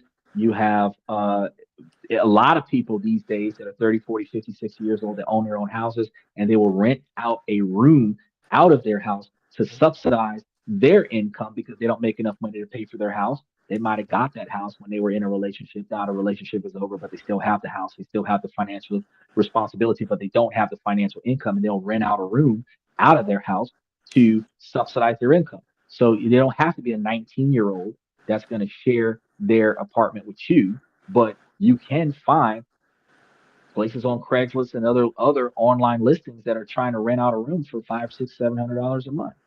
You specifically, if you're making a $2,000 a month income from Walmart, need to keep $1,200 to yourself for your medication. So the max that you're willing to pay is going to be $800 a month for all expenses paid. But if you're trying to have food in your pocket and other subsidies, you might want to save $500 a month so that you've got $300 a month that you can spend on something other than your medication. But when you set the limits, then you have to go out there and see what's out there and where is it located at? Is it still within the vicinity of your job? Is it within the vicinity of your medical appointments? And see what options are out there. But not being willing to reduce your standard of living from living on your own to living in a group just to reduce your cost of your standard of living is going to limit your options. And when you limit your options, that is a personal choice. And that personal choice is self-sabotaging to your ultimate goal of being able to afford the medication that you need for your physical condition, and that is your fault. Right, and what I'm saying is that's just a made-up hypothetical that doesn't relate to the real world. And let me tell you why. Because you were saying that once you turn 18, you don't want to live with anybody else. But if you would just, settle into a house that where you rent one room, you might could get it for 500. Therefore, Yeah. you're implying that these 19-year-olds are out there living in one-bedroom apartments as opposed to living with roommates. And what I'm saying So is a lot of them come out of their mother's house and go live on a dorm, and they have two or three roommates. But when they get out of exactly. college, they rent their own apartment, and they don't want to have any roommates unless they're dating somebody. Well, nobody would prefer to have roommates. I would say. I mean, like, everybody would like their own privacy and whatnot if you could afford it. But the fact is, nobody can, and therefore nobody's living like that. I already feel like people are Yeah, living. right. Yeah, people More people than are. half of the country is a two income scenario, whether it's one person with two jobs or two people living together with one job. But they're looking at about one third of married couples are um, two income households, and then you have another percentage, about 10 or 20% of the population that are not married, like siblings, cohabitants, best friends, whatever, roommate style scenario. And then you have 5%, 5 to 9% of the individuals. We just covered all this stuff yesterday. 5 to 9% of individuals that live on their own and work two jobs in order to make ends meet. Ultimately, the largest majority of Americans that make less than $100,000 a year are in that dynamic uh, where we can't afford to live on our own, but you more often than not find yourself in a romantic relationship with somebody paying half of your bills more often than you find yourself in a dorm room with a bunch of guys, because you and three other guys sharing a four-bedroom apartment together, splitting the bills four ways. But that option of being able to split the bills four ways with somebody with three other people reduces your cost of living. Where if you had a $2,000 a month paycheck and now you only have a $500 a month standard of living, you qualify for food stamps, so you qualify for a free cell phone, so you don't need to have a cell phone bill if you do pay for a cell phone bill in this hypothetical situation. So you could terminate your personal cell phone bill and lean more on the government phone and then Wi-Fi in the area. And if you're in a four-bedroom location, there's probably going to be Wi-Fi there, and that still gives you the ability to come to the podcast, but it still gives you the ability to have a free phone and have extra money that you can be putting towards that healthcare situation where you would not be wondering where your money's coming from to pay for that medication. You can also potentially claim that on your taxes as a medical expense, and see how that works with getting you some deductions on your taxes where you get more money back on your rebates. Talk to a CPA about that. But right. I mean, the changing your lifestyle to afford that medication in this hypothetical situation would be the only way that you can fast actingly cover the cost of this medication this year so that you don't got to wait 10, 15, 20 years to achieve that goal. But because we were able to find that way in less than 8 hours, anybody who was in this situation that's been in this situation for 5 years or longer, suffering with the paycheck to paycheck, not enough money to cover the medical expenses, having medical needs that aren't being met, are in that situation due to the lack of knowledge. It's not a withheld knowledge from society where nobody knows that this is a thing, like the government is keeping it a secret. It's the lack of desire to go and seek that knowledge. And then when that knowledge is presented, if the people that are in that situation come to find out there is another way and they put that into action and successfully make that change, they will see that now they are stable. Now, can you get better after that? That depends on how much money you have, how much money you make, how much money you can make off of doing something extra.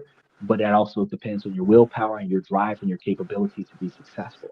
Not everything can you turn into a multi-million-dollar business, but there's a lot of different things that I've covered on the show over the last 6 months that could help you bring extra money in and perceivably automate a lot of it through your computer, where you don't have to try that hard after you get home from work in comparison to what you do when you go to work. And you could potentially make enough money over time to phase out working for Walmart and start working for yourself. But if you don't put any effort into trying to work for yourself, this isn't quit your job and try to start a business from scratch. This is work your full-time job and then start this hobby and turn this hobby into a pay scale level small business, scale it up till it is a self-sustainable entity. And once it covers 70% of what Walmart was paying you, quit Walmart and do full-time on that. And now you've got a full-time job that's paying you more than what Walmart was paying you. No, it's not covering your health insurance. Well, you can cover your own health insurance if you can build the kind of business that makes more money than what you're getting paid off of Walmart. If Walmart's paying you less than $24,000 a year, you need a business that's paying you $40,000 or $50,000 a year. If you were making twice as much money as what you're making right now, you would have the money to pay for your medical treatment, which also means outside of saving the money, reducing your standard of living, living with other people to mitigate costs, building an alternative income. That's a whole nother option. But all the stuff requires motivation. And if you don't have it, that still puts the responsibility on the individual that is allowing themselves to suffer. That lack of motivation is why life sucks.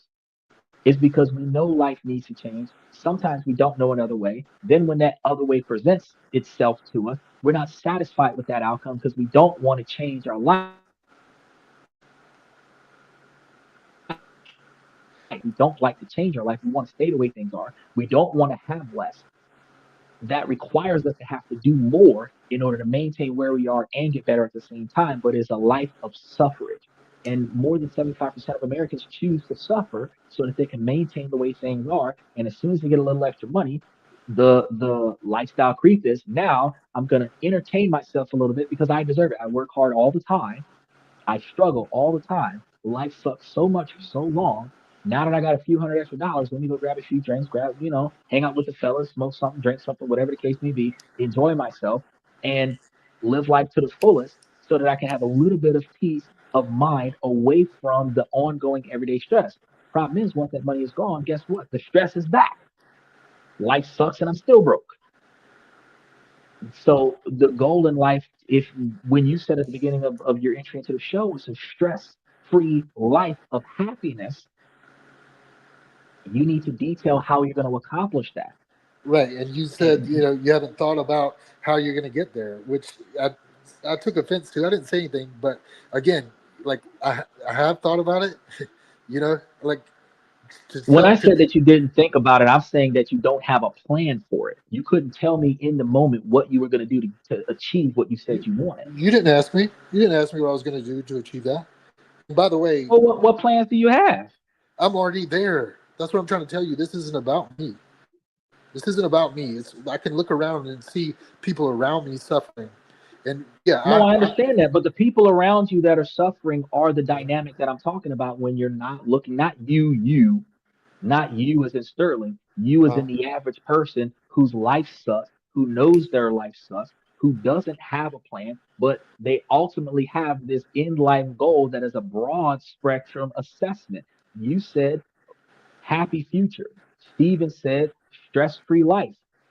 Michael said live healthy. They were broad spectrum assessments. It wasn't I here, me, for example.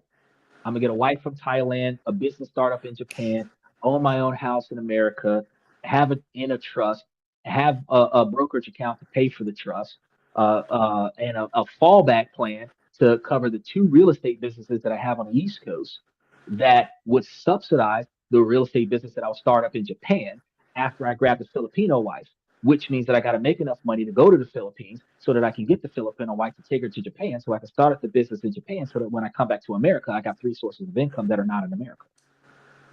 That's a plan of action. right. But did you ask me? And that had nothing to do with the podcast paying for a lot of this shit. Right, but you didn't ask me my plan of action for the future. You just said like, what would you like to? I forgot how you worded it. Like, what would you want in the future? Right, but I told you what I wanted in the future. My Right. plan was what I wanted for the future. Right, and my end goal is just to be happy. So if I could be happy without any of those things, then I'm good with that. Like everybody's Right. My end goal was to have a structure set up. I should be happy. right. So right. So yeah. So the answer is My end goal was not happiness. My end goal was to build a structure, and the structure should result in my happiness. right. And so Your end goal was to be happy. yes, Now you have to reverse engineer how you're going to get happy. You may Exactly. already have the plan. I didn't ask you about the plan. You might be putting that plan into action. But what I'm saying is that the average person in America has an end goal with no plan to get there. I have a plan. And when I get to the end of that plan, I should be happy. right. And I'm And so saying that if more people structured a plan, they would have better capabilities to not only pivot when things don't go their way, but have a foundational structure of what they can do to accomplish what they're trying to accomplish. Because it took me less than 8 hours to figure out how to solve a lack of insulin problem. to solve a lack of insulin problem. Yeah, the problem where the person doesn't have the money to pay for the medical treatment that they need. From the time we started that conversation until the time we resolved that conversation, it's like, oh shit, roommate with somebody and pay $500 a month and take $1,200 and pay for the medication. That's something that can get done in 60 days. And, You can and make again, that transition in 60 days. I think you said that applies to what 5 to 9% of people who live by themselves. No, I said 5 to 9% of people live on two incomes by themselves. But that does not mean that there are not people who have a 3 or 4 bedroom house. They're living alone right now, but they can't afford to cover the cost, and they will subsidize that standard of living by renting out rooms of their house that they own, so you can help them with their mortgage. Right. Yeah, I get that. But I thought you were saying there's 5 to 9% who live alone. 5 to 9% of people who live alone have two incomes. The majority of individuals who have one income live with someone else because in this economy, we can't afford to live alone because the working wage is less than living wage by about 10 or 20%. And the living wage, the comfortable living wage is about $62,000 a year. No, the median income is about $62,000 a year, and the comfortable living wage has raised itself to $72,000 a year, which is $10,000 a year more than the two-party income. So the average person day to day is making like 50 to 60,000 a year, and living comfortably in America is now 72,000 a year. So we're short 10,000 a year to be comfortable. But you have people that are living off of 30, 40,000 a year. You have people that are surviving off of 25,000 a year. You have homeowners that are building an estate, a legacy and stuff for their next generation off of 24, $25,000 a year. No, they don't have to pay $1,200 a month for insulin. But my point is that where there's a will, there's a way. It's not going to be an easy way, but we have to pivot in order to succeed. We can't stay the course and then expect things to get better for us. As you explained before, big pharma don't give a shit about us. Main manufacturer doesn't give a shit about us. Walmart doesn't give a shit about us. We have to change us. That's my position. And there is other ways, but it took me less than 8 hours to like, well, fuck. If all else fails, roommate with somebody. It's possible. It's possible. You can jump on a roommate off lease in a heartbeat. All they have to do is have a 2-bedroom apartment and can't afford to pay the lease, and you're willing to pay the other half of the lease. They have a $1,500 or $1,200 2-bedroom lease in a reasonable community, and you're willing to pay half of that, $600. There you go. Then you're $1,200 for your medication. You got $200 worth of spending money. The place comes fully furnished with all kinds of amenities already in it because somebody already owns that place. You're just taking up space. That's the kind of downgrade that is required to upgrade your comfort. But yeah, first of all, I like how you think that you've figured it out, like you've solved it. It's almost like you just solved world hunger. First of all, no, you can't solve world hunger. There, on paper, it's doable. In reality, is a lot more challenging because you still have to go through the listing, find somebody that's willing to do it. You still have to find a place convenient to your workplace. You still have to find a place convenient to your medical providers. So it's not like an end all be all, like, oh yeah, you can move out tomorrow. But I know that right now in my current location, I can find 12 different places that I can procure and reduce the cost of my expenses if I wanted to. And what I'm saying is they're not going to be convenient to my to what I want to do, and I would have, and only because I'm paying for my own internet would it not matter to me because I work off of my computer. But if I had to go show up to a specific Walmart, now I'm limited to the addresses within commuting distance to that location. If I'm only able to afford to pay a certain quantity of money, now I'm only able to live in certain neighborhoods. So if I can only afford, if the rent is $900, that's a low income neighborhood. Probably going to have a lot more base, a lot of helicopters, a few dozen shootings, squad cars all over the place. Not the ideal lifestyle that I would want to be in. But if the guy's rent is $900 and I got to give him $450, boom. Right. It's not favorable to your preference, but it is possible, is what I'm saying. Right. But what I would say is that these Walmart employees already have a roommate. And the idea that you could just move in with someone and pay less rent. Everybody already knows that. That's not something new. I feel like people are doing that already. People are renting out those bedrooms. But it's one person per room, and that's where you're willing to stop. But you can do 2 to a room because the building code allows for you to have 2 adults in every room. And if you got a 2-bedroom apartment, 4 people can live there. So if you've got a $1,500 a month 2-bedroom apartment, 4 people can live there and pay like $350 a person. $375. And so then you're paying $375 for rent, and then you're paying $1,200 for your Ozempic in this scenario, which is like now you're at $1,575. Now you have $425 to live off of for the month. But if you've got food stamps, you got food coming in from your food stamps. And if you qualify for food stamps, you qualify for the government phone. So you got a free phone you don't have to pay for. It's a minute phone, so you're not going to be doing a lot of live streaming on your data plan. You're going to be doing a lot of live streaming off of your Wi-Fi from the house that you're in. But because it's not your house, you're only paying a percentage of the amenities that's there. You're not responsible for everything that's there. So you got a lot more subsidies than what you're actually calculating right now. The only inconvenience that you're really going to have to deal with is the inconvenient commute from where you go to wherever your job is. Yeah, and how are you going to make that commute? That depends on whether or not you find a place inside of the public transportation system, or if it's not inside the public transportation, if the $400 a month that you have difference between your standard of living and your medication is enough to get you to and from work every day. But you also have the opportunity at 40 years old to potentially get a second job, whether it's a part-time job or whatever. And if you're getting a part-time job off the computer, not at a physical location, in a brick and mortar location, you can work from home, and that gives you the ability to generate more money. Even if it's a couple $100 extra a month, you're generating more money to cover the spread, to cover things like getting to work.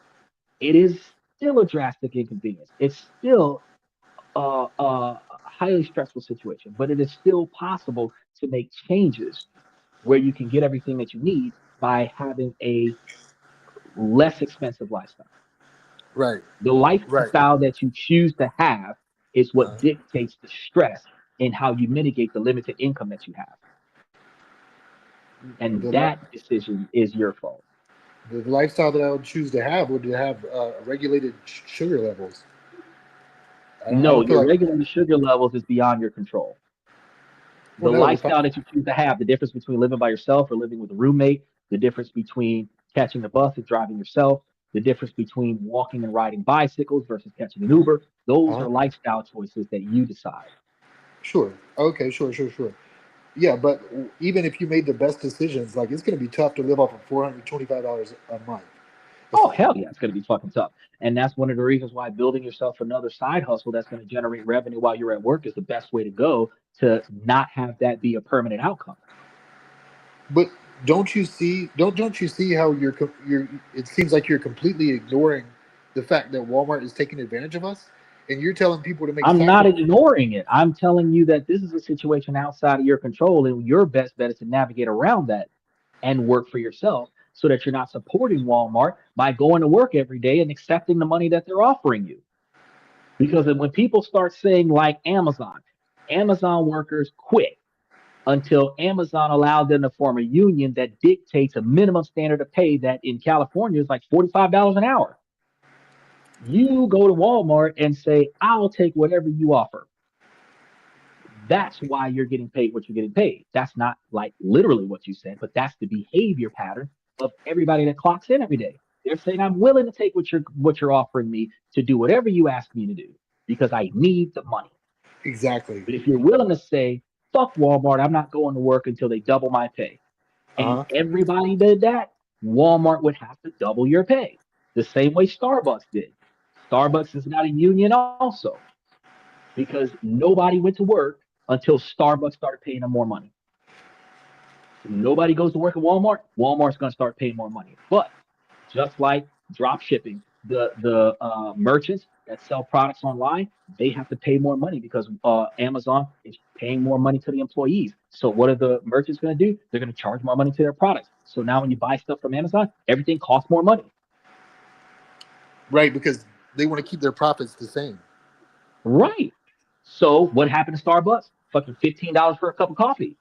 Exactly. This 36-ounce cup of coffee was like 77 cents, I think, 45 cents a cup for the little Keurig cups.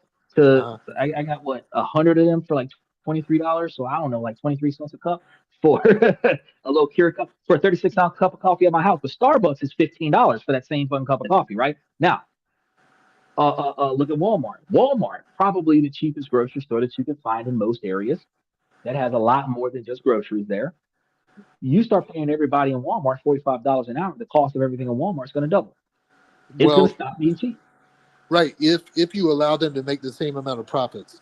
But what I'm saying is, we need to look at like these corporations that are making trillions. That's the problem. We are going to allow them to make the same kind of profits, because we're not going to say, I'm not shopping from Walmart because the prices are too high. Right, because we need those items and we can't afford to buy them elsewhere. Right. Right. So And we can't afford to tell Walmart I'm not going to work for that price because we need the money and we can't afford to not have a job. exactly. So the idea that Walmart workers could just go on strike and it would be okay, I don't know that is necessarily a good option because they'll fire you as They're soon as you not go going to on. be okay if they go on strike. They're going to suffer to go on strike, but They suffrage is how they change is made. they could fire you as soon as you go on strike. If only one or two people go on strike, they can fire you. If the entire roster goes on strike, they can't fire the whole company. Right. So now all you got to do is get the entire Walmart employees to agree on something. You And know that's not something that you're going to be able to successfully do that because at least the managers are going to show up because they're salary. exact. Okay. Good point. Yeah. Good point. But even the managers couldn't run the store by themselves. No, Um, they're not going to run the stores by themselves. They might close the doors because the hourly workers won't show up. But you would have right. to get all of the hourly workers to not show up. Which I It think has that's to going be to a collective. Amazon was successful because 100% of the hourly wage workers refused to come to work. Starbucks was successful because 100% of the hourly wage workers refused to go to work. Certain schools have teenagers that protested not being allowed to have cell phones in school. They protested the school by refusing to show up for school where nobody in attendance attended the schools. The halls were empty. All the students stayed outside because they couldn't have their phones inside.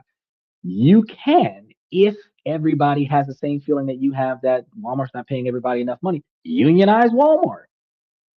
But that requires somebody to be a union rep.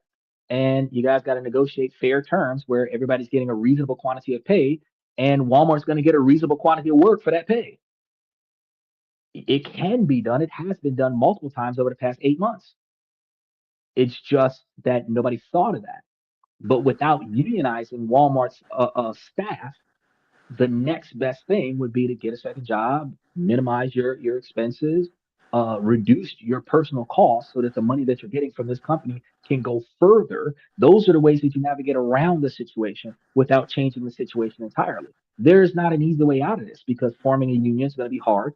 Getting support from everybody else who hates the pay that they get but don't want to go find another job somewhere else, that effort is going to take a lot because you have to get people to agree with you and not go tell the boss where you get fired for before the union gets formed because you're causing disruption in the workforce.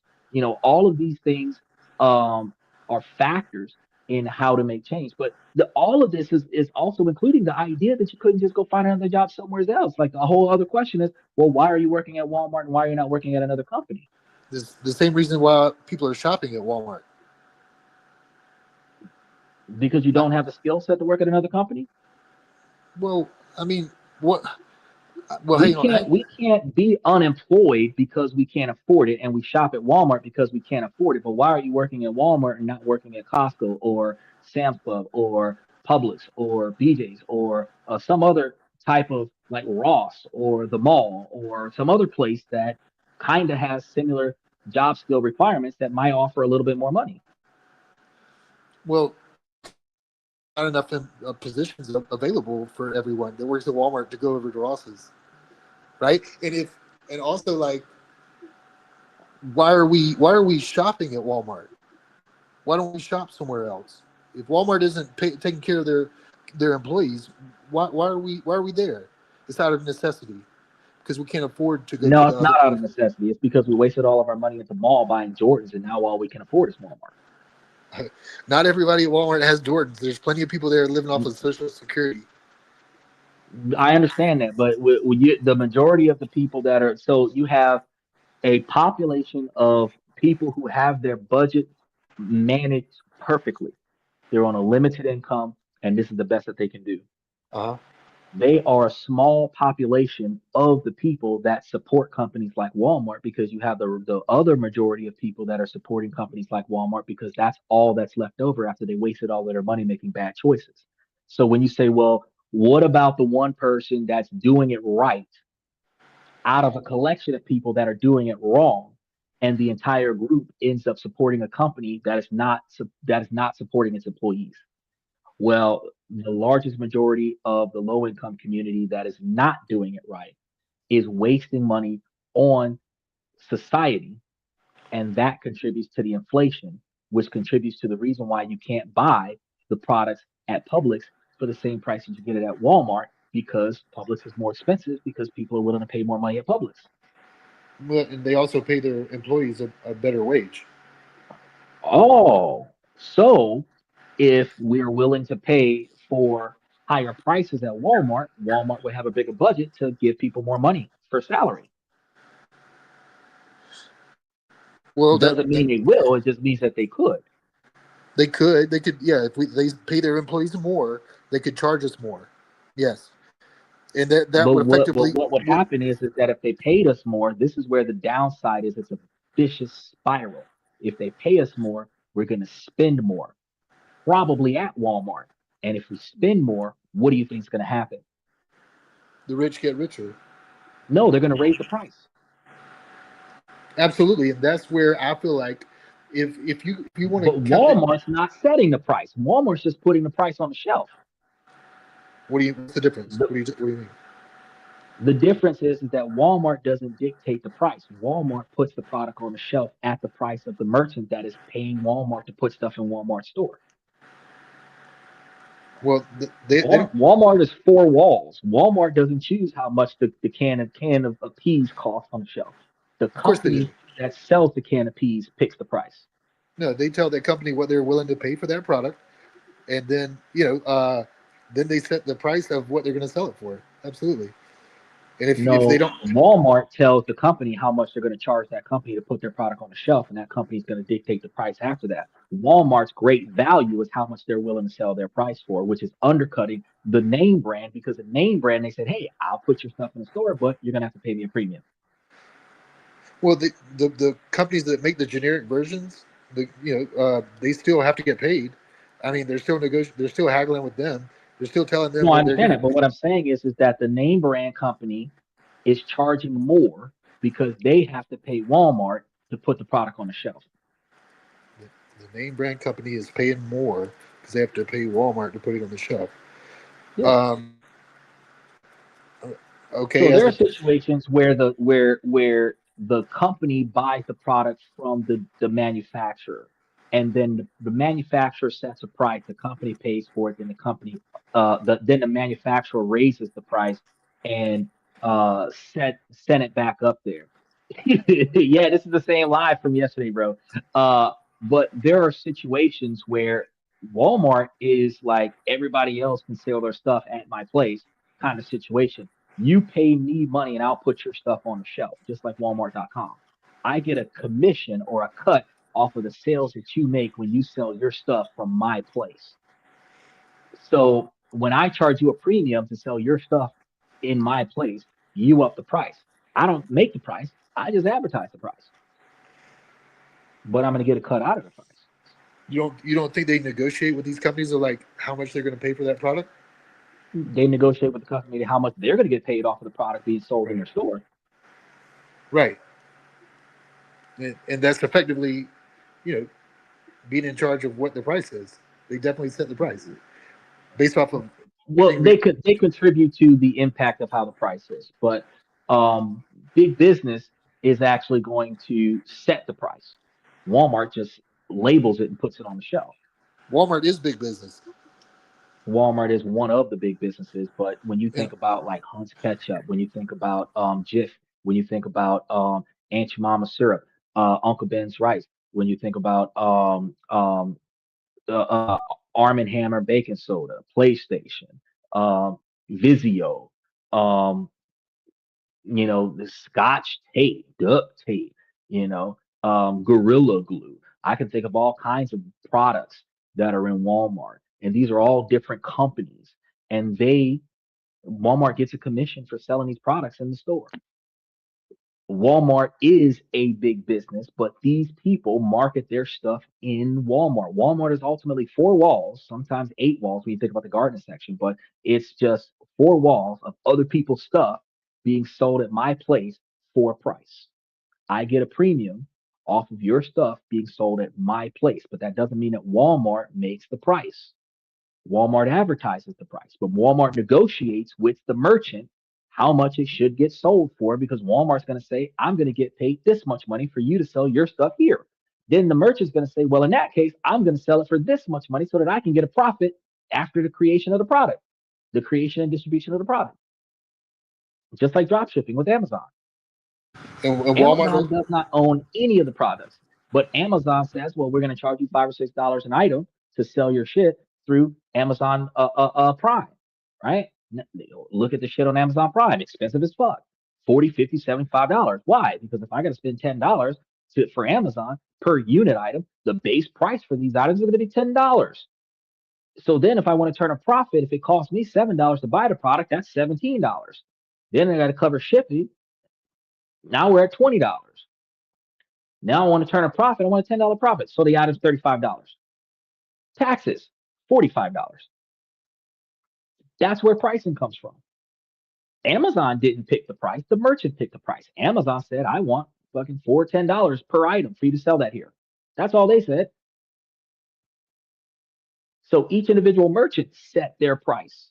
Walmart just puts a label on it and produces it for the people who walk through the aisles and pick it up. I'm not making excuses for Walmart. What I'm saying is that the reason why Walmart is able to do what it does to its employees and make the kind of money that it makes is because the employees continue to work there for that price, and the customer society is willing to go to Walmart and buy the products from Walmart for that price because it's the cheapest place in the area after they've wasted all of their money on other things, where people on fixed income with disability, retirement, Social Security, VA benefits don't have another choice. The average healthy individual between 18 and 50 that doesn't have health issues, who could work 2 jobs on a construction site, are wasting their money on things that they shouldn't be wasting their money on. And all the money they have left, they got to go to Walmart and get something to eat because they don't qualify for food stamps.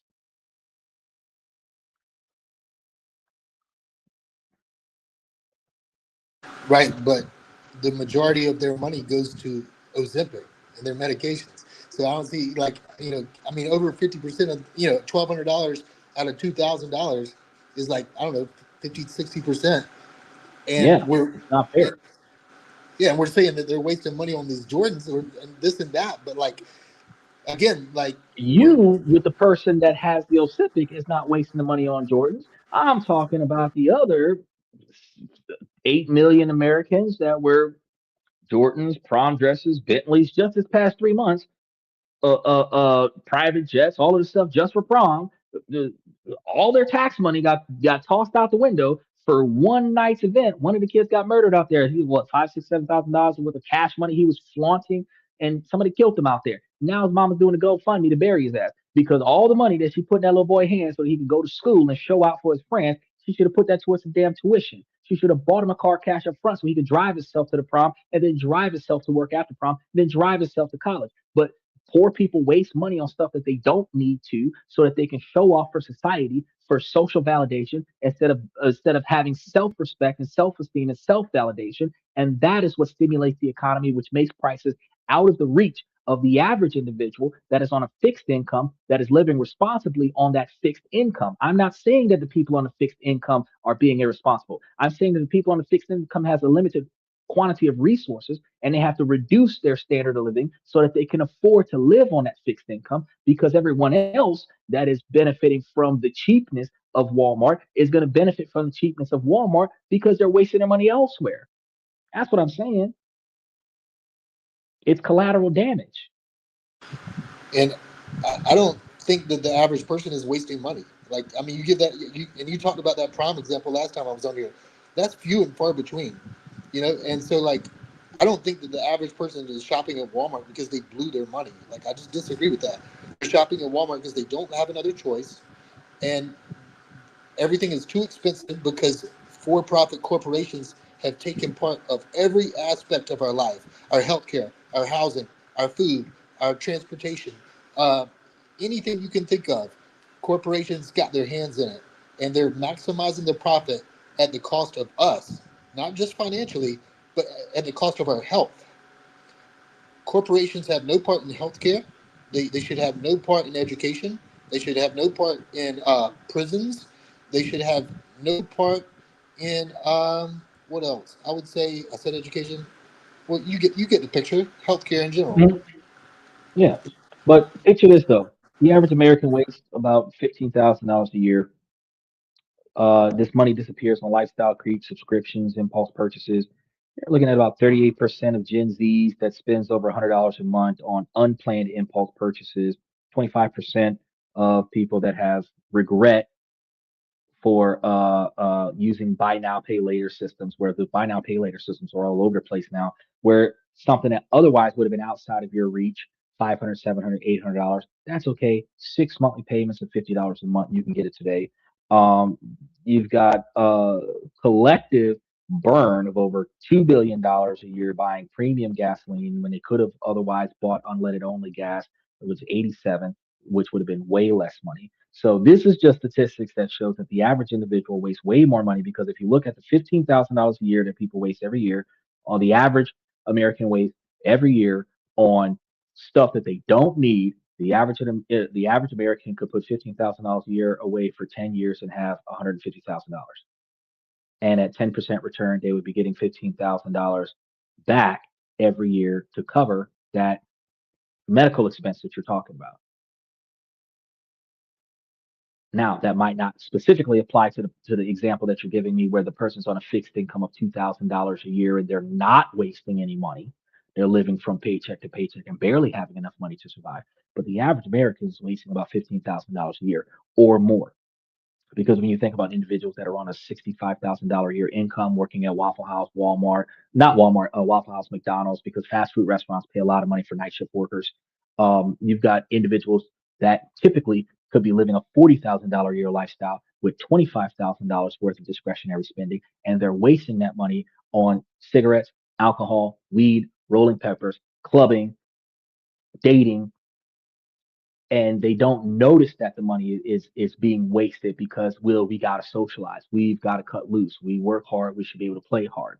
You know, it's considered a waste of money because if you smoke, you don't need to smoke, and $15 a pack for a pack of cigarettes, when I can give you the stocks that's been going across the screen for the last 4 hours, is showing you that these stocks are like $2 to $5 a share, so you can buy 10 plus stocks for a pack of cigarettes, and people that smoke 2 to 3 packs of cigarettes a day, you know, that's like 15 shares of some good stock that will be paying you dividends on a regular basis.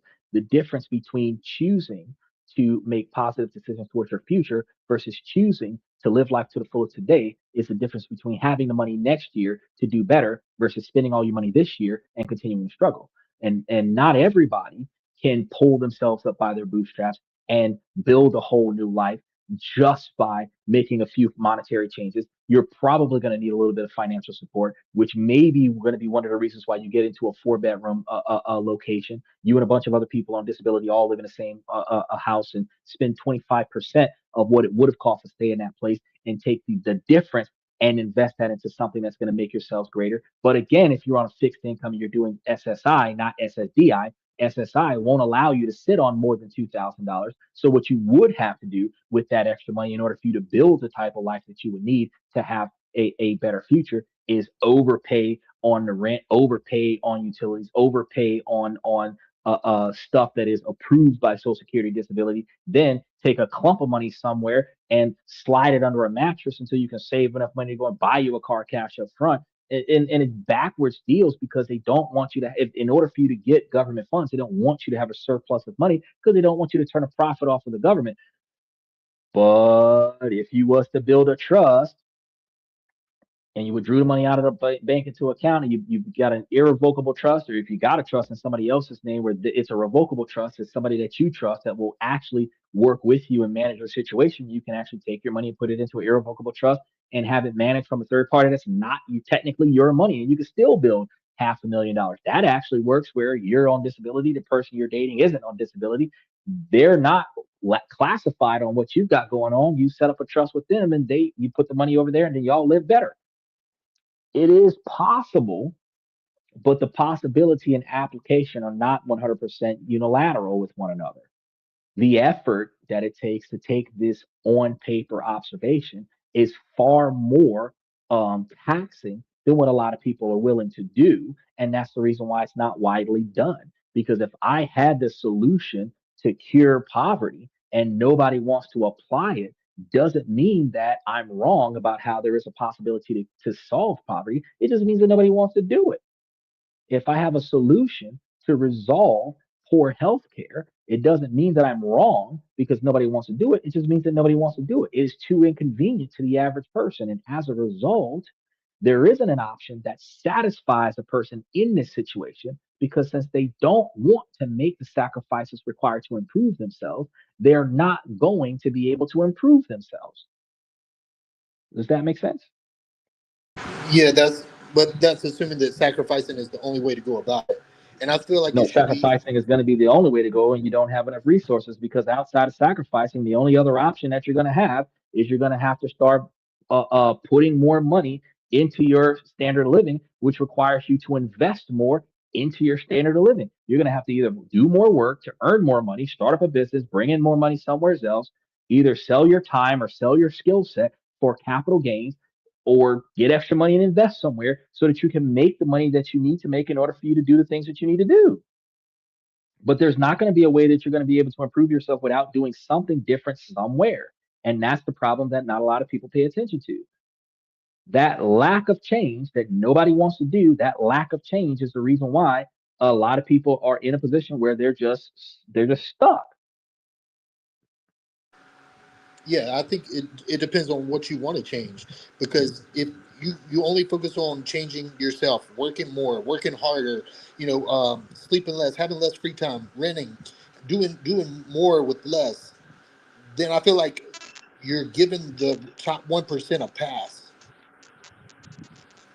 You're saying, I mean, you can try to stick it to the top 1%, but in order for you to become part of the top 1%, you got to stop paying attention to what they're not doing and start paying attention to what you need to do. I don't want to be part of the top 1%.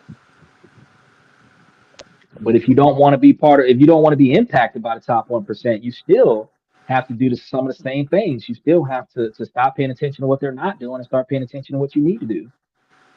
Well, I think we need to do both. Like we need to pay attention to what they're doing and how they're keeping us down and how they're benefiting themselves. And I But they're do not agree. keeping us down. They're just benefiting themselves. I agree with you with half of that. They're benefiting themselves. They're not making decisions that benefit us. But I disagree that they are not deliberately keeping us down. They're benefiting from our decision making skills. Well, yeah, they're taking advantage of us, and we're They're allowing benefiting it. from it. They're not taking advantage of it. So you got to understand, taking advantage of you is like, okay, pharmaceuticals. They're taking advantage of you.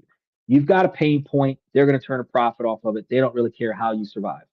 They're taking advantage of you. Admittedly, there's no way around that. But Walmart's not taking advantage of you. Well, Dodge and Chevy and Ford are not taking advantage of you. They're profiting off of your ability to accept what they have to offer. T-Mobile's not taking advantage of you. Netflix isn't taking advantage of you. Cable companies, Cox Cable charging $300 a month for cable. They're not taking advantage of you. If you're willing to pay for that much money for cable, you're going to pay that much money for cable. I think it's ridiculous, but some people think that makes sense. That's the only way to watch TV. If that's the case, you're going to accept what they have to offer.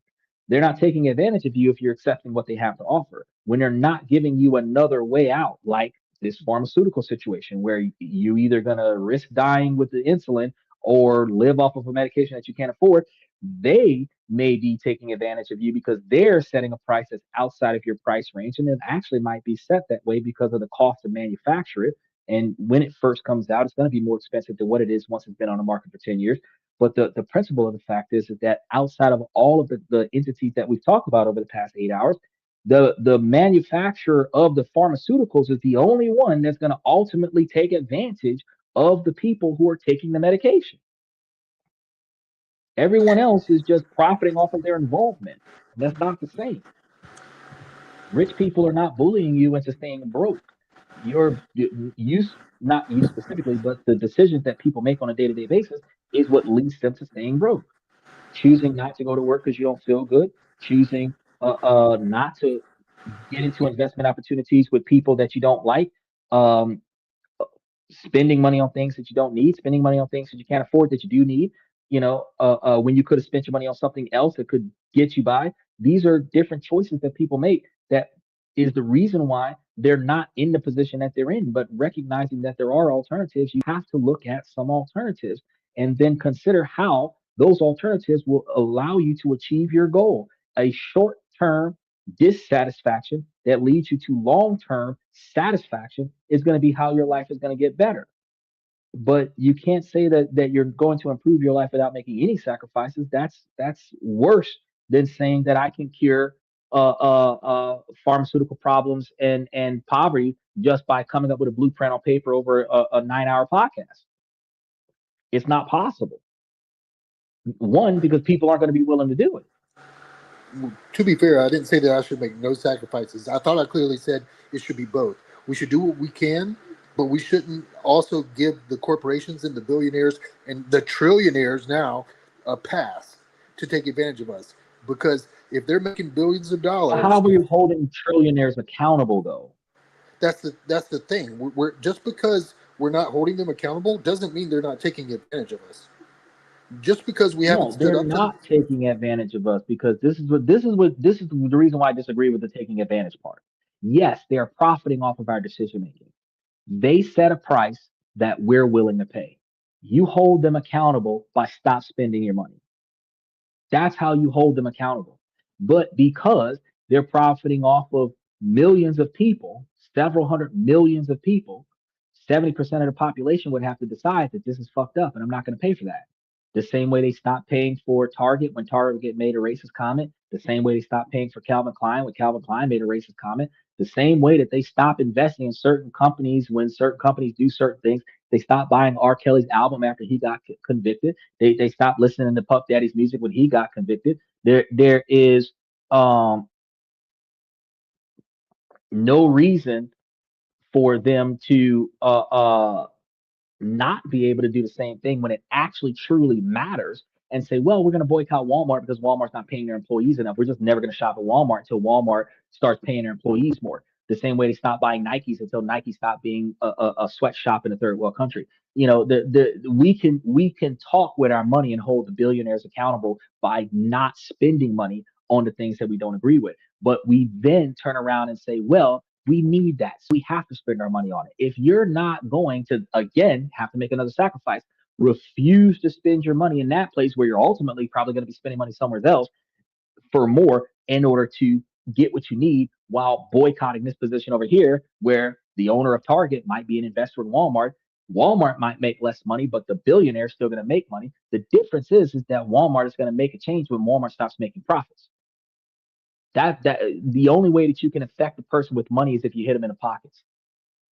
You can't affect their pride. They don't have any. You can't affect their morals. They don't have any. You can't test their ethics. They don't have any. Look at how they're treating you. But you can impact them where it matters to them the most, hitting them in their pockets. That requires you to change. You have to change jobs. You have to change insurance companies. You have to change medical providers. When everybody makes the same type of, or the majority of individuals make the same type of decision, say, I'm not dealing with this bullshit no more. That's when change is going to get made. But as long as somebody's paying $1,200 a dose for the freaking medication, the medication is going to be $1,200 a dose. When they start producing a medication and nobody's going to buy that shit, it's going to go down to $600.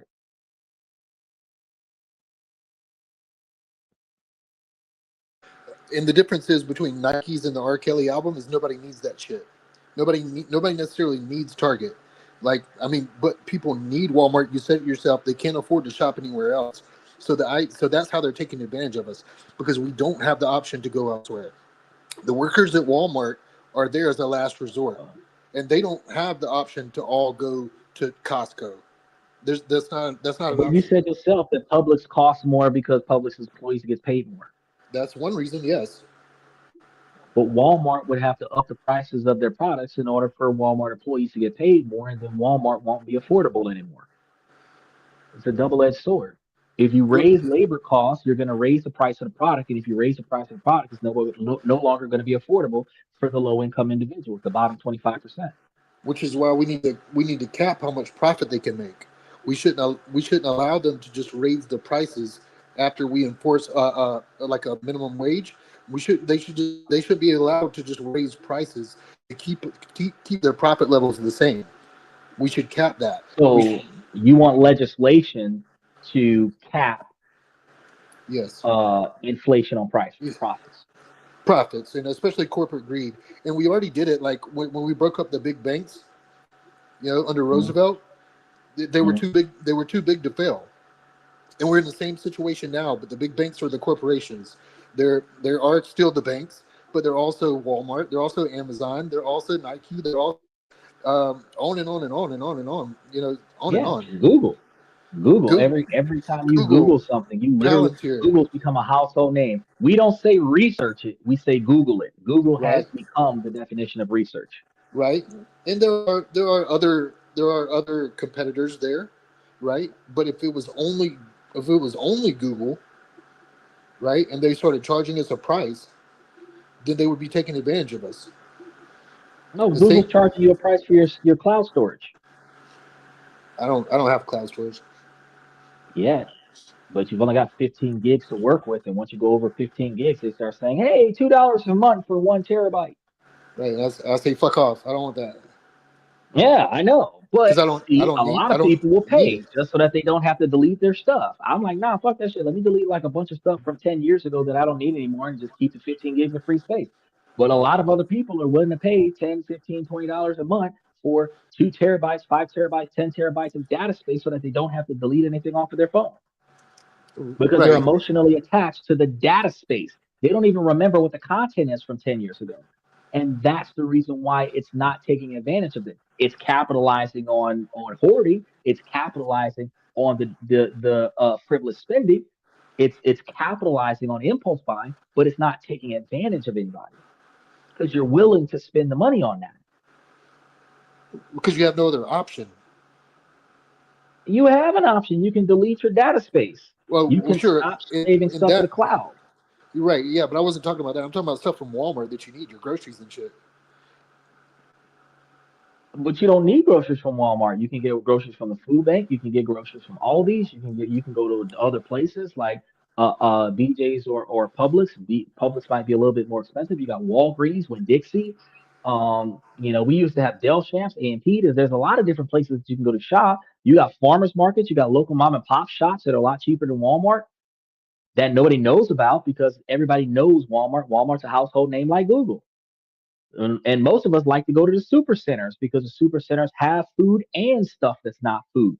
Soaps, deodorants, lotions, TVs, bathroom materials, garage stuff, tools, automotive equipment. They got to end all be all go to a super Walmart. We'll walk into a super Walmart, pay $600, came back out, but we went in there for a 10-pound bag of sugar. Yes, Walmart is cheaper. It's not a necessity to go shop at Walmart, it's a choice. For some people it is, yes, but for others it's not. Because you've got Dollar General and you've got Family Dollar, and you can buy food from there. Okay, but the same principle should be applied to them. Are they paying their employees a living wage? Because They're paying their employees a little bit above minimum wage. That's what most companies are doing. and that's bullshit. We shouldn't. That's taking advantage of us. That's taking advantage of us. Because I firmly believe that if you work a full-time job in the United States, you should be able to provide for your family, whether it's at Walmart or Dollar General or anywhere else. And for Well, people who say, if you cap sales prices, then you cap the GDP because the right, GDP only grows every year because of inflation, and inflation only occurs because of spending, and spending only occurs because consumers buy stuff, no matter fuck the how G, expensive it becomes. fuck the GDP. The GDP doesn't help me at all. The GDP is some fake bullshit that they just point to make you think that the economy is doing well, but it has nothing to do with the The average economy is American. not doing well. The economy sucks. Exactly, but they're always pointing to that GDP or how high it is, and you referenced it Well, yourself. yeah, Like, because rich people are getting richer and poor people are getting poorer. exactly. So to point to the GDP and say, "Oh no, the GDP might lower or this might lower," that doesn't have anything to do with the average American worker, the average American taxpayer. It doesn't. He It's said, "Quit printing money and inflation will quit going nuts." That's not true because money is digital right now. Most people use their debit card, credit card, or their Google Pay, Apple Pay, Samsung Pay, Bitcoin Pay, crypto wallet to make purchases. So as long as you have the ability to digitally scan money, they don't have to print squat. You go to work, you get direct deposit, that's digital. Then you go to Walmart and you spend the money, that's digital. There's no physical dollars involved in that.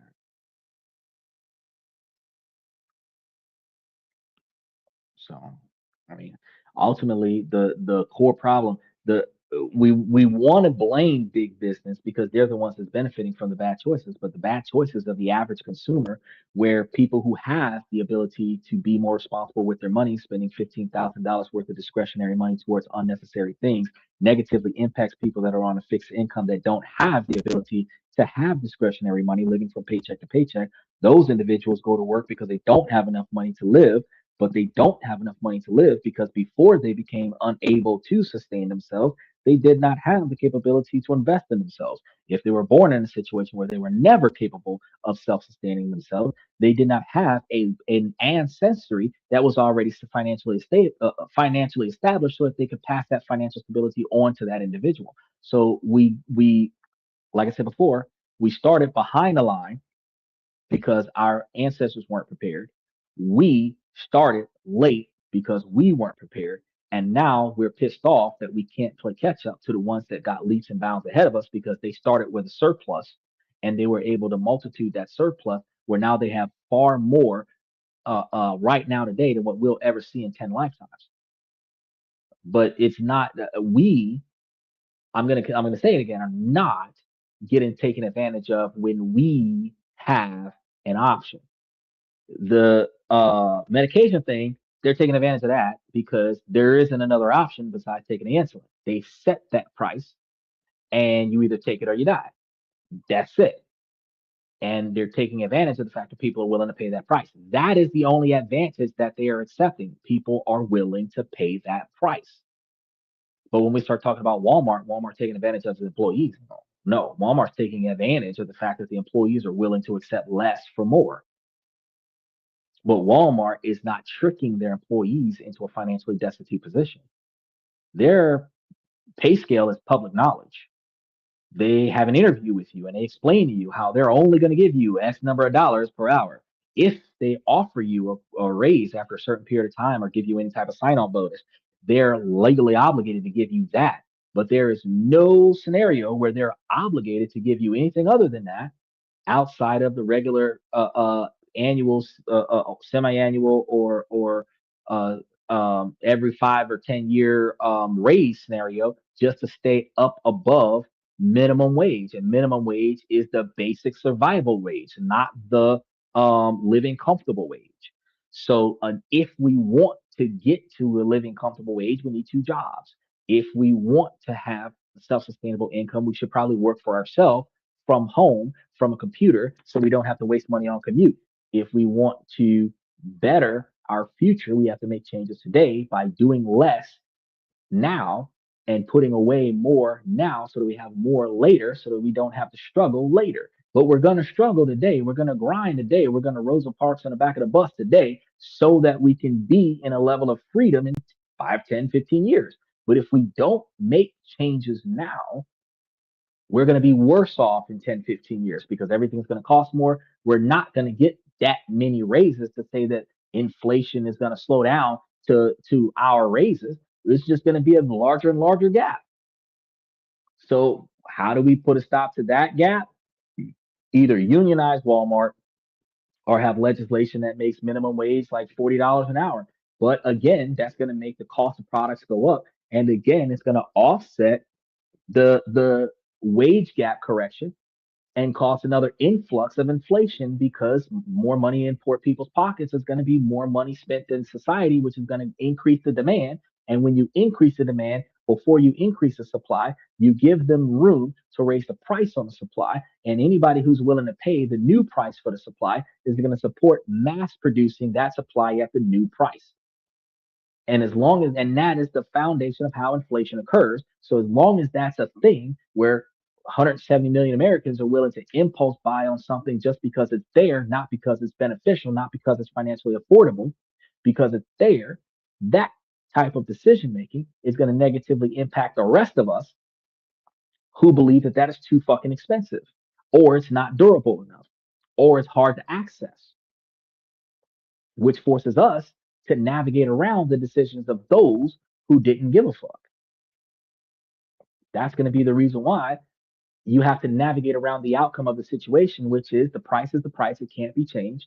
So you have to change your lifestyle, change your income status, and then budget to save up for a future where you no longer have to struggle with being able to afford this. And hopefully by the time you reach that level, you have enough income coming in and the medication gets cheaper where you can now pay for it and have a surplus to live a better lifestyle.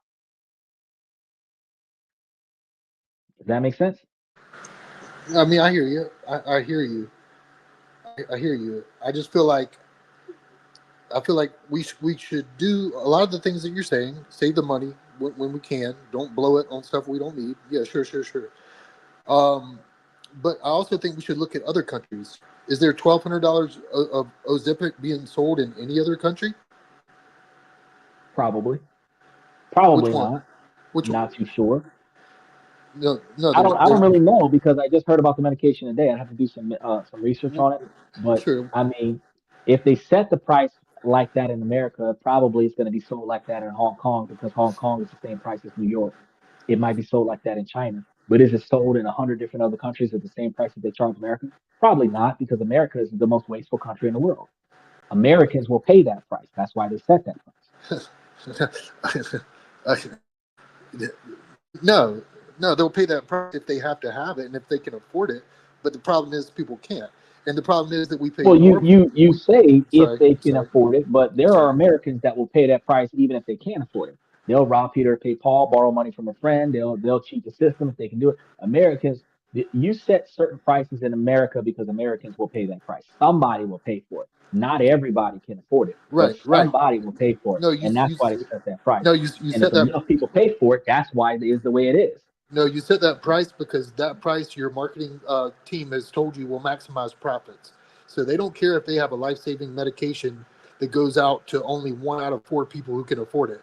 If 1 out of 4 people pay $1,200, they maximize profit, as opposed to charging all 4 people $200. Then they only make $800. So they're choosing the price based off of profit, not based off of demand, not based off of a free market.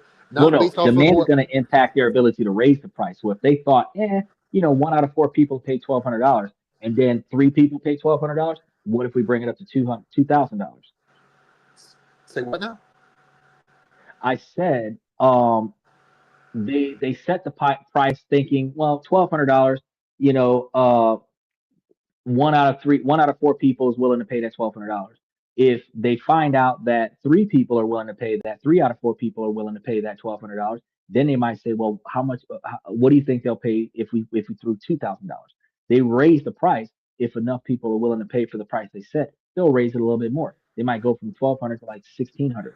Right. And see if it goes down to 2 people. And right, and they'll keep raising the price until they reach a point where they're not selling enough product. Yes, maximizing profit. They don't care if but they it's sell because we're willing to pay for it. That's why that maximized profit is set that way. If Americans weren't willing to pay $1,200 for that medication wouldn't get sold. They drop that price quickly. Well, but again, if it was Nikes or Jordans, sure. But if it's a medication that you need and you can't live without it, no. But you can live without it. You can take insulin, which is very unfavorable to your condition. It's going to leave you with a lot more complications and a lot more dissatisfaction. But there is an alternative. You just don't like that alternative. No, you're not listening. The alternative didn't work. Like my sugar was not stable. It was peaking. And, I understand that. So it wasn't. It's not like I didn't like it. It wasn't my preference. It's not favorable to me. It literally was affecting my healthcare to the point where my sugar was getting so low at night that I could have died. And my doctor said, "We got to change that." Okay, so it's not a matter of my preference. But you're not coming from the perspective of pharmaceutical. You're going to pay this price. You're going to get on insulin, or you're going to die.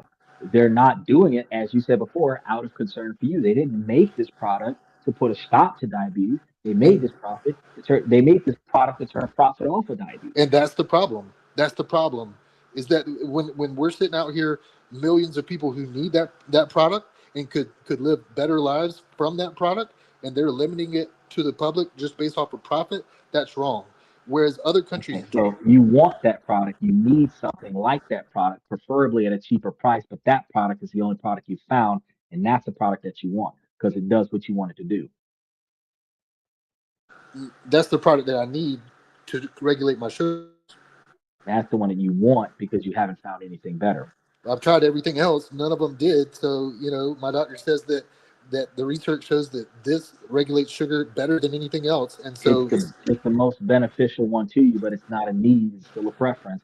You could have something less effective that's more affordable that would not be as positively impacting as what you're taking, but right, it is not a it I, we call it a need, but right, because I could die. legitimately it's not a need because there is an alternative. It It's isn't. a choice. It's not. It's not. It's not. It's not. It would be considered the best choice for your current situation, but it is not a need. It's still a It, choice. it's a need in the sense that if I don't get it the way I'm going, I might die because my sugar is Oh, unregulated. I completely understand. But if you hold your breath for too many hours, you're guaranteedly dead today. If What you it- don't drink water after 3 days, you're guaranteedly dead in four. right? Because If what you if what don't if eat what if after 30 what days, you're guaranteedly dead in 45. exactly? And what if a gallon of water costs $1,200? Well, if a gallon of water costs $1,200, you're going to be siphoning water from other people's houses. Right, but they don't have any water because they can't afford it either. Somebody's got to have water, Exactly, 1 out of 4 people can afford it. which means three people going to band together and knock off the fourth person and go get some water. Is that what's happening now, or are people knocking off people with Ozempic and stealing it? No, that's not what's happening. No, they're finding other ways to get the money to pay for the medication, even if they've got to borrow against a stone, You take you out think loans, you borrow think money from friends and family. you think that everybody in the United States gets their medication that they need, one way or No, another? I think Of course that not. I think the largest majority of Americans don't have the proper health care, which is why America is like I think 135, 145 uh, in the rank of healthcare. I'm sorry, I was getting a text. You said that. I'm America sorry. is at the bottom half of countries that have decent healthcare. We're like Right, 135 in the ranks for healthcare because right. it's about treating the symptoms and turning a profit. It's not about building a financial life that you can or taking care of the health of the people who you're making Exactly. medication for. You're making it as a pain point to someone else's discomfort, and you're going to charge them a premium to return them to their comfort zone. Well, and yeah, to their health, to their healthy status of life. But I would say, and so how do other countries do it? The countries that There are going score to be better. other countries that will work. The ones that are higher rated are working more towards treating the symptoms and are more towards treating a solution to the symptoms instead of treating the symptoms. Well, then why You have don't other countries that are working harder to stop the problem, not mediate the problem. okay, like give me an example. I used Magic Johnson where they cured AIDS with Magic Johnson in I want to say China, but they didn't fix AIDS in America. Okay, because why? Because it's profitable to keep people hooked. Yes, Profitable, profitable to big pharma and the insurance companies. Whereas in yes. China, according to the example you gave, the government came out with that. The government didn't profit off of that, and he went over there and got it. Okay, That's the way it should be.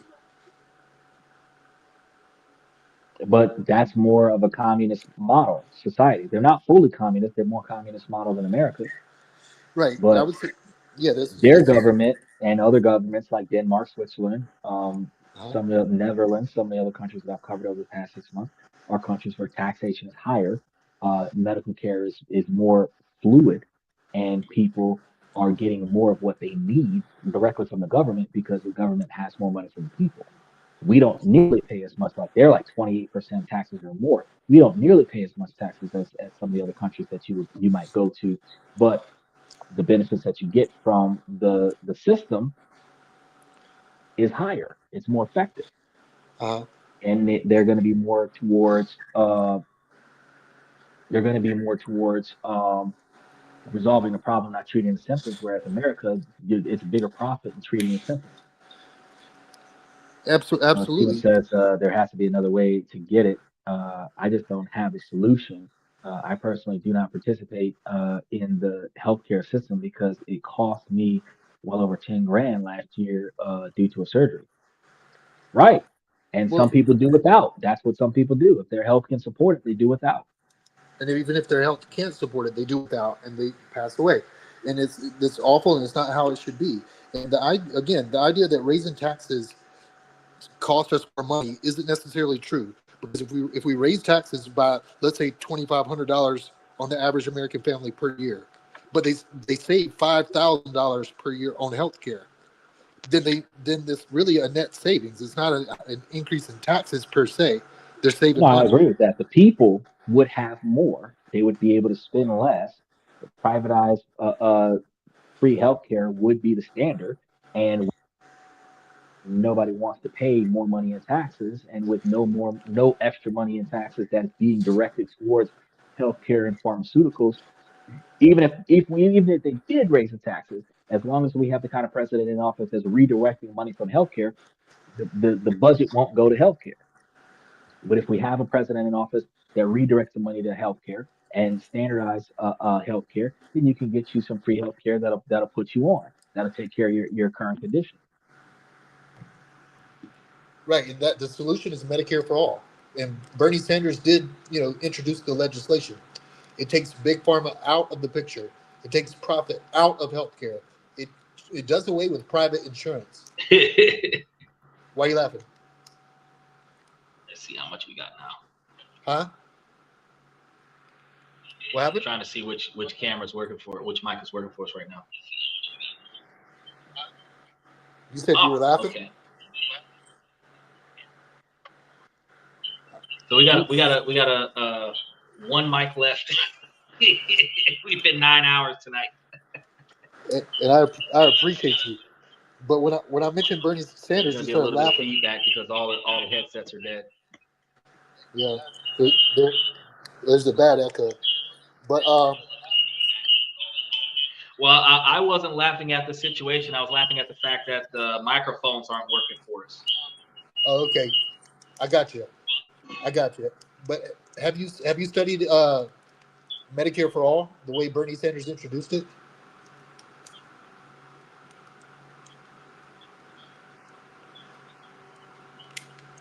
Hello, are you there? Yeah, I reviewed that. Okay, we got a laugh. Yeah, I reviewed that. So then you would know that the reason it costs so much is because of the for-profit industry, the corporations. Again, taking advantage of the United States consumer and taxpayer because we need those Yes. pharmaceuticals. Right? And if we take the for-profit industry out of it, we end up saving the American consumer money over 10 to 14 years. So to say nobody wants to pay a higher tax rate, I feel like that's not true. Because if people knew that with a little bit higher taxes, agree. they could end up saving money, then it wouldn't be such a bad thing.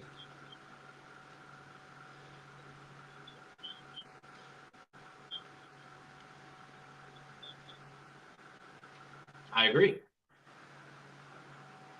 Sorry, we got a could, long delay. If we did make that change, we would have a better position for the American people because we would be more towards how do we put this?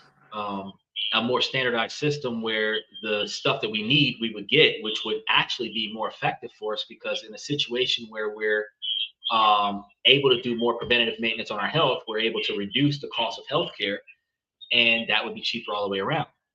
But again, when we start thinking about increasing taxation to save money on medication and medical treatment, the average individual does not correlate the taxation to the medical treatment. They just think about taxation all the way around and think, I can't afford, I shouldn't have to pay. But they disregard the way they waste money. And then everyone else who needs that benefit is not receiving that benefit. Then we also have people in political power that redirects funds for healthcare away from healthcare, the way Donald Trump has done this year. And then we don't have the funding to support stuff like having the policy that you have cover the medication that you need. We can't afford. What'd you say?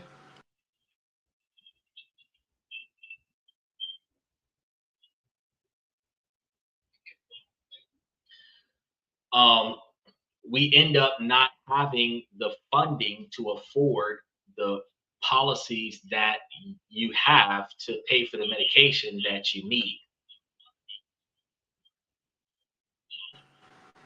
And I think I heard you correctly, but it always floors me when people say we can't afford to this Medicare for all. We can't afford something that's going to save us money. Like how silly is that though? Oh no, we could. The government doesn't want to pay for it. The people don't want to pay the taxation for it. It's not that we can't. We just don't want to, and I don't understand why we don't want to. The people don't want to save money.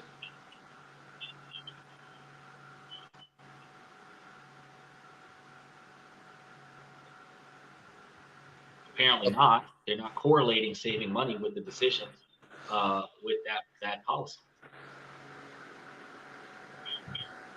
Exactly, and I feel like the corporations have brainwashed us into thinking that we're the best and we have the best, and that Canada has long wait times, and you don't have to wait forever to see a doctor, and they give us all this information that makes us think we have the best healthcare, but we don't. Like you said, it ranks very low, but it's number one for cost.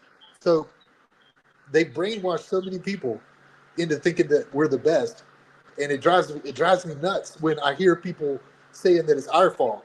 In a way, it is. You're right, but like I feel like we need to push back on our politicians. We need to be more involved in the political side so that they can control the billionaires and the trillionaires. And if we only look to ourselves, I feel like we're almost victim blaming. We're not really looking at the people who are profiting off of our hardships. When people are profiting because we can't afford our insulin, something's fucked up, and it doesn't happen everywhere else.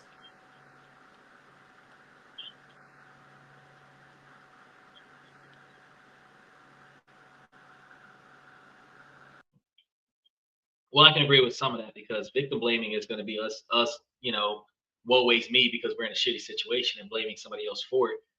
Some of us are in a situation that is outside of our control, and some of us made decisions that put us in a situation that's out of our control.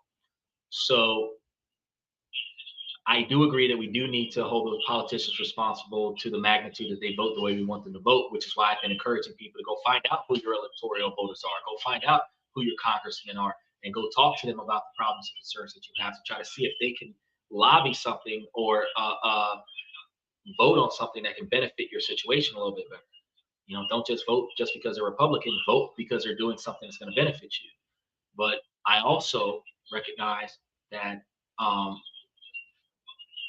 if we don't change the way we decide to spend our money, we're not being taken advantage of because we're spending our money in places that aren't convenient for us. We're just spending money in places where that's not convenient for us. So I mean that's probably the only left field situation that you might not agree with is like I hold people first person accountability to when it is inside of their control. When it wasn't inside of their control, then I'm like, the person who was directly responsible for that should probably tighten up. But whatever area of power you had in your situation that you could have navigated something different out of your outcome that you didn't navigate, that situation is what I'm holding you responsible for. So even if somebody else screwed up the situation, but you helped, you could have done better by not helping. And that is the fault and failure of the person that jumps in and assists a bad situation get worse. Sometimes it's not our choice because, you pay Walmart because that's the best that you can afford to do, and you don't want to go to the dollar store. But, saying that, hey, Walmart is not one of the things I want to do because Walmart is not paying me enough money and they're not offering enough benefits to the people, quit your job and go work at a different company and get you some stock on a different company. But they're probably going to be a more expensive grocery store. So it's a double-edged sword. But if you're really serious about how much you dislike how big business behaves, you have to stand on moving your money to other locations. And again, you're putting it on the consumer. I mean, yes, you could if you can afford that. A lot of people can't. So then what do you do? And again, I think you prevent people from profiting off of our hardships. I am. And that's the part that you're leaving out. You don't seem to want to put any pressure on Walmart and limit the amount of profits that they can make, and you don't see a problem in them paying people a full-time employee a wage that makes them qualify for food stamps. And you tell them There's no that way to put pressure on Walmart, because the only thing that's going to make Walmart change what they do is if you stop shopping at Walmart, and that requires 170 million people to say, I'm not going to shop at Walmart. And again, you're leaving out the other option, which is for our politicians to get involved, which is what Bernie Sanders did with Amazon. Bernie Sanders is almost solely responsible for getting Amazon a living wage. He did the same thing with ABC Disney.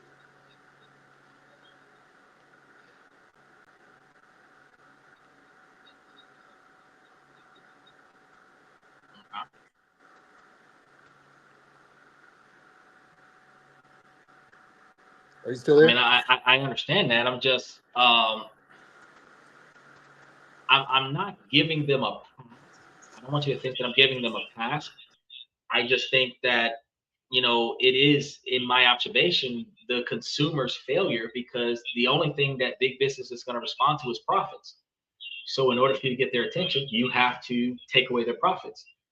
And not too many people are willing to give up the luxury of those profits and that property. And that's one of the reasons why, like, sticking it to the man isn't going to work, when the man is only hurt if you sit in his chair, but nobody wants to sit in his chair. So you're not going to be able to change your situation unless you change the whole dynamic, which means you got to get all your peers on board. The average person is not going to want to do that. And since that's the case, we're in a situation where you're likely going to have to deal with the original situation, or the former last satisfactory situation, simply because you're running out of options, because you got deadlines, you got performance, and then you've got new beginnings, all in the same situation. And the last thing I would say is that if you truly want to do everything that you can that's within your responsibility, I would say that we absolutely need to stick it to the man as one of the things that we can do. And if we need all the people in Walmart to stick together, like, that's not really feasible, then why not, say that all Americans should stick together, and again, these corporations aren't us. They're not one of us. So, they're against us. They are absolute. There is no ethical. You can lobby a bill to do that in Congress. That's a good idea. Yeah, absolutely. I feel like any business that's too big to fail should be broken up. The government should own it. It should be a commodity. So like, and remember when Occupy Wall Street happened in like 2008 or 9, I think it was, and that we bailed out the big banks because they were too big to fail, and we bailed out the auto industry, right? Yeah, I remember. You remember that, right? Hello? You remember that, right? Yes, I remember that. Right. So that didn't help us. That's what you call. Yeah, there's a 3-second delay. No problem. But that's what I call privatizing the profits and socializing the losses. In other words, they can't lose.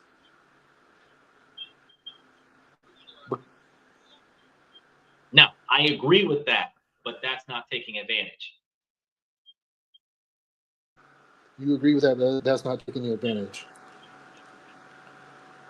Do you think that in America you should be able to pay somebody $7.25? Yes, because it is capitalizing on the profits and socializing the situation. You're not taking advantage of the people.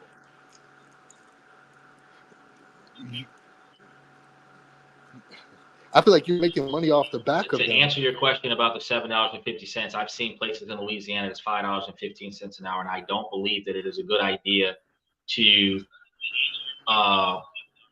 charge people that much money. And one of the things that we're seeing right now is you have restaurants that are charging servers $2.15 an hour, and then making it a mandatory gratuity for the customer to pay for the tip. Now, even in this dynamic, I strongly believe that at the very least they should be getting minimum wage, but they're not. The big business is not taking advantage of the employee. They're benefiting from a legal standard that because servers can primarily get paid off of tips in certain situations, that they're mandatorily required to pay the minimum wage if they don't make a certain quantity of tips. But if they do make a certain quantity of tips, the tips typically cover the taxes on the non-tips or the hourly wage that they would have worked. So they're in a situation where they can live almost 100% off of their tips because their hourly wage covers their taxation.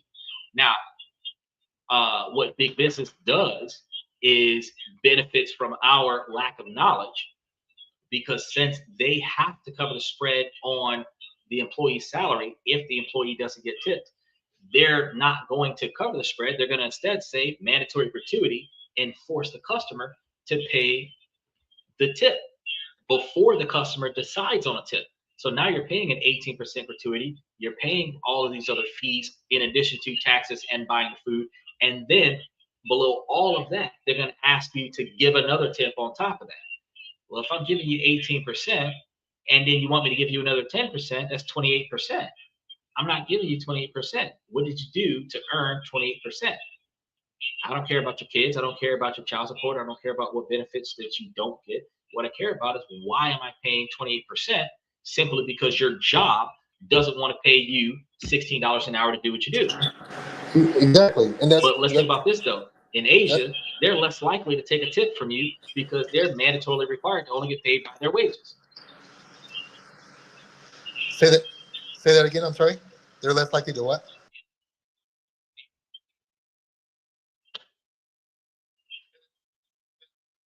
They're less likely to get a tip from you because they're mandatorily required to get paid from their wages.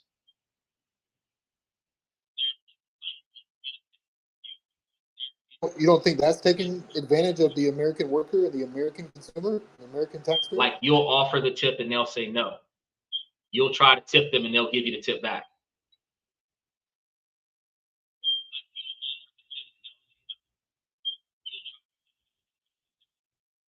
But in America, the company is allowed to not pay the server and then force the customer to pay the server's salary, when that is a failure on the American people. Because instead of us saying, I'm not shopping there because they're not supporting their employees, we will shop there and then put $0 tip. And now the server is mad at the customer because the customer is not offsetting the salary of the server when the employee is supposed to be covering the salary of the server. That's not them taking advantage of the employee. That is us not making a stand and, like you say, taking a hit on big business.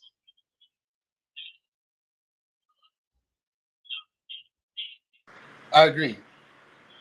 Is there anything you want to say before I go? Thank you so much for having me. I really appreciate your time. No. I appreciate you coming as well. You have a good one. Well, all right, guys. We've been here for a while. For anybody that's going to be in the membership, I am going to take the walkthrough from tonight's show, and I'm going to put that into the membership so that you guys can take a look at it. And then we'll cover some of the forefront, because I had like 3 hours worth of information that I didn't get a chance to talk to. And I'll cover some cliff notes and some of the other shows for the rest of the weekend on the stuff that we didn't get to cover today. So I really appreciate Sterling for coming to tonight's show. We're going to wrap things up really quickly by saying thank you guys for coming to this and that. I'm your host, Xander, where we talk about this, that, and everything in between. And I will see you guys tomorrow night.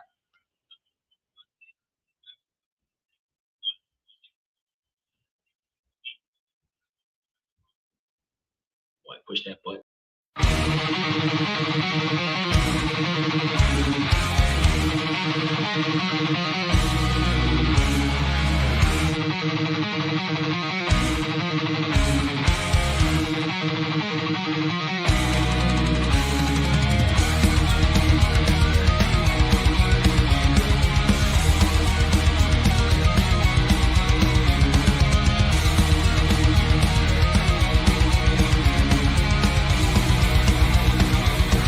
Higher ground!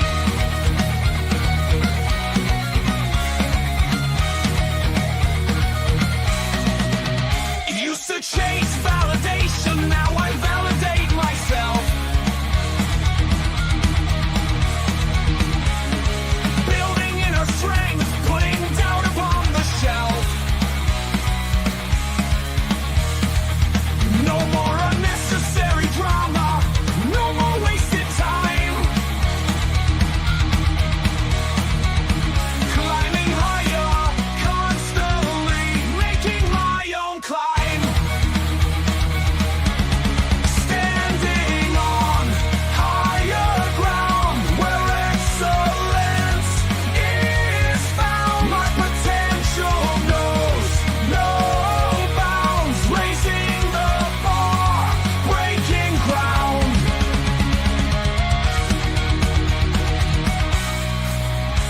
My network is my net worth. Choose your company wise. Surround yourself with eagles, not with sheep in disguise. Every interaction is a reflection of my brand. Quality over quantity, that's my personal command. I'm not landing on higher ground where excellence is found. My potential knows no bounds, raising the bar, breaking ground.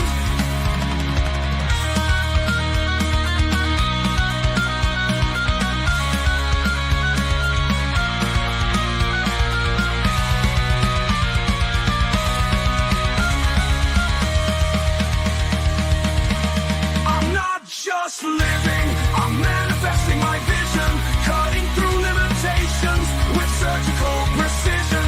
My expectations are my compass, my respect is my shield to mediocrity and chaos. I will never